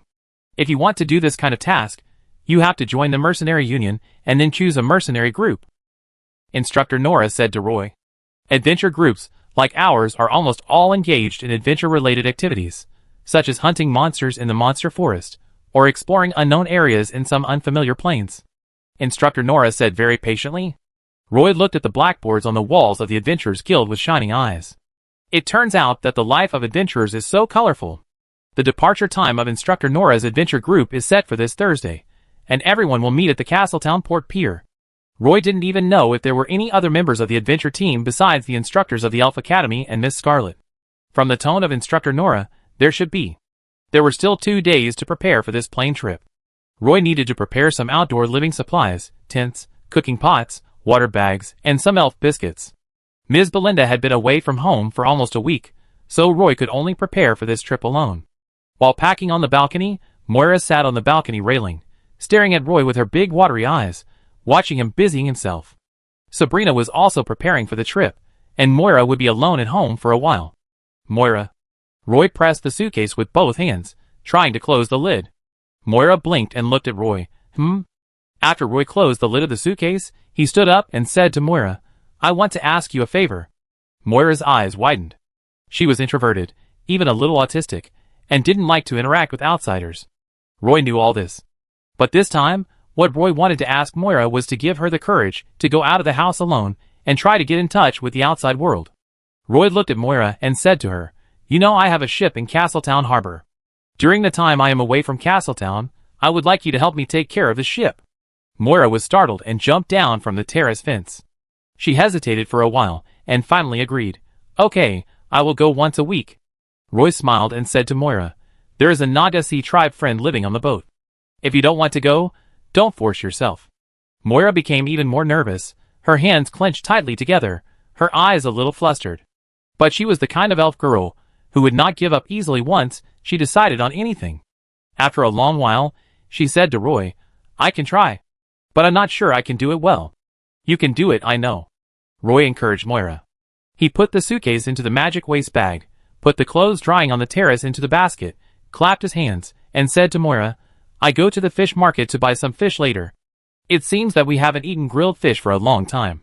It was a rare good day on Thursday morning. The sea was calm, and a row of ships were moored at Castletown Harbor. A group of gulls were hovering near the fishing boats at the shallow water dock of the harbor. Recently, there were always some ships departing from St. Margaret's Harbor. As long as the sails were fully filled, the sea breeze would blow these fishing boats all the way south. The ships brought a lot of specialties from the Evernight Forest. Castletown Harbor was the first port of call for these ships. As soon as November began, the dock of Castletown Harbor became very busy. A ship bound for Ellington Island was docked at the deep water dock. At this moment, some elves were waiting at the dock. Instructor Nora and Magician Scarlet jumped off the carriage one after another. Miss Scarlet looked at the ship and complained to Nora, Why do we have to find such a remote plane this time? We actually have to take a boat to an island to pass through the plane over there. At the same time, Roy had packed all his luggage into his magic waste bag. He was traveling light this time. Roy left a note to tell Ms. Belinda that he had joined an adventure group and was about to complete a plane exploration trip with this adventure group. It would take about 6 to 8 weeks to return to Castletown. Afterwards, Roy locked the door and checked the windows around the house to make sure they were all closed before he walked out of the yard. Roy closed the door and turned around to see Sabrina, who was wearing leather armor, just walking out of the yard. Sabrina, are you going out so early? Sabrina covered her mouth and smiled and responded, You are also going out very early. Roy saw Sabrina carrying a heavy sword behind her, so he asked curiously, Sabrina, where are you going? Chapter 195. Let's go. Instructor Nora and the others have probably arrived at the Castleton Port Terminal. Sabrina adjusted the position of the double-edged sword behind her and smiled at Roy. Sabrina, you. Roy was startled at first, then he reacted and pointed at Sabrina and said, The person that Instructor Nora said was coming to pick me up. Is that you? Sabrina turned her head to look at Roy, with a deeper smile on her face. What? Are you surprised? Roy didn't know what to say, and asked Sabrina, Are you also a member of Instructor Nora's adventure team? Sabrina reached out and patted the hilt of the heavy sword, and said as she walked forward, What else? I was a newcomer recruited by Instructor Virgil last year, But I'm not a newcomer now, right, newcomer? She was wearing a set of exquisite leather armor, carrying a double-edged sword wrapped in linen behind her, and walking on Brown Street, she looked heroic. Roy followed Sabrina with a messy thought.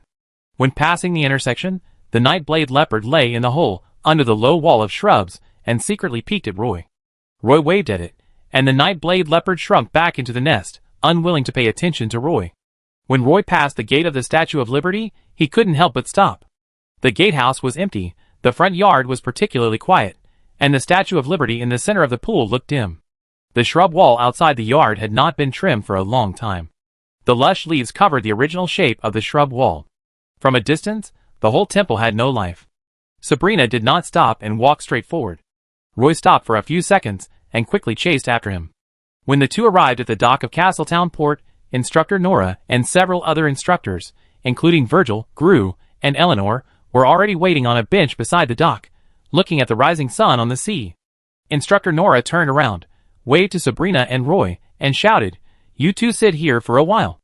Roy hurriedly followed Sabrina over. Instructor Nora handed 2 tickets to Sabrina and Roy, pointed to a ship not far away that was loading cargo onto the ship, and said to them, "We will take the ship to go out to sea later."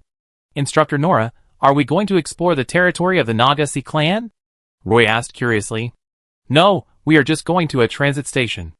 Our destination this time is no longer the Elven continent," Instructor Nora explained to Roy. But she did not specify where to go. Roy did not want to ask any more questions. He sat next to Sabrina obediently. At this time, a carriage drove into the Castletown Port dock.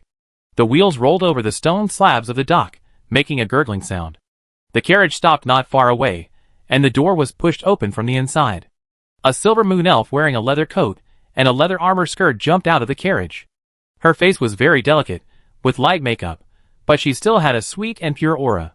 She had the demeanor of an elf noble, and she would hold her shoulders high when she walked. She first waved to several instructors and said kindly, "Dear teachers, you are here so early."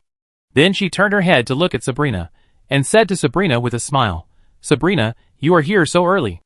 Roy didn't know if it was his illusion, but when the silver moon elf noble beauty looked at Sabrina, there was a hint of sharpness in her eyes. Sabrina nodded to the elf beauty, stood up and introduced Roy. "Christine, this is the apprentice priest of the Statue of Liberty.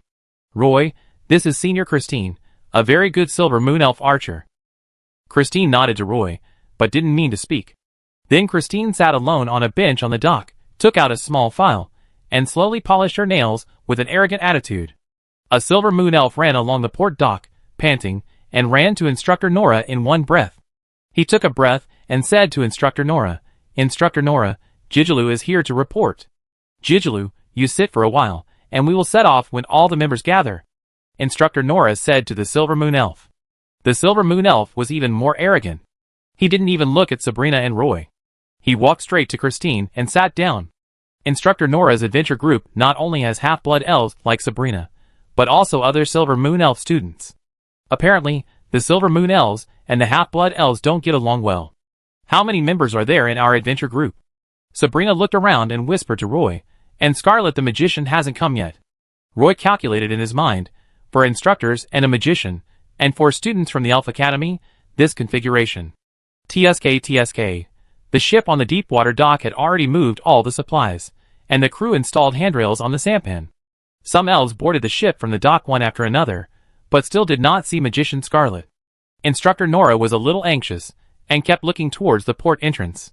The elves waiting on the dock had already boarded the ship, and the crew standing on the dock also began to look around, waiting for the last guests to board the ship. There was a jingling sound from the main mast of the ship. This was the bell for the ship to set sail, which meant that the ship would set sail in half an hour. Instructor Virgil and Instructor Gru also stood up from the bench and looked at the dock entrance frequently. The crew guarding the sampan had already started to clean up the notice board on the dock. It was obvious that they were ready to retreat back to the ship. Just then, a carriage came from the direction of Brown Street, and the 2 crew members put down the notice board again. Scarlet the magician came in a hurry. She held the door with one hand and rubbed her forehead with the other hand. She stepped down from the carriage and looked haggard. Instructor Nora turned to the other members and said, "Okay, since everyone is here, let's get on the boat first." Instructor Virgil stood up first, strode towards the crew, and handed the ticket in his hand to the crew. Silver Moon Elf Christine quickly got up and followed. Scarlet, did you do experiments all night again last night? Instructor Nora came to the side of Scarlet the magician, put one hand on her shoulder, and asked her. Scarlet complained weakly. Yesterday, the inscription workshop actually gave me an expedited order. That customer. I don't even want to describe it. He doesn't understand anything, but he always makes various requests. It's so annoying. Turning to Roy, who came over to say hello, she smiled gently and said, Roy, if he was half as easy to talk to as you, I wouldn't have been so busy last night. Miss Scarlet, good morning. Roy hurriedly said hello. Sabrina and Roy walked onto the ship together. The deck and the roof were full of passengers on the ship. Everyone wanted to see the scene of the ship leaving the port. Roy ran up the stairs to the top of the ship. The sea breeze was a bit cold on his body. But standing on the roof of the ship, he could just see the Black Pearl on the beach on the west side of the port. The bell on the ship rang, and under the control of the crew, the 3 horizontal bars of the mast turned at the same time, and then the sails slowly rose, and the anchor at the stern was pulled up by the capstan. When the sails were full of wind, they left the Shenzhen port little by little. The captain controlled the rudder, and made the sailboat draw a beautiful arc in the port, and leave the port smoothly. When the ship came to the wide sea, the crew kept adjusting the angle of the sails to make the sails full of wind power. The ship gradually increased its speed, and sailed towards the open sea with wind and waves. The monsoon from the frozen sea not only brought a cold air, but also blew the ships in St. Margaret's Port to Castletown. As a large number of ships appeared on the sea, Benjamin and Abbott, who were trapped on a remote reef island, were finally rescued. The two boarded the ship and headed for Castletown Harbor. The ship carried more than 60 Silver Moon Elf prisoners. They were all prisoners who had committed crimes in the Evernight Forest, were caught by the Night Elf guards, and were sentenced and extradited back, so the first stop of the ship was Parham Island. In fact, the Elders' Council of Castletown would also send some Dark Moon Elf bloodlines, or some extremely vicious criminals, to inn a house in the Evernight Forest. The prison on the Parham Island is also very famous.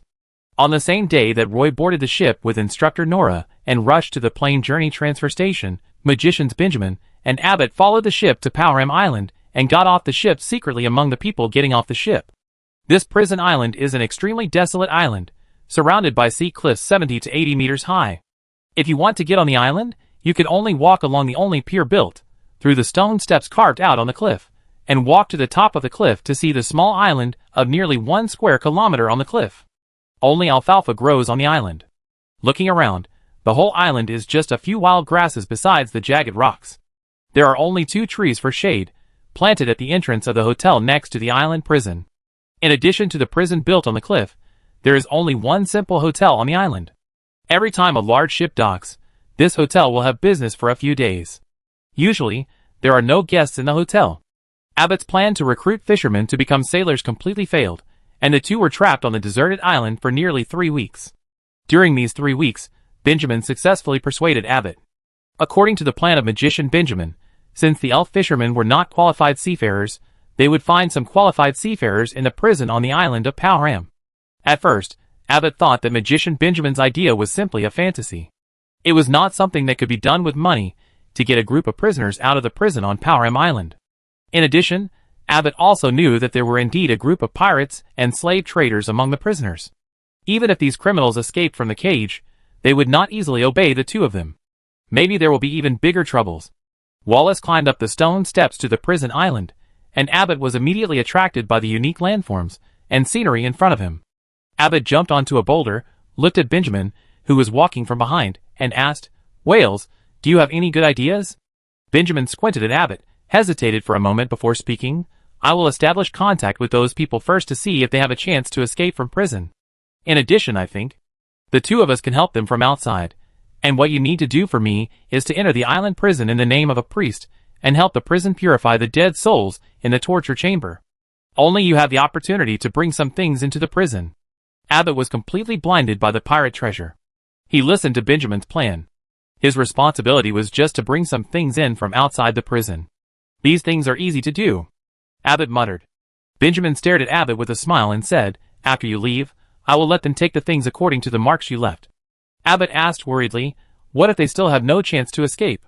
Benjamin spread his hands, tilted his head, and said to Roy, "We have to try it to know. Without the sailors, we can't drive the big ship away with just the two of us. Wales, but they are a group of thugs. Abbott finally agreed to act according to his plan.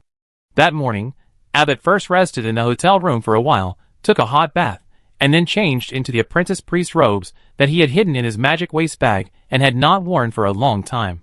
He carefully dressed up to make himself look less like a desert island refugee, and even sprayed a little perfume on himself. Then he pushed open the door of the hotel and walked out of the hotel. He saw the stone building that looked like a 3-story square tower again. There were 2 watchtowers built in the 2 corners in front of the building. Each floor had a row of windows, and each window looked like a dog hole. Some grass and vines grew in many gaps of the stone square tower. There were actually 2 layers of walls built at the door. Abbott was a little confused. How did such a simple stone building become the most famous prison island in the Silver Moon Kingdom? He came to the gate of the prison and looked up at the stone building built on the edge of the rock wall. 2 prison guards with longbows appeared on the wall. They looked at Abbott with spears in their hands and asked him, "What do you want?" Abbott narrowed his eyes, raised his head, and a ball of holy light appeared in his hand. Then he shouted to the prison guard on the wall, "I am the priest of the Statue of Liberty. Do you need to purify the lost souls here?" The 2 prison guards on the wall looked at each other, and then asked Abbott, "Are you a priest?" Abbott let the ball of holy light in his hand float high. "Wait a minute. I go find the captain." The prison guard quickly turned around and left. Chapter 196. Roy sat on the top of the ship and felt the sea breeze. All the clouds were piled up on the horizon. From here, he could see the sea far away. The azure sea gradually turned into a dark blue. Several seabirds followed the stern of the ship and occasionally landed on the mast to rest.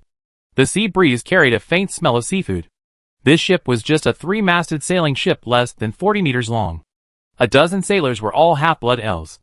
They fixed the sails in place and left only 2 sailors to climb up to the observation deck. The rest of the sailors hid in the area behind the warehouse at the stern. Some sailors threw bait to fish in the sea. Soon, the smell of roasted fish floated from the back of the ship. Roy sat on a bench on the observation deck on the top of the ship, with one hand on the railing, just in time to watch the sailors grilling fish. Sabrina came over, sat next to Roy, and looked down. She knew that Roy often grilled fish secretly, and gave it to Moira. Moira, the greedy little cat, didn't like fruit very much, but liked fish very much. Roy's approach was simply to please her. Since Roy moved from the upper city and met Moira, he first became Moira's friend, and later became more like Moira's brother, filling in some of the things that were missing in her life. So no matter what problems Roy encountered, Moira would come out to help. Looking at the boy who was gradually becoming mature, she suddenly realized that he was no longer the bad boy who always liked to lift skirts. When he looked at the sea, there was a deep desire that was difficult to conceal. Sabrina felt as if there was a sense of emptiness in her heart. Sabrina felt that he was not looking at the sea, but looking at the other side of the sea. She knew that one day Roy would be like a silver Pegasus with wings, flying to the distance without hesitation. Leaning on the bench, Sabrina's eyes became a little blurry. "Would you like to try it?" A hand came from the side, with a few berries in the palm, and the handsome Instructor Virgil said gently to Sabrina. Sabrina shook her head and smiled at Instructor Virgil and said, "Thank you, but no thanks." Instructor Virgil sat down indifferently. As a Silver Moon elf, Instructor Virgil has very handsome features. As a swordsmanship instructor, he also maintains a good figure. He is a swordsmanship poet. No matter where he stands, his unique temperament is like an elegant elf sword. Most Silver Moon elves are born extremely handsome, but the temperament of each elf is cultivated slowly. Instructor Virgil has a unique temperament, and is also an outstanding hero among the Silver Moon elves. Sabrina is a student of Instructor Virgil. On the first day of her sword class, Instructor Virgil saw that this half-blood elf female student was very talented in swordsmanship. The only thing that made him feel sorry was that Sabrina was not interested in the profession of swordsmanship poet at all. She wanted to be a sword dancer. Otherwise, he could become her first professional mentor. Although Christine stood with Jijilu, her eyes were clearly on Instructor Virgil. She pouted, very dissatisfied with Instructor Virgil's behavior. What good was that half-blood elf? When she thought of this, she became a little irritated. She had to stick to an even more annoying Jijilu. Seeing Jijilu holding a cup of water and following her foolishly, Christine wanted to kick him into the sea to wake him up. On boarding the ship, Instructor Nora announced the destination of this holiday plane trip, the Partington Plain. The portal to this plane is not in the city, but on an island called Partington. In fact, this plane is named after this island. Last year's plane trip was because the destination was leaked in advance, so a large group of adventure groups in Castletown chose to go together, and a plane trip full of adventures turned into a group outing. Therefore, during this holiday this year, Instructor Nora did not inform the adventure group members of the destination of this adventure trip in advance. Scarlet sat with Instructor Nora, and kept complaining to Instructor Nora, "TSK, what monsters are there in Partington? We are not a herbalist group, and we don't even have a druid. If we go to Partington, aren't you afraid of stepping into the mouth of a man-eating plant?" Instructor Nora glanced at Scarlet, pointed at the Castletown port that was about to disappear from sight and said, "If you don't want to go, get off the ship as soon as possible. I know you can fly back. I don't want to bother you. I'm going to take a nap first. Don't bother me. It will only take half a day for the ship to reach Partington Island. Are you really going to sleep in the cabin below the deck?" Instructor Nora asked curiously. Scarlet Magician glared at Instructor Nora and said angrily, "You know the conditions of the cabin below the deck are poor, but you still bought a ticket for the cabin below. If I had booked a ticket for the deck, I could have a good sleep. You think I don't want to, but when I bought the ticket, there were only tickets for the cabin below," Instructor Nora said helplessly. Feeling her shoulders sink, Nora turned to look at Scarlet and found that she had fallen asleep with her head on her shoulder. New prisoners were brought into the Parham Island prison almost every week. This place is surrounded by the sea, and except for a supply ship that docks at the dock every week, there is not even a single bird in the surrounding sea. In the prison, there are mostly half-blood elves and pirates from the surrounding seas, and there are also Silver Moon Elf prisoners sent from the Evernight Forest. Prison Warden Pruitt has gotten used to this. His only expectation is the half-year vacation every year. As long as he survives December, Pruitt will have another vacation. The midday sun shines in from the glass windows on the roof. He lies on the rattan chair, feeling a little sleepy. The room is full of various green plants, just like a sunroom, and even the walls are painted with plants in the same style as the green plants in the room. Knock, knock, knock. "Come in." Pruitt's sleepiness instantly dissipated. He stood up and walked to the desk. The door was pushed open from the outside, and the assistant came in and said to Warden Pruitt, "Warden, the guard outside the gate came in and reported that a priest was waiting at the gate." Pruitt was originally a person of poor character. Anyone who worked in such a boring environment for a long time would feel extremely depressed. This special situation has not happened for a long time. Warden Pruitt said, "Please come in, wait. Can this priest do magic?" The assistant answered very affirmatively, "Yes." Warden Pruitt hesitated for a moment, thinking that it was still inappropriate for him to do this himself. Then he said, "Bring him to the reception room, let the warden receive him personally, and try to deal with those torture chambers where the dead souls often appear." "Yes." The assistant agreed. In fact, purifying the dead souls should be the work of the priests of the Moon Temple, but the relationship between the Moon Temple in Castletown City and the Parham Island is very bad. The priests of the Moon Temple are not willing to take a boat to the sea and go to such a remote island to purify the dead souls, which led to the appearance of some lost dead souls in the torture chambers of Parham Prison. Although the prison has also done some sealing, some supernatural events still happen from time to time. This is also what Warden Pruitt is quite distressed about. Now that a priest has suddenly come uninvited, Warden Pruitt is naturally very interested. However, as the warden of the Parham Island prison, Pruitt feels that he cannot easily show up for such a small matter, so he asked the first warden to receive him. The first warden, Kyles, is extremely thin and has a stern face all day long.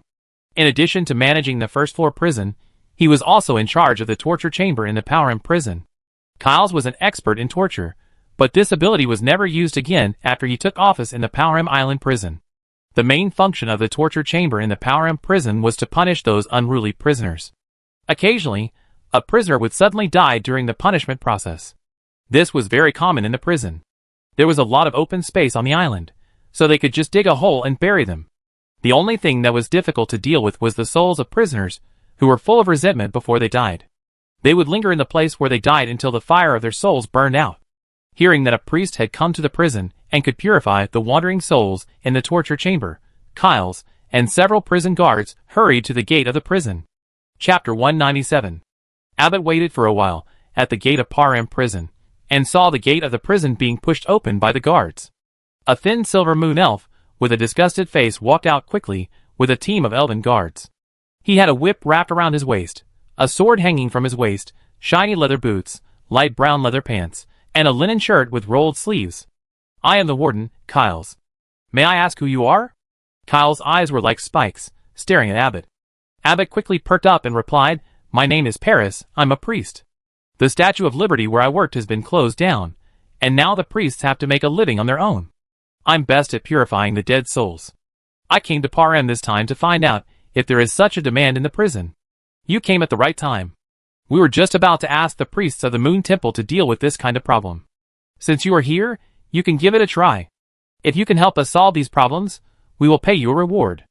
Warden Kells said calmly. I'm willing to give it a try, ABT said. After confirming ABT's identity, Warden Kells did not say much and took ABT directly into the Parem prison. This square fortress-style building, which looks like only 3 floors from the outside, is hard to imagine. It is the famous Parem Island prison. After passing through 3 gates, ABT really entered the square fortress. Inside the square fortress is actually an inner courtyard, and you can see the square sky from the courtyard. Abbott looked around and didn't see any rooms for prisoners. The first floor was designed to be very empty. The second floor looked like a dormitory for the elf guards. There were a lot of clothes hanging in the corridor on the second floor. Some elves who were not wearing leather armor were playing cards next to the railings of the corridor on the second floor. The third floor was built more exquisitely, and even the railings on it were carefully carved. This square castle didn't look like a castle at all. Abbott didn't understand where the prison was. According to Benjamin, the rooms around the first floor of the square tower were for visiting prisoners. In fact, he didn't understand where the prisoners were held. But then Abbott understood a little, because a warden, Kells, took Abbott to the center of the courtyard. Behind the elf statue, there was a passage extending underground, and there were 2 elf guards guarding it. At the end of the steps was a large iron door, and a faint smell of rust came from the passage. Kells walked straight into the passage, and the elf guards on both sides saluted Kells, and then took the initiative to open the large iron door leading to the underground. As the door lock outside clicked, the elf guard inside opened a small window, and looked outside through the small window. It's me, open the door, Kyles said coldly. The elf guard inside hurriedly pushed the winch, and the winches inside and outside turned at the same time, and the heavy iron door was slowly opened. As the big iron door opened, the endless steps were revealed inside. First Warden Kyles took the lead and walked into the prison. Abbott hesitated for a moment, and then followed First Warden Kyles into the prison. The group of people entered the passage, and the big iron door immediately closed with a creaking sound. Abbott just felt that he kept going down, passing through several right-angled steps, until he entered a huge underground space. Abbott felt that his legs were a little sore. There was a very huge hole extending into the ground, like an eye of the earth. The bottomless abyss would make people feel creepy at a glance. This underground prison was built in the center of the eye of the earth. It looked like an inverted castle, suspended in the center of the eye of the earth. Walking down the steps, there was a very flat stone platform below. The stone platform is connected by a rock bridge over 50 meters long. Once the bridge breaks, the entire prison will be completely isolated in the underground space. Abbott did not expect that there is such an underground prison under the island. Several elves stepped onto the stone bridge, and the Warden Kyle said to Abbott, Paris, be careful when passing the stone bridge, don't look up, and don't look at the sides of the stone bridge. Although the stone bridge is very wide, Abbott was still very nervous when passing the stone bridge. The prison is located on the underground floor, a square space about the size of a football field. All the places on the first floor are built into the simplest cells, which are connected by corridors, and some arched windows and doors are made of iron bars. Abbott is not qualified to visit the prison here, and can only peek inside when passing by. In fact, he is a little guilty, because he is a little worried that he will see the priest Theodore in the cell. However, Abbott's worry did not last long. The Warden Kyles bypassed these cells, passed through a special passage, and entered a simple-style torture chamber along the internal corridor. As soon as Abbott walked in, he could smell the strong smell of blood. Although he tried his best to cover it up, the smell still made Abbott feel like breathing. The first room in the torture chamber was filled with various torture instruments, and it looked like a functional room. Going further in, there were small rooms for confinement, and the rooms only had small doors like dog holes, which looked eerie and scary. Abbott even imagined some horrible scenes in his mind. A warden, Kyles, stopped and said to Abbott, "It's here. The guards here often have nightmares when they sleep at night. Sometimes when the guards are on duty here, they fall asleep on the table, but when they wake up, they find that they are lying on the ground. Sometimes they feel short of breath when they sleep, and when they wake up, they find marks left by pinching on their necks." Abbott turned around and looked around, then asked Kyles, "So you haven't seen the ghosts either?" Kells, the warden, answered as a matter of course, Of course, if we could see them, we would have found a way to deal with them long ago. Abbott said nothing more. He directly used the micro-lighting technique, and a weak ball of light floated up and floated around in the torture chamber full of blood, but he didn't see the shadows of the ghosts. He frowned and searched carefully again, but still didn't find the ghosts. Then Abbott came to the door of these solitary confinement cells again, looked at the dog hole-like entrance, and said to Kyles, "Let me go in and take a look." Kyles glanced at Abbott, withdrew his questioning eyes, and ordered his prison guards, "Open the door." The prison guards quickly took the key and opened the iron door of the dog hole. When the door of the confinement cell was opened, a foul smell of feces and urine instantly came out, and Abbott had to kneel on the ground to crawl in.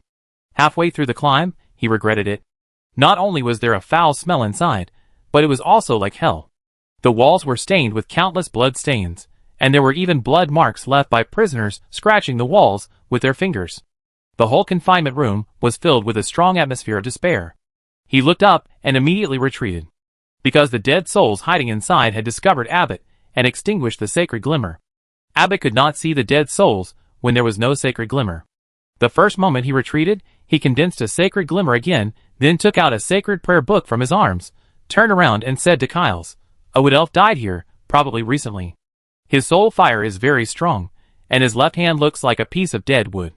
Kyles asked in surprise, "How do you know?" Abbott said, "I can see his ghost is still in this confinement room, and he is unwilling to leave." After that, Abbott controlled the holy light to fly into the dog hole again, and a sharp howl came out from inside, and a wood elf ghost jumped out of the confinement room. Abbott was holding the holy prayer at this moment, and released the purification spell. A beam of holy light fell from the sky, and under the care of the holy light, the ghost's green face just emerged from the dog hole, and was completely covered by the holy light beam. The holy light beam shone on it, and the body of the dead soul began to emit a wisp of green smoke. In the holy light beam, the soul outline of the dead soul gradually became clearer, and finally melted into the holy light. Seeing Abbott's purification technique, the fierce look of the warden Kyles finally disappeared. Abbott ignored the harsh environment of the confinement room, and cleaned the dead souls one by one. In fact, Abbott only purified 3 dead souls, and the rest of the dead souls were scared away by him. As long as they don't run back for the time being, it will be fine. He did not dare to consume too much of the divine power in his body. Purifying 3 dead souls was the limit of his current ability. When purifying the 7th solitary confinement room, Abbott secretly placed a package in the solitary confinement room according to Benjamin's request, and made some cover-ups.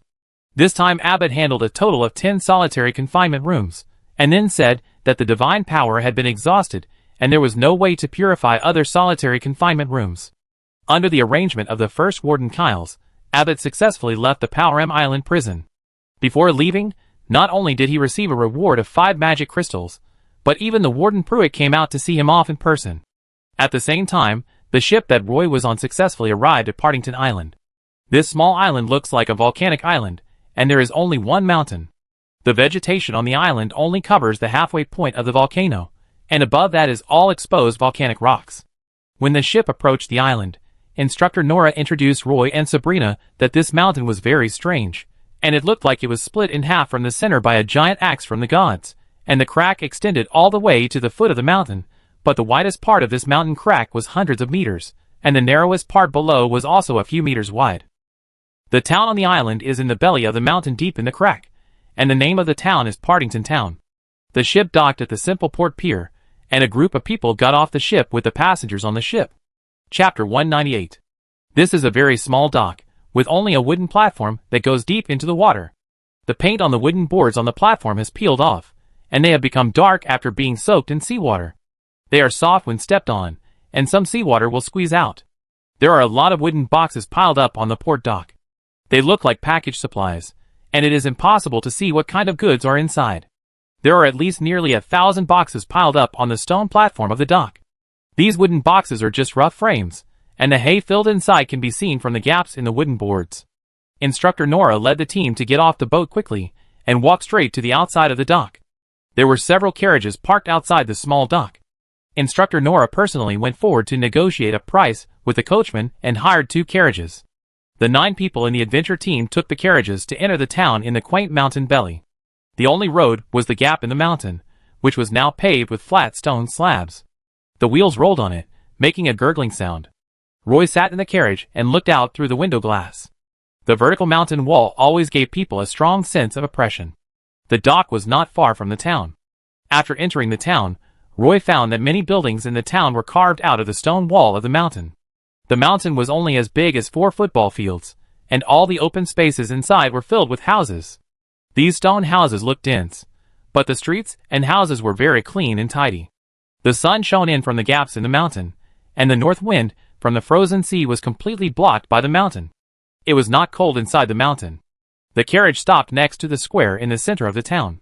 The square, which was only as big as a basketball court, was stacked with wooden boxes exactly the same as those seen on the dock. There were more wooden boxes stacked here, and the whole square was like an open-air warehouse. Instructor Nora led everyone to jump off the carriage, frowning and looking at the supplies on the square. They wanted to go in, but were stopped by the elf guard standing at the edge of the square. Everyone, Partington Town Square is temporarily closed to the public. Is the portal on the square unusable? When will it be restored to normal? Instructor Nora asked. It will probably take 2 days. Please check the notice on the notice board in front of the town hall for details. Following the gap between the piles of goods, Roy saw the portal on the town square. It was about the height of a 2-story building. In the middle of the stone frame was a counterclockwise rotating magic vortex. The magic vortex was filled with thick dark clouds, and arcs of electricity flashed from time to time in the dark clouds. A team of half-blood elves were carrying wooden boxes out of the portal. Let's go. Let's find a hotel to stay in first. It will take about 2 days before we can pass through the portal here, Instructor Nora said loudly. Due to the unique volcanic geology here, Partington is a hot spring town. It is also a gathering place for half-blood elves. Only a small number of the mayor and management are Silver Moon elves. There are no tree houses that elves like to live in here. Silver Moon elves are unwilling to settle here, but there is a portal leading to the Partington Plain here. So this town has now developed into a gathering area surrounded by half-blood elves. As the group walked on the stone-paved street, Miss Scarlet looked at the buildings on the street and suggested to Instructor Nora, "Since we are going to live here, we must choose a hot spring hotel." Instructor Nora did not refuse this time and said, "I know there is a hot spring hotel that is not bad. It is on the west side of the town. I also stayed in that hotel when I passed Partington last time." Among the adventure group, Christy, Scarlet, Sabrina, and Eleanor are all very good-looking, only Nora looks a bit neutral. Wherever you go, the half-blood elves on the street will frequently cast curious glances. Many half-blood elves here should make a living by fishing. Some houses even hang some dried fish in the shade, and the streets are also filled with a faint smell of the sea. Christine covered her mouth and nose with a scarf. Roy and Sabrina are very accustomed to the smell of this kind of sea fish. Sabrina's family makes a living by selling fish. Roy even misses the smell of fried dried fish. Roy walked at the end of the team and whispered to Sabrina in a low voice, "I don't know the name of the adventure group yet." "The Elf Academy Adventure Group." Sabrina responded in a low voice. "This name is really simple and unpretentious." Instructor Nora led everyone along the stone street to the edge of the town. Going further outside, you will walk out of the town along the gap in the mountain wall. At this time, she walked up along the corridor carved between the mountain walls. Roy then discovered that there are many houses built on the mountain walls in the belly of the mountain. In front of these houses is a long and narrow corridor, and there are stairs going up inside. Instructor Nora walked up the Z-shaped staircase to the 3rd floor, and walked more than 50 meters along the corridor on the mountain wall, and saw a hotel. The sign outside the hotel was covered with dust, and the wooden door looked very old. Instructor Nora stepped forward and opened the door. The hotel showed a completely different style from the outside. The outside looked old and depressed, but the hotel was decorated very warmly. After walking in, Roy found that the group of people seemed to have entered the living room of a normal family. A half-elf woman was sitting on the sofa knitting a sweater. She looked up at Instructor Nora and smiled warmly. "Nora, you haven't been here for several years. Nancy, you are still the same." Instructor Nora walked up and hugged the elf lady, who was knitting a sweater. "Nancy, we need 5 rooms," Instructor Nora said. The elf lady put the half-knitted sweater on the sofa, turned around and picked up a bunch of keys from the wall, and led everyone into a corridor. As she walked, she said to Instructor Nora, "In the past 2 days, the Partington Plain is transporting supplies here. Almost all the travelers who want to go to the Partington Plain are stranded in the town. When you are in the town, try to avoid conflicts with those people." "Got it," Instructor Nora said. The corridor was dimly lit. The elf lady opened a door. Miss Scarlet walked in first, walked around the room, and said, "Not bad, Nora, let's stay in this room." The room was very clean, with brightly painted wooden boards. There was a wooden bunk bed, with a thick mattress and snow-white sheets. She handed the key to Instructor Nora and walked along the corridor. Next were Instructor Virgil and Instructor Gru's rooms. When the third room was assigned, only Instructor Eleanor was left. Christine blinked her big eyes and asked Instructor Eleanor, "Instructor Eleanor, can I share a room with you?" Instructor Eleanor walked into the room, hung her sword on the wall, turned around and smiled at Christine, saying, "Of course." Instructor Nora assigned the fourth room to Sabrina. Then, she turned to Roy and the Silver Moon Elf Gigeloo and said, "Roy, you and Gigeloo will live in one room." Roy honestly agreed, "Oh, okay." Standing at the back, Gigeloo frowned and said to Instructor Nora, "Wait, I'm not used to living in the same room with a half-blood elf, Instructor Nora. I want to live in a room alone." "But the problem now is, there are only 5 rooms left for you." Ms. Nancy frowned and looked at the Silver Moon Elf Noble Gigeloo, and said with some displeasure, "She is a half-blood elf. The town of Partington is also a gathering place for half-blood elves. The Silver Moon Elves who come here, especially those with such a foul mouth, are not welcome." Instructor Nora did not speak, but turned her head to look at Instructor Gru. "Roy, Gigeloo, I and you and Virgil live in one room, is that okay?" Instructor Gru immediately stood up and said, then walked to Roy and patted him on the shoulder. Instructor Gru's right arm was very strong, and in comparison, his left arm seemed to be shrunk. Roy certainly didn't care. He was originally a member of an adventure group. When they were exploring in the wild, they even had to stay in the same tent. If they couldn't even tolerate such a small thing, why did they join the adventure group? Gigeloo looked a little ugly, but there was no reason to refuse. Ms. Nancy stood in the corridor and distributed the room keys. She said to Instructor Nora, "By the way, I will prepare breakfast for you. If you need lunch and dinner, you must tell me in advance. However, you do not have the right to choose what to eat. I think you should take care of lunch and dinner by yourselves. I am worried that you will not be used to the island flavor here." Originally, this hotel provided lunch and dinner, and it was no problem to eat whenever you wanted. But now Ms. Nancy obviously did not want to have any contact with this extremely picky Silver Moon Elf noble. Instructor Nora said a little depressed, "We will take care of lunch and dinner by ourselves." At this moment, Gigeloo stood up and said to Ms. Nancy, "My breakfast is also free." "Then breakfast is free for all of you," Ms. Nancy said without looking back. Instructor Nora put her hand on her forehead, looked at Gigeloo helplessly, and said, "Okay, everyone go back to the room to rest. Before entering the Partington Plain, everyone still has the right to choose their own food, but after entering the Partington Plain, I hope everyone can act in unison, otherwise I don't mind kicking you out of the adventure group halfway." Gigeloo shrugged his shoulders nonchalantly, turned around and walked into the room. "Next time, no matter who shows up, don't even think about letting him show up in my adventure group," Instructor Nora whispered. She seemed to be talking to several instructors, but her eyes were fixed on Instructor Virgil. Instructor Virgil could only shrug his shoulders and apologize. Chapter 199. Roy followed Gru into the hotel room. The room was not big, with a bunk bed, a wooden wardrobe with double doors, a desk and a chair by the window. There was only one window in the room, and you could see the whole town by opening the window. The hotel was not big, but the room was very unique. Although it was built on the stone wall, the room was almost entirely made of wood. There was a hot spring pool in each room of the hotel. These hot spring pools were not big, and were even smaller than ordinary bathtubs. These hot spring pools were carved out of the mountain wall, and filled with clear hot spring water. A stream of water flowed from the side, and the overflowing hot spring water flowed to the outside along the drainage channel under the feet. Each hot spring pool is private enough. Instructor Gru put his luggage on the upper bunk, jumped lightly, and sat on his bed. "Roy, I sleep on the upper bunk, and you sleep on the lower bunk, how about that?" "Okay." Roy turned from the window, took a look at the bed, and agreed readily. Before Roy sat on the bed for a while, Sabrina stood at the door, knocked on the door, poked her head in, and said to Roy, "Roy, I just saw the fish market in the town. Why don't we cook some fish?" Sabrina's suggestion made Roy quite interested. In fact, they didn't have anything to eat on the boat. Roy thought that the coastline on Partington Island was beautiful, and there was a reef near the port pier that was suitable for fishing. Anyway, he would be very idle in the 2 days on the island, so he suggested to Sabrina, "Okay, I happen to bring a fishing rod, otherwise we can go fishing at the beach and grill whatever we catch." "Okay," she agreed readily. Sabrina knew Roy's barbecue skills. Every time Roy gave the grilled fish to Moira, they would share it. It is more comfortable to stroll along the beach on the island than to stay in the hotel. Roy stood up and said to Sabrina, I will go and say hello to Instructor Nora first.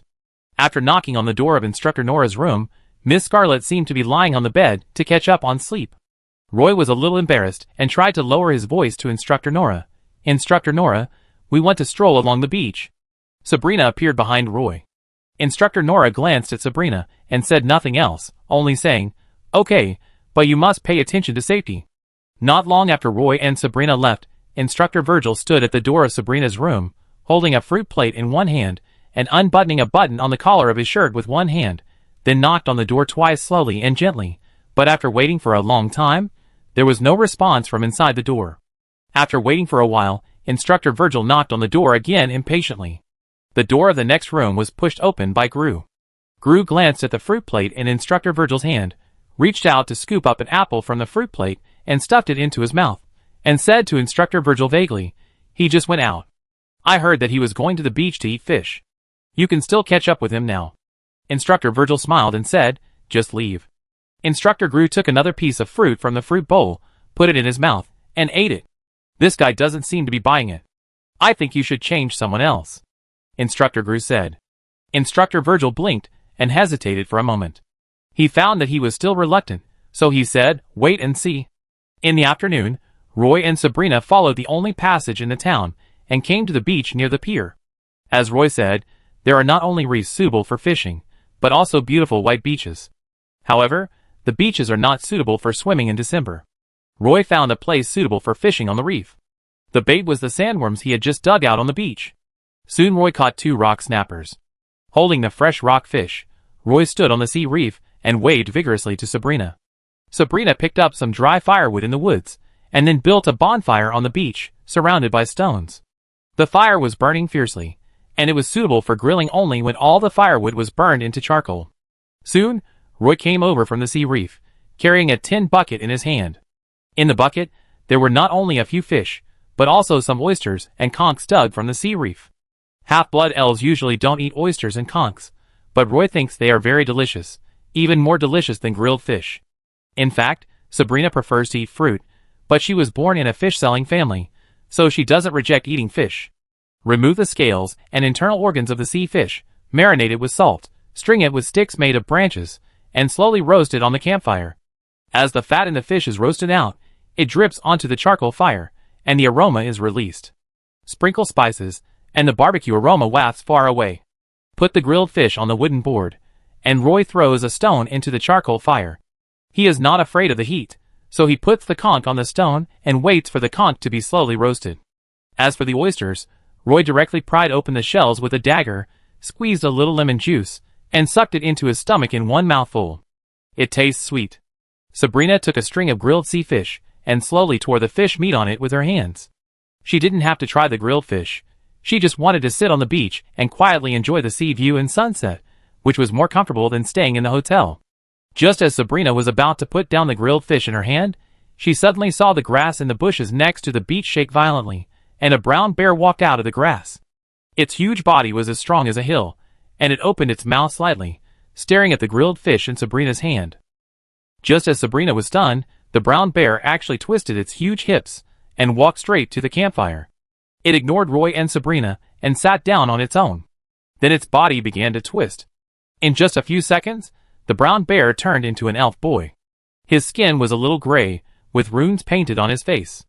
He was wearing a set of leather armor. He reached out and took a skewer of grilled fish from the campfire, carefully put it under his nose and sniffed it hard. When Roy saw that he was an elf boy, his last bit of fear disappeared, and he asked him directly, Are you a bear spirit who has cultivated into an elf? The elf boy was slightly stunned, turned his head to look at Roy, and said, I am a druid. Oh, then before you prepare to eat our food, do you need to say hello to us and get our permission before you start? Roy wiped his mouth and asked the elf boy, I saw that you two were full, and it would be a waste to leave all this food here, so why don't I help you eat it? The elf boy's words were also very interesting. As he spoke, he bit off the head of the grilled fish in one bite. He did not spit out the bones, but chewed it twice and swallowed it into his stomach. Roy did not stop him. After he finished one skewer of grilled fish, He handed him another skewer and let him eat all of it. Roy sat in front of the campfire and began to pick out the meat of a conch with a dagger and eat it while it was hot. "Can this be eaten?" the elf boy asked curiously. He had swallowed all the grilled fish and wiped the grease on his mouth with the back of his hand. Roy showed him the conch shell and said, "Of course, but most elves don't like to eat it. I am a half-elf with half-human blood in my body, so I can enjoy this delicacy." Seeing that the elf boy seemed very interested, he handed him one. The elf boy imitated Roy and picked out the snail meat with the dagger on his waist. He was not afraid of the heat, so he put it in his mouth, chewed it twice, and spit it out. "This is not delicious." Roy didn't care. He moved closer, stared at the elf boy, and asked curiously, "Are you a resident of Partington?" The elf boy shook his head vigorously and said, "No, we are just passing by here and are going to the Partington Plain." The leather armor on his body seemed to be hand-sewn in the most primitive way, and it was a bit rough. Although he spoke Elvish, his accent was very different from that in Castletown. The elf boy ate 3 grilled fishes from Roy, wiped the seasoning on his mouth, and saw Sabrina and Roy looking at him, feeling a little embarrassed. Considering that it was their first meeting, it was not good to eat for free, so he fumbled in his pocket and took out an oak seed and handed it to Roy. Roy took it in his hand. It was an oak seed that looked silver on the outside. There should be a kernel inside. "I give you this oak seed," the elf boy said without any context. Roy looked at the seed and thought it was very delicate. He didn't ask what it was for. Since it couldn't be eaten, could he plant it in the yard and wait for it to take root and grow into a towering tree? "Okay, I'm leaving. Thank you for the dinner. I've never eaten this kind of grilled fish before. It's delicious." Although the elf boy's face looked a little immature, his words were very sincere. Then he turned and walked into the bushes. Roy and Sabrina did not stay on the beach for too long. They hastily extinguished the last embers of the bonfire and hurried back to the hotel. When they came back, they happened to see Instructor Nora sitting in the living room chatting with Ms. Nancy. "It's done. I put the things in the 7th detention room. It's up to you from now on." Abbott returned to the hotel and said to Benjamin with a tired face. Benjamin was drawing a magic scroll and couldn't be distracted at this moment. He agreed without raising his head, "Got it." When he drew the magic shield scroll, he remembered what Abbott said just now. The package was hidden in the confinement room. He couldn't help but feel a little confused. How to hide the thing in that place?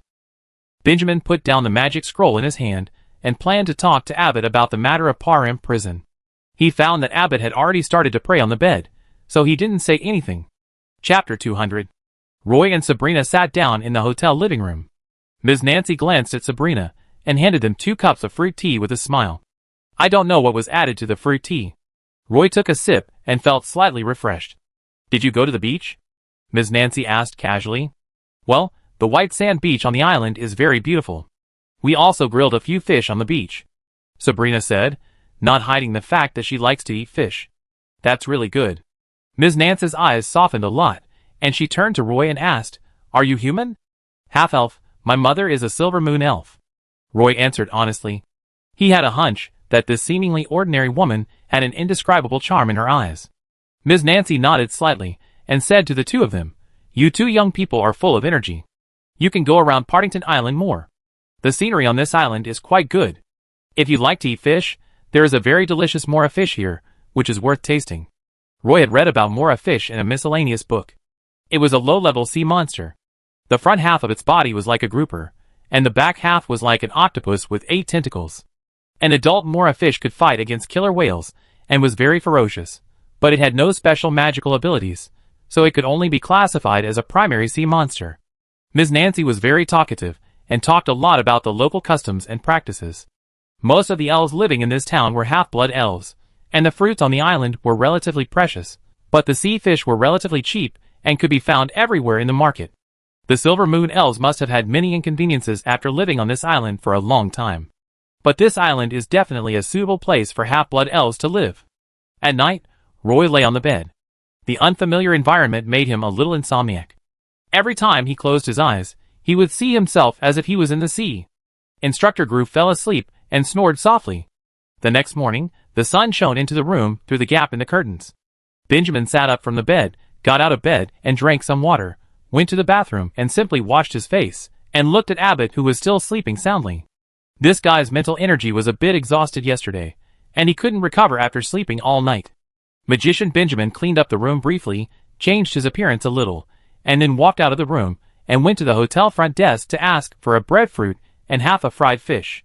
When he was halfway through his meal, Abbott came to the restaurant with sleepy eyes and sat down on the chair opposite Benjamin. He couldn't wait to swallow the soft and glutinous breadfruit, and then said to Benjamin, "Wales, I tell you, the Parham Island prison is actually an underground building." The two sat in the corner of the restaurant. After listening to Abbott's story about yesterday, Benjamin wiped his mouth with a napkin, stood up and said to Abbott, "Abbott, don't go anywhere, just wait for me in the hotel." This time, Benjamin was already familiar with the visiting process. As long as he followed the prison guard's instructions step by step, although it was a bit troublesome, the prison guards would never make things difficult for him. Benjamin met with the seaman Jeff in a room on the first floor of the square tower. There were only 2 chairs and a table in the room.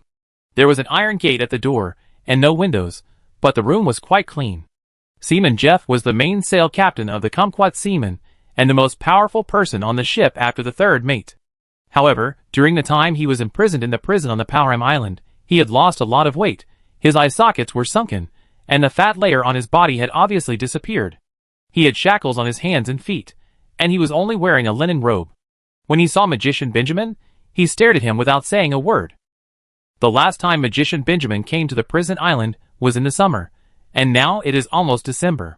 The first time he came to visit the prison island, Benjamin gave these crew members a great hope. Everyone was looking forward to escaping from the prison island, otherwise they would be locked up here until death. The two sat down in front of the square table. Magician Benjamin glanced at the prison guard standing at the gate of the fence, and then whispered to Jeff in the Green Empire language, "I have already placed the things and hid them in the number 7 confinement room. It depends on whether you can get the package." Benjamin spoke very fast, and only the mainsailman Jeff could hear clearly. He stared at the Magician Benjamin with wide eyes, showing a ridiculous smile on his face, and raised his head and said, "Are you kidding me? Where did you put the things? Do you know where that is? No one can crawl out of that place alive." 3 consecutive questions were in the Green Empire language. Although full of anger, the voice was kept to the lowest. Benjamin actually had no other choice. He couldn't get into the prison at all. He asked Abbott for help. Abbott also made it clear that he couldn't contact the prisoners after entering the prison, and there was no safe hiding place, so he could only hide the package in the confinement room. Whether you are willing to take a gamble depends on whether you want to be locked up here for the rest of your life. I have helped as agreed. Next. I will wait for your news. Then, the Magician Benjamin stood up and walked towards the door. Jeff sat on the chair and cursed, "Benjamin, why don't you go eat shit?" Benjamin looked back at Jeff and said in Elvish, "Then I wish you good luck." After that, he walked towards the door. The mainsail hand Jeff panicked. He saw that Benjamin was not joking. Before he could say what happened next, he begged Benjamin, "Master Magician Benjamin, think of another way, think of another way. You have the ability to hide things in the confinement room, so you must have a way to rescue the brothers." Benjamin was worried that the prison guards outside would find out, and he would not be able to escape. He turned around and whispered to the mainsailor Jeff, "I have done everything I can. I am not a legendary wizard. A meteor shower can turn this place into a sea of fire. I am just a human wizard wanted by the elves.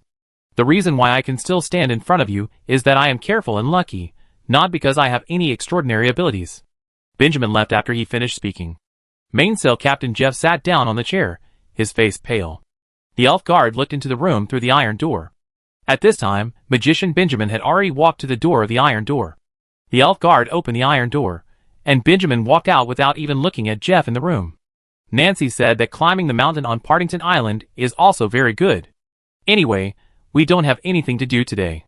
Do you want to go hiking? In the morning, Sabrina sat in the restaurant and asked Roy, who also got up to eat breakfast. The breakfast was simple, breadfruit and lemon honey tea. Okay. Roy was eating a breadfruit and answered vaguely. After the two of them had the breakfast prepared by Ms. Nancy, they said hello to instructor Nora, left the hotel and walked out of the town. The buildings in Partington Town are very dense, and the streets are narrow. Many streets can only accommodate one carriage. The main street leading to the town square is the widest street in the town. Currently, there is an elf guard standing guard every 20 meters on this street. The half-blood elves use carts to transport boxes of supplies from the town square to the dock. Sabrina and Roy can only walk along the street. On the street, they happen to see the druid elf boy following a team, holding a weasel in his arms, standing across the street and waving to Roy. The main street was separated by the elf guards, and the carts transporting wooden boxes, so the two could only wave across the long street. Walking out of the town, the oppressive feeling brought by the huge volcano above his head disappeared instantly, and Roy felt that every breath became unusually easy. This extinct volcano, outside the town of Partington, has dense jungles from the halfway point below the mountain, and all the exposed volcanic rocks above the halfway point. The two climbed up the mountain along a mountain path. The dense vegetation was all over the dense forest. It was difficult to pass in the area without mountain roads unless you had a sickle to cut the weeds and vines. Going up further was the bare volcanic rocks. There was no scenery above the halfway point, so the two stopped. Although it was almost December, the midday sun was still scorching the volcanic rocks. The heat was rising from the ground, and it felt very hot. The two found a huge rock and stood in the shadow, which instantly made them feel extremely cool. Standing on a huge volcanic rock and looking far away, they actually saw an island in the distance. "Where is that?" Sabrina squinted her eyes, endured the glaring sun, pointed at the island in the distance, and asked Roy. Roy happened to be studying the modern history of the Silver Moon Elves and the geography of the Elven continent this year. There was no reason for him not to know the names of the nearby islands. The embarrassing thing was, Roy really didn't know. Even Partington Island was very unfamiliar. Teacher Harper had never mentioned this island. Roy quickly flipped through the geography textbook, and was somewhat embarrassed to find that the island in the distance was more famous. It was Parem Prison Island. According to the distance marked on the nautical chart, it was probably 100 or 200 nautical miles away from Partington Island. If it weren't for the good weather and the high altitude, it would be difficult to see it. Standing high, you can really see far enough. Sabrina took out 2 apples from her bag. The two rested for a while, halfway up the mountain, ate apples, and then walked back. "When I came out of the town, I saw a restaurant. Do you want to try it?" Roy asked Sabrina as they went down the mountain. There were almost no restaurants in Castletown, mainly because the food the Silver Moon Elves ate was very simple. But the residential area of the Half-Blood Elves was different. Seeing a restaurant, Roy planned to go in and try it. "Okay." Sabrina hesitated for a moment and agreed. Roy said as he walked, "I will set up an adventure group in the future. It's not bad to be able to travel around like this." Sabrina wanted to say that she wanted to join, but she hesitated for a moment and finally didn't say it. Chapter 201. In the Parem Island prison, more than a dozen seamen and prisoners teamed up to beat up a half-blood elf prisoner in the prison. The reason was that the half-blood elf prisoner took the place of the seaman when he was on leave. The half-blood elf was beaten to death. More than a dozen seamen were arrested by the prison guards. The 10 leading seamen were not only whipped, but the rest were also thrown into the confinement room. The prison was calm for a while. In the early morning, the bolt of the iron door of the 7th confinement room was cut open by a sharp dagger, and a wounded crew member crawled out from inside. He was the lookout on the kumquat. The torture room was dark. Although he drank a bottle of secondary life potion, the pain from the wounds on his body still made him sweat all over. He cut the bolt of the next door in the dark, pulled out his companion, and asked in a low voice while enduring the pain, "Where is Boss Jeff locked up?" "It should be the first room," the injured companion replied. The two of them quickly groped to the door of the first confinement room, cut the bolt on it with a magic dagger, and Jeff climbed out with injuries all over his body. First, he checked the package handed over by his men, fished out 2 secondary life potions from it, and distributed them. Then he took a bottle, pulled out the cork and drank it. Seeing the magic dagger handed over by his men, he looked it up and down, and then snorted coldly. "This is the magic dagger Benjamin prepared for us to escape from prison. He has invested some money for this prison escape. Let's go." After rescuing all the suffering crew members in the confinement room, the main sailor Jeff led the group of seamen out of the torture room and took the opportunity to cut the throats of the 2 elf guards guarding outside the torture room. The group passed through a long and narrow corridor and rushed to the front of the suspension bridge. Going left, they could pass the suspension bridge to the prison gate, and going right was the prison cell on the underground floor of the prison. Main sailor Jeff thought for a moment, and led a group of crew members to the prison cell on the right. His men quickly reminded Jeff, "Boss Jeff, the exit is over there. Where are we going?" Jeff stopped, without even turning his head, and said sinisterly, "Do you think we can beat the elf guards outside? Since it's a prison break, of course we have to release all the prisoners, so that we have a greater chance of escaping. Leave 2 people to watch the exit, and the rest of you follow me to release them, and keep your voice down." A group of crew members hurriedly followed Jeff. The crew members did not alarm the prisoners in the cell, but quietly opened the cell door. After the alert prisoners woke up, some ran out to follow Jeff and the crew members. Some prisoners did not want to take risks, and even if the cell door was opened, they watched through the iron bars. Some prisoners slept soundly, and did not know that the cell door was opened.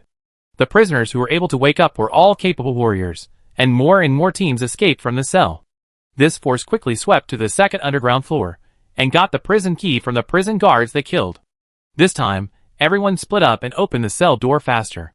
A group of crew members wanted to rush to the third underground floor of the prison, but were stopped by Jeff.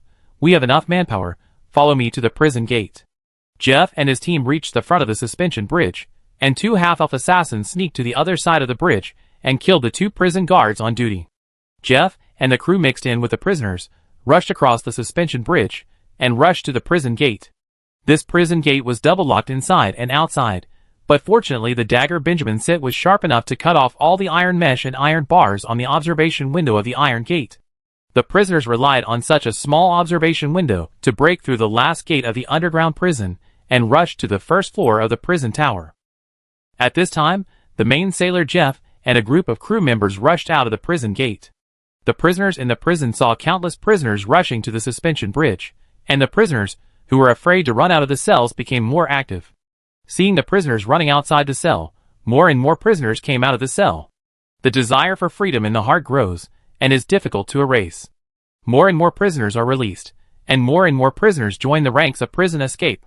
The alarm bells of Parham prison rang continuously at night, and the prison guards in the dormitory on the second floor of the square tower were still asleep. When the prison guards put on armor and rushed to the first floor with weapons, the prison gate had been broken open by the prisoners, and the two sides started fighting in the inner courtyard of the first floor of the square tower. The elf guards in the prison were fully armed, and they naturally had an overwhelming advantage against these unarmed prisoners. However, these prison guards also have a fatal flaw. The elves are very careful about their lives. Even if they are wearing armor, they are unwilling to take risks in battle. These prisoners have already rushed to the first floor of the square tower. Everyone knows that freedom is outside the square tower gate. All prisoners are willing to fight to the death at this time. As long as the prison guards do not stand in front of them, these prisoners will rush directly to the gate. The warden Pruitt woke up from his dream, and heard the shouting and killing downstairs. He quickly got up from the bed. While putting on the armor, he asked the assistant, who ran in a panic, "What happened?" The assistant hurriedly replied, "The prisoners in the prison rioted, and now some prisoners have rushed upstairs." The warden ran out in a hurry without fastening the buckle of the leather armor, and stood on the terrace on the third floor, looking at the chaotic scene in the inner courtyard. In the melee, a warden, Kyles, had already rushed into the inner courtyard from the stairs on the second floor with a group of prison guards, but faced the prisoners, who kept rushing up from the underground floor. Even if Kyles turned into a god of war, he would chop down one prisoner, and there would be another prisoner rushing up from behind. Kyles's armor was already stained with sticky blood, and the edge of the storm sword in his hand was curled, but there were more and more prisoners in front of him. His companions were already getting injured one after another, and extremely sharp arrows with elemental power fell from the upper floors. The prisoners in the inner courtyard fell down in a large number. A group of archers stood on the terrace on the second floor, and began to shoot the prisoners in the inner courtyard. These great elf archers were the most elite troops in the Parham Island prison. More and more great elf archers, wearing leather armor, and holding combat short bows, appeared on the terrace on the second floor. The elven archers had absolute power over the inner courtyard. The prisoners no longer rushed into the inner courtyard foolishly, but hid in the corridors around the inner courtyard. A large number of prisoners broke through the first major gate leading to the outside of the inner courtyard. Warden Pruitt saw a large number of prisoners pouring out of the underground prison, and then looked at the warden Kyles, who was trying to kill towards the gate of the square tower. "Put these prisoners who rushed up outside, cut off the suspension bridge, and then close the prison gate. Send a rescue signal, and we will wait for the army to rescue." Warden Pruitt wiped the sweat off his face, and said decisively. The order was passed down, and Warden Kyles immediately changed the battle plan, and gave up blocking the prisoners, who rushed to the prison's outer gate. With the full cooperation of the archers on the second floor, he gradually pressed down the gate of the underground prison. Roy was awakened by a loud noise outside in his sleep. When he sat up from the bed, he found that it was just dawn. Instructor Gru was wearing leather pants and a white shirt, holding the window with both hands and looking out. The town of Partington was built in the crevice of the mountain, so the sun rises very late, and the sun sets very early. The half-blood elves enjoyed this slow and leisurely island life, but the town was noisy at the moment. What happened? Roy ran to the window and looked outside with Instructor Gru.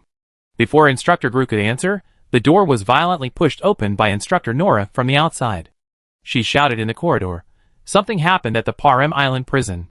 A signal for help was sent over there. Partington Island is preparing to send a rescue ship. Now the island is underguarded and plans to recruit some soldiers. I plan to apply to join the rescue fleet. The doors of other rooms were also opened, and Christine was standing at the door of the room in white silk pajamas.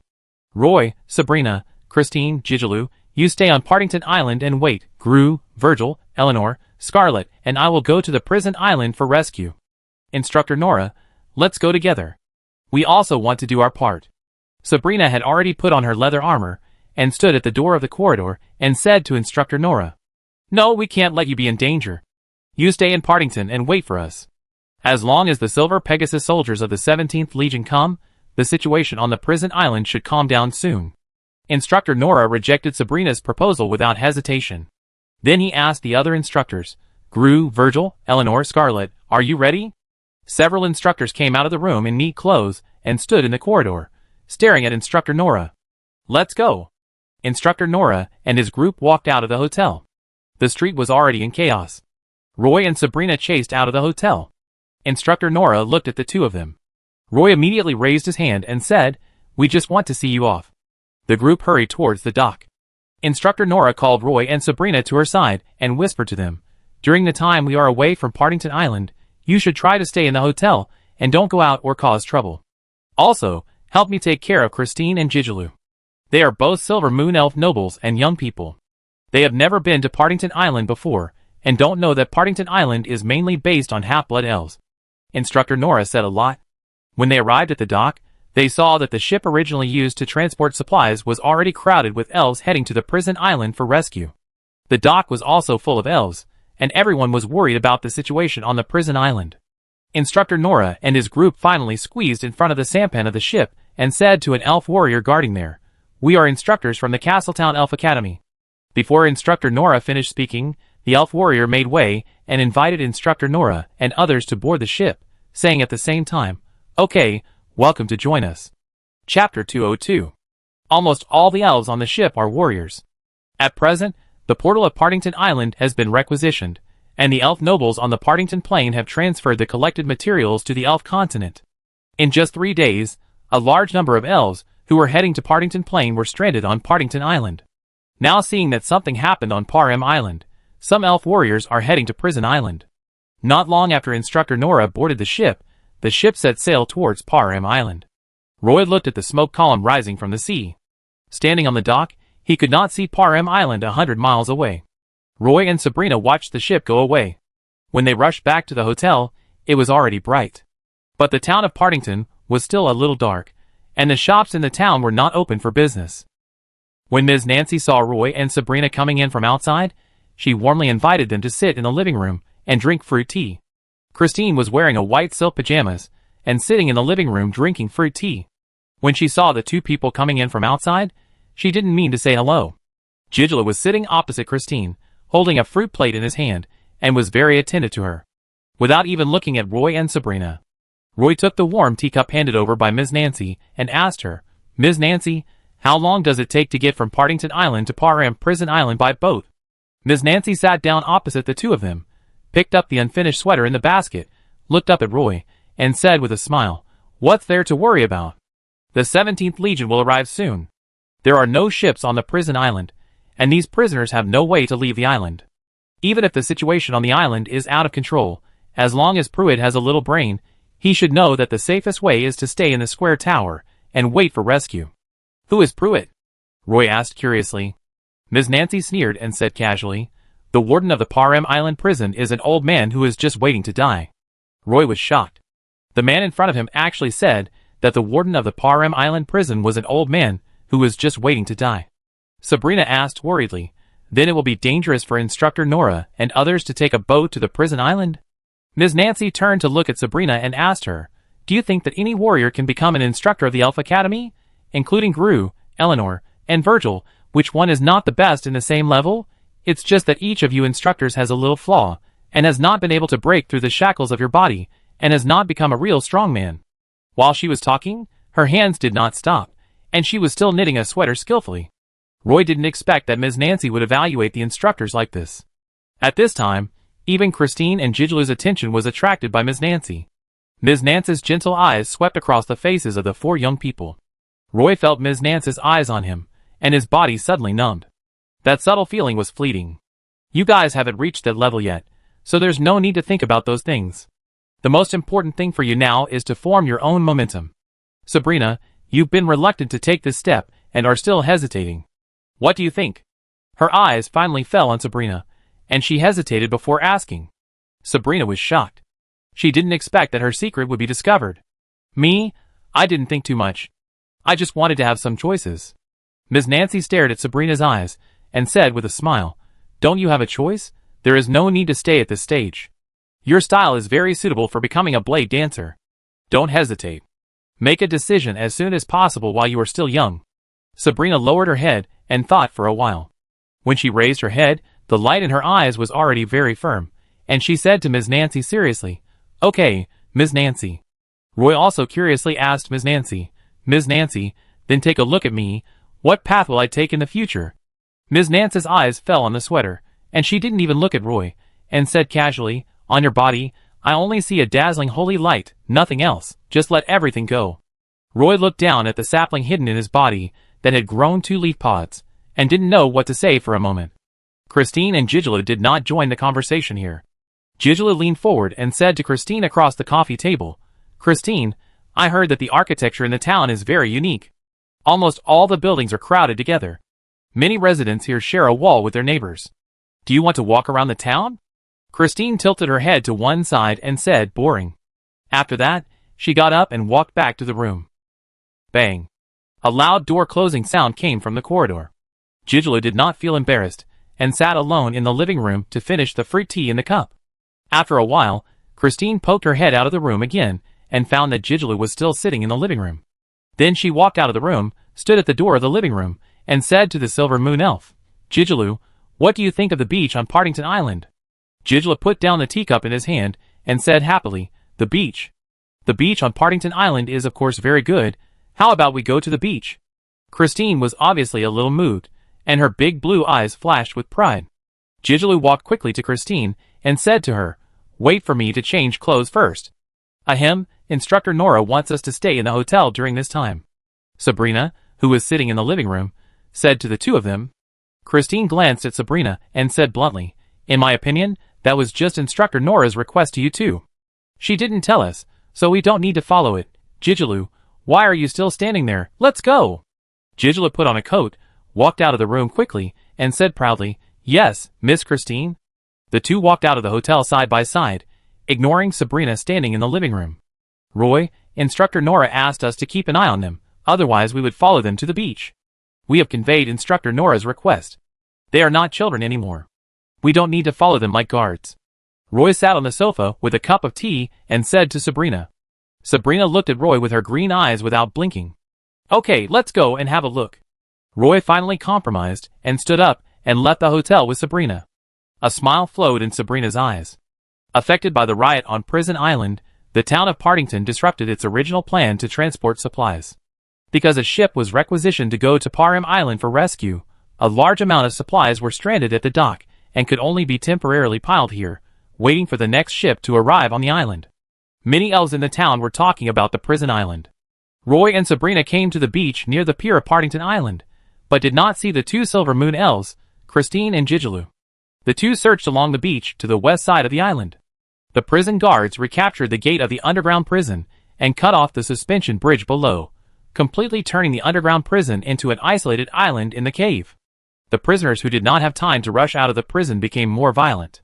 They could only throw the bodies of several prison guards into the abyss to vent their anger.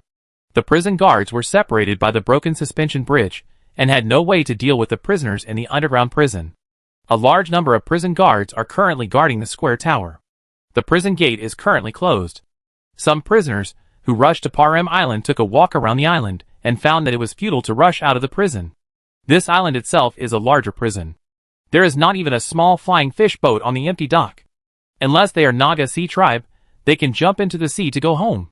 Otherwise, all prisoners face a very serious problem. Even if everyone can swim, they can't swim to the elf continent.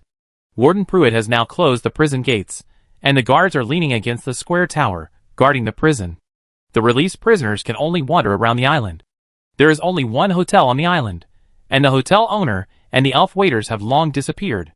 Currently, the hotel has been occupied by prisoners, and the only things they can find in the hotel are food and water. The prisoners found that after escaping from the prison with great difficulty, they still couldn't leave Parham Island. Many prisoners have collapsed. Just beside the cliff on the north side of Parham Island, a long rope was hanging from the cliff more than 40 meters high. A group of kumquat sailors with guns on their backs slid along the rope to a reef. The waves were surging and constantly hitting the cliff. Magician Benjamin pointed to a crack in the cliff and said to the wounded Main Sailor Jeff, "I hit a fishing boat there." Main Sailor Jeff was overjoyed and immediately asked his crew to run over. Several crew members hurriedly pulled out a flying fish boat from the crack. This small fishing boat, similar to a canoe, can only carry 10 people at most. But there were more than 20 crew members following the Main Sailor Jeff. Jeff's face was gloomy, his eyes were murderous, and he asked the magician Benjamin, "Where is the boat?" "It's this one." Fishing boats are strictly prohibited from approaching the prison island. Such a boat was smuggled in with great difficulty. Benjamin pointed to the flying fish boat and said to Jeff. Then he said, "Everyone, get over it first. After escaping the prison island, we will find a way to rob a fishing boat. If we don't leave now, the regular army of the Silver Moon Elves will come." Chapter 203. The waves hit Abbott's face, filling his mouth with salty seawater. He wiped his face, squinted his eyes, and paddled vigorously. When he was on the deserted island, Abbott didn't feel it was so difficult now. A flying fish boat that could carry 10 elves when fully loaded now had 12 crew members. The seawater had already exceeded the safety line of the flying fish boat. Every time a wave hit, the seawater would overflow the side of the boat and rush into the cabin. There were 4 crew members at the bow and stern who were responsible for scooping out the seawater. The shark fin-like sails on the left and right sides of the flying fish boat swelled up, taking in the full force of the wind, pulling the fishing boat forward along the wind and waves. The boat could only carry 11 sailors, and the rest of the sailors were soaking in the seawater holding a piece of wood. Abbott counted and found that there were 19 crew members on both sides of the flying fish boat, with ropes tied around their bodies, holding the wood in their arms, and moving forward with the flying fish boat. If any crew member was tired, they could rest on the boat, and the crew on the flying fish boat would jump into the sea, holding the wood and moving forward. Even Benjamin had to ride the magic broom in the air, and there was no place for him on the ship. A group of fugitives needed to leave the prison island as soon as possible, while the Silver Pegasus Corps had not yet arrived. Abbott took out the sea chart, drew a circle around Parham Island, and concluded that the name of the island closest to the prison island was Partington Island. Benjamin and Jeff discussed and planned to sneak to Partington Island as soon as possible to avoid the 17th Silver Pegasus Corps' large-scale search. Once the news passed, they would rob 2 fishing boats nearby, preferably a larger sea ship, and rush to Castletown Port overnight to steal the Black Pearl stranded on the beach. With such a large sea ship, there are basic conditions for crossing the ocean. Of course, those are things to be done later. The most urgent thing now is to stay away from the Parham Island prison and avoid the large-scale search by the 17th Silver Pegasus Legion. The reason why the crew of the Kumquat was captured was largely because they were caught by the Silver Pegasus warriors while drifting in the sea. Benjamin rode the magic broom in the air. Just as the sailors on the ship were paddling hard, he flew down on the magic broom, landed on the bow, and said to everyone, "Everyone, pay attention, there is a ship coming." He spoke in the language of the Green Empire, and only Abbott could not understand. The crew members of the Golden Orange sitting on the boat immediately shouted, "Boss Jeff, are we going to rob that ship?" The Main Sailor Jeff sat on the bow, threw the iron pot in his hand to one side, and asked the crew to lower the flying shark fin sail to slow down the speed of the ship. Then he ordered the crew, "We will see what will happen when the time comes. All the crew members will go into the water. Everyone listen to my command. Once the ship appears in our sight, everyone will hide under the boat immediately. I will try my best to turn the fishing boat sideways to block the side of the elves on the ship. You can hide on the other side of the fishing boat to breathe." Seeing that the Main Sailor Jeff arranged it so carefully, a group of crew members readily agreed. Jeff wiped the seawater off his face and said to Benjamin at the bow, "Benjamin, tell that half-blood elf that you let him and I stay on the boat to deal with the ship, and he will take the initiative to greet the ship." Benjamin looked at Abbott in the crowd with fear, and whispered to the main sailor Jeff, "Got it, and my name is Wales now, don't shout it."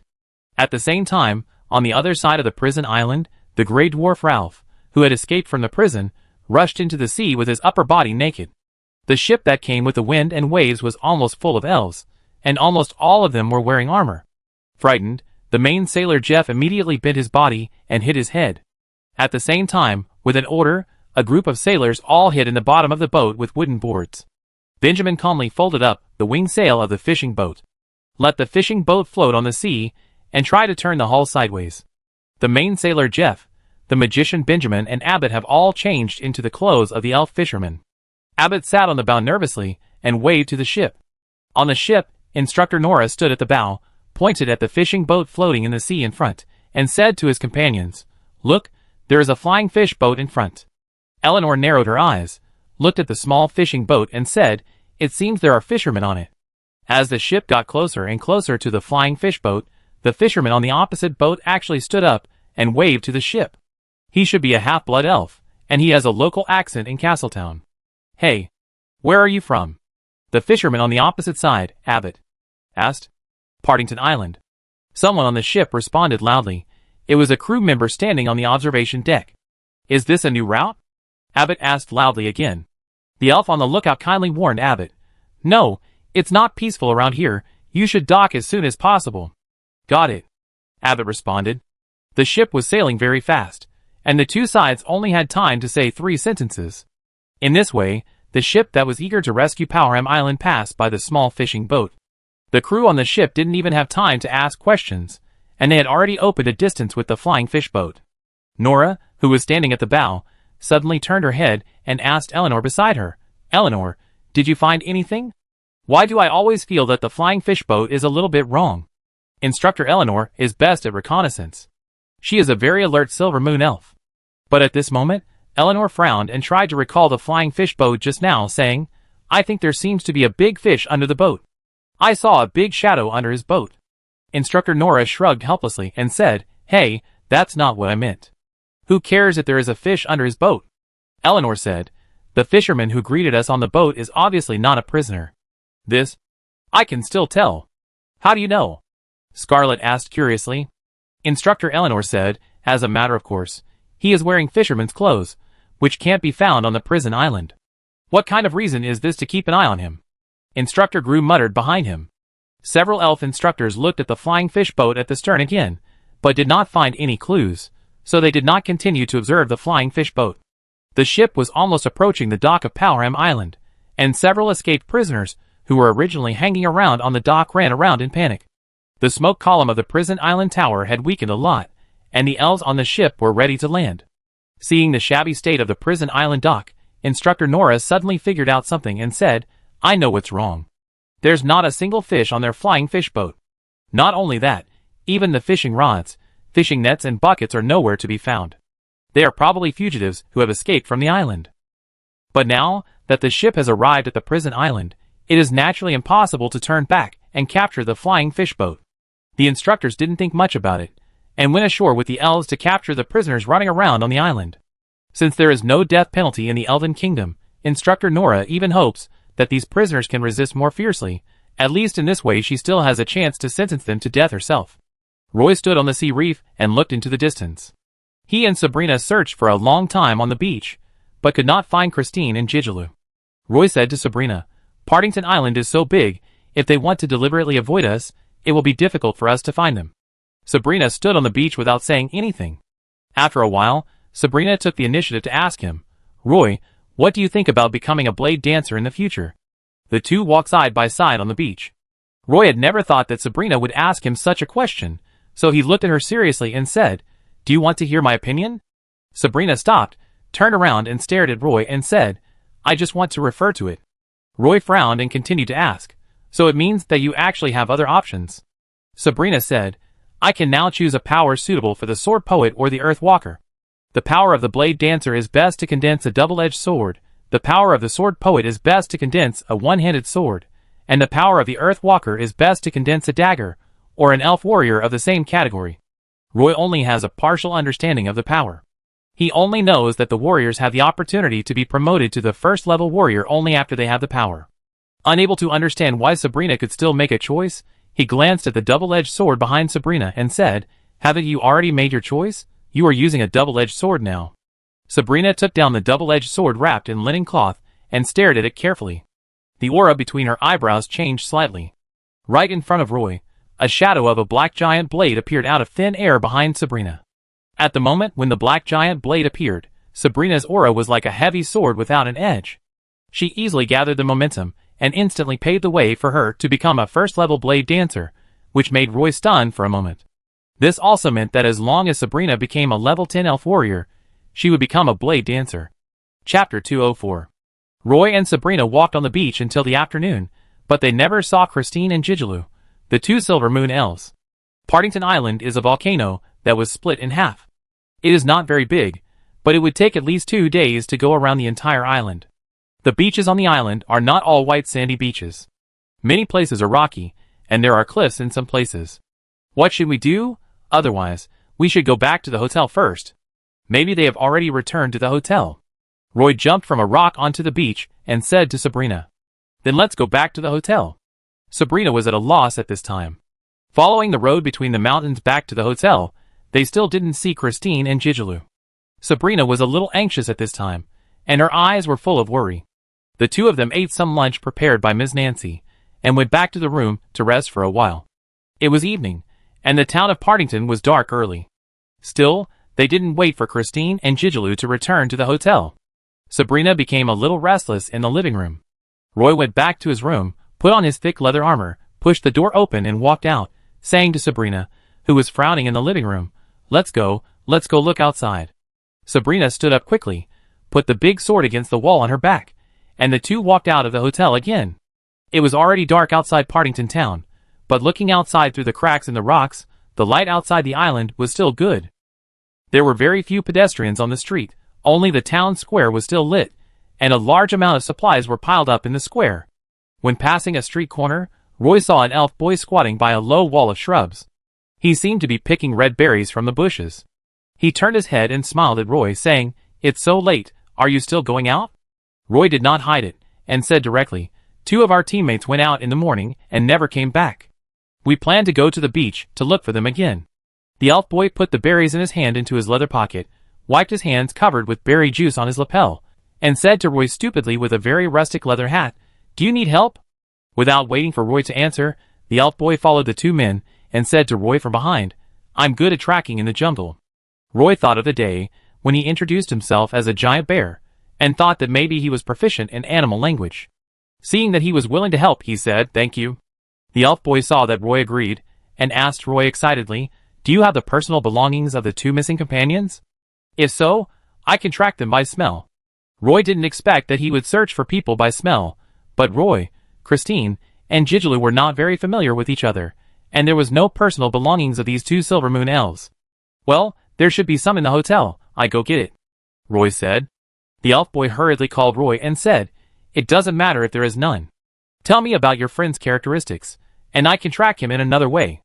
Roy's eyes were full of simplicity, and he didn't mean to joke at all, so he said, "2 young Silver Moon elves, 1 male and 1 female. Silver Moon elves. You know, they are somewhat arrogant. Wait for me to ask," the elf boy said to Roy, and then walked to a not very tall hibiscus tree at the intersection, put his hand on the trunk of the hibiscus tree, and seemed to be communicating with the tree. After waiting for a while, the elf boy came back and said to Roy, "They should have walked past here in the morning, but they have not returned. The Silver Moon elf lady is still carrying a combat short bow." The elf boy smiled after speaking, revealing a neat white tooth. There was a leaf of life tattooed on his arm, and there were vines winding along the direction of his arm. When he stood at the intersection, he put his hands on his head, chanting a spell while drawing a magic pattern array similar to a crow on his head. Every time he drew a magic pattern array, the black crow at the center of the array would fly out of the array. He drew it twice in a row, and 2 black crows fluttered into the dark sky and disappeared in an instant. "Let's keep looking. If the 2 of them are on the beach around the island, my crows will find them soon," the elf boy said confidently. "Is this a spell?" Roy asked curiously. The 3 of them walked out of the town together. There were elf guards guarding the pier. The elf boy said frankly, "This is a druid summoning spell. But unfortunately I can only summon crows and flower vines, and I don't know more advanced spells. Following the road in the cracks to the outside of the island, the elf boy looked around for a long time before finding a palm tree next to a reef. The elf boy stretched his hand to the palm tree, and this time he took 3 minutes to take his hand away from the palm tree. He turned around and looked at Roy and Sabrina with some entanglement. "What's wrong?" Roy asked curiously. The elf boy asked Roy seriously, "Are they really your teammates?" Roy patted his chest and assured, "Yes, we are from the same adventure group." The elf boy looked at the palm tree and said hesitantly, "But what I saw was that they were hiding from you. It's obvious that they don't want to see you." Roy and Sabrina looked at each other, and what Roy said in the morning really came true. Roy stood up and patted the elf boy on the shoulder, saying, "This is also unavoidable." When the leader left, he handed them over to us to take care of. Since we promised the leader, we must keep our promise. They went that way later. After saying that, the elf boy pointed to a beach on the east side. Sure enough, the two chose the opposite direction. The elf boy led Roy and Sabrina to run forward along the beach, and occasionally found a tree by the sea to find the traces of Christine and Gigeloo.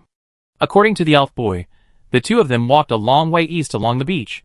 But the beach was already at the end, and there was a large reef area in front. Further back was the cliff rocks by the sea, which made it even more difficult to walk. At this point, the elf boy jumped onto a reef, sniffed hard against the sea breeze, and then stepped on the rocks covered with sharp oysters and ran towards the depths of the sea reef. When the elf boy stopped, he saw a flying fish boat that was almost smashed between several sea reefs, and there were some broken wooden boards next to it. The reefs were full of messy footprints.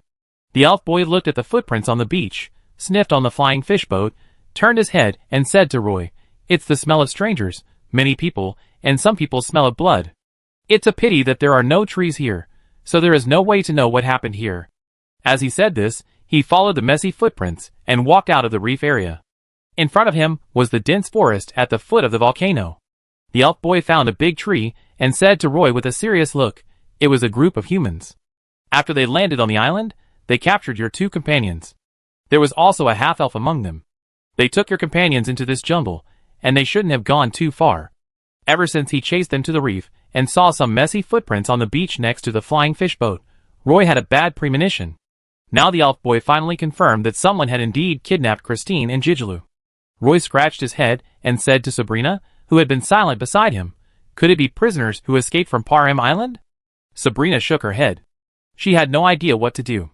At this time, the sky had gradually darkened. The elf boy raised his head and raised his right arm. 2 black crows landed on his arm. The elf boy touched the black crows, whispered in their ears for a while, pointed to the dense forest, and the 2 tireless black crows flew into the dense forest again. "Speaking of which, this jungle is my home. Let's go. As long as they don't leave this jungle, they will meet us soon," the elf boy said to Roy. The elf boy walked in front, and Roy reminded him, "They should be a group of slave traders who escaped from prison. They are very dangerous." The elf boy stopped and looked at Roy, then continued to follow the traces in the jungle. The 3 of them didn't go far, and one of the black crows broke through the darkness and suddenly landed on the elf boy's shoulder. The elf boy immediately gave up the current tracking path and walked out of the dark jungle. The 3 of them hid behind a reef on the seashore. The elf boy drew a magic pattern array on the ground and continued to chant a spell. Sabrina pushed Roy beside her and looked at a reef. Roy followed Sabrina's gaze and saw 2 naked sailors on a reef beach, collecting some shellfish in the cracks of the rocks in the dark. Their movements were very careful and light, but they still did not escape Sabrina's eyes. Sabrina took off the heavy sword behind her and held it in her hand. After the elf boy finished the spell, the fine sand under his feet suddenly began to surge non-stop, and then a flower vine, with a circle of sharp teeth, actually drilled out of the sand and instantly drilled into the sand. This flower vine was about as thick as Roy's thigh, and the bark was covered with colorful colors. Sabrina groped forward along the reef wall, and the flower vine followed Sabrina, but it lurked in the sand, and only occasionally could you see the wet sand surging out of the sand. The elf boy held an oak seed in his hand, pursed his lips, and looked a little nervous. Roy also held the sacred scepter in his hand at this time, and a small round shield was on his other arm. Chapter 205. Sabrina tiptoed into the gap between the sea rocks. The sound of the waves hitting the rocks covered Sabrina's footsteps. She hid in the shadows, and slowly approached the human sailor. The sailor seemed to sense something. He turned around suddenly, and saw a dark heavy sword coming down on him. He tried his best to push the heavy sword away with his hands, but it was too late. The heavy sword hit his head with a force of 10,000 pounds. Even the screams were suppressed in his throat. A bloody hole was smashed on his forehead by the heavy armor, and he lay straight on the reef. His companions realized something was wrong and quickly used their hands and feet to try to jump over the reef in front of them that was covered with oysters and jump into the sea. But at the moment he jumped up, a flower vine broke out of the ground and entangled the sailor's legs like a giant python. The poisonous flower vine immediately tied up the sailor's body and pulled him back from the reef. The sailor screamed. Roy rushed over from behind, swung the sacred scepter in his hand, and smashed it on the sailor's head, and blood spurted out. The sailor was knocked unconscious by Roy, and blood gushed out of the blood hole on his head. The flower vine suddenly shrank into the sand. Roy tried to wave the sacred scepter in his hand again. With the magic enhancement effect of the magic pattern structure, Roy felt that his strength had obviously increased a lot. The elf boy didn't expect Sabrina and Roy to be so fierce. They didn't think of leaving any survivors when they attacked. He was so scared that his mouth was grinning. Fortunately, the person lying in front of him was a human slave trader and a prisoner who had escaped from prison. Otherwise, he really couldn't accept this kind of fighting method. The natural way pursued by druids is to let everything go with the flow. The elf boy was worried that Roy would hit the two human sailors to death on the reef with 2 more hammers, so he quickly came over and took out 2 thorn seeds from his waist bag. As the elf boy injected natural power into the thorn seeds, the 2 thorn seeds were thrown into the sand by the elf boy, and they took root and sprouted instantly, growing 2 thorny vines covered with thorns. Roy took the opportunity to check the items the sailors carried with them, and the result was that there was nothing except a bag of oysters and mussels. However, the 2 sailors had deep scars on their wrists and ankles. Roy was sure that they were prisoners who had escaped from the prison island. Under the control of the elf boy, the thorn vines tied the 2 sailors like dumplings. "Tie them up and leave them here," the elf boy said to Roy and Sabrina, and sprinkled some hemostatic herbs on their foreheads. "It's impossible for them to break free alone." Seeing that Roy and Sabrina were still hesitating, the elf boy added, "Then hang them on the tree to prevent them from being rescued by other prisoners." Roy pointed to the jungle not far away. In addition to palm trees and coconut trees, there were many lush tropical plants. The elf boy quickly let the flower vines get out of the sand and dragged the 2 sailors, who were tied into a ball, to the edge of the dense forest. The elf boy walked to a big tree and gently stroked a parasitic vine on the trunk with one hand, injecting a trace of natural power into the parasitic vine. The parasitic vine actually came alive in the next second, and 2 tentacle-like vines hung from the crown of the tree, entwined on the thorn vine, and then hung the 2 sailors on the tree. After doing all this, the elf boy wiped the sweat from his forehead. It was obvious that he was a little tired from using the power of nature continuously. The elf boy sniffed left and right in the jungle. According to the smell left by the 2 sailors, he pushed aside the weeds in the dense forest and walked into the depths of the dense forest. Soon the 3 of them found a little firelight, shining through the dense forest. The 3 of them immediately became more careful. The 2 black crows of the elf boy stood quietly on the branches, and their 2 pairs of blood-red eyes stared at the open space in the forest. There are a total of 29 prisoners over there, including 8 prisoners hiding in the trees on sentry duty. Your 2 teammates are also there. The elf boy opened his eyes, and after his dark eyes became clear again, he immediately whispered to Roy, "Then let's go back and find someone to help. We probably can't save them alone," Roy said. He didn't want to take risks because of the 2 elves, Christine and Gigeloo. It was obviously their own fault, and it had nothing to do with others. And even if they wanted to rescue them, they had to do it within their capabilities. Sabrina refused to give up. After hesitating for a while, she whispered to Roy, "Let's get closer and observe to see if there is a chance to rescue them first."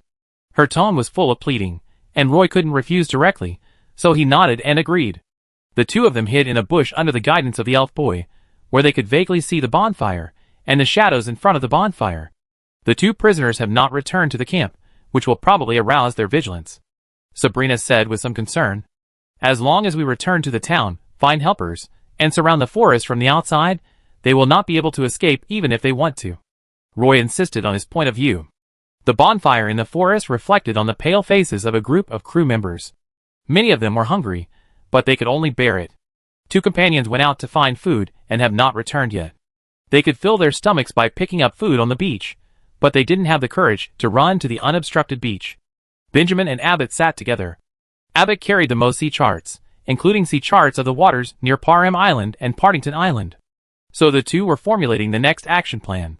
In fact, there were two options in front of everyone. One was to rob a ship at the Partington Island dock and then run into the sea. These crew members were already accustomed to life at sea. As long as they could return to the sea, they would have the confidence to escape from danger. Benjamin had another bold idea, which was to sneak into the Partington Plain through the portal of Partington Town. This was the Elf continent. No matter where they went, they would probably be unable to escape the shadow of the Silver Pegasus Legion.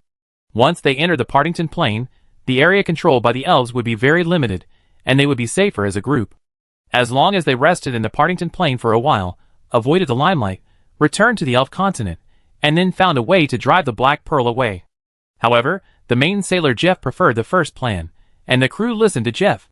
Some of Benjamin's orders must be passed through Jeff before the seamen can execute them. For example, Benjamin is not in favor of lighting a bonfire, but Jeff thinks that in the depths of the jungle, the light of the fire cannot be transmitted at all. The shellfish collected later must be roasted before eating. Jeff threw a coconut shell in his hand aside, wiped his thick beard, and stared at Miss Christine with fierce eyes.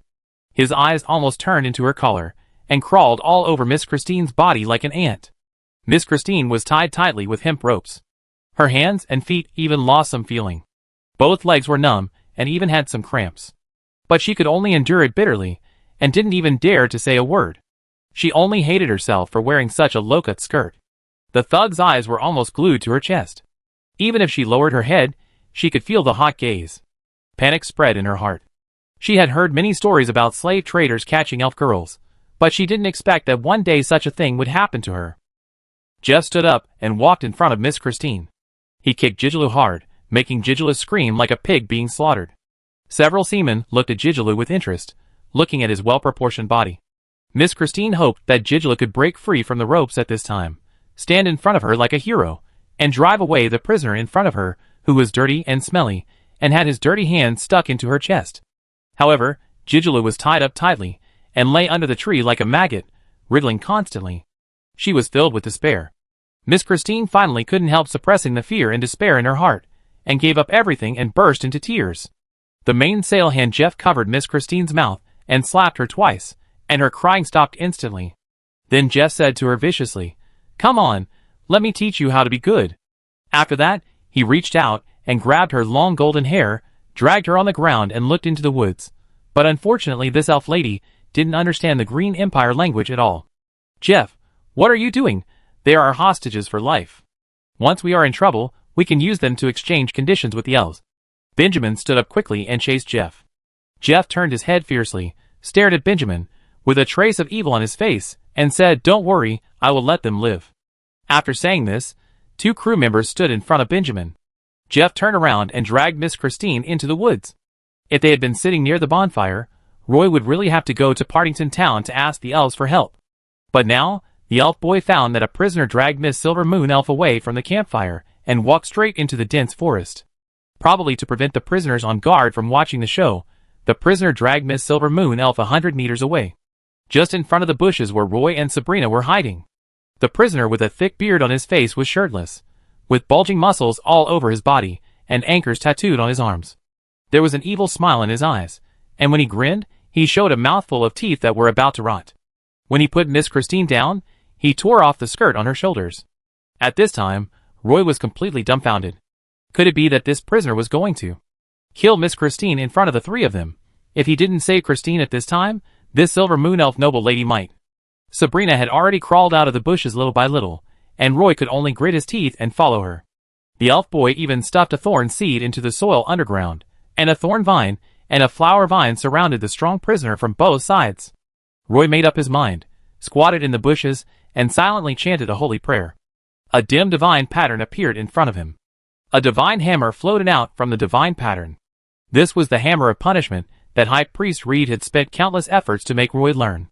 Amid Christine's cries, Roy threw the hammer of punishment fiercely at the prisoner, who had his back to him. Chapter 206. This was probably the darkest day in Christine's life. She was walking on the beach, but was kidnapped by a group of human prisoners.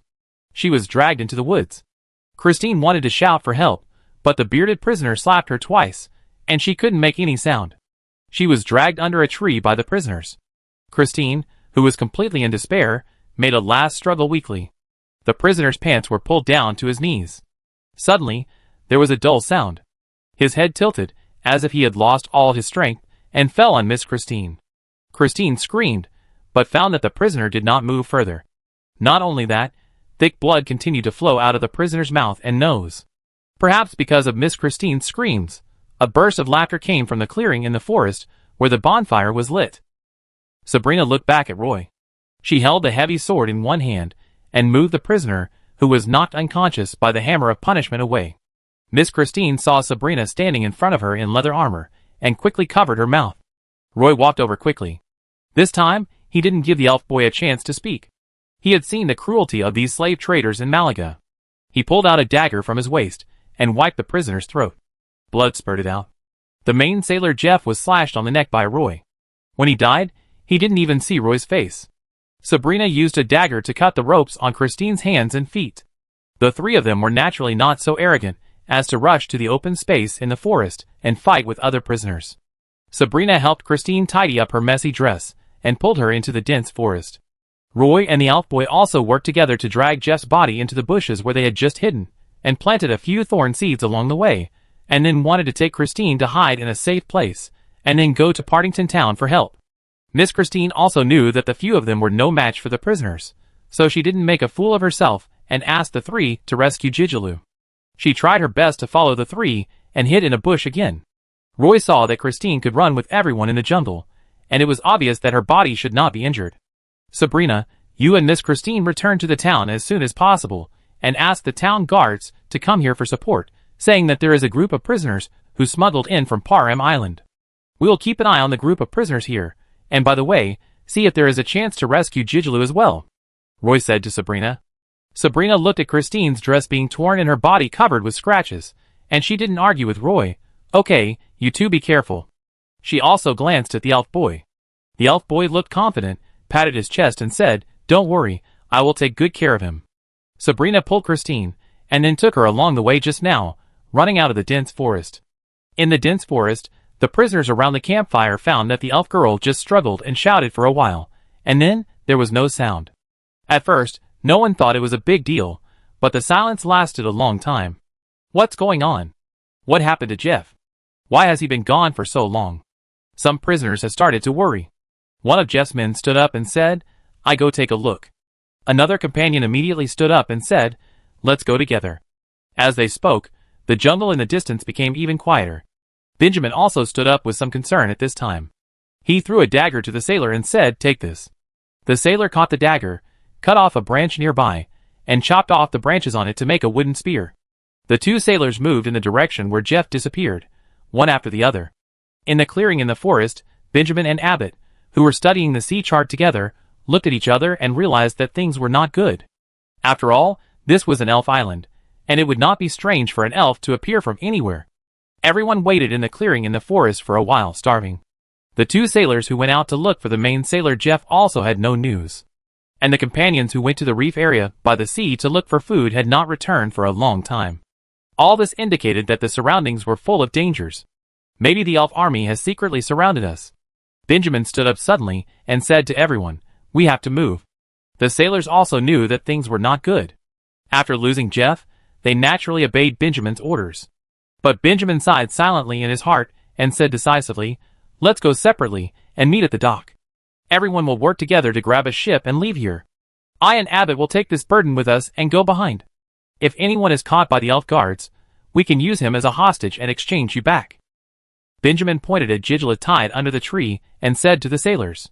At this time, the sailors could not care less and immediately went into the dense forest in twos and threes and broke out separately. Soon, Benjamin and Abbott were left in the open space in the forest.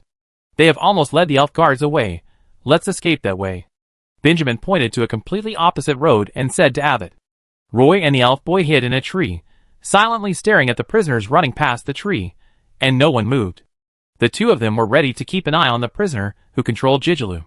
With the black crow as their eyes, they knew that Jijilu was still there. Just now, the elf boy successfully tied up two prisoners with thorn seeds. Roy wanted to get rid of both prisoners, but was stopped by the elf boy. "Roy, this is against the way of nature. We need to respect all life. The elf boy pulled Roy's arm and said to Roy, "But once they get out of trouble, they will threaten our safety." Roy looked at the prisoners tied in the thorn vines and said to the elf boy, "My thorn seeds are not so easy to break free, don't worry." The elf boy promised Roy, "Come on, follow me." With the help of the flower vines, the elf boy hung the two prisoners on the tree. Afterwards, the elf boy also pulled Roy up to the tree, and the two squatted on the horizontal branch of a big tree. The elf boy continued to share vision with the two black crows. When sharing vision, the elf boy's eyes were dark, and his perception of the surroundings was reduced to the minimum. Only when he was hidden in a secret place and had someone to protect him could he perform such a secret skill. The druid boy told the situation over there in a fragmented manner. They seem to have realized that something is wrong. They actually extinguished the bonfire. They are going to flee separately. What should we do? The elf boy suddenly opened his eyes and asked Roy anxiously. "Don't pay attention to others. We only focus on the people who took Jijilu away," Roy said quickly. "Okay." The two of them discussed and waited on the tree until the elf boy pulled Roy and whispered to him, "Your companions were taken to the depths of the dense forest by those prisoners. They seem to be going up the mountain." After saying that, he jumped down from the tree. Roy didn't have such good skills, so he could only slide down the tree carefully. He was wearing thick leather armor, so he didn't worry about being rubbed by the rough bark. The elf boy led the way in front, and Roy could only barely follow from behind. Two black crows were also flying rapidly in the forest. At night, the dense forest of Partington Outer Island was not easy to walk. There were bushes covered with thorns everywhere. The prisoners who rushed out first did not meet the elf guards. They ran out of the dense forest according to Benjamin's order and rushed directly to the island dock. However, there were still a lot of goods shipped from the Partington Plain piled up on the island dock, and almost 1/3 of the town's guards were guarding the port dock. The sudden appearance of the prisoners also scared the elf guards. At first, they thought that there were thugs trying to rob the supplies on the dock, but then they found that these humans were almost unarmed and did not wear armor. The elf guards immediately chose to stand together, with their shields raised, and put their long swords on the shields. As long as these thugs dared to rush over, they would give them the heaviest blow. The prisoners did not dare to attack the elf guards, especially since there were so many guards on the dock. They did not even form a powerful attack, and the group of prisoners quickly fled to the beach. The elf guards did not pursue them, but only guarded the goods on the dock and set flares in the direction of the town. Roy followed the elf boy in the dense forest for a long time, and he even blessed himself with the blessing of strength. The elf boy was so tired that he was panting. The light in the dense forest was dim, and Roy could not see who was in front of him, but he could already hear the footsteps of two people fleeing in panic.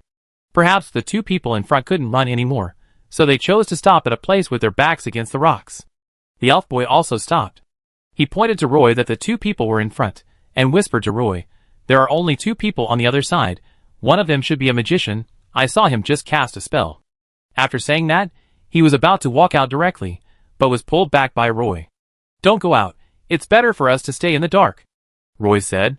Benjamin and Abbott almost used all their strength to escape along the way, but unfortunately they had to drag Jijilu, whose hands were trapped, so they didn't run far before they knew that the elves were catching up with them. They had no choice but to stop at the foot of a cliff.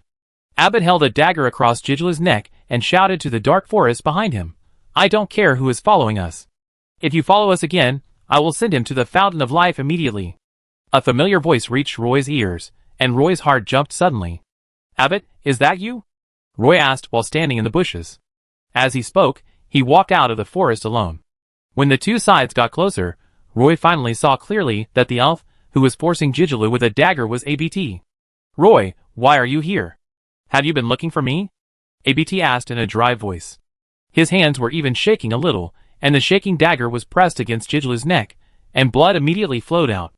"I just happened to pass by here. I really didn't expect that we would meet again." Roy put the round shield on his arm against his chest, holding the sacred scepter in his hand, and approached ABT step by step. "ABT, wait for your capture. I will never let you go this time." Roy walked slowly because he was still paying attention to the magician, who hid his face in his hood. The last time he was attacked, he was injured by a fireball. Jijilu's eyes widened. His mouth was tied with a rope, and he couldn't make any sound. Seeing that Roy didn't care about his safety at all, he protested with a woo-woo. Chapter 207. The magician who covered his face with a hood standing next to Abbott always gave Roy a great sense of oppression. Roy stared at Abbott. Abbott met Roy's gaze. Roy rarely saw such a paranoid and crazy look in the eyes of the elves. With a touch of cruelty on his face, he continued to press the dagger against Jigelu's neck, scaring Jigelu's pants to wet. Roy, you think too naively, do you really think? Abbott wanted to continue, but was interrupted by the magician next to him. Abbott, hurry up, it won't be long before the elf guards rush over. Didn't you say that the golden key is in his hand?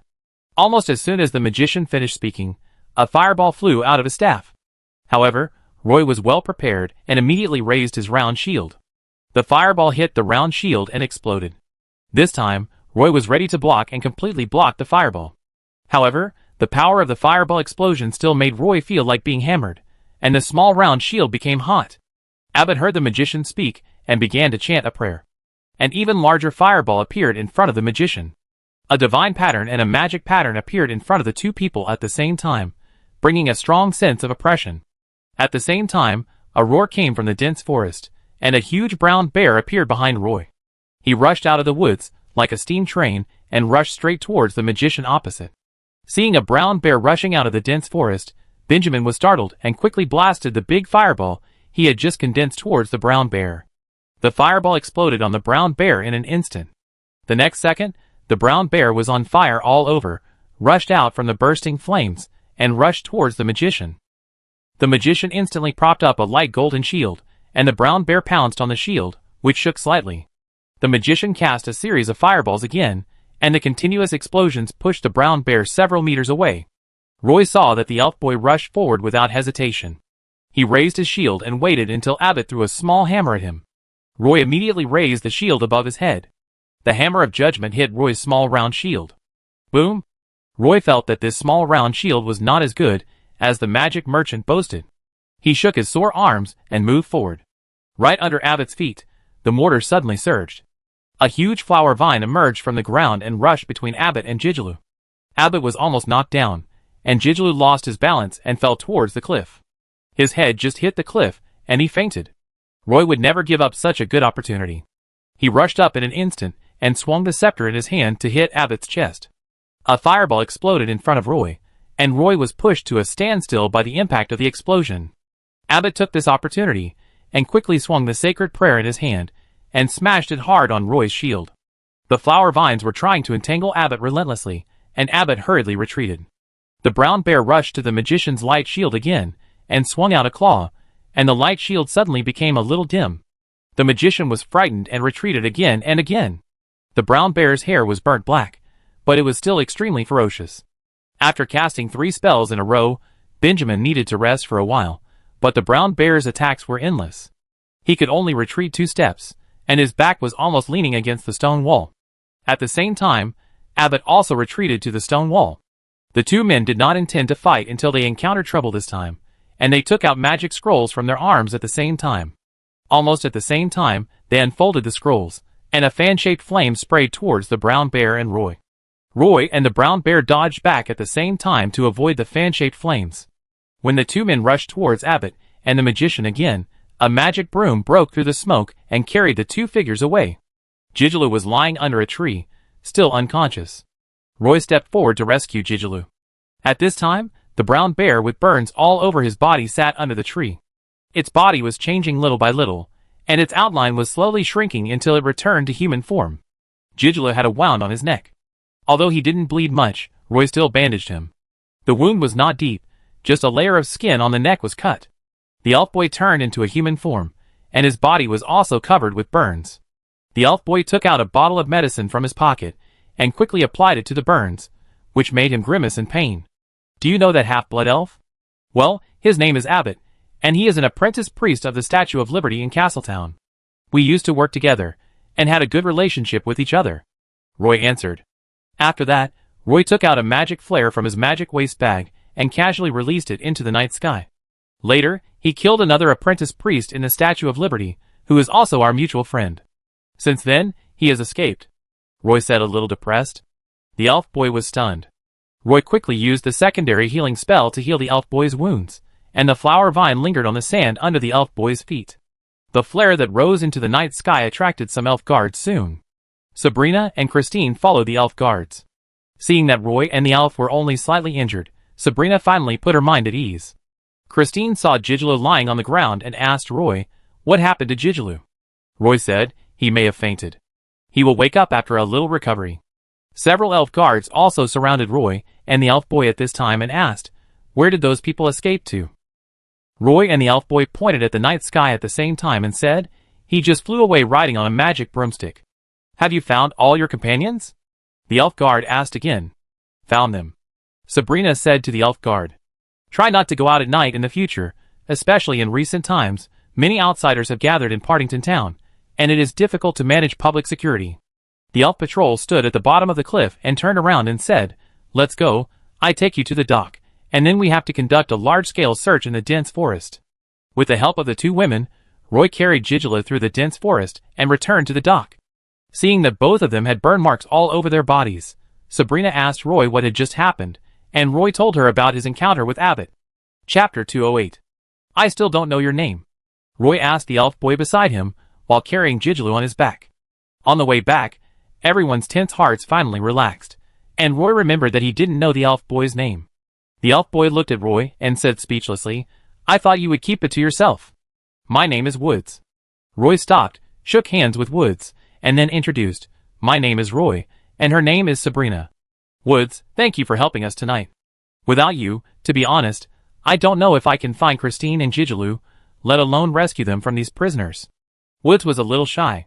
Seeing Roy speak so formally, he didn't know what to say for a moment. "It's okay. Friends should help each other," Woods said. When they passed the beach, they could see a group of elf guards holding torches passing by the beach, looking like they were searching for the prisoners. The pier also became heavily guarded. Everyone was worried that they would rush to the pier to rob the boats here. Partington Island is not like Prison Island. Large sea boats are often moored at the pier here, and flying fish boats are parked in 2 rows at the pier. This is a gathering place for half-blood elves, and many half-blood elves rely on fishing for a living. Although the magician used a magic broom to take Abbott away, they are unlikely to leave the island. There should be a bigger search operation on Partington Island after tomorrow morning. Miss Christine recovered quickly and rushed to the dock with everyone. Gigolo was trapped for too long and had scratches all over his body. He could only lie on Roy's back. The two did not talk much along the way. Christine and Gigolo probably knew how much risk Roy and Sabrina took to rescue them from the prisoners. Gigolo lay on Roy's back, and the light in his eyes seemed to have completely dimmed. Miss Christine seemed stronger, and her heart was strong enough. The elf guards escorted Roy and his party to the dock and left in a hurry. They also had to rush to the dense forest to participate in the search and arrest operation. The outer area of Partington Island was still very large, and the elf guards participating in the search did not dare to be too scattered, so as not to be difficult to deal with when encountering prisoners. It was so late, and there were no carriages returning to Partington Town on the dock. But today was a special situation. There were still several carriages parked on the noisy dock. Sabrina went forward and called a carriage. When the 5 people got on the carriage, the atmosphere in the carriage became a little dull. The carriage stopped at the town square, and Woods got off the carriage. He waved to Roy in the carriage and said loudly, "If you have a chance, don't forget to treat me to fish." Roy couldn't keep up with the pace of the druid boy. He wanted to eat fish, so why didn't he say so when he was in the carriage just now? He stuck his head out of the carriage and looked behind the carriage, and saw that Woods had turned around and walked into an alley. Luo kept yelling towards the entrance of the alley, "Okay." After Woods left, the atmosphere in the carriage became even more awkward. Christine looked at Sabrina and Roy and thanked them again. Gigolo might have been hit hard and didn't speak all the way. The carriage stopped at the door of the hotel, and the 4 people got off the carriage. Sabrina paid the fare. Walking into the hotel, Ms. Nancy was still sitting on the sofa in the living room knitting a sweater. Seeing that Christine and Gigolo were both in an extremely embarrassed state, she asked in surprise, "Oh my God, how did you get into this state? It seems that you need to take a bath first, and then come out to drink some fruit tea. I can add some tranquilizing flowers to the fruit tea. This herb has the effect of calming the mind."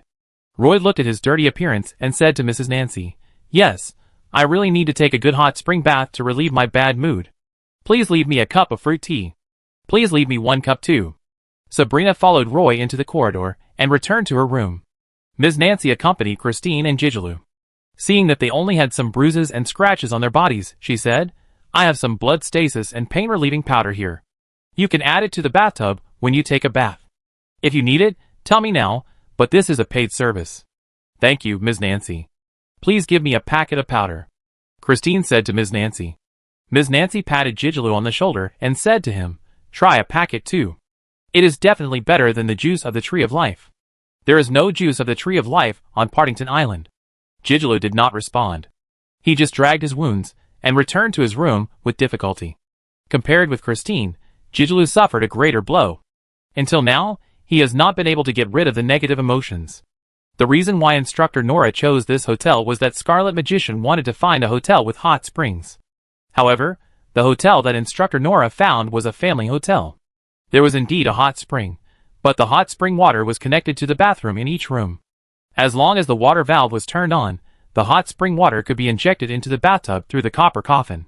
Last night, Roy and Instructor Gru shared a room. He came back late, so after coming back, he didn't feel like enjoying the hot spring water bath, and he woke up early this morning. This time he dragged his tired body into the bathtub and found that in the warm spring water, all the pores on his body opened up, and the fatigue after the battle was quickly dispelled. At this moment, Roy felt that the seedling of the holy light tree in his body was actually glowing with a layer of golden brilliance, and it felt that its root system had an extra root, which was already the 6th root. Obviously, the lengths of these tentacle-like roots were different. The first root they grew out was like a taproot, and had grown very thick. Compared with it, the latest root was like the difference between a bean sprout and a radish. Even so, Roy also felt that his body was like breaking through an invisible shackle, and the strength, agility, and physique controlled by his body were slightly improved. The improvement in strength and agility can be clearly felt, while the improvement in physical fitness and mental strength is not obvious. Roy did not expect that he would be promoted to a 6th-level apprentice priest in the bathtub of the hotel. This made him a little embarrassed, but he was also a little happy. With one more root, the speed of collecting holy light particles will become faster. Roy soaked his whole body in the bathtub, stretched out a hand, and released a ball of holy light. The holy light has a slight healing power. Under the divine light, the somewhat exhausted Roy actually rested his head on the edge of the bathtub and fell asleep before he knew it. Dang dang dang. Roy was awakened by a knock on the door. He woke up, splashed water, and then found himself in the bathtub. Not only that, he had just fallen asleep. Wait a minute, I'm coming. Roy stood up quickly, responded loudly, and then wiped himself with a bath towel, quickly changed into a linen outfit that he wore at home, and went out to open the door without drying his hair. Sabrina changed her skirt and stood at the door. Seeing Roy's embarrassed look, she looked inside curiously. Seeing that the bed was very neat, she said in surprise, Roy, you didn't fall asleep in the bathroom? Roy wiped his hair with a towel and walked into the hotel living room with Sabrina. Ms. Nancy had already placed the prepared fruit tea on the dining table, and there was also a cake that Roy had never seen before. Roy and Sabrina sat in front of the dining table, and Roy's eyes were almost completely attracted by the cake. He was sure that the outside of the pie was made of wheat crust, but it looked very crispy, and the pie exuded a sweet apple flavor. I know you may not have time to eat dinner tonight, so I made an apple pie for you to try. Here are wheat flour, applesauce, and honey. Mrs. Nancy smiled, and brought Roy and Sabrina a plate and knife. After hearing what Mrs. Nancy said, Roy put half of the pie on his plate without any hesitation. He took a big bite, and found that the puff pastry was indeed filled with applesauce, which was a bit too sweet. But when he drank a sip of slightly sour fruit tea to neutralize it, it became very delicious. Ms. Nancy, this is the best pie I have ever eaten in my life. Roy's mouth was full of pie, and he was still mumbling. Ms. Nancy obviously knew that Roy would like it. She smiled and said to Roy, You have human blood in your body. This cooking method is what I learned from the human world. It will naturally suit your taste. Seeing Sabrina still hesitating with the knife in her hand, Ms. Nancy pointed at half a pie and said to Sabrina, Sabrina, you should try it too. Following Ms. Nancy's advice, Sabrina cut a small piece, tried a bite, and said with a smile, It turns out that humans usually eat these things, they are delicious. However, she only took a bite, and refused to eat any more. Ms. Nancy brought Sabrina a fruit plate full of berries. Then Ms. Nancy asked the two about their experience today. Roy and Sabrina did not hide it, and told Ms. Nancy about the prisoners from Prison Island sneaking into Partington Island, and the kidnapping of Christine and Gigolo. When Roy talked about the elf boy, Ms. Nancy was surprised and said, There is such an outstanding young druid on Partington Island. Such an outstanding druid is rare in the Silver Moon Elves. Well, I heard that they are preparing to go to the Partington Plain, Roy said.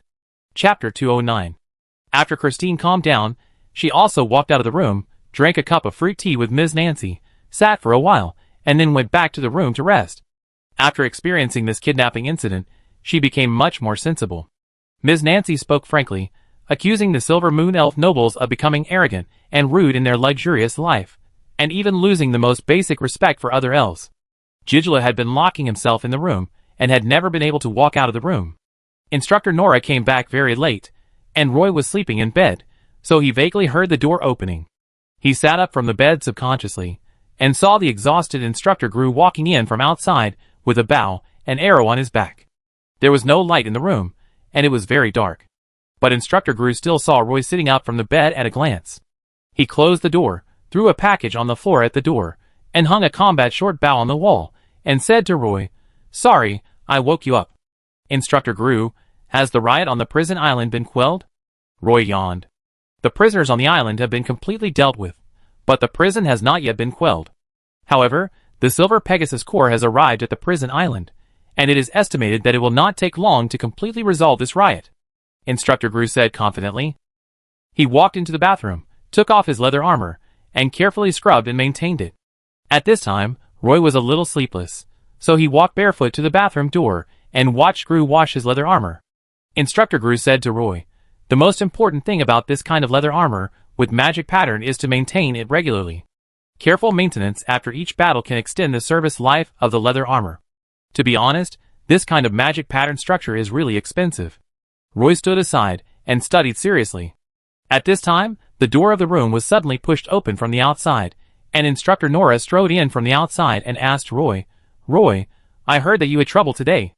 Instructor Gru looked at Instructor Nora helplessly, and was very dissatisfied with her sudden intrusion. He complained loudly, "Nora, every time you break into someone's room, can't you knock on the door first?" Instructor Nora ignored Instructor Gru's questioning. Roy stood up quickly and said to Instructor Nora, "We encountered a little trouble. A small group of prisoners sneaked into Partington Island." "So they kidnapped Christine and Gigolo?" Instructor Nora continued to ask. Instructor Gru stood up in fear. He even wanted to rush out to get the combat shortbow hanging on the wall. Then, seeing Nora and Roy's calm appearance, he stopped and stared at Roy with Instructor Nora. Roy nodded. "Tell me what happened." Instructor Nora said to Roy, "The matter has been resolved. Although the prisoners are still wandering around the island, the local elf guards have already gone to hunt them down. You should take a rest first. It won't be too late to talk about it tomorrow," Roy said. After hearing what Roy said, Instructor Nora did not continue to ask questions, but walked out of the room in a hurry. Instructor Gru stood at the door and turned to Roy and asked curiously, "What's wrong? During the time we were away from Partington Island, someone kidnapped Christine and Gigolo." Roy had to simply say, "They didn't listen to Sabrina's advice and ran to the beach to scatter. They were unlucky and happened to see the prisoners who had sneaked here from the prison island, so they were kidnapped by them. But later we found the hiding place of the group of prisoners, and Christine and Gigolo also took the opportunity to escape." Although Instructor Gru only listened to the incident briefly, he was relieved. He hung the combat shortbow back on the wall and said, "You may not understand how great the danger is. The prison on Palram Island has not been recaptured until now.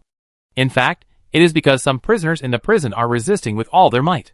There are some powerful prisoners among them. They were able to sneak to Partington Island in just half a day, which proves that these prisoners have certain strength.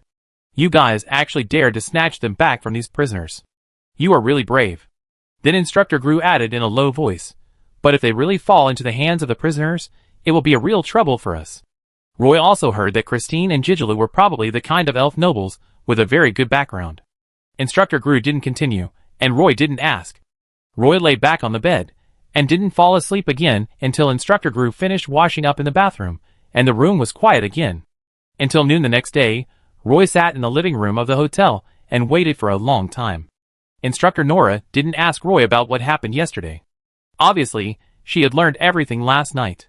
When Miss Christine walked out of the room, her eyes were still red. Roy originally thought that Instructor Nora would at least give Sabrina and himself verbal praise. But there was no smile on Instructor Nora's face. "You two come to my room," Instructor Nora said to Roy and Sabrina with a stern face. Roy and Sabrina looked at each other and followed Instructor Nora into the room. Instructor Nora sat on the chair with a stern face, and Roy and Sabrina stood at the door. Roy said, "Instructor Nora." Instructor Nora stared at Roy and rebuked him. "Next time you act so recklessly, I will apply to the union to revoke your membership in the adventure group. Roy and Sabrina were both confused. But looking at Instructor Nora's expression, it didn't seem like she was joking at all. Instructor Nora paused for a moment before saying, although you two rescue Christine and Jijilu, there are big problems with your ability to handle this matter. Knowing that those people were prisoners in the prison, your first choice after discovering their traces was to seek help from the town's elf guards, rather than acting on your own. Do you know how many people like the Grey Dwarf Ralph are in the Param prison? The innermost rooms on the 3rd floor of the entire prison are all filled with prisoners like them. What you need to be thankful for now is that the god of luck is on your side, and that there is no such person among these prisoners. The series of words made Roy and Sabrina completely dumbfounded. Roy knew that the last 2 sentences were said by Instructor Nora to him. Sabrina had no idea who Captain Ralph was. But think about it. If there was even one prisoner with the same strength as the Grey Dwarf Ralph among those prisoners, he, Sabrina, and the elf boy would probably only be able to serve food. After scolding Roy and Sabrina, Instructor Nora's expression finally eased. She walked out of the room without looking back, and said to Gru and Eleanor in the living room, Gru, Eleanor, are you two ready? We are leaving. Coming. Instructor Gru. I be there soon. Wait for me. Instructor Eleanor. Roy and Sabrina were abandoned in the room by Instructor Nora. Sabrina stood in the room like a good child who had made a mistake, lowering her head and reflecting on her mistakes. Roy walked to the door with courage and secretly peeked into the living room. Unexpectedly, the bathroom door was pushed open from the inside, and Scarlet, a magician in a nightgown, walked out from inside. She sat down on the bed with a tired look on her face and asked Roy, who was standing at the door and looking around, Roy, how did you convince that young druid to accompany you on the adventure? Roy was startled by Miss Scarlet. We met on the street and invited him to help us find someone, and he agreed. Roy explained briefly.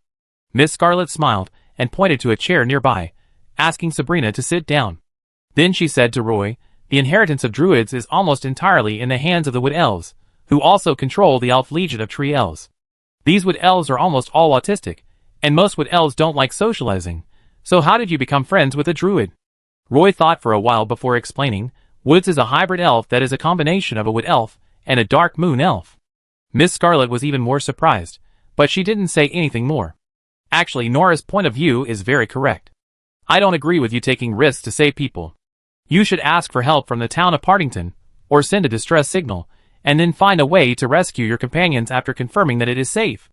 Miss Scarlet first praised Nora, and then said very seriously, no one wants to see you get into trouble because of this. However, you two did a good job this time. Not only did you rescue Christine and Jijilu, but you also notified the town's elf guards.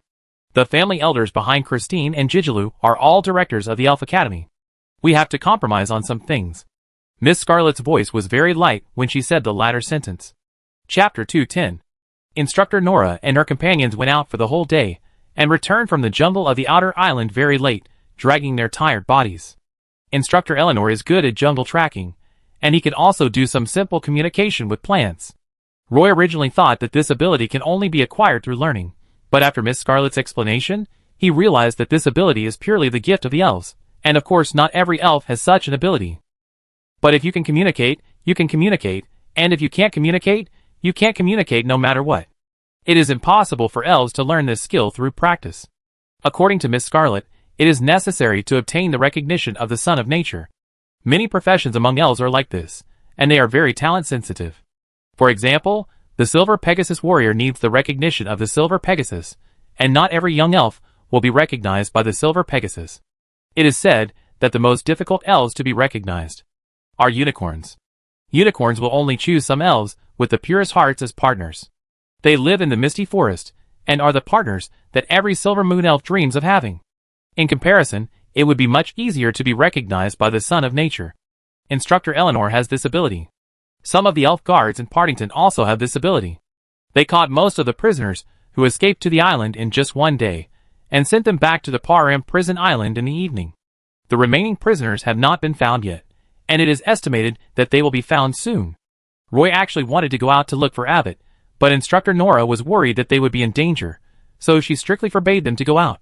At first, Roy didn't understand why Miss Scarlet didn't act with Instructor Nora and the others. Now he understood that the reason why Miss Scarlet stayed was to watch them. Miss Scarlet is an elf wizard, And she is the only one among the four who can teach Christine and Jijilu a lesson without too much scruples. When capturing prisoners on the outer island of Partington this time, Instructor Nora was stabbed in the left rib by a prisoner. Although the ribs were not cut, and the abdominal cavity was not cut, there was still a bloody wound on the belly. It was not treated properly last night, and now the wound has broken again, which looks very ugly. She lay on the sofa and grinned at Roy, who was about to help. Instructor Eleanor also had several wounds on her body, but even if she was injured, the first thing she did when she returned to the hotel was to take a shower. As an elf archer, Gru would hide himself very well every time he fought, so his injuries were the lightest, but he also had some scratches on his body. "Are you injured?" Miss Scarlet frowned and asked when she saw the appearance of Instructor Nora and the other two. Some of them were left over from the battle on the prison island yesterday. Instructor Nora corrected. With Scarlet's help, she took off the shoulder armor on her shoulders. Gru, who was sitting nearby, erected his combat shortbow against the wall of the living room and said proudly, "Today, all the elf warriors on Partington Island participated in the search and capture operation. A prisoner actually buried himself in the fine sand and disguised the vent as a gap under the reef, but we finally found him." A ball of holy light lit up in Roy's palm, and as the prayer sounded, Instructor Nora's injured ribs were covered by a beam of light. Secondary healing spell. The room suddenly became quiet. Whether they knew Roy or not, everyone stopped talking to avoid affecting his prayers. The divine pattern appeared under his body, and the sacred aura spread out from his body. The wound on Instructor Nora's left rib began to heal at a speed visible to the naked eye, as if there was an extremely thin thread in the holy light that was invisible to the naked eye, helping Instructor Nora to sew the skin together, and the scene was seamless. Seeing that Instructor Nora didn't feel any pain, Miss Scarlet immediately asked Instructor Nora, "Is this treatment much better than hydrotherapy?" "Of course, otherwise why would I recruit Roy?" Instructor Nora was lying on the sofa, staring at the wound on his ribs, and said. Even Instructor Gru, who was sitting next to him, pointed to a wound on his body and said to Roy, "Roy, help me treat it later. Finally, I don't have to look at the stinky face of the Moon Temple priest, and I don't have to endure Scarlet's torture. This adventure really makes me look forward to it." "Don't pay attention to him, just bandage his wound casually, treat Eleanor first." Instructor Nora stopped Roy, who was about to treat Instructor Gru, and said to him. Instructor Gru immediately complained, "I say, Nora, don't always treat us differently, okay? If you can't wait, I can help." Miss Scarlet sat down next to Instructor Gru and said to him with a smile, "Who said I can't wait? I can." Instructor Gru immediately compromised and spread his hands. Instructor Virgil also brought out Jijilu, who had been locked in the room, and everyone sat on the sofa in the hotel living room. Instructor Eleanor took off her leather armor, took a shower, and walked out of the room wearing only a tube skirt. Her long wet hair was draped over her. The wounds on her body were treated with the simplest bandages. Instructor Nora patted Roy's arm and signaled Roy to treat Instructor Eleanor's wound. Instructor Eleanor's most serious wound was on her shoulder. She lay on the sofa and pulled her collar as low as possible to expose the bloody wound wrapped in gauze. Roy chose to cut the gauze wrapped on the wound with a dagger, and the wound inside actually showed signs of slight ulceration. Obviously, this wound should not have been caused today, but it worsened today. "I told you to try not to get your wounds wet, but you really didn't listen at all," Instructor Nora said dissatisfiedly when she saw the wound on Instructor Eleanor's body. Roy quickly wiped the wound with clean gauze. Miss Scarlet also came over, and a ball of water condensed on her fingertips. Instructor Eleanor immediately screamed, "Scarlet, what do you want to do? Just let Roy help me heal." Miss Scarlet ignored her and controlled a stream of water to clean Instructor Eleanor's wound. Roy immediately wiped the wound dry and then used holy light to heal it. Instructor Eleanor looked a little pale, which made the few light freckles on her face more obvious. The holy light beam fell on Instructor Eleanor's shoulder, and even through the thin fabric of the tube skirt, a sharp bamboo shoot-shaped shadow was cast. But Instructor Eleanor didn't mind it at all. In addition to her slight obsession with cleanliness, she was more concerned about Miss Scarlet's hydrotherapy. It seems that Miss Scarlet's hydrotherapy really left a big shadow in the hearts of the instructors. Seeing that everyone in the adventure group was sitting in the living room, Instructor Nora clapped her hands vigorously. "Then I will take this opportunity to explain the next plan to everyone," Instructor Nora said to everyone. Then she first glanced at Roy, who was performing the secondary healing spell on Instructor Eleanor, and then continued, "The transportation of materials to the Partington Plain will end tomorrow morning, and the transmission from the town to the Partington Plain will officially start in the morning. We will not participate in the next search and arrest operation, and we will go to the Partington Plain tomorrow. The prisoners in Partington Town have not been captured yet. Obviously, Instructor Nora is not going to help anymore. Roy thought that Abbott should still be on the island, but with the magician's magic broom, the two of them should be able to cover the entire island. It would be very difficult to catch him. But Roy had no reason to let the entire adventure group stay on Partington Island in order to capture Abbott. Thinking of the powerful fire magician next to Abbott, Roy sighed in his heart. Instructor Nora paused for a moment, and seeing that no one expressed any objection, he said, "Before that, I want to confirm the number of members we will go to Partington this time." Instructor Nora looked at Roy and Sabrina and asked them, "Roy, Sabrina, the danger level every day in the next trip will probably not be much less than the past few days on Partington Island. Are you sure you want to complete the next adventure?" "Yes, Instructor Nora," Roy and Sabrina said almost at the same time. Even the rhythm of their speech was very similar. Instructor Nora nodded, turned around and asked Miss Christine and Jigaloo, who were obviously lost in thought, "Christine, Jigaloo, what are you two going to do?" Miss Christine was the first to raise her head and said to Instructor Nora, "Instructor Nora, I want to complete the next adventure." This answer surprised the instructors and Miss Scarlet. They didn't expect that after encountering such a thing, Miss Christine would still have the courage to continue the adventure. However, Jigaloo's performance was within everyone's expectations. He sat on the sofa and said to Instructor Nora hesitantly, "Instructor Nora, I want to stay in Partington Town and watch the prisoners being sent back to Powram Island with my own eyes, and wait for my family to pick me up." Instructor Nora nodded, leaned over, patted Jigaloo's shoulder, and comforted him. "Don't think too much, relax, it is inevitable to encounter some setbacks in the process of growing up." Although Instructor Nora said some comforting words, there was a hint of joy in her eyes. Obviously, Jigaloo's decision made the other instructors in the adventure group very happy. After all, they were not professional nannies. Instructor Nora clapped his hands and said, "Then everyone go to bed early tonight and have a good rest. We will gather here tomorrow morning. Jigaloo, the news from your side should have been passed to Castletown, and your family should be able to rush here before dark. Before that, you have to sit in the hotel honestly." Jigaloo nodded, but didn't say anything. Then he left the hotel living room with the excuse of feeling unwell and returned to his room. Roy had already treated the wound for Instructor Eleanor, and Miss Scarlet praised him.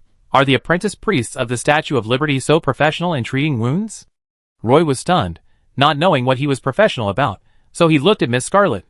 Miss Scarlet saw Roy's puzzled look, so she pointed to the bandage on Instructor Eleanor's shoulder and said, "Roy, you not only know how to heal, but your bandaging skills are also good." Roy was a little confused.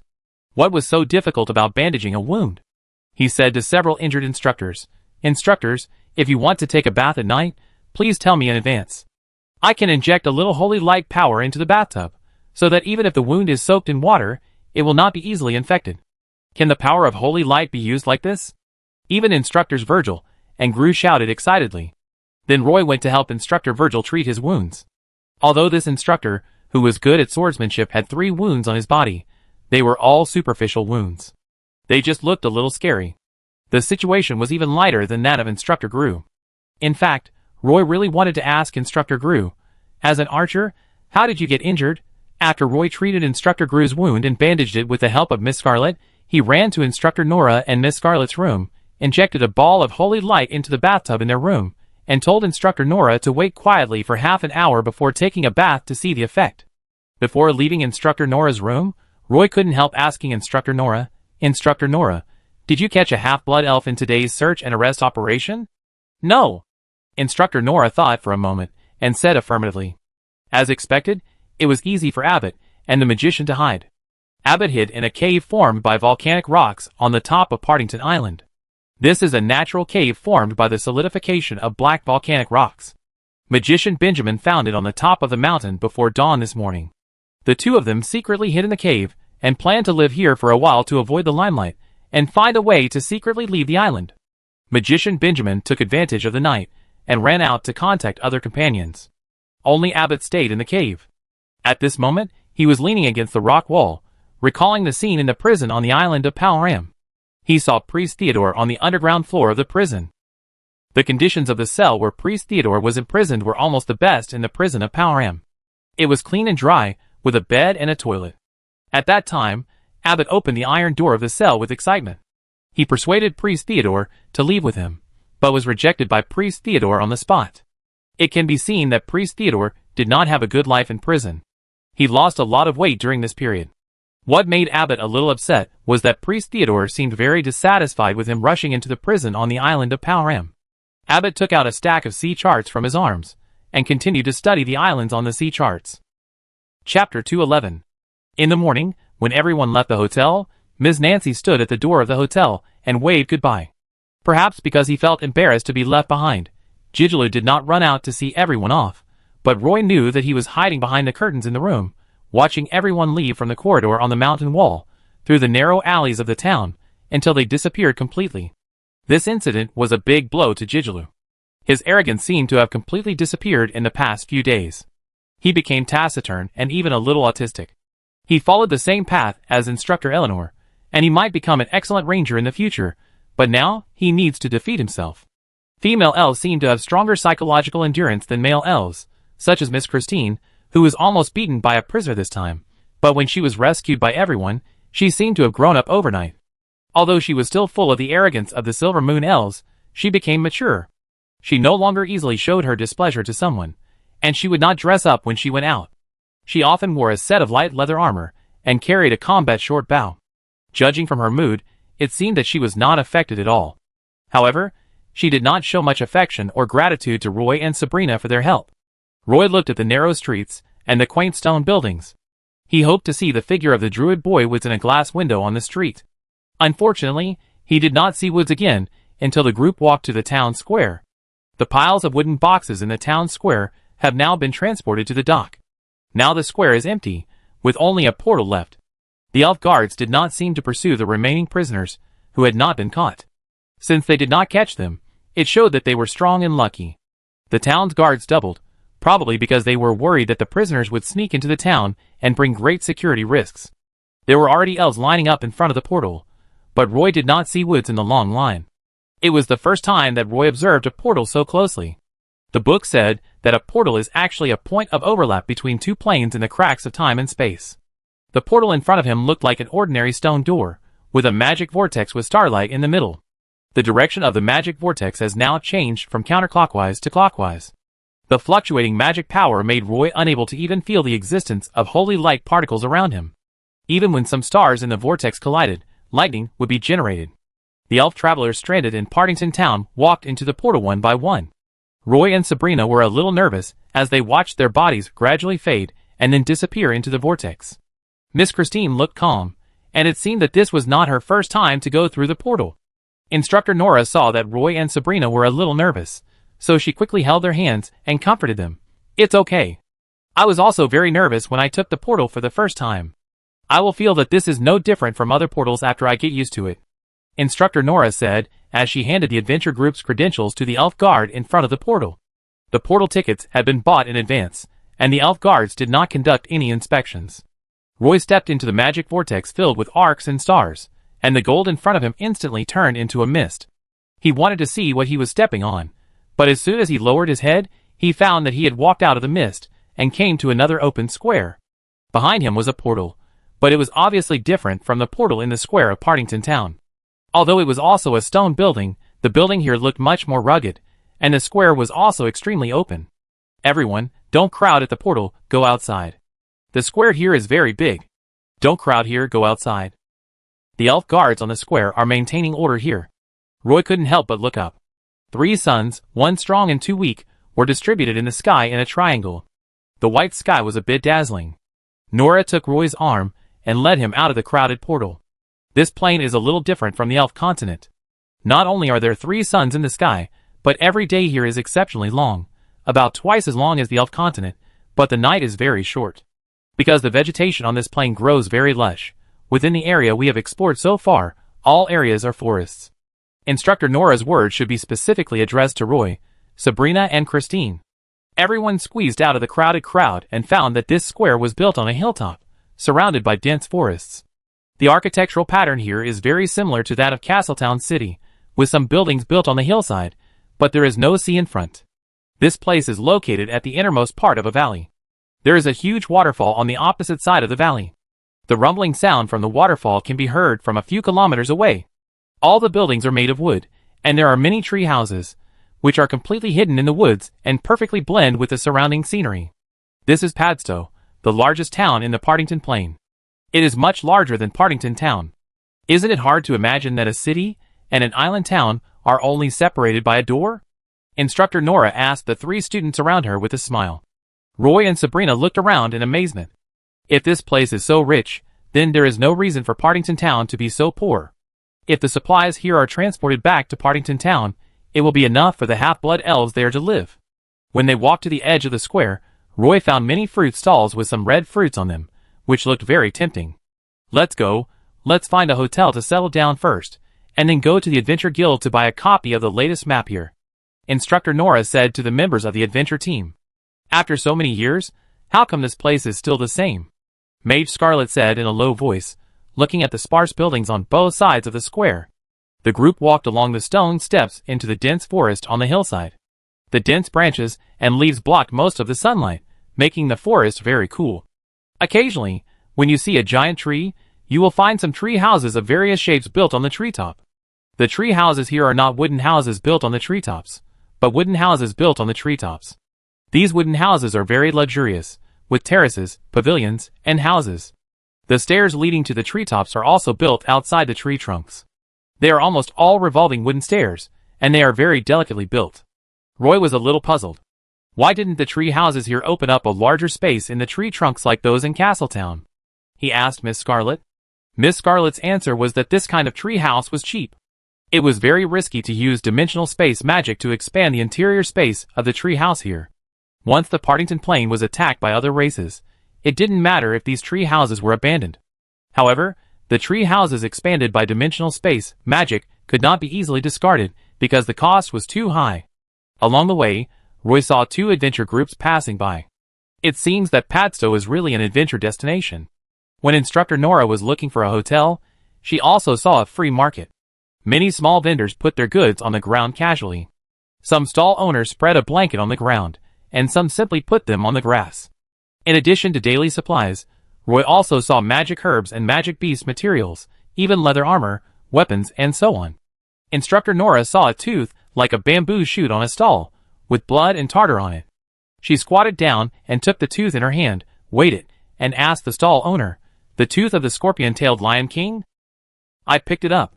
Maybe a Manicore king died there, and only left a tooth there. The magic power on it has almost dissipated. It is useless, and only suitable for carving handicrafts," the stall owner said with a smile. Instructor Nora immediately lost interest, but Roy, who was following him, was very interested and asked curiously, "How much is this tooth?" The stall owner was slightly stunned, but still replied, 5 magic crystals. Although it is no longer useful, it still has collection value. This is a real Manticore King's tooth. "Can you sell me a magic crystal?" Roy asked shamelessly. The stall owner shook his head and put the huge tooth, which was almost as long as his arm, back. Roy didn't bother to argue too much and quickly followed him. "What do you want to buy that thing for?" Sabrina asked in a low voice. "It's not easy to come to Padstow, so I have to bring back some gifts for everyone. It's a pity that it's too expensive. If a magic crystal can be sold, I will definitely buy it," Roy said with some regret. After passing through the free market, Instructor Nora bought some fruits at a stall on the edge of the market, and then led everyone to a huge tree house. Here, Roy found that several huge tree crowns above his head were connected by soft suspension bridges, and there was a wooden house on each tree crown. After climbing the spiral staircase for a long time, everyone climbed to the top of the tree. There was actually a huge terrace here, which was full of chairs. There were also many elves dining on the terrace. They walked through the dining area and came to a bar. They said to a silver moon elf maid, "Please open 8 rooms for us, preferably on the same tree." Chapter 212.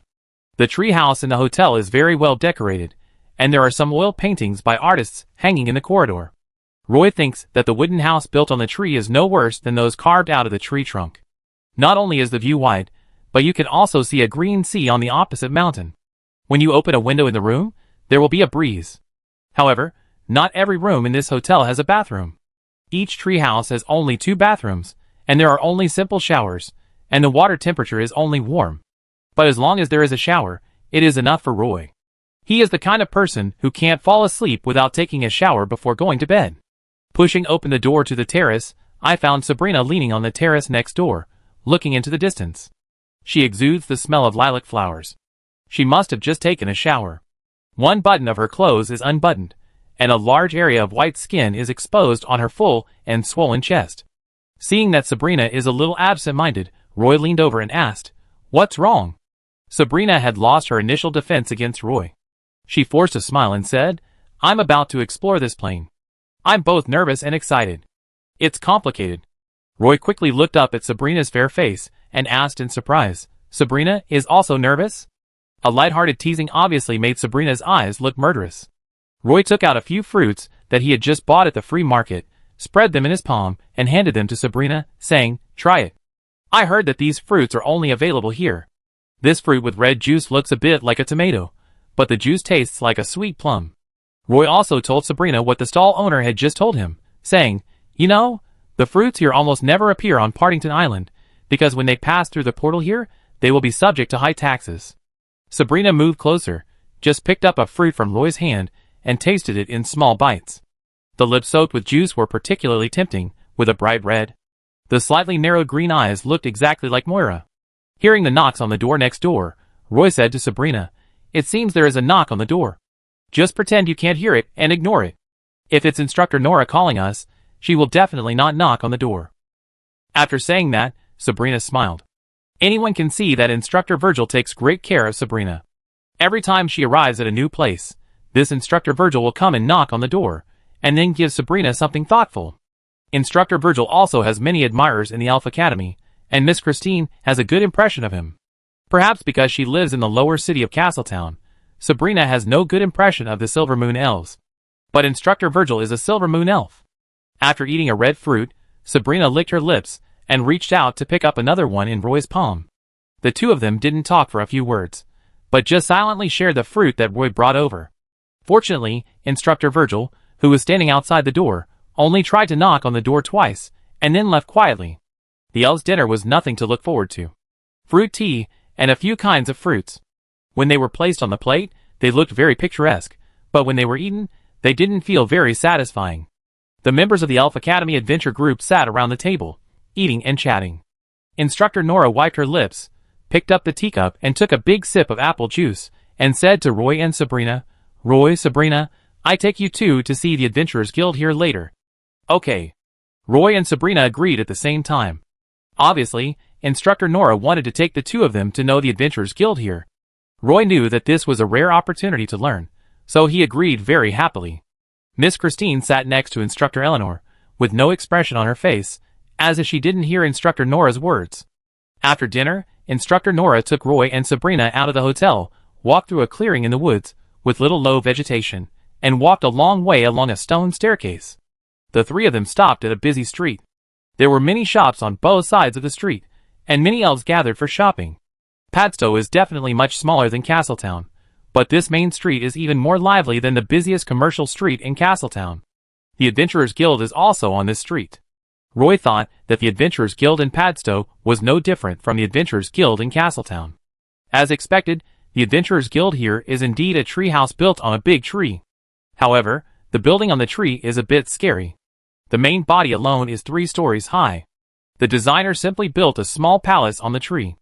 After walking around the spiral staircase several times, Roy finally climbed onto the platform in front of the wooden house. There were already many elves chatting on the platform.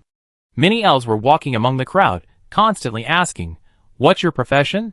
Are you ready to join a new adventure group? I have many adventure groups that are short of manpower, and the benefits are definitely the highest in the market." Instructor Nora ignored the elves who came to chat with her, and walked directly into the first floor hall of the Adventurers Union. The guard at the door saw the credentials that Instructor Nora showed, and did not stop him at all. When Roy walked into the first floor hall of the Adventurers Union, he found that the hall was even more lively. The 4 walls of the hall were covered with blackboards, which were densely written with recruitment information and some tasks. The notes on the 2 notice boards were covered one by one. Many elves stood under the blackboard, carefully checking the information. Instructor Nora did not go to the blackboard to check the information one by one like other elves. She walked to the front of the service desk and said to the female elf waiter in front of the counter, "Give me a copy of the latest version of the Partington Plain map, the kind with various resource labels. 200 cola." The female elf waiter turned around and took out a parchment scroll from the shelf and placed it in front of the counter. Roy then saw clearly that the shelf behind her was full of these parchment scrolls. Instructor Nora readily handed over 200 kolar, then put the map into her bag, and then said to the female elf attendant, "I need a guide recommended by the Union." The female elf attendant took out a booklet from under the desk and carefully flipped through the pages. The Union recommends a local guide. The weekly commission is about 1 magic crystal stone, plus a 5% commission for hunting prey. The guide only leads the way, finds various resources, and rest camps. If you need a guide to participate in the battle, the commission will be paid by you in private. Okay. Instructor Nora readily agreed. The female elf attendant led Nora to a quiet seat and asked Instructor Nora to wait here for a while. Then a guide walked up to Miss Nora, bowed to her, and sat down calmly. Chapter 213. There are seats for meeting guests on the second floor of the Adventurers Guild. You can apply for a separate room for even the most private topics, but you need to pay an additional fee. The open area is also very quiet. Almost all the people sitting here are the leaders of various adventure groups. They are waiting here for new members who are willing to join the adventure group. Of course, if the other party is willing to join the adventure group, the leader of the adventure group also needs to briefly introduce the strength and advantages of the adventure group, and the other party also needs to talk about their specialties. Almost every adventure group that comes to Padstow has to find a guide locally, which not only saves a lot of time, but also avoids a lot of trouble. As soon as Instructor Nora sat down, the Adventurers Guild arranged a young guide to come over. This elf guide looked very clean and experienced. He first looked at Instructor Nora, then looked at Roy and Sabrina. Instructor Nora unfolded the parchment map and said with a smile, "Introduce yourself." "My name is Dominic. I'm a guide in Padstow. I'm familiar with the mountain forests in the east and south of Padstow, and I know the distribution of monsters in the Witaconsu area," the young guide said to Instructor Nora. Instructor Nora searched for a long time along the east and south of Padstow City, and finally found a place marked with Witaconsu at a position of 10 degrees east of the south. However, since it is a named area, it means that many adventure groups have set foot there. According to Instructor Nora's plan, the adventure group does not intend to hunt monsters in the known area. "Here?" Instructor Nora pointed at Whitey Constitu in the corner and asked. "I have been to this area," the young elf guide said confidently. Nora crossed her fingers, supported her elbows on the table, and rested her chin between her hands. She asked Dominic, "Do you want to go deeper?" The young guide hesitated for a moment and said, "If you go further south, you will encounter a natural barrier. Many adventure groups have planned to jump over here, but there is a group of griffins' nests on the top of the cliff. As long as an elf appears on the rock wall, it will be attacked by this group of griffins. Their attack methods are very cruel. They almost always use their claws to catch the elf in midair, peck it severely, and then throw it towards the rock. Almost no elf caught by the griffin can survive." Obviously, he politely rejected Nora's proposal. The two shook hands, and then the young guide Dominic left. Not long after the young guide left, another guide sat in front of Instructor Nora. This made Roy realize that the efficiency of this Adventurers Union was really high. Obviously, after joining the Adventurers Union, it would be much easier to do various things related to adventure. The elf who came this time was a mixed blood, and he even had a beard on his temples. He sat down in front of Instructor Nora and took the initiative to introduce himself. "My name is Ron, and I am a guide in Padstow. I am familiar with the situation in the eastern mountains of Padstow and the distribution of monsters there. Of course, hunting monsters sometimes depends on luck. When you are lucky, you can't stop it. If you are unlucky, you may walk in the forest for half a year and may not encounter one." The guide did not say that he was more familiar with a certain exclusive area. Nora saw that the leather armor he wore was not damaged, and there were no scars on his arms, face, and neck. So she asked, "Can you tell me how many times you have encountered monsters in the years you have been a guide?" Ron said, 5 times, maybe 6 times, I can't remember some of them. After I became a guide, I led the adventure group to hunt 5 monsters in total, all of which were glass beasts with the best fur. This kind of thing cannot be lied, and it is recorded in the personal files of the Adventurers Guild. As long as Instructor Nora needs it, he can check these records at any time. Instructor Nora was speechless. He looked like a mighty man, but he was actually a novice. If Instructor Nora's adventure group wanted to adventure in the east of Padstow, they could hire this guide, Ron, but Instructor Nora wanted a guide who dared to enter unknown areas, which required an experienced person. Obviously Ron was not qualified. Instructor Nora said tactfully, "We may encounter many unknown dangers on this adventure. I hope that the guide who leads us forward can have a certain judgment of unknown dangers. Ron shrugged his shoulders and stood up. The third guide did not come as quickly as the first two guides. In fact, Instructor Nora sat in front of the small table and waited for a while. When the third guide came over, he introduced himself. My name is Marjorie, I am the Padstow guide. I am familiar with the southern part of the Partington Plain. In fact, I have led 2 adventure teams to jump over the Griffin Barrier in the south. Unfortunately, both times ended in failure, and both adventure teams suffered heavy casualties. There were clear scratches on Guide Marjorie's chest, and the scars were red and purple. The wounds are not just these, but mainly on the back and shoulders, Marjorie said, but he obviously didn't want to show it. If we plan to climb over the Griffin Barrier, do you want to try again, or do you still have the strength to protect yourself now? Instructor Nora asked Guide Marjorie. Of course, I took the risk twice just to see the scenery on the other side of the barrier. Guide Marjorie smiled faintly. Then, Guide Marjorie asked Instructor Nora, does your adventure team want to challenge the Griffin Wall, or does your adventure team have such strength? Currently, our adventure team has 8 members, including 4 instructors from Castletown Elf Academy, a magician from the Magic Guild, and 3 outstanding students from the Elf Academy. So although we are not many in number, we are fully equipped with various combat professionals. Instructor Nora introduced that she obviously thought Marjorie could be a guide for this adventure. Roy didn't expect that Instructor Nora really wanted to explore. Guide Marjorie seemed to trust the quality of the instructors in the academy. After hesitating for a moment, he stretched out his hand to Instructor Nora and said, then I wish us a happy cooperation. Happy cooperation. Instructor Nora shook hands with Guide Marjorie, and then said, since we are going to climb the Griffin Barrier, we may have to make some preparations in advance. In addition to the necessary ropes for climbing, what else do you think we can bring? It's better to bring some tough hand-thrown nets. Griffins are very afraid of hand-thrown nets made of iron chains, Marjorie said without thinking. Instructor Nora nodded and said, I will actively prepare in the next 2 days. In 2 days, we will gather at the entrance of the Adventurers Guild and start our adventure. If everything goes well, this adventure will take about 50 days. Guide Marjorie said quickly, no problem.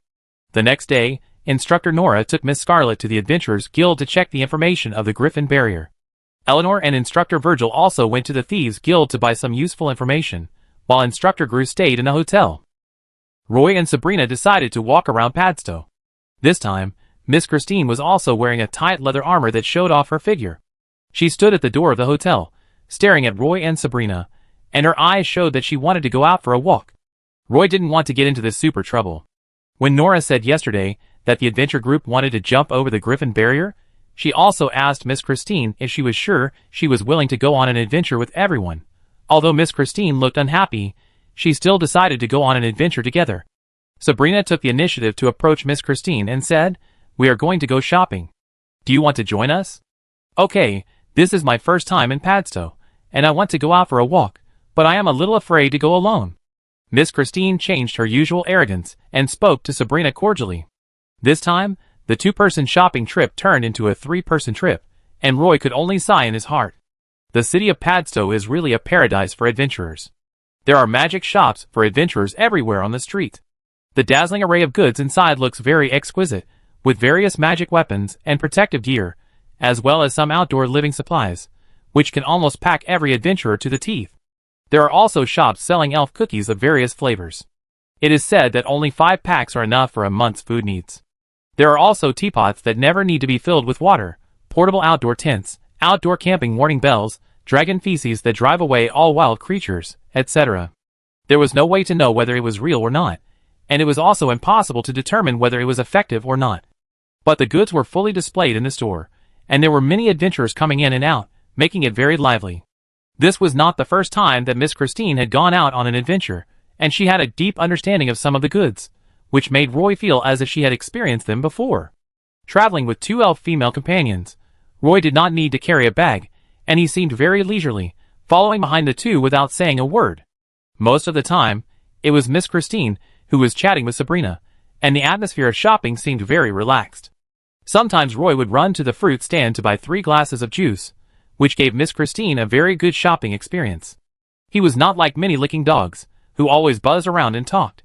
Perhaps because she had become familiar with Sabrina, Miss Christine quietly asked, do you usually go shopping like this? When we were in Castletown, I wasn't that familiar with him. He usually liked to go fishing at the beach, and I usually tried to avoid him," Sabrina whispered, recalling that Roy always stared at her thighs with lustful eyes and lifted her skirt for various reasons. Her cheeks turned pink. Seeing some green ointments without names on the door of a magic potion store, and seeing the shop assistant grinding a kind of pungent grass at the door, Miss Christine stopped, picked up a bottle of herbal ointment, opened the lid, and put it under her nose to smell it, and then suggested to Sabrina, "This herbal ointment is not bad. It is very effective in repelling mosquitoes, but the smell is a bit unpleasant." Chapter 214. Miss Christine, who had put aside her arrogance, was not that difficult to get along with. Especially since she was well educated and had a good understanding of adventurous life, it only took half a day for her to become close friends with Sabrina. Miss Christine also admitted that she did not like Sabrina at first because of the influence of Instructor Virgil. But now her opinion has changed. Although Instructor Virgil's image has not collapsed, it is no longer so attractive to her. The two elf beauties walked side by side on the street, sat on the terrace on the top of the tree, drank iced fruit tea together, and tried fruits that Roy and Sabrina couldn't even name. Padstow City is not very big. The residential area in the city only occupies a small corner, and the rest of the place is a business area. You can buy a lot of good things here, including the manicure tooth that Roy liked yesterday. The stall owner actually agreed to the price of a magic crystal. This is a gift Roy prepared for Ms. Belinda.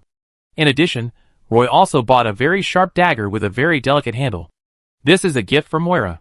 That's right, at the beginning of the trip, Roy had already prepared gifts for the two. He was afraid that he would not have time, and such a good opportunity to go shopping later. Just in front of the counter of the magic weapon shop, when Roy was about to pay, he suddenly saw a familiar figure passing by through the window. At first, he thought his eyes were blurry. After reacting, Roy grabbed the dagger and ran out of the shop, but found that the figure had disappeared in the vast crowd. In this way, Roy once again passed by Benjamin. "I missed him once in the back street of Castletown Elf Academy, but I didn't expect that I still couldn't catch him this time." Sabrina and Miss Christine chased him out of the store, and Sabrina asked worriedly, "Roy, what's wrong with you?" Roy looked away a little annoyed and said, "Nothing, it seems that I saw an acquaintance." Sabrina asked curiously, "Do you have any friends here?" Roy waved his hand and explained, "He is not a friend, but a human magician. He was a slave trader on the Kumquat, and is now homeless. I hope to have a chance to catch him back to Castletown, and it would be best if he could be imprisoned on Parham Island." "Human wizard?" Miss Christine asked in surprise. "Yes." Roy nodded. Miss Christine suggested, "We can report this to the local magic guild. Without the support of the magic guild, the magicians here will probably be unable to move forward." Roy shook his head and said, "I have done this in Castletown, but the magic guild in Castletown ignored me." Miss Christine said, "The magic guild in Padstow has not become that bad yet. How can we know if it will work if we don't try it?" After she said that, Roy had no choice but to agree to give it a try. The three of them went to ask the shop owner for the direction of the magic guild, and asked along the way, and finally found the magic guild in Padstow City. The magic guild was also built on the top of a tree, but the architecture of the magic guild was a bit special. The entire building almost completely wrapped the tree trunk, and even the steps below were transformed from the exposed aerial roots of the tree. Walking into the first floor hall of the magic guild, the female receptionists of the magic guild stood in front of an arc-shaped reception desk with their backs against the tree. Encouraged by Sabrina and Christine's eyes, Roy walked up to the receptionist and explained why he was here. At the front desk of the magic guild, the two receptionists looked at each other in bewilderment. They didn't know how to deal with it, so they could only report it to the supervisor. Roy waited in front of the counter for a while, and then two magicians from the Magic Guild Law Enforcement Group came over and led Roy, Sabrina, and Miss Christine to a room on the second floor. Roy explained the situation truthfully, and the Magic Guild Law Enforcement Group here took it very seriously. But after Roy said that, they really couldn't imagine what the human wizard looked like. The magician of the Law Enforcement Group asked Roy, "Do you have a portrait of the human wizard?" Roy was slightly startled, and asked the two magicians of the Law Enforcement Group, "Are there other human magicians in Padstow?" The magicians of the Law Enforcement Group did not give a direct answer, but just said, "No matter what, there must be a portrait." Seeing Roy's tangled face, Sabrina, who was sitting next to him, nudged Roy with her elbow and whispered, "Why don't you draw one now?" Roy almost forgot that Sabrina's paintings were very good. The last time she helped him draw a portrait of the Kumquat sailors, there was actually a portrait of Benjamin the magician, but Roy had already handed that set of portraits to the port guard. Now Sabrina only needs to draw another one according to Roy's description, which is actually not difficult. After a long time of struggling at the Magic Guild, the matter was finally settled. The magicians of the Magic Guild Law Enforcement Group also took this matter very seriously, and quickly released the news. Roy walked out of the Magic Guild and felt that he had done everything he should do, and he was no longer entangled in his heart. Instructor Nora was busy at the Adventurer Guild for a whole day, and collected a lot of information about the Griffin Fortress. Almost all adventure groups would change color when talking about the Griffin Fortress. Everyone still had awe for the extremely dangerous mountain at the southern end of Padstow. Some leaders of the adventure groups even suggested that Instructor Nora give up this adventure or change the adventure plan. But Instructor Nora had already made up her mind and didn't want to change the plan at all. Instructor Eleanor also made a great discovery. She heard that some elves happened to live at the foot of that mountain. The last stop of the adventure group could be in that village. Nora, the information we collected seems that this adventure will be very dangerous. Do we really have to cross that mountain? Instructor Virgil asked with a worried look on his face. Why, you're scared before we even set out? Instructor Nora asked Instructor Virgil, holding a teacup. Instructor Virgil smiled faintly, looked at Roy and Sabrina, and said, I'm worried about them. Roy, how are you? Are you scared? Instructor Nora asked Roy frankly. A little bit, but isn't that what an adventure is? Roy smiled and said, Yes, this is an adventure. Instructor Nora waved his arms excitedly, and then told everyone should rest early today. Tomorrow morning we will meet up with Guide Marjorie at the Adventurers Guild, and then head to the Griffin Fortress. Chapter 215. On the morning of the third day, the Guide Marjorie was waiting at the door of the Adventurers Guild. Instructor Nora led the members of the adventure group to meet Marjorie and introduce them to everyone. This is our guide, his name is Marjorie. Instructor Nora introduced the members of the adventure group to Marjorie, and only said their names once. Marjorie was able to call out everyone's name accurately. He looked at the sky and said to Instructor Nora, If we set out now, we can still catch up with those caravans. We might as well try our luck. If there are caravans going to the Griffin Fortress together, we can go with the caravan, which can save a lot of trouble. Of course, this is just a small suggestion from me. Are there any caravans heading to the Griffin Fortress? Instructor Nora asked curiously. There are almost caravans every month. These caravans basically transport some supplies to some villages at the foot of the mountain and take the opportunity to purchase some magical herbs and magic beast materials. Guide Marjorie explained to Instructor Nora. Okay. Instructor Nora thought about it and agreed. Marjorie took the adventure group on a carriage and quickly rushed to the edge of Padstow City. The driver knew that everyone was in a hurry, so he raised the whip and the carriage ran very fast. In this bustling elf city, there were not many elves on the street in the morning, and many shops were closed. When the carriage ran to the edge of Padstow City, it gradually became lively. Many elves gathered here, and there were a lot of supplies and horses, which looked chaotic. There were also some caravans parked on the roadside, and many caravans were ready to go. The guide Marjorie walked into the crowd skillfully, asked around, and then led the adventure team members to a caravan. This caravan had more than 20 horses, all of which were loaded with various supplies. A group of elves were waiting in front of these horses. One of the elves who looked like a supervisor and wore a turban came forward and said to Marjorie with a smile, Marjorie, do you still want to go to the fortress village? Marjorie stepped aside and pointed at Instructor Nora with both hands, and introduced to the caravan supervisor, Captain Sinji, this is Instructor Nora.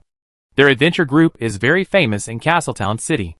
This is also an adventure group that wants to try to climb the Griffin Fortress, so I want to follow this adventure group to try again. Caravan leader Sinji just smiled intriguingly, and didn't say anything else. So, are you planning to go with our caravan? Captain Sinji asked Marjorie, but his eyes were on Instructor Nora. Our caravan's last destination is the Barrier Village. We plan to buy some golden thorn grass and sunflowers there. You can go with us, but almost everyone in our caravan has a horse. If you want to go with us, I suggest you go to the carriage and horse shop to rent a few horses. Otherwise, it will be very tiring to keep up with our caravan with just your 2 legs. Instructor Nora looked at the guide Marjorie. Marjorie said quickly, I know a horse and carriage shop.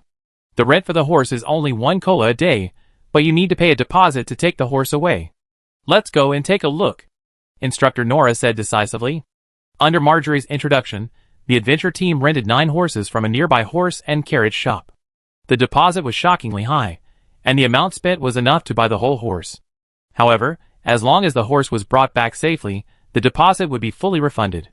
The members of the adventure team led their horses back to the caravan. Sure enough, Captain Sinji was already waiting for them. When he saw the members of the adventure team leading their horses, he waved to everyone and shouted, "Get on the horses." The voice was very loud and high-pitched. The caravan members got on their horses and left Padstow along a dirt road. Marjorie led everyone to follow behind and introduced Captain Sinji's caravan to Instructor Nora. Captain Sinji does business in the villages along the line between Padstow and Barrier Village. They purchase a large amount of goods from Padstow and sell them to various villages along the way. Some of the goods are also pre-ordered by customers in those villages. Then we will buy some valuable goods from these villages and transport them back to Padstow, mainly some magic herbs, magic beast materials and gem mines, etc. This kind of business is a sure win as long as we can return to Padstow safely. They can't afford to hire a mercenary group, so if there is an adventure group willing to travel together, it would be a great help. The team walked out of Padstow and went directly into a large forest with dense leaves. A road had been trampled out here, but this forest road was a bit muddy. If they were not riding horses, the adventure group would have to walk on the mud. The woods were very humid. There were no weeds or vines between the trees, but all the tree trunks were covered with thick mosses. The ground was also very slippery, and there was a rotten smell in the air. Colorful mushrooms were everywhere. Guide Marjorie warned everyone very seriously. Not only can you not touch those mushrooms, but you also have to keep an eye on your horses and not let them sniff around. If they accidentally roll poisonous mushrooms into their mouths, you probably won't be able to get the money you bet on at the carriage shop. It was hard for a ray of sunlight to shine through the dense treetops. The ground was covered with green moss, and it was impossible to tell where the ground was and where the puddles were. So everyone basically followed the caravan all the way. At this time, Roy clearly realized how important an excellent guide was to the adventure group. In fact, it didn't mean that he had to know all the roads. As long as he could lead the adventure group to the destination safely, he would have completed the mission. The biggest advantage of following the caravan all the way was that you didn't have to spend time arranging a campsite. An experienced caravan leader would definitely find the best location for camping, which is not only dry, but also has abundant grass and water nearby. Because there are nearly 30 horses in the team, the first thing to do when they stop is to water and feed the horses before setting up camp. The elves eat simple food, mostly breadfruit to fill their stomachs. Almost all the members of the caravan are half-blood elves, so sometimes some dried fish is mixed in the caravan's meals. Most elves are used to a slow life, and this caravan will always find a suitable place to camp before dark every day. Occasionally, a bonfire party is held at night. Elves will not kill weak creatures in the jungle, so deer can often be seen in this forest. When these deer see the caravan, they will even follow the caravan for a while. After confirming that the caravan will not feed them, they will reluctantly leave. There are also some wild boar families, often a few female wild boars, with a group of small wild boars with patterns all over their bodies, lying in the mud pit in groups. Looking at the wild boars rolling in the mud pit, Roy really wants to hunt one, and then remove a pig leg, even if it is roasted on the bonfire. Just thinking about it makes him drool. However, he can't do this when following a group of elves. Along the way, Roy learned a lot of knowledge, especially how to choose a campsite in the jungle, how to choose a road, etc. It took Captain Sinji 2 days to lead everyone out of the jungle easily. After walking out of the jungle, standing in the sun again, feeling the warm sunshine on the body, drying the moldy body bit by bit, breathing the air without mold smell, feeling that the skin on the body is no longer sticky, Roy wanted to lie directly on the grass and let the sun bask in him. The rest of the adventure group probably felt the same way. Guide Marjorie pointed to a clear stream at the bottom of the hill and introduced it to everyone in the adventure group. If any of the ladies in the group want to take a bath, they can walk upstream along this stream for a while. There are several naturally formed pools upstream, which are very suitable for bathing. However, because it is open to the sky, someone must be there to keep the air out, and everyone has to take turns bathing. Along the way, I felt like mushrooms were growing on my body. Instructor Nora immediately called the female members of the adventure team, and everyone headed upstream of the stream. The men needed to water and feed the horses first, and only after that could they solve their personal problems. Roy followed Instructor Gru to feed the horses, and Instructor Virgil went to set up the tent. Roy led the horses to the stream, and just happened to see Captain Sinji and several caravan men bathing the horses with brushes. Captain Sinji put down the brush in his hand, sat on a big rock by the stream, and watched Roy's clumsy movements. He was different from other elves. Almost all elves would ask Roy about his race when they saw him for the first time. But Captain Sinji didn't. he said to Roy. You want to jump over the griffin barrier, so be careful. Griffins in this season are generally more aggressive. Recently, there have been frequent incidents of griffins attacking elves near the barrier village.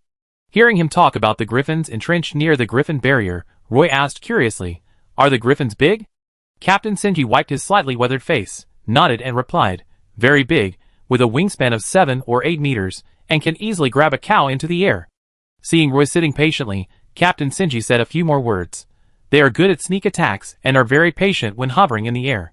Ordinary baits cannot lure these griffins down. Last year, our caravan was captured by a griffin and a horse was taken away. This guy comes and goes like a gust of wind, and his nest is built on the top of the griffin fortress. Roy felt a headache just thinking about it, but if the elves encounter dangerous birds in life, the great elf archers will come out to solve the problem. Aren't there any big elf archers coming to hunt? Roy couldn't help asking. Captain Sinji shook his head slightly and said, Griffins are huge and have thick skin and flesh. It's hard to kill them with one arrow. If they can't be killed, it will be very troublesome. Injured griffins will become very crazy. They will continue to harass the elf village until their anger is completely calmed down. They will stop such attacks. The strength of an adult griffin is equivalent to that of a third-level monster, but there are very few valuable materials on it. Many adventure groups think that hunting griffins is not worth the loss, and these guys are particularly cunning and difficult to capture. At this time, Guide Marjorie came over and interrupted the chat of Leader Sinji. Is the village of Tennace ahead? How long do you plan to stay in the village? Guide Marjorie asked. Leader Sinji thought for a moment and replied, It will take about a whole day. Then I will take the adventure team to the nearby forest area. I heard that 2 blue ice deer appeared here last month. Guide Marjorie said. It did appear here, but it was last month. I heard that several adventure teams came here to try their luck. Leader Sinji said directly without hiding anything. So we try our luck. Guide Marjorie said with a smile. The next morning, the caravan entered an elf village. This elf village was built in a forest, where the trees were not so dense, and the sun was abundant.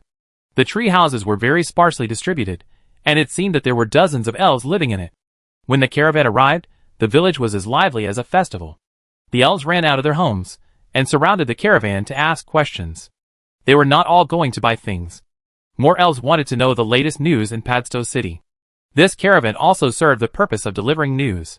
The elves in the village were very enthusiastic, and they took out some of the magic herbs they had accumulated and exchanged them for various goods. There were abundant resources here, and many elves made a living by collecting magic herbs. There were also many young elves in the village, but almost all of them were young half-blood elves. They looked at Christine with simple and restrained eyes. Every young elf seemed very excited, and they even used fighting to attract the girls' attention. However, no young elf dared to approach Miss Christine, but many young elves ran to Sabrina to chat with her. Even if Sabrina pretended to be cold, some elves would bite the bullet and bump into her. The caravan was doing business in the village. Guide Marjorie led the adventure group out of the village and headed directly towards a hillside behind the village. The dense forest here not only had lush trees, but also a faint mist lingering on the hillside, which looked like a quiet place. Guide Marjorie introduced to Instructor Nora, There is a cold pond on the hillside over there, so there is fog all year round. Some time ago, it even attracted 2 blue ice deer, but those 2 blue ice deer are also very cunning. As long as they see the elves, they will run away immediately. Blue ice deer are second-level magic beasts. They usually don't actively attack elves. They can release ice arrows. The deer's skin on their bodies is also light blue with ice flowers. Many elves like blue ice deer skin. Chapter 216. It is said that elves are the children of nature in the jungle and rarely kill in the jungle, but in fact, this is only for the weak small animals in the jungle. When encountering level 2 magical beasts such as blue ice deer, petrified lizards, and thorn-tailed crystal lions, the elves will not let them go. The leather of the thorn-tailed crystal lion is naturally light brown, and the leatherworker only needs to apply a little acid on it to corrode a very beautiful dark brown pattern. So the thorn-tailed crystal lion skin has always been the favorite leather of young elves. Elves don't like petrified lizard skin because it's too thick. If you want to make light leather armor, you have to layer the leather, which is very troublesome. Blue ice deer skin is a warcraft leather that many elf girls prefer. The leather boots made of it have a natural blue of ice flowers. Even when mana is injected into the leather boots will be surrounded by crystal snowflakes when walking. The village of Tennace is built on a hillside in a forest. Many tree houses are hidden in the dense treetops. If you don't look carefully, It is difficult for outsiders to find this small village in the forest. Guide Marjorie said that 2 blue-eyed deer appeared near the village a while ago. Miss Scarlet immediately wanted to try her luck at the coal pond, and the others were also looking forward to it. Under the guidance of Guide Marjorie, everyone left the village of Tenace along a path. There were not many weeds in the woods here, and the road was not too difficult to walk. The Partington Plain was full of jungles, and the woods were very humid, so green moss grew everywhere, and it was very slippery everywhere. A little squirrel with a fluffy tail jumped from the top of an oak tree to another tree, and its movements were extremely flexible. There are still many grouse in the woods. If you walk around casually, you will see these grouse flying up. They can't fly very far. At most, they will hide in the bushes after 300 to 500 meters. Roy thought that if he could catch one, he would drool even if he built a fire to roast it. Unfortunately, the elves don't eat these animals and birds, so Roy can only give up these plans temporarily. Guide Marjorie kept introducing the special products of the forest along the way. This forest grows a kind of primary magic herb, silver leaf grass. The elves in Tenace village mainly collect silver leaf grass in the mountains around the village and sell it to the caravan. Along the way, we saw several silver leaves, but these silver leaves had been collected by the elves, leaving only a few rhizomes. However, some new buds have sprouted on the rhizomes. It will take at least a few months for these silver leaves to mature. Silver leaves are very easy to identify. One side of its leaves is light silver. It is said that this magical herb has a wide range of uses. Instructor Nora did not plan to collect these magical herbs that had not yet grown. This time, she just wanted Roy, Sabrina and Miss Christine to get to know them. Maybe everyone has seen dried silver leaves in herbal medicine stores, but they also need to know what they look like in the woods. Guide Marjorie even introduced the collection method of this silverleaf grass. Just cut off the upper part with a knife and leave some rhizomes. It won't take long for this silverleaf grass to grow again. In addition to some primary magic herbs, there are also many berries in the mountains. Some are light red, some are black and purple, some are slightly poisonous and will cause stomachache if eaten too much, and some are sour and astringent and very unpalatable. As everyone walked in the mountains and forests, the guide Marjorie was a very competent botany teacher who constantly introduced the various plants in the forest to everyone. It is these berries that feed the small animals in the forest.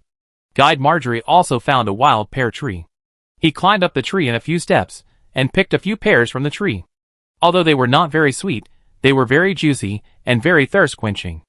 After crossing a not-so-high hillside, the village of Tenace immediately disappeared from everyone's sight. Not far away, there was white mist, which looked like a fairyland.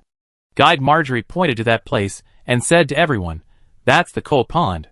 Because the water in the pond over there is freezing cold all year round, and the forest is relatively hot and humid, there is mist all year round. The whole forest is the same.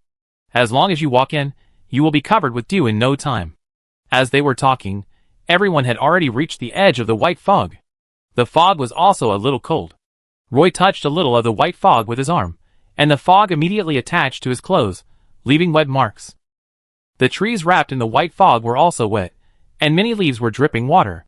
This forest was the kind of forest that was dripping with water, and the soft moss underfoot was also wet. Everyone walked into the forest surrounded by white fog.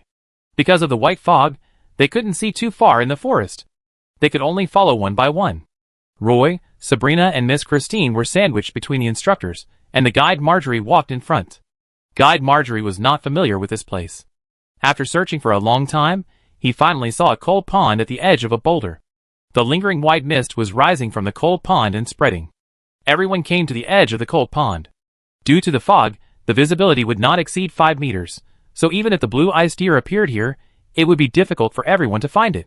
The water in the pool was very clear. Instructor Nora squatted beside the cold pool and put her hand into the pool. Perhaps the water was too cold, so she retracted her hand immediately. "This pool of water is so cold," Instructor Nora said. Roy saw that the pool of water close to the side of the boulder had even condensed into some ice chips.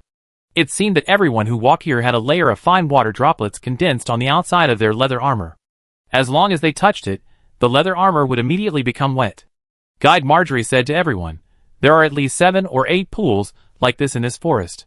This is because the existence of these cold pools makes the temperature of the forest much lower than the surrounding area, so there is white fog."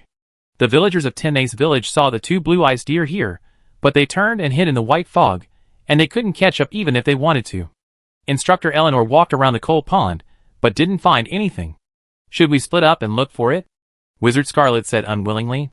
She had always wanted a pair of blue ice deer leather boots. Blue ice deer are ice-attributed monsters. Miss Scarlet is good at ice magic, so such a pair of leather shoes would be of great help to her. Scarlet, Christine, Sabrina and I will be in one group, and Eleanor, Virgil, Gru and Roy will be in another group. We will split up and look around the forest, and then we will meet here. If we can't find this place, we will all walk out of this misty jungle and wait at the place where we just entered the misty jungle. Do you understand? Understood, everyone said. What about me? Which group should I follow? Guide Marjorie asked. You follow us.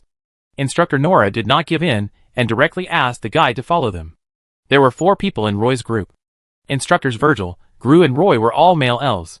Only Instructor Eleanor was a female elf, but Instructor Eleanor was the captain of their team. The 2 teams parted ways at this cold pond. One team groped towards the east, and Roy's team groped towards the west. The forest was filled with white mist, so the chance of finding a blue ice deer was not very high. However, the elves from Tenace village rarely came to this forest area, so Instructor Eleanor found several mature concentration grasses and kudzu roots in the misty forest, which brought some unexpected surprises to this trip. It is said that the Partington Plain produces magical herbs, and it seems to be true, Instructor Eleanor said happily.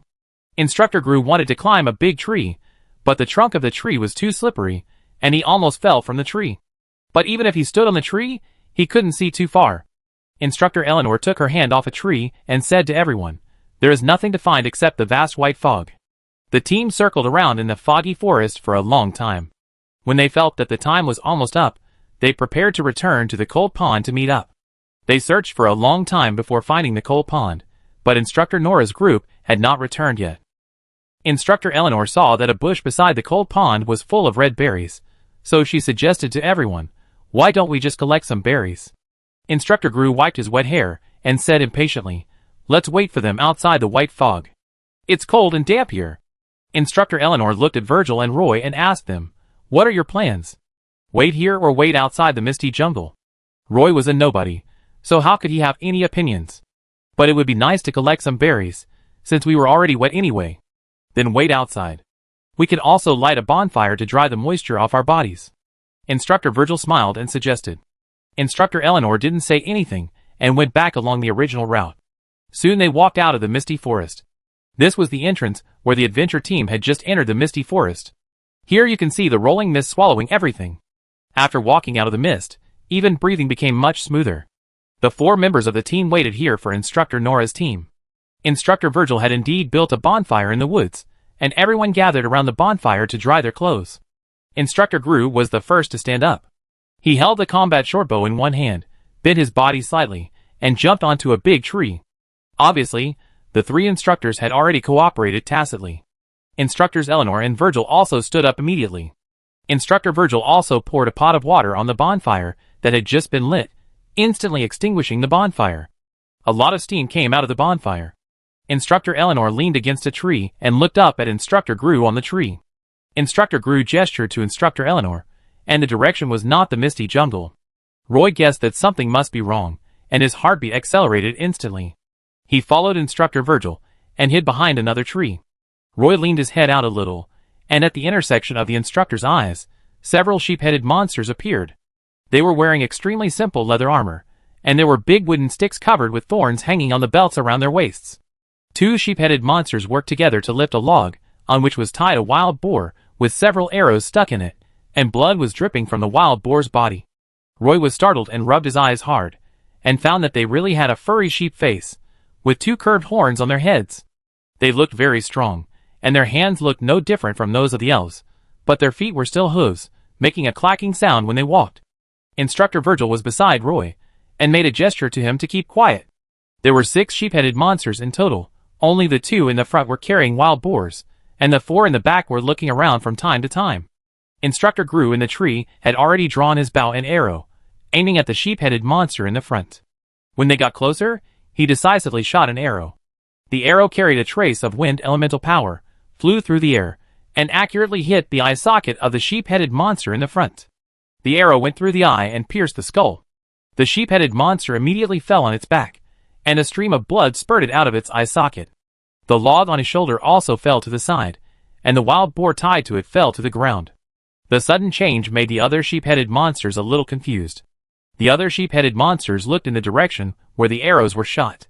They almost simultaneously untied the big wooden sticks from their waists, held them in their hands, and rushed towards the place where Instructor Gru was hiding. Instructor Gru also shot an arrow with confidence, and immediately shot 3 arrows in a row, but this time, the sheep-headed monsters were prepared, and the 3 arrows failed to hit the vital points. The arrows shot at the goat-headed monsters, and they actually let out a howling sound. Instructors Eleanor and Virgil drew their swords, jumped out from behind the big tree, and entangled with the 5 goat-headed monsters. Roy also held a scepter and a shield, followed the instructors and joined the battle. Roy stood in front of a goat-headed monster, with 3 arrows stuck in his shoulders and chest, but this did not affect his fighting at all. When he saw Roy rushing over, he swung the big wooden stick in his hand and hit him hard. Roy couldn't avoid it for a while, so he raised his shield and went straight to meet it. With a clang, a huge force was transmitted to Roy's arm through the shield. Although there were various states of the magic pattern structure, Roy still felt a numbness in his arm. The power of this goat-headed monster was really too great. The goat-headed monster's hairy face was close at hand. Roy saw that his eyes were blood red, and his face was actually a fierce smile. It was as weird as it could be. He knocked Roy back 2 steps with a stick, and the arrow wound on the goat-headed monster's body also gushed out a stream of blood. Roy readjusted his body, and found that his left arm holding the shield was completely numb. The goat-headed monster rushed up again. Roy could only grit his teeth and swing the scepter in his hand to parry the big wooden stick. Chapter 217. Instructor Virgil, the swordsman, used the elven sword in his hand to cut the neck of a goat-headed monster almost as soon as he came into contact with it. Instructor Eleanor also explained to Roy the fighting style of a ranger, which was light, flexible, and coordinated. She moved freely between the 2 goat-headed monsters, like a dancer dancing on the tip of a knife, with gorgeous steps, and the elven sword in his hand almost turned out a bunch of sword flowers. Instructor Gru used another extreme fighting style. He stood on a branch, and did not give the goat-headed monsters a chance to get close. After Eleanor, Virgil and Roy blocked 5 goat-headed monsters, there was only one that really chased him. Instructor Gru stopped dodging, and stood on a branch of a big tree. Facing the rushing goat-headed monster, Gru pulled a short bow in his hand to the full. Just as the goat-headed monster leaped, Instructor Gru shot the arrow in his hand at the right time. An arrow wrapped in the power of the wind element turned into a white light, and instantly passed through the eyebrow hole of the goat-headed monster. A trace of blood flew out from the back of the head with the arrow. The body of the sheep-headed monster also leaned back in midair, and then fell heavily on the grass in the forest, with blood all over the ground. Many times, battles are like this, on the verge of breaking out, and then ending quickly. These sheep-headed monsters are obviously the natives of the Partington Plain. Generally speaking, after the elves enter a certain plain, they will not deliberately suppress or kill the local natives. The elves pursue the way of nature. These sheep-headed monsters are considered a subhuman race, and their intelligence is even lower than those fish people living on the seashore. They do not have their own language, but live in groups. They can make simple tools and animal skin clothes, and have learned to use fire. Of course, these are not the reasons why the elves slaughtered them. The elves cannot tolerate these sheep-headed monsters, mainly based on 2 reasons. The first is the issue of faith. The sheep-headed monsters worship the moon. On every full moon night, the sheep-headed people will hold a grand celebration ceremony in the tribe, almost all night long. The second point is that they are greedy and bloodthirsty, and they are lustful by nature. At the end of each carnival, the sheep-headed people will contribute to the reproduction of the tribe. For the elves, the blasphemy of the moon god is the most intolerable. The second is that these sheep-headed monsters seem to like female elves very much. In order to get the elf women, the sheep-headed monsters even ignore life and death. At the beginning, when the elves entered the Partington Plain and saw these subhuman sheep-headed tribes, they planned to educate these sheep-headed monsters. But after the elves who preached knowledge paid a heavy price, the elves found that the long sword was far more useful than books. At present, sheep-headed monsters are rarely seen near the city of Padstow. There are still sheep-headed people in the village of Tinace, probably because there is a coal pond here, and a large area of fog covers this mountain forest. In the misty jungle around the coal pond, there is probably still a tribe of sheep-headed monsters. This group of sheep-headed monsters ran to the edge of the jungle to hunt, but their luck was a bit bad. Before entering the misty jungle, they met Instructor Eleanor's group. Unfortunately, the spoils that everyone can harvest from the goat-headed monsters are very few. They are just subhumans, not even primary magic beasts. Only the goat head with horns has a little collection value. If you are a little more reluctant, the gun under the crotch of the goat-headed monster can also be used as medicine, but only human herbalists will buy these, which is not popular in the elf world. Instructor Virgil cut off the head of a goat-headed monster, wiped the blood, peeled off a piece of skin from the goat-headed monster, wrapped it up simply, and put it in the magic waste bag. Why are there still sheep-headed monsters here? Didn't they say that the sheep-headed people in the Partington Plain had long been extinct? Instructor Virgil wiped the blood on the blade of his sword on the hairy corpse of the sheep-headed monster. How can we kill them all? Instructor Eleanor also wiped the long sword in her hand with a handkerchief, and said casually, most of the sheep-headed natives were just driven to other places in the Partington Plain. Roy, in the Partington Plain, these sheep-headed monsters are synonymous with danger. They may give you a fatal blow from a place you can't see at any time. Instructor Eleanor said to Roy, so when we meet them, the best way is to kill them directly. If there are too many sheep-headed monsters on the opposite side, then we must evacuate decisively without any hesitation or luck. Although they only have elementary intelligence, their perception is not bad at all. Got it, Instructor Eleanor. Roy humbly accepted the advice. The sheep-headed monster in front of him, just now, was solved by Instructor Eleanor. Instructor Virgil and Instructor Gru started digging a pit under a tree nearby. Roy hurried over to help. The root system next to the big tree was very developed, so it was not easy to dig a deep pit. This time, they needed to bury 6 sheep-headed monsters and a wild boar, so the 3 of them took a lot of effort to deal with all these sheep-headed monsters. When burying the last sheep-headed monster, Roy even sniffed its wound, and it was indeed full of a strong smell. Seeing the bodies of these sheep-headed monsters, Roy even had some evil ideas. He wanted to cut some meat from the sheep-headed monsters to make a barbecue. After Eleanor scouted around and found no other sheep-headed monsters, she and everyone else dug a pit to bury the bodies, while waiting for Instructor Nora and the others. Because Guide Marjorie followed Instructor Nora, everyone was not worried that Instructor Nora and the others would get lost in the misty jungle. The 3 instructors sat under the tree, tasting the sweet and sour berries they had just collected, while discussing the battle. Apparently, Roy's performance just now was seen by all 3 instructors. Roy, you are not a strong fighter. You don't have enough strength to kill the enemy effectively with blunt weapons, so I suggest that when you are not strong enough, try to use sharp weapons, such as scimitars, long swords, and spears. Instructor Virgil suggested to Roy. Then he added, this will significantly improve your combat skills. Roy hurriedly explained to Instructor Virgil, Instructor, the battle just now was too sudden, and I was not ready yet. Otherwise, I would have smashed the sheep-headed monster's head. Instructor Eleanor patted Roy on the shoulder and said to him, Instructor Virgil's suggestion is to let you win in a simpler way, but what I want to tell you is that in the battle, all your movements are too stiff because of nervousness. Nervousness is the most useless thing. Roy, nervousness cannot help you win the battle, so you need to overcome this fear. When fighting, your movements must be coherent and smooth, leaving your opponent no chance to take advantage. You are now learning elementary martial arts with Nora, and you will also need to learn intermediate and advanced martial arts. It is best to also learn the elves' archery skills. Roy hurriedly wrote it down carefully. Instructor Eleanor pointed at Instructor Gru and said to Roy with a smile, if you want to learn archery skills, now you have a good teacher who can help you build some basics in advance. Instructor Gru pulled out the arrow that shot into the sheep-headed monster, rinsed it with water, and put it back into the quiver. He was sitting under a tree to rest.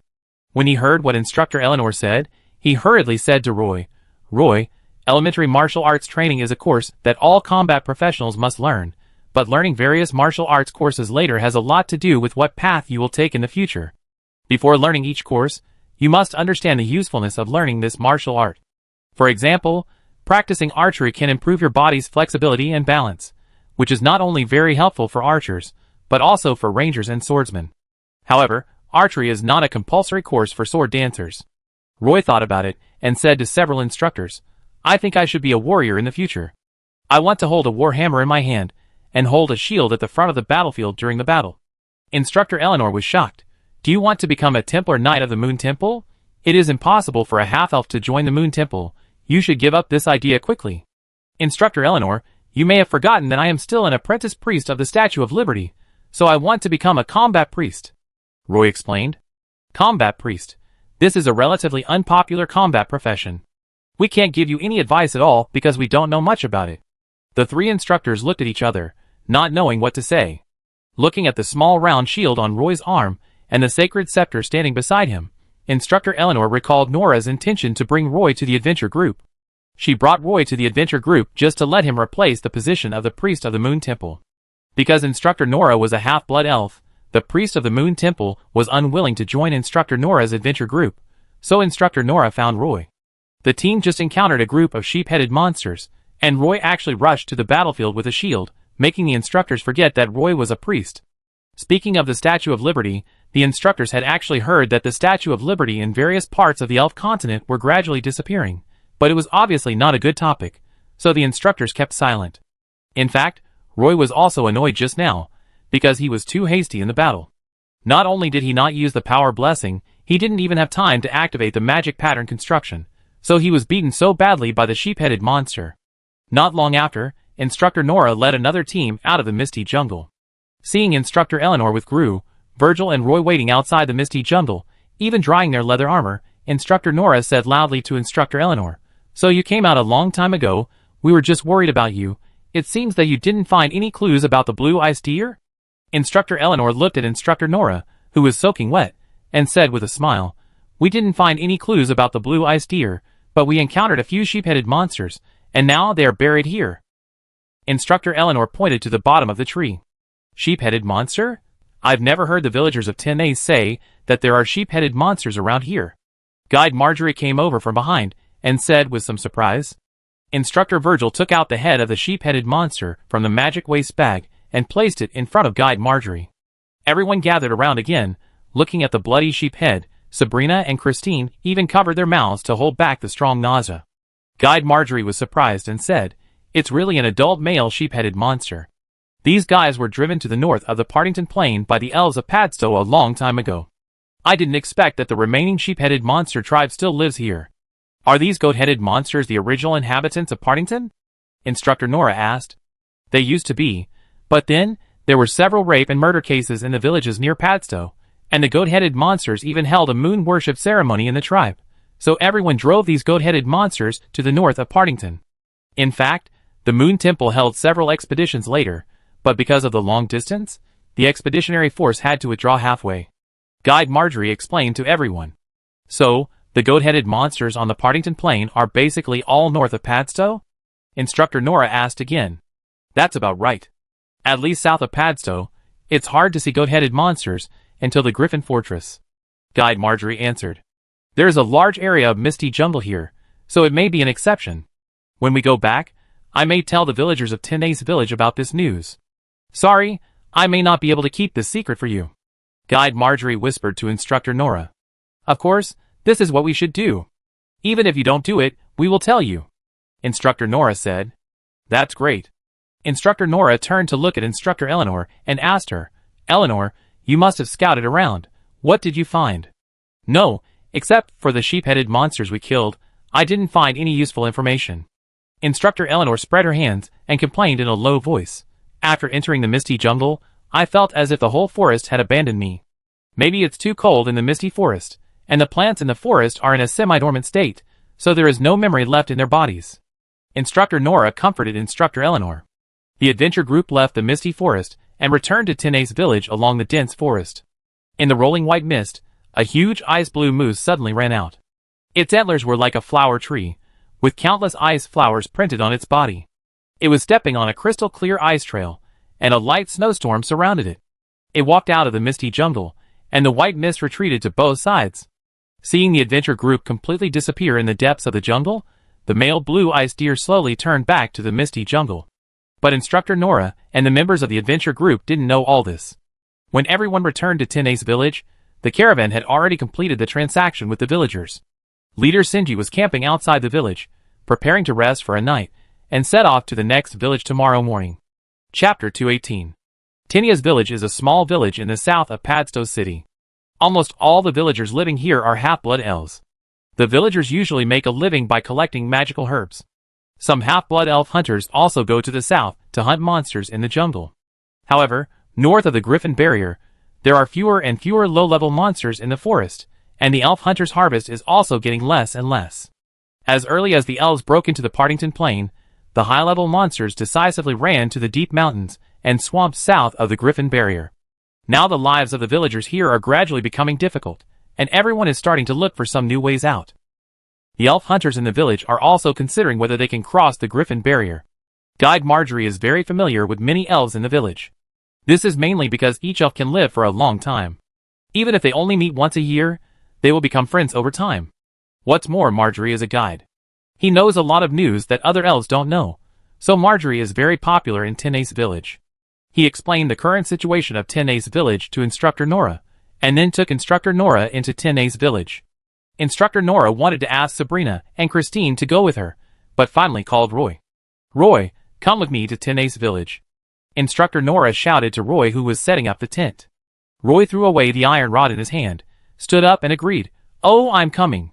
You wait for me outside, Marjorie, and I will go to the village to inquire about the news of the Griffin Fortress. Instructor Nora said to the members of the adventure team. After that, she took Roy and followed the guide Marjorie into the village of Tenace. As soon as they entered the village, they saw an old half-blood elf sitting under a big tree to cool off, with a half cup of fruit tea in his hand. Seeing the guide Marjorie walking into the village, the old half-blood elf immediately greeted him. Marjorie, where are you going this time? Marjorie stopped and came to the old elf and said, Griffin Barrier, Uncle Adki, I want to try again this time to see if I can cross that mountain. The old half-blood elf almost wrinkled his face. He looked at Nora and Roy with some hesitation, and then said implicitly, There are still more adventures. Where do these adventurers come from? They are from Castleton City. Marjorie did not hide anything. The old elf's eyes lit up, and his eyes seemed to be filled with some memories. He smiled and said, That's a good place. I lived there for a while when I was young. Later, the Nagasee tribe went to war, and the army wanted us half-blood elves to be cannon fodder, so we took a boat and ran away at night. Marjorie interrupted the old elf's recollection and said to him, Uncle Aki, don't always tell me those stories about your youth. I've almost memorized them. Hasn't your son always wanted to climb over the Griffin Barrier and hunt demon antelopes over there? How is it? Do you have any news to share? The old half-blood elf did not hide it, and said, He did find 3 passes, but even the passes are cliffs hundreds of meters high, and there are griffin nests on both sides.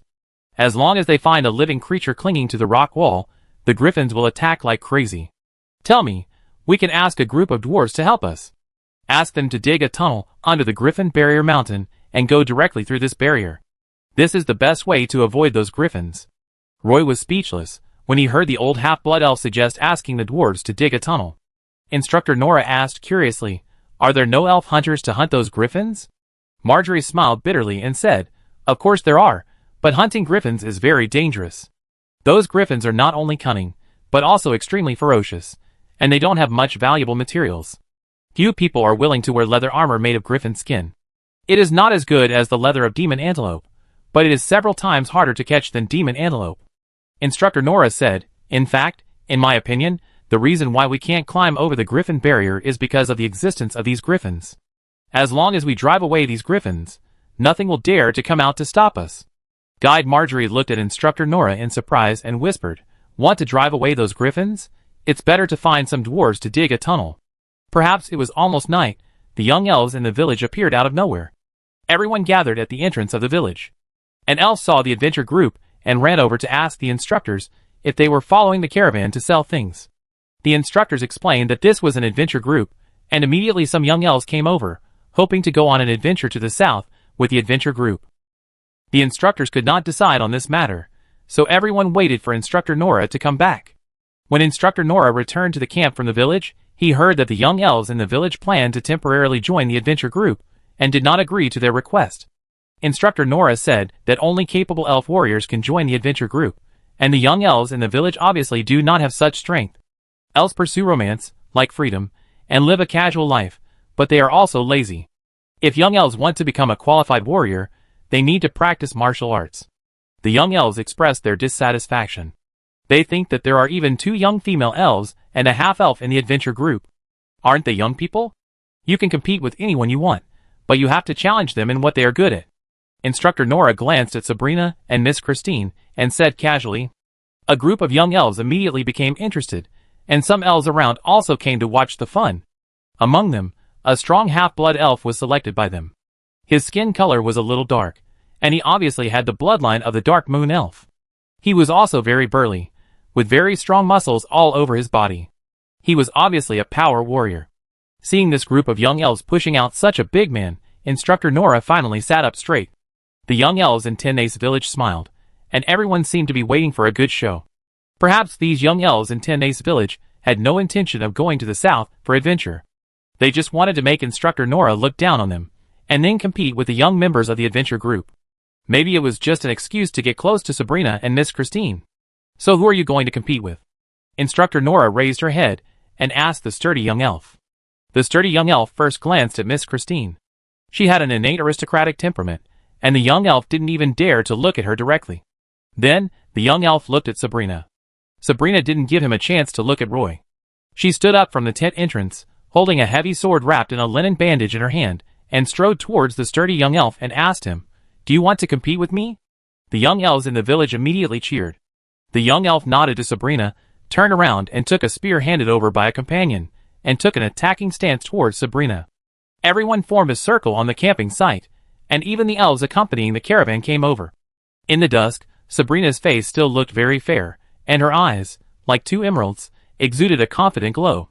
She held the heavy sword in both hands, looking heroic. Roy felt that these young elves from Tin Ace Village might just want Sabrina to come out and compete. The young elves' eyes were all focused on Sabrina. Perhaps seeing that Sabrina was ready for battle, the young elf holding the spear no longer hesitated. He held the spear handle tightly with both hands, and turned his body when he rushed forward, sweeping the spear horizontally. The huge force made the spear make a sound of breaking wind. I thought Sabrina would give in, so the young elf would immediately swing a heavy blow, and then let the spear rise from the right side. After such a set of continuous actions, Sabrina would be forced to deal with it all the time, and it would be difficult for her to fight back before she was exhausted. But Sabrina did not take a step back to avoid the sweep as the young elf expected. She dragged the heavy sword with both hands, and actually made the same move as the young elf, swinging the heavy sword towards the young elf.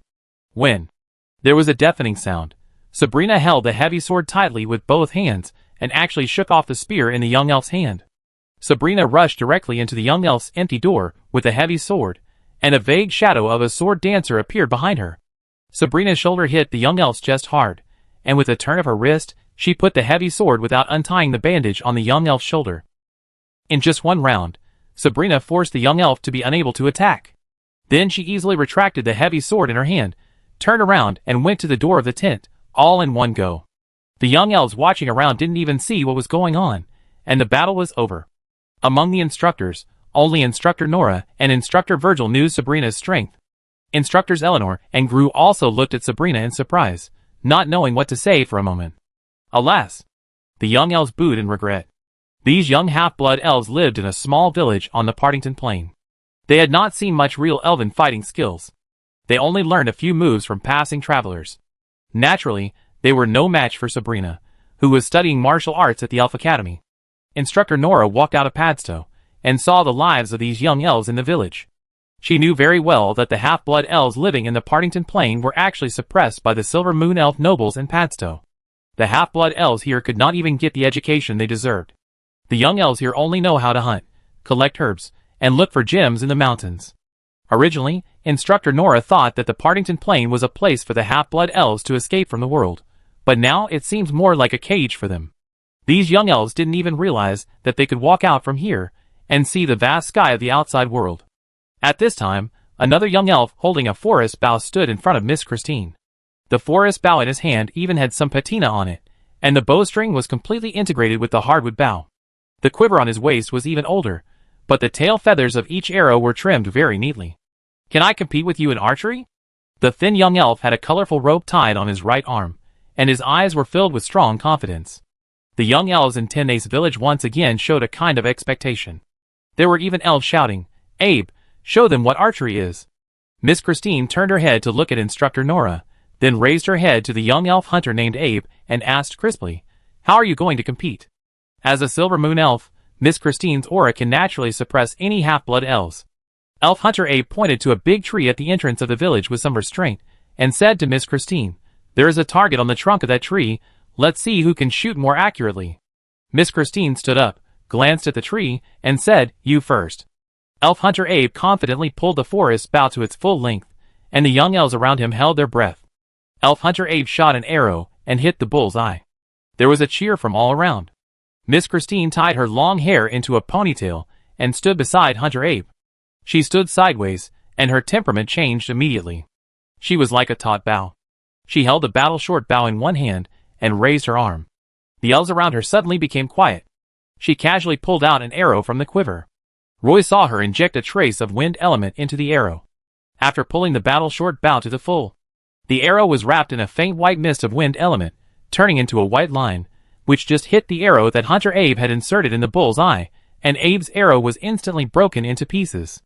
After the arrow was shot, the young elves in Tinay's village suddenly became silent. Everyone looked at Sabrina and Miss Christine in surprise. Some young elves wanted to take the opportunity to chat with them, but now they were frightened by the two female elves and retreated. Even the young elves who wanted to compete with Roy retreated. Instructor Nora took the opportunity to stand up in front of the tent and said to the elves in Tinay's village around, "We are from the Castletown Elf Academy. These few are students of the academy and members of our adventure team.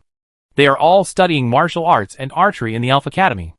Only through learning can they improve themselves more systematically, change themselves, and make themselves more clearly aware of their shortcomings and advantages. Only in this way can they grow up quickly and become an excellent warrior." Chapter 219. The young elves of Tinay's village originally wanted to use a competition to convince Miss Sabrina and Miss Christine in the adventure group. Unexpectedly, Miss Sabrina and Miss Christine won easily, so Instructor Nora took this opportunity to promote the Elf Academy. Although it is clear that no young elves from Tinay's village will go to Castletown to study, Instructor Nora still hopes that the elves in these villages can know where the gap is between them and the elf students in the academy. Instructor Nora's opinion, the elves can only change their fate by studying in the academy. Otherwise, if they stay in this jungle all their lives, no matter how outstanding they are just excellent hunters. Finally, Instructor Nora also warned these young elves, "We found traces of sheep-headed monsters near the Misty Jungle. You must be more careful when you go to the Misty Jungle in the future. Instructor Nora, in fact, we have found some hoof prints before, but we think that the sheep-headed monsters have been driven to the north by the priests and the army of the Moon Temple. There is no way there is a sheep-headed monster here, so we have never paid much attention to it." A young elf stood in a group of elves and took the opportunity to speak loudly. The young elves around said that they had found similar traces before, but no one thought about it that way. If the sheep-headed monsters have been hiding in the Misty Jungle, everyone just needs to be careful at ordinary times. If their activity area continues to expand, it is worth paying attention to. Instructor Nora warned these young elves. The adventure team has set up a total of 7 tents under a big tree. Instructors Eleanor and Gru need to be on duty at night. The instructors have been on duty these days, and as a new member of the adventure team, Roy also wants to take on this responsibility. This night, they are camping at the entrance of Tinay's village, so Roy took the initiative to ask Instructor Nora to take duty. "Instructor Nora, please let me take duty too." Roy took the initiative to say to Instructor Nora, who was writing and drawing on the map. "Why, I also want to try the taste of duty. That's great. As a newcomer, you can experience the first half of the night duty first." Instructor Nora did not refuse and agreed directly. In fact, although it was the first half of the night, it was counted from the time when the members of the adventure team fell asleep. Roy sat under the big tree and occasionally walked around the tent. The forest was silent, but the sound of even breathing came from the tent, which at least made Roy feel more at ease than when he was in the Megala jungle. It was not until after 2 o'clock in the second half of the night that Instructor Virgil, who was responsible for the second half of the night, crawled out of the tent to replace Roy. Roy laid back in the tent, not feeling sleepy at all.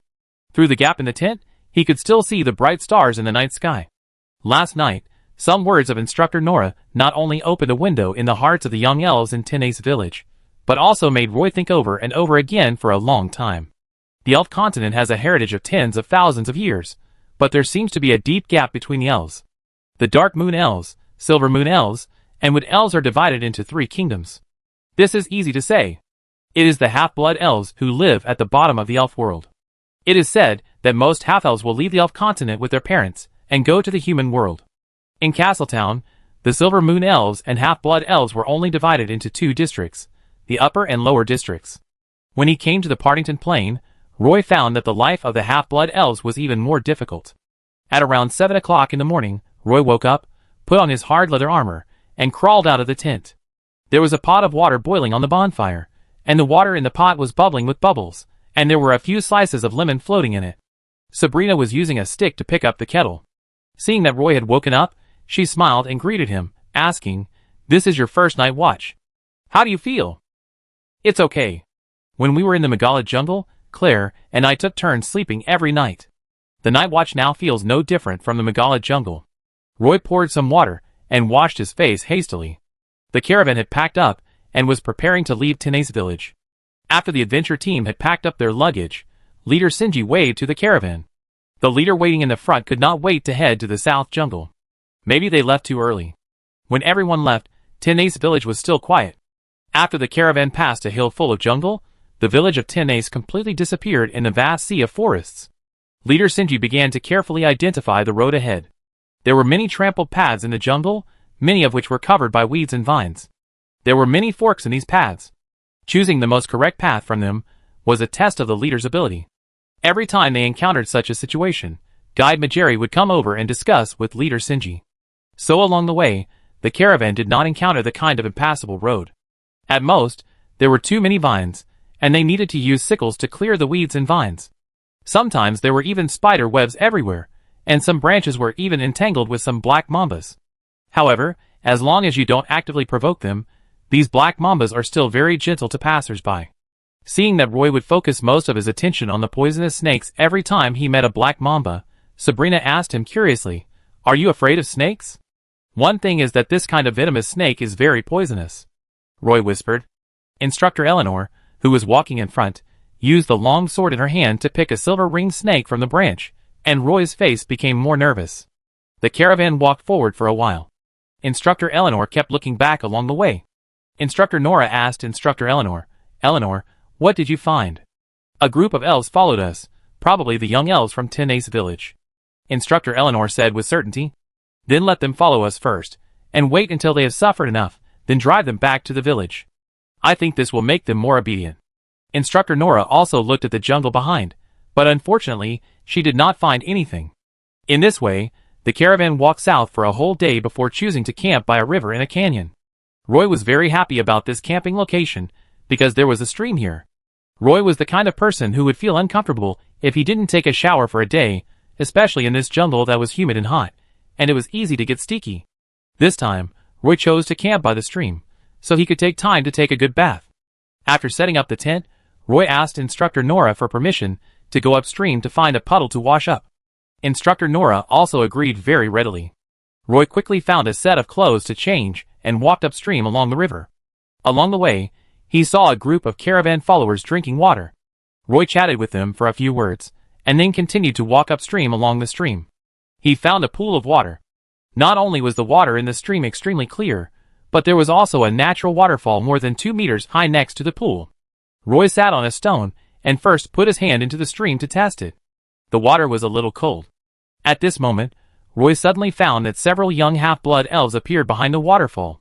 He had seen these half-blood elves in Tina's village yesterday. Chapter 220. Roy knew these young half-blood elf hunters, but he was just wondering why they were here, so he asked them, "Why are you here?" Several young half-blood elves were a little hesitant, pushing each other for a long time before one half-blood elf stood up and said to Roy, "Roy, we want to join the adventure group. You have to talk to Instructor Nora about this." Roy was a little helpless. No matter what happened, he couldn't be blamed.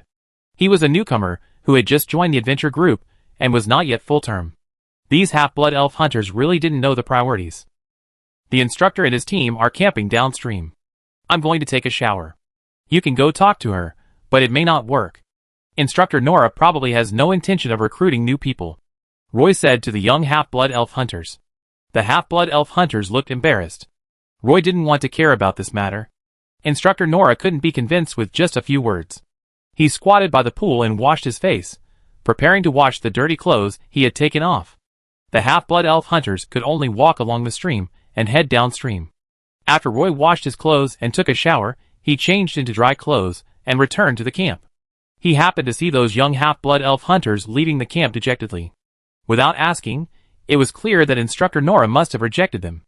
Roy walked into the camp. Instructor Nora was talking to other instructors about this matter. Seeing Roy coming back from outside with wet hair, she said to Roy, "Roy, I heard from those elf hunters that you told them that we camped here? Well, I saw them by the waterfall upstream. They told me they wanted to join the adventure group, so I asked them to come to you to ask." Roy answered honestly. "Next time you encounter this kind of thing, just reject it directly. We are the Castletown Elf Academy Adventure Group and only recruit teachers and students from this academy," Instructor Nora said to Roy. "Got it, Instructor Nora," Roy said quickly. Scarlet Magician sat next to Instructor Nora and protested to Instructor Nora. "Nora, after listening to you, I realized that I am the only one in the adventure group who is not from your Elf Academy. According to your recruitment conditions, I can't even meet the recruitment standards. Speaking of which, Scarlet also graduated from the Fairy Academy," Instructor Eleanor said beside her. Which Scarlet and Instructor Nora are close friends, and they often quarrel with each other. Sabrina is practicing swordsmanship by the stream, with Instructor Virgil instructing her. Miss Christine is also sitting on a big rock by the stream, staring at Instructor Virgil with her big blue eyes. Roy hung the wet clothes he had just washed on the clothesline outside the tent, and prepared to lie down in the tent for a while. When the guide Marjorie saw that Instructor Nora had finished talking, he came over quickly. Instructor Nora called all the members of the adventure group together, and they sat down together. Guide Marjorie said to Instructor Nora, "Tomorrow, if we go a little further ahead, the caravan will enter the next village. If you don't plan to buy magic herbs, it's useless to follow the caravan into the village. There are often wind foxes in this mountain range. If you don't want to camp in the village, we can separate from the caravan tomorrow morning. The caravan will stay in the village for about a day. We can take this opportunity to look around. I know there are several hiding places for wind foxes. The day after tomorrow morning, we will rush to the Tiger Leaping Gorge in front. I have an appointment with the caravan leader Sinji to meet at the entrance of the canyon. The caravan will wait for us at the entrance of the canyon." Instructor Nora and several other instructors discussed it briefly and felt that the arrangement made by Guide Marjorie was feasible. Then Guide Marjorie introduced the Partington Wind Fox to everyone. This kind of magic beast is not a product unique to Partington.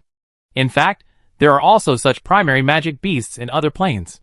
The northern part of the wind fox on the Partington Plain is turquoise, and the leather is wind element friendly. Gloves made of this wind fox skin are very popular among the archers of the Great Elves. Elf hunters love to hunt wind foxes. Gru, you should have changed your gloves a long time ago. Whether you can change to a new pair of gloves depends on our luck tomorrow," Instructor Virgil, who was sitting next to Sabrina, joked to Instructor Gru. Instructor Gru looked at the gloves on his hands and found that they were indeed badly worn, so he said, "We must hunt 2 wind foxes tomorrow." "That's it, we will set out tomorrow morning to hunt wind foxes in the nearby jungle," Instructor Nora decided. The next morning, the adventure team did not follow the caravan to continue south. The attendants in the caravan also told the instructors that there were often wind foxes around here.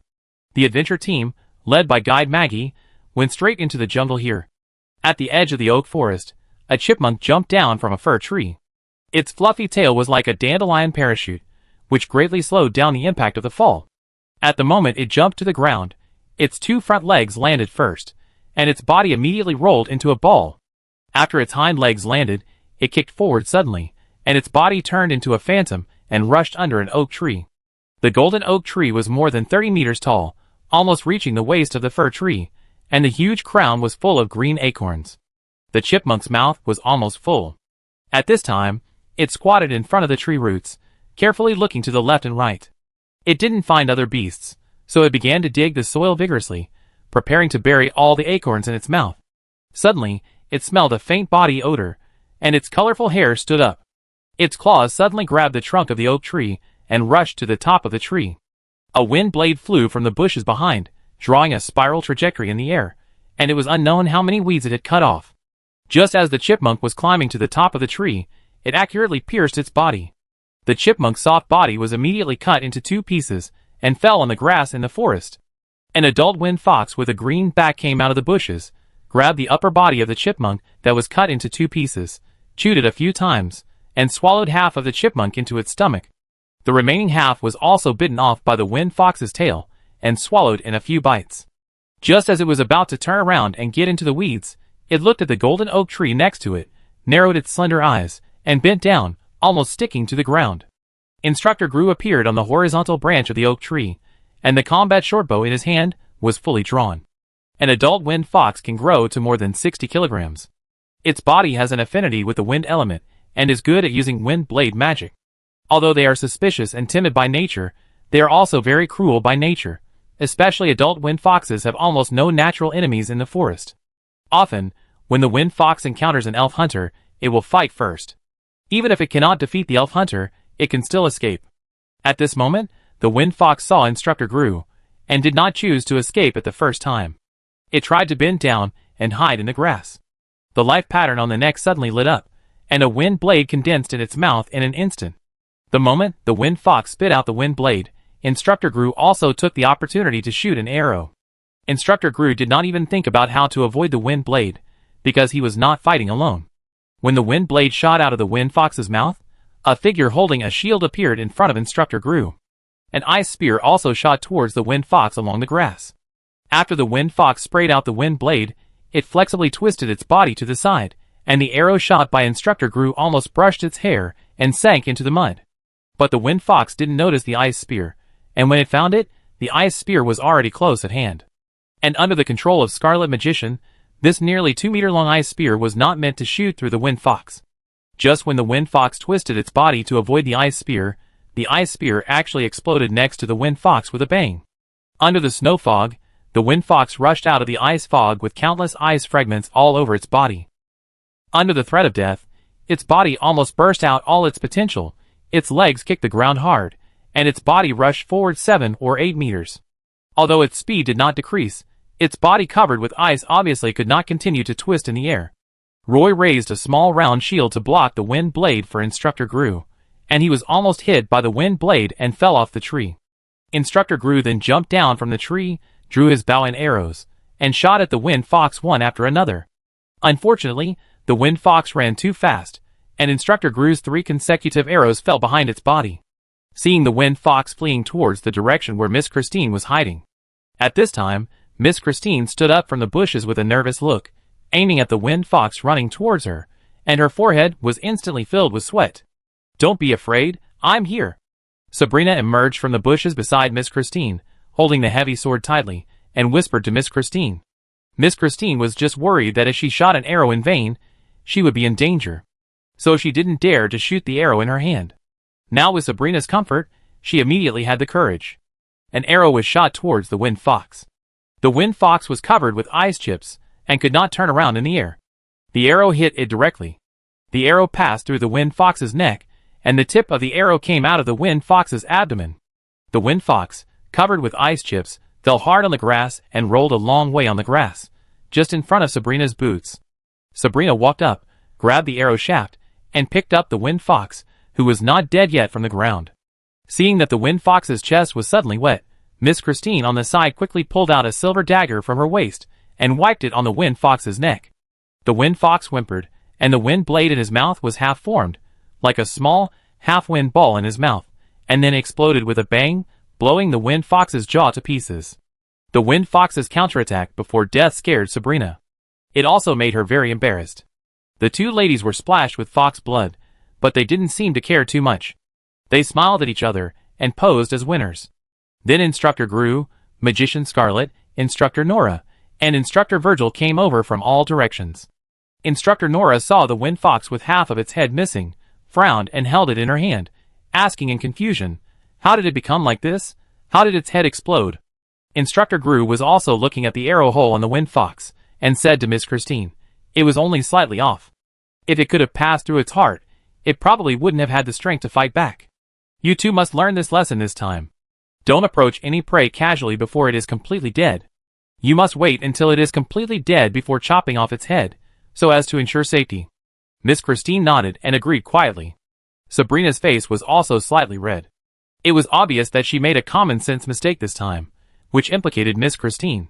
Instructor Eleanor came out of the bushes and called to everyone, "Let's go quickly, I found another one in the jungle over there." Instructor Nora's eyes lit up, and she stuffed the wind fox into the magic waste bag and said to everyone, "Let's keep working hard and try to hunt another one." The instructors were very experienced in hunting in the jungle. They cooperated with each other to block the surrounding areas. Instructor Gru would wait for the prey to come to him at the best shooting point. In just one day, the adventure group hunted 4 wind foxes. Except for the first one that was shot by Miss Christine, the other 3 wind foxes died at the hands of Instructor Gru. From the prey that was picked up, one can see the high level of archery. The wind foxes shot by Instructor Gru almost all had 1 arrow through the heart, and there was only 1 arrow hole on the body. Instructor Nora seemed very happy. In the evening, He reviewed the game with everyone and studied what was not done well during the daytime hunting. But after all, they were just some primary magic beast wind foxes, and their value was not high. Except for the fur with wind attribute that was sought after by the elf archers, there was nothing else valuable on them. Instructor Nora did not plan to stay in this area. After staying here for one night, he rushed to the entrance of Tiger Leaping Gorge under the guidance of Guide Maggie. The members of the adventure team arrived at the entrance of Tiger Leaping Gorge at noon, and the caravan had not arrived yet. This place is called Tiger Leaping Gorge because the gorge is very narrow, and the crack above the head is so narrow that a tiger can jump over it. There is a large forest in front. If you don't go through Tiger Leaping Gorge, the horses of the caravan can't pass through the steep forest. There are some harpies hiding in the cracks of the rock walls of Tiger Leaping Gorge, but those guys will only fly out to hunt when they are hungry. They rarely target passing elf caravans, and generally prefer to catch large herbivores in the mountains and forests.